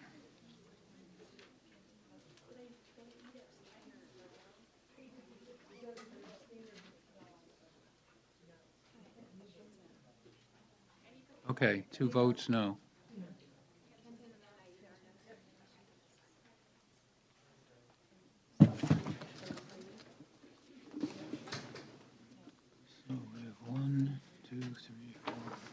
Good afternoon again, Board. Bob Strelli, Improvement and Accountability Division. So item 13, there's already been a little bit of discussion on this. I won't get into the previous discussion that I had about the detail of what the SES program is. But per the direction of the State Board at the March meeting, the CDE was instructed to prepare a waiver to the U.S. Department of Ed requesting relief from the Title I SES requirements. I already talked about some of the background things, so I'll skip that. So what we're trying to do here is to increase low-income students' academic achievement in mathematics, ELA, and/or science. One of the reasons behind this waiver is some of the large amount of money that has been spent on this program. In the last 3 years, LEAs have spent approximately $507 million on SES provider-type programs. CD has received complaints, concerns from LEAs, providers, parents, guardians, employees of providers regarding appropriate practices of some. Based on that, we put together, at the direction of the board, the attached letter to the U.S. Department of Ed. Some of the things that it identifies, and one of the things that we pointed out earlier, or Board President Kirst did, if this is to be approved by the State Board and ultimately by the U.S. Department of Ed, CDE will no longer be in the business of approving SES providers, which means it won't be having its annual RFA, and we will not post a list of California-approved SES providers. Nothing would preclude an LEA from using an SES provider that is or is not on a previously approved California SES list. So the waiver that is attached, CDE is requesting a 4-year waiver from the requirements relating to SES commencing with the 2015-16 school year. The waiver would allow LEAs to have Title I schools and program improvement use funds currently set aside for SES to provide extended day intervention strategies for students who are academically deficient in the areas of mathematics, English language arts, and/or science. Extended day intervention strategies would be administered by the LEA. Extended day intervention strategies may be offered before school, after school, intersession, and/or during summer school. All instruction may be provided by a highly qualified teacher and/or tutor that is employed by the LEA that is administering the extended day intervention strategies. If granted the waiver to use funds previously set aside for SES on extended day intervention strategies, all LEAs will still be required to reserve 20% of their Title I Part A allocation. And then LEAs would continue to set aside their 5% for choice-related transportation. And our recommendation is, we recommend the SB approve the attached waiver request to the U.S. Department of Ed to waive the provisions of Section 1116E of the ESEA to allow LEAs that have Title I schools and PI to provide extended day intervention strategies to low-income students who are academically deficient in ELA, mathematics, and/or science during SES set-aside, using SES set-aside funds. The CD also recommends that the SBE give authority to Board President Kirst to make technical changes to the waiver before it is submitted to the U.S. Department of Ed if necessary. Okay, thank you. Superintendent. Thank you, Mr. President. Well, you and I have been speaking about this for the last 3+ years as we try to do other broader waivers under No Child Left Behind and the old, still current ESEA. So I strongly support this. You strongly supported it. We've initiated this idea because we think it fits. Local school boards get to make the decision. If tutoring is what they think is best for their students or a portion of the money that would be set aside, great. But we know other programs really work well, and school districts might benefit from a summer program that would help with summer learning loss or after-school programs. So again, it's a local control measure and provides flexibility, and school districts can decide for themselves what's the best investment for their kids' academic improvement and success. And the current system is onerous and illogical. It's $400 million a year that is channeled into something that some areas question, some superintendents and boards would like to spend it differently. Okay, further board discussion on this item? No, not. We have quite a bit of public comment. Please call the public comment.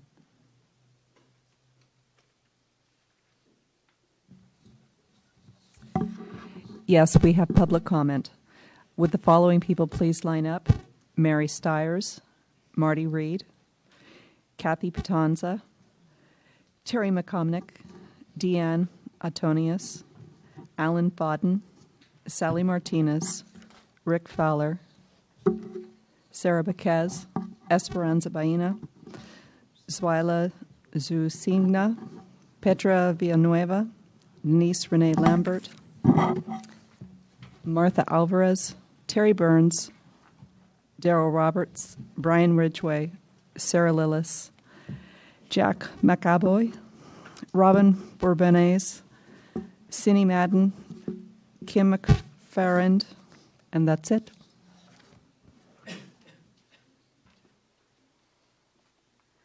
Superintendent Torlakson, President Kirst, and state board members, I'm Mary Stiers, and I represent the California Association of Administrators of State and Federal Education Programs, CASFIP. And I'd say it a lot because I'm the board president this year and for 2 more years, and I'm very proud to be. And I'm speaking in support of the request to waive the Supplemental Educational Services provision of ESEA. CASFIP believes the funds districts are required to expend for supplemental educational services will be more effectively utilized to support academic achievement for low-income students through a district-administrated extended day program as proposed under the proposed waiver. Districts have received numerous complaints and concerns from parents regarding the inappropriate practices of SES providers, including falsifying documents, students not receiving services, and making promises to families that are not kept. In many rural parts of our state, SES providers are not interested in serving the very small numbers of students, and online vendors require technology that is not always accessible in these remote areas. With the current process, budget set-asides restrict providing effective support because the funds cannot be released until mid-year. If districts had the opportunity to implement a district-administered program as described under the proposed waiver, they would be able to increase the effectiveness of the services to students and improve student outcomes by providing services from the beginning of the school year through hiring credentialed teachers for the entire year to work with students after school, providing differentiated instruction tied specifically to student needs and to what is being taught during the day in the classroom. Lastly, this waiver is consistent with California's commitment to local control and subsidiarity. Thank you for recognizing the importance of this issue and the effect the current requirements have on districts in being able to provide effective interventions and support for at-risk students. I also have a statement from Terry Komnick, who is the Director of Categorical Programs from San Bernardino City Unified School District, who had to leave to catch a plane, just saying that they are also in support of the SES waiver, and that's from San Bernardino City Unified School District. Thank you. Good afternoon. My name is Marty Reed, and I'm the Director of Categorical Programs in Sylvan District in Modesto. I've been the coordinator in that district since 2009. I'd like to share with you just 2 parent SES stories. Mrs. Carrillo enrolled her 4 children to receive SES services, and this is what she wrote to us. My children and foster children were enrolled in the SES tutoring program. The company sent us laptops to be used that was to be online. We were unable to figure out how to log onto the computers and called several times for help, at which times we were told someone would be out to help us. No one ever came. On May 30th, she received a phone call from the provider stating that the children could go ahead and keep the computers if she signed that they indeed did have attendance and that they had received tutoring. On June 2nd, a representative from the company came to her house with attendance logs for her to initial that her 4 children had received the tutoring. At that time, she refused and called myself at the district office. When we compared the attendance record sheets that, yes, they had in fact been sending us, we realized that the signatures had been falsified. Another grandmother raising her grandson enrolled him in SES services. She says, my grandson was supposed to receive tutoring and never did. The computer arrived by carrier and we never saw a tutor. My grandson opened the computer and couldn't understand what to do, so he closed it and never opened it again. No one ever contacted us to see how he was doing. Then someone called to say that my grandson had passed his tutoring. How is it that no one ever came by and he had never opened up the computer? How could this have happened?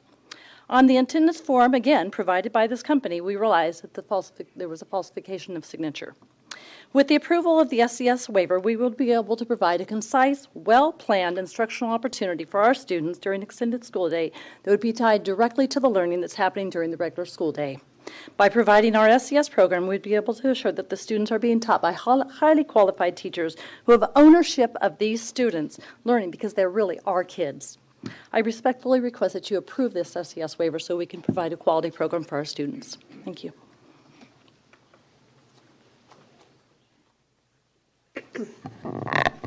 Good afternoon. My name is Kathy Piatanza, and I'm here on behalf of Ceres Unified School District in Stanislaus County. Thank you for the opportunity for allowing me to address you today. Ceres Unified School District is in support of the application for a waiver that would allow our district to utilize funds currently allocated for supplemental educational services to provide intervention services for our students through our established after-school and summer school academic intervention and academic extended day programs.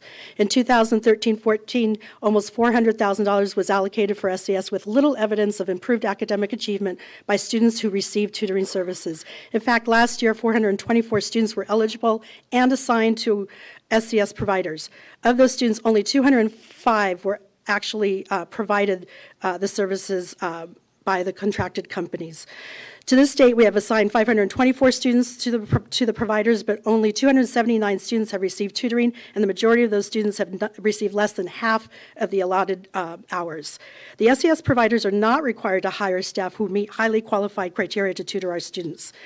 In addition to funds allocated for SES, we expend resources on coordinating these services. District staff regularly receive complaints and statements of confusion from families and school staff regarding over-recruiting of students and making promises that have not been delivered upon by the providers. In addition, we have had to establish very firm guidelines and timelines for services because providers do not consistently report service hours and attendance and do not invoice us in a timely manner. Should this waiver be granted, Ceres Unified is fully prepared to use funding currently allocated for SES to increase and improve our academic intervention, academics extended day, and summer school programs. Instruction in these programs is provided through our Ceres Unified staff, all highly qualified teachers who also provide instruction for these students during the regular school day. These staff know the students and their needs and are best equipped to design and deliver instruction aimed at closing achievement gaps. Thank you.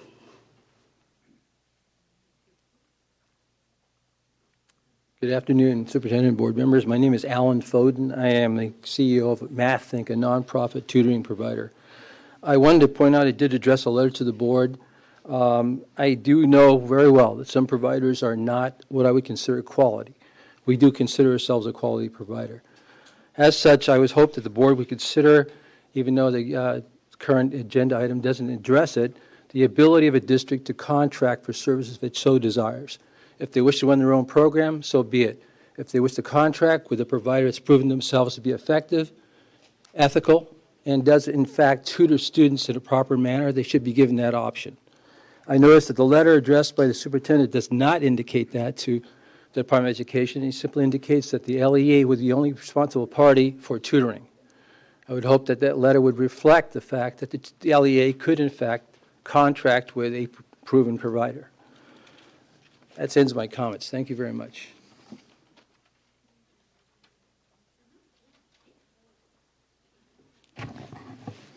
Good afternoon. I'm Rick Fowler, president of the Community College Foundation, chair of the UC Davis School of Education Advisory Board, a director and education committee member of the California Chamber of Commerce, and president of SCRS, the $9 billion Sacramento County Employee Retirement System. President Kearse, Superintendent Torlakson, and board members, thank you for your commitment to educational opportunities for California youth. I speak today solely for the Community College Foundation, a California nonprofit dedicated to creating college opportunities for California's at-risk youth since 1983.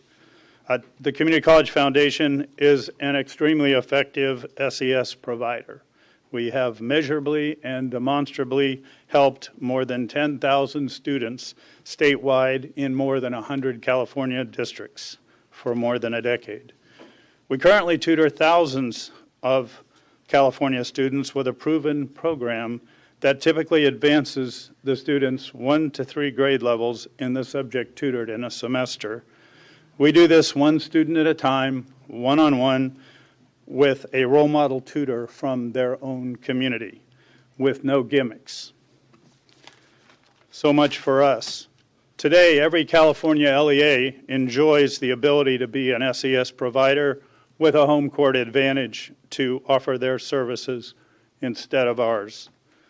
The federal legislation providing SES money to California and its LEAs was designed to give low-income and minority families educational choices. This waiver would effectively eliminate their opportunity for provider choices. This waiver would eliminate thousands of jobs of dedicated tutors. And the suggestions of allegations, however true in individual cases. Thank you. Good afternoon. Sarah Botches with the Association of California School Administrators. In support of the recommendation before you. Thank you.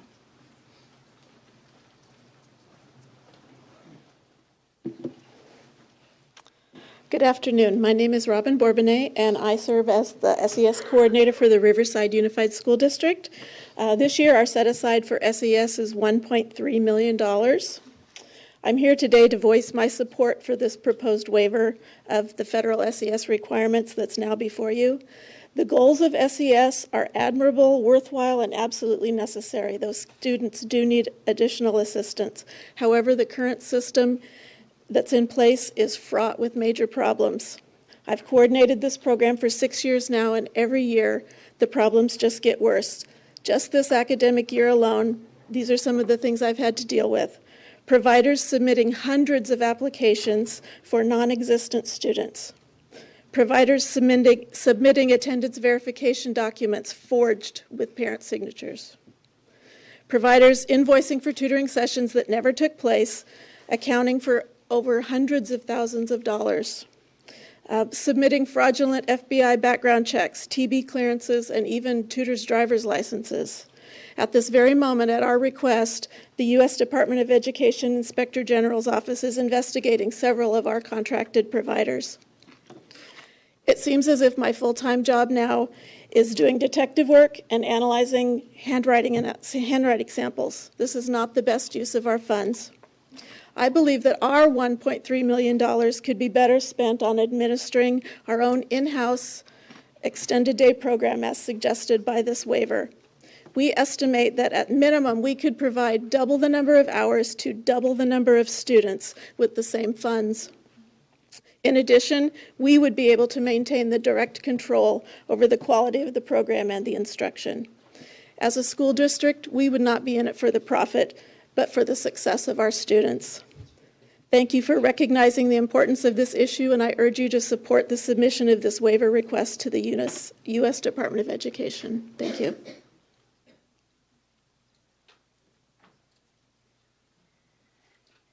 Good afternoon. My name is Deanne Antonini. I'm the owner of Jump Into Math, an approved SES provider since 2006. We are exclusive to California with 3 locations in Stockton, Watsonville, and Fresno, serving more than 50 local school districts. We hire on-site credentialed tutors to provide small group intervention in math. We have served thousands of students with a 93% completion rate and an average rate of 89% improvement. Jump Into Math is here today to applaud the efforts of the CDE and the SBE in improving the quality of after-school intervention. There seems to be some ambiguity in the language of the waiver and the letter, as it doesn't clearly state that the LEAs have a choice of working with outside agencies or SES providers that can do this job for them.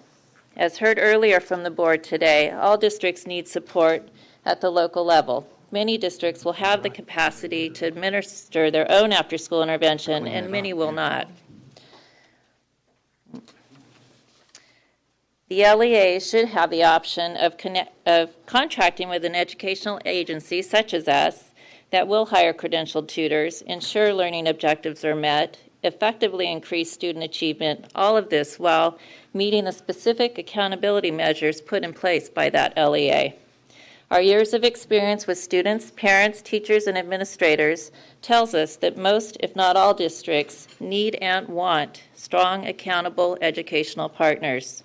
In the interest of the students that we all serve, this waiver must provide the LEAs the option of administering after-school intervention internally, externally, or both. Thank you.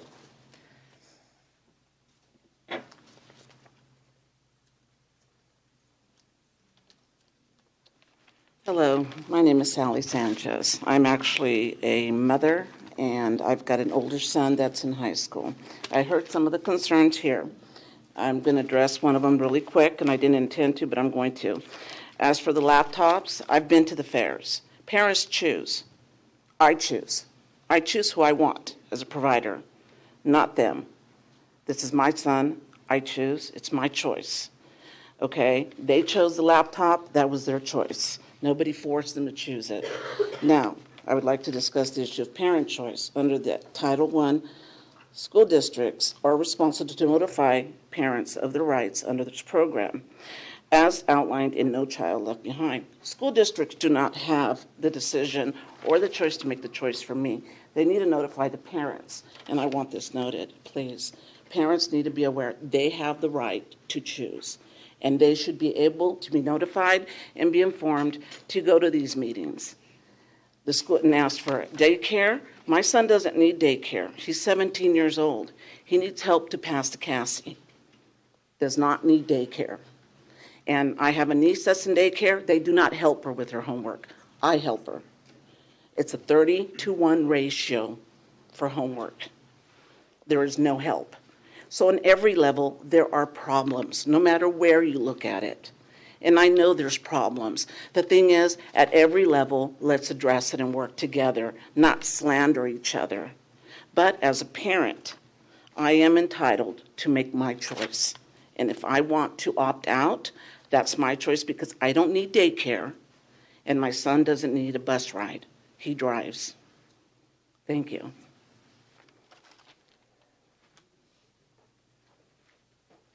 Good afternoon, Marta Alvarez on behalf of the San Diego Unified School District. In the interest of time, I'll be brief. I'll just mention that in San Diego this year, 14-15, we had to spend $2.2 million for the services that we provide through our SES providers.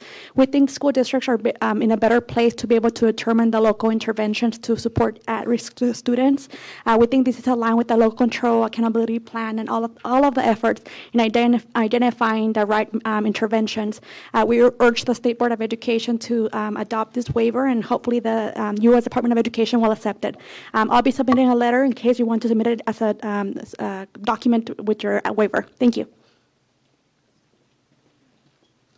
I'm Terry Burns, on behalf of California School Boards Association. We are in support of the waiver and will gladly help with a letter if support on that.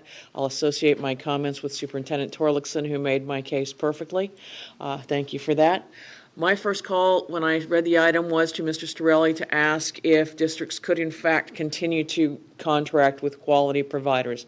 A lot of our folks deal with quality providers like Mr. Roberts behind me who do great jobs. On the other hand, there are providers out there who aren't as good.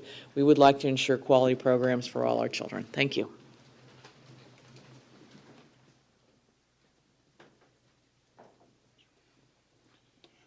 Good afternoon, Darrell Roberts Family Development Center. We are a quality SES provider.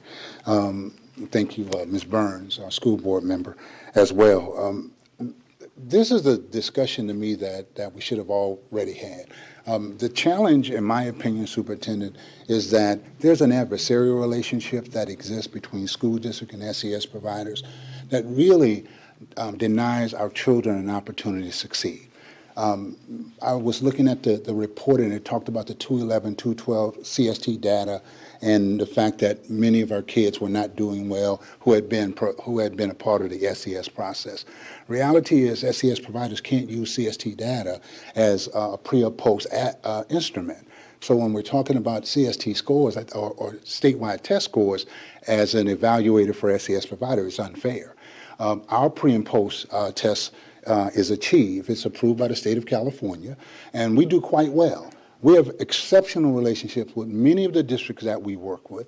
However, there's some districts that really make it virtually impossible to work with. There's the largest district in Southern California, can't even get into it. Go in the meeting, start the meeting off. The meeting was adversarial from the minute we started till the end. We have a district here in northern Sacramento, North Sacramento, that we can't get to. Twin Rivers Unified School District, Robla, Natomas, even Sac City we work well with, but there are some districts that really don't want to have providers, whether you are quality or not. When only two-thirds of our children are at proficient or advanced level, as we know they are, for us to deny parents an opportunity to find the best way possible for their children to reach proficiency, I think is being short-sighted. I know this discussion is here. Maybe I see you have the votes, Superintendent, to move this, but I really question, is this the right time to do that? And have we really had an opportunity to talk about what's best for our children? SES works well when quality providers are there, but also our kids are not doing well in the system that they're in right now. And I do caution you to just passing on more money to the school districts. Thank you. Thank you all for your service. My name is Jack McAvoy, and 20 years ago this month, I purchased the rights to develop Sylvan Learning Centers in 3.5 counties in Northern California. For the first 12 years, 95% of our revenue came from private pay customers, people who brought their children to us and paid for the services. The one thing we were missing, and frankly the reason that really motivated us to go into the business, was to serve the lower income families, the families who needed it the most. So when SES came into play, the 5% that we were doing contracting with schools serving those parents expanded greatly, and we were able to serve in the vicinity of 10,000 students since SES came into play. I was interviewed on NPR the first month of SES and was quoted as saying it's the wild, wild west. And unfortunately, it got worse. There are a lot of horrible providers, horrible marketing techniques that have been used for years. But there are districts who have been creative enough to get around that, to find that they selected the providers that they work most effectively with and do that well. One of the core districts, where we did a lot of work, we had 8 schools in the last year of SES serving approximately 1,000 students. Not a single one of those students was served in the year after the core waiver was approved because the district elected to spend money elsewhere. So that's a whole group of students that did not receive what they should have received. The waiver request has already been denied once by the state. It becomes moot with the SEA being rewritten anyway, which may happen this year. If it doesn't happen this year, it'll happen next year for sure. So it's going to be gone anyway. So one more year, and the district's having more flexibility in determining who it is they use as providers is the answer. And if the letter goes through, please include in the letter the fact the districts have the right to contract with approved providers. Thank you. Good evening, Sarah Lillis with Ed Voice. We have a few concerns with the waiver request as it's currently written, and we would urge you to suggest amendments, technical changes to the letter before it's submitted. First, it's not clear from this item that LEAs still need to keep choice to another public school that's serving kids well as part of the conversation. We need to be clear that that's not, we're just talking about SES, we're not talking about the other public school options. Second, while the request says that it will notify parents of the PI status, there's no suggestion that parents will be notified of this particular change in options offered to their children. An important part of this lever of change is not only giving parent choices, but actually engaging them in this conversation about what additional supports they need. And as has been mentioned, as the waiver request is currently written, it does not make it clear that LEAs have a choice to contract. As it's written, it actually says LEAs would be required to set aside 20% of their Title I funds for extended day instruction strategies, and then requires that that be done by LEA. So I think that definitely needs to be clear, because as much as we have differential service from SES providers, I can imagine we will also have differential service from LEAs in terms of their ability to provide extended day instructional strategies. We're also concerned that the waiver request sets annual achievement goals of 1 percentage point each year in all grade spans during each school year. And as was discussed in Agenda Item 9, I don't know where that came from. I'm not sure what that goal is, and I feel like if we are setting achievement goals as part of this waiver request, it should be a broader conversation as part of our accountability conversation. That's primarily it. Thank you.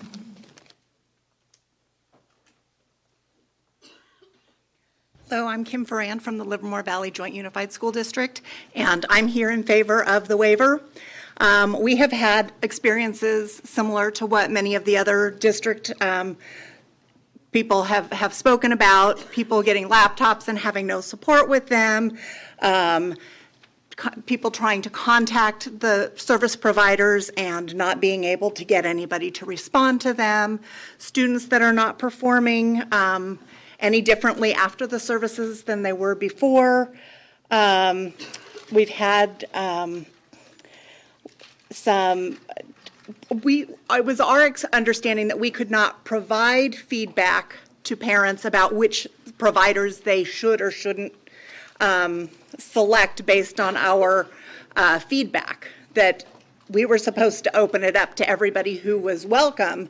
And so while there, I'm sure, are wonderful providers, we all have already identified that there are also some inappropriate practices happening, and as a district we don't have the recourse to help guide parents in making a different choice. So for those reasons, I think our district is in favor of the waiver. Thank you. Okay, thank you. That concludes the public comment. So I want Carrick to come up. There's clearly one item that the letter does need technical change on. So I'm going to ask you some questions and we'll get this on the record.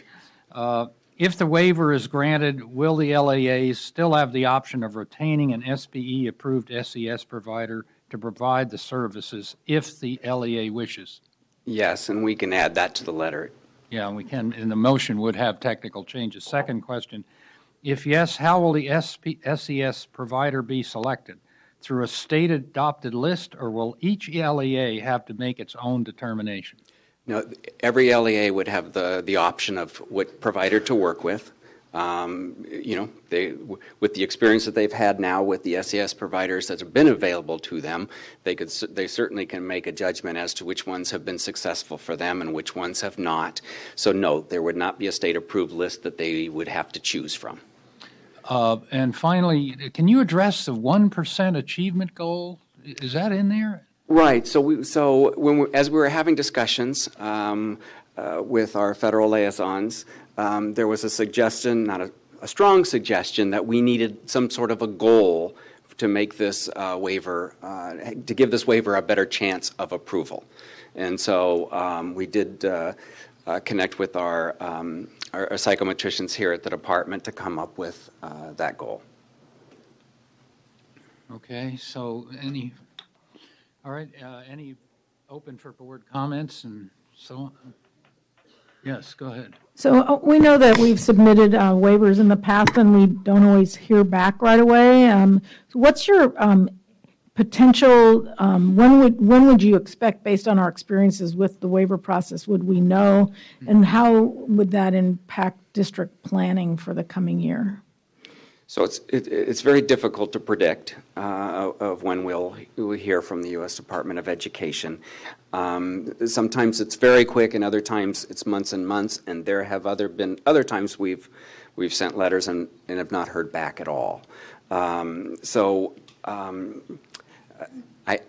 I would not venture to guess when we would hear back. But of course, as soon as we did, if there were additional information for us to provide, we would be as quick about it as possible, because we know that, it's most important that this happens as soon as possible for next school year.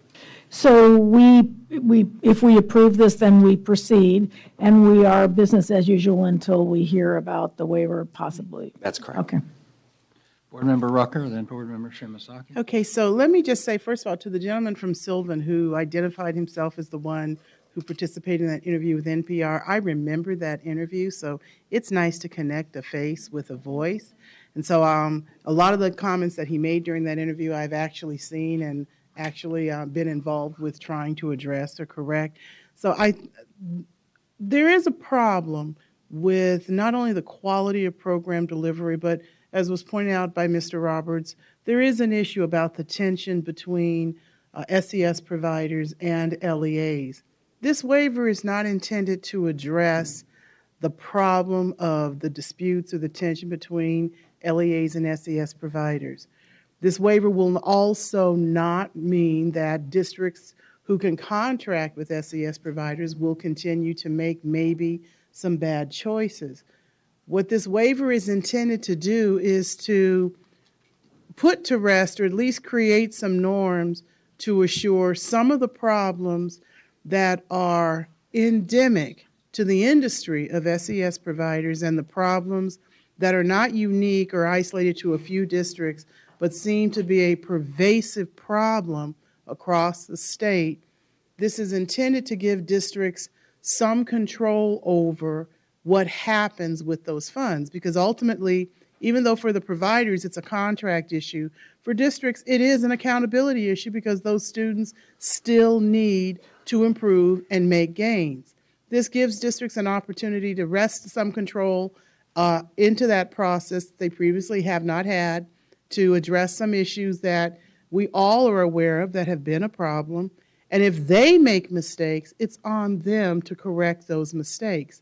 If they choose incorrectly, it's on them to recognize that and immediately correct that.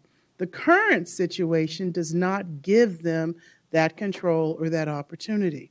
So the waiver itself is a good idea for that reason. But beyond that, the waiver also gives us an opportunity to understand and to look at going forward what it means to provide those types of services, and to look at those ways that have proven to be successful, because that also will inform how districts choose to resource and support those students through their LCAPs, and to understand those, create some coherence in not only providing supplemental support, but also to understand what it means to resource and support those underperforming students. So this program has existed in a vacuum and often outside of the control of the districts, but districts are ultimately held accountable for the performance of those students. This brings those students back under the umbrella, not only of local control, but accountability linked to local district decisions. For the SES providers who have a concern that districts will create a priority to fund themselves and their programs over programs that you feel are functioning very well, I would suggest that based on the letters I've seen here today, that many districts do recognize and know who they have strong relationships with. I would be surprised if districts choose to sacrifice programs that are working to create some efficiencies that are not linked to continuing improvement. And if that happens, while I said I won't be surprised, districts should not be surprised then by the impact of those poor choices. So I'm ready to support this. Okay, Board Member Shimasaki. Yeah, I just wanted to make a comment that LEAs need to be given the opportunity to provide services for their socioeconomically disadvantaged students in accordance with our state's priorities with unduplicated pupils, and recognizing that these are some of the neediest students we have in our state, and these are often the students that go unserved by many of the programs that we try to provide. And I think that by, like Member Rucker said, having the SCS funds as they currently exist, federally funded programs in a vacuum, that we lose sight of that we are providing these support systems for these disadvantaged students, but that a separate pot exists where we can't where LEAs cannot control how these funds are spent, and with SES providers that, as many of the speakers have experienced, are not well equipped to provide these services for our students. And I did want to make one comment, or make one response to one of the comments that a speaker gave about school choice, and it is in the letter in attachment 1 on page 3 that under this waiver request, LEAs will continue to send a letter notifying parents and guardians about a school status in PI and may continue to offer school choice. So that is still very much a part, I think, of this waiver request, is to give parents and guardians that school choice when doing program improvement. Board Member Molina. In regards to the accountability piece, should we be granted the waiver, and we talked about getting the information out to LEAs as quickly as possible, do you foresee do you foresee, should this happen, that schools are to implement, or districts are to put a plan together and get this up and running for the year 14 or 15, 16? And the application process is through the district, is what I understood. In other words, an SES provider would apply at the district level? Well, those would both be district choices. One, if they would choose to start right away, the waiver would allow for that. If they wanted to continue to use with the SES providers they could continue to do that. But if they wanted to run an application process, they could do that. It would certainly not be a requirement. Okay. They have experience with these SES providers. They know who's effective and who isn't. And I would say they would probably just enter into an agreement with those that they already know to be effective. But there wouldn't be a timeline when a district has to do that, or there would be? Well, there is a requirement because of Title I that this money be used for those students this year. How a district goes about doing that is their choice. Okay. Board Member Shimazaki? Yeah, sorry, I forgot one thing. The last thing I want a clarification on. With this waiver request, the word approved SES providers is virtually non-existent. The state will no longer engage in approving SES providers, and districts will would not be required to make their own kind of approval process. They'd be entered into a contract as with any other private business. That's correct. Okay. Are we ready for a motion on this? Board Member Sandoval. I move approval of the recommendation. Second. Okay. Yes, well, the motion includes the clarifications. That's in the motion. Yeah, that was already in the motion, that we could make technical changes around these clarifications. Okay, so is there any public comment on the motion? Hearing none, all those in favor, raise your hands. Oh. You need to come up.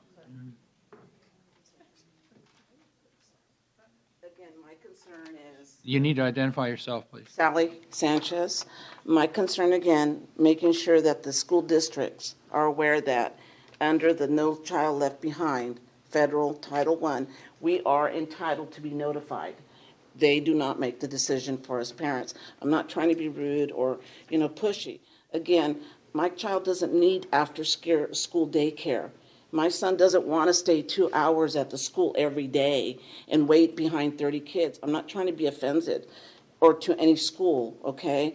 But I hear people where the schools want to implement, they can't even hire teachers right now. They're lacking math teachers and science teachers, and they want to help my son with the Cassie. He went to the girl, and the lady there, she didn't even know what to do. All right, thank you. So that's my concern. I want every district, anyone that's here, please, they are in violation if they do not notify parents. All right. Thank you. Thank you. Okay, we're ready for the vote. All those in favor, raise your hands. Okay, that's unanimous. So now we're down to the consent calendars. So we have all of these on consent, waiver 1 through W14 on the proposed waiver consent calendar. Do we have any public comment on any of these waiver motions? There are no public comments on the waivers. Okay, no public comments on the waiver motions. Do I have a motion to approve? Move approval. Wait. Okay, Aida. okay. All right. Any public comment on the motion? Hearing none, I'll raise. Did you get a second on the waiver consent? Okay. Yes.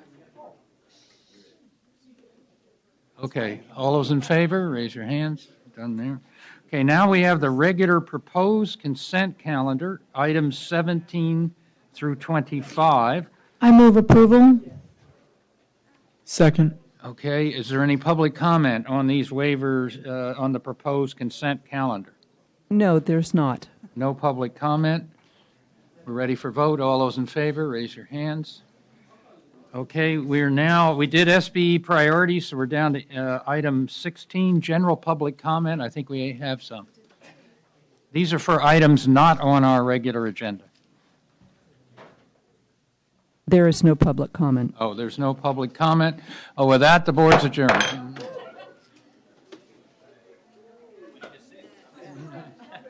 Yeah, not bad.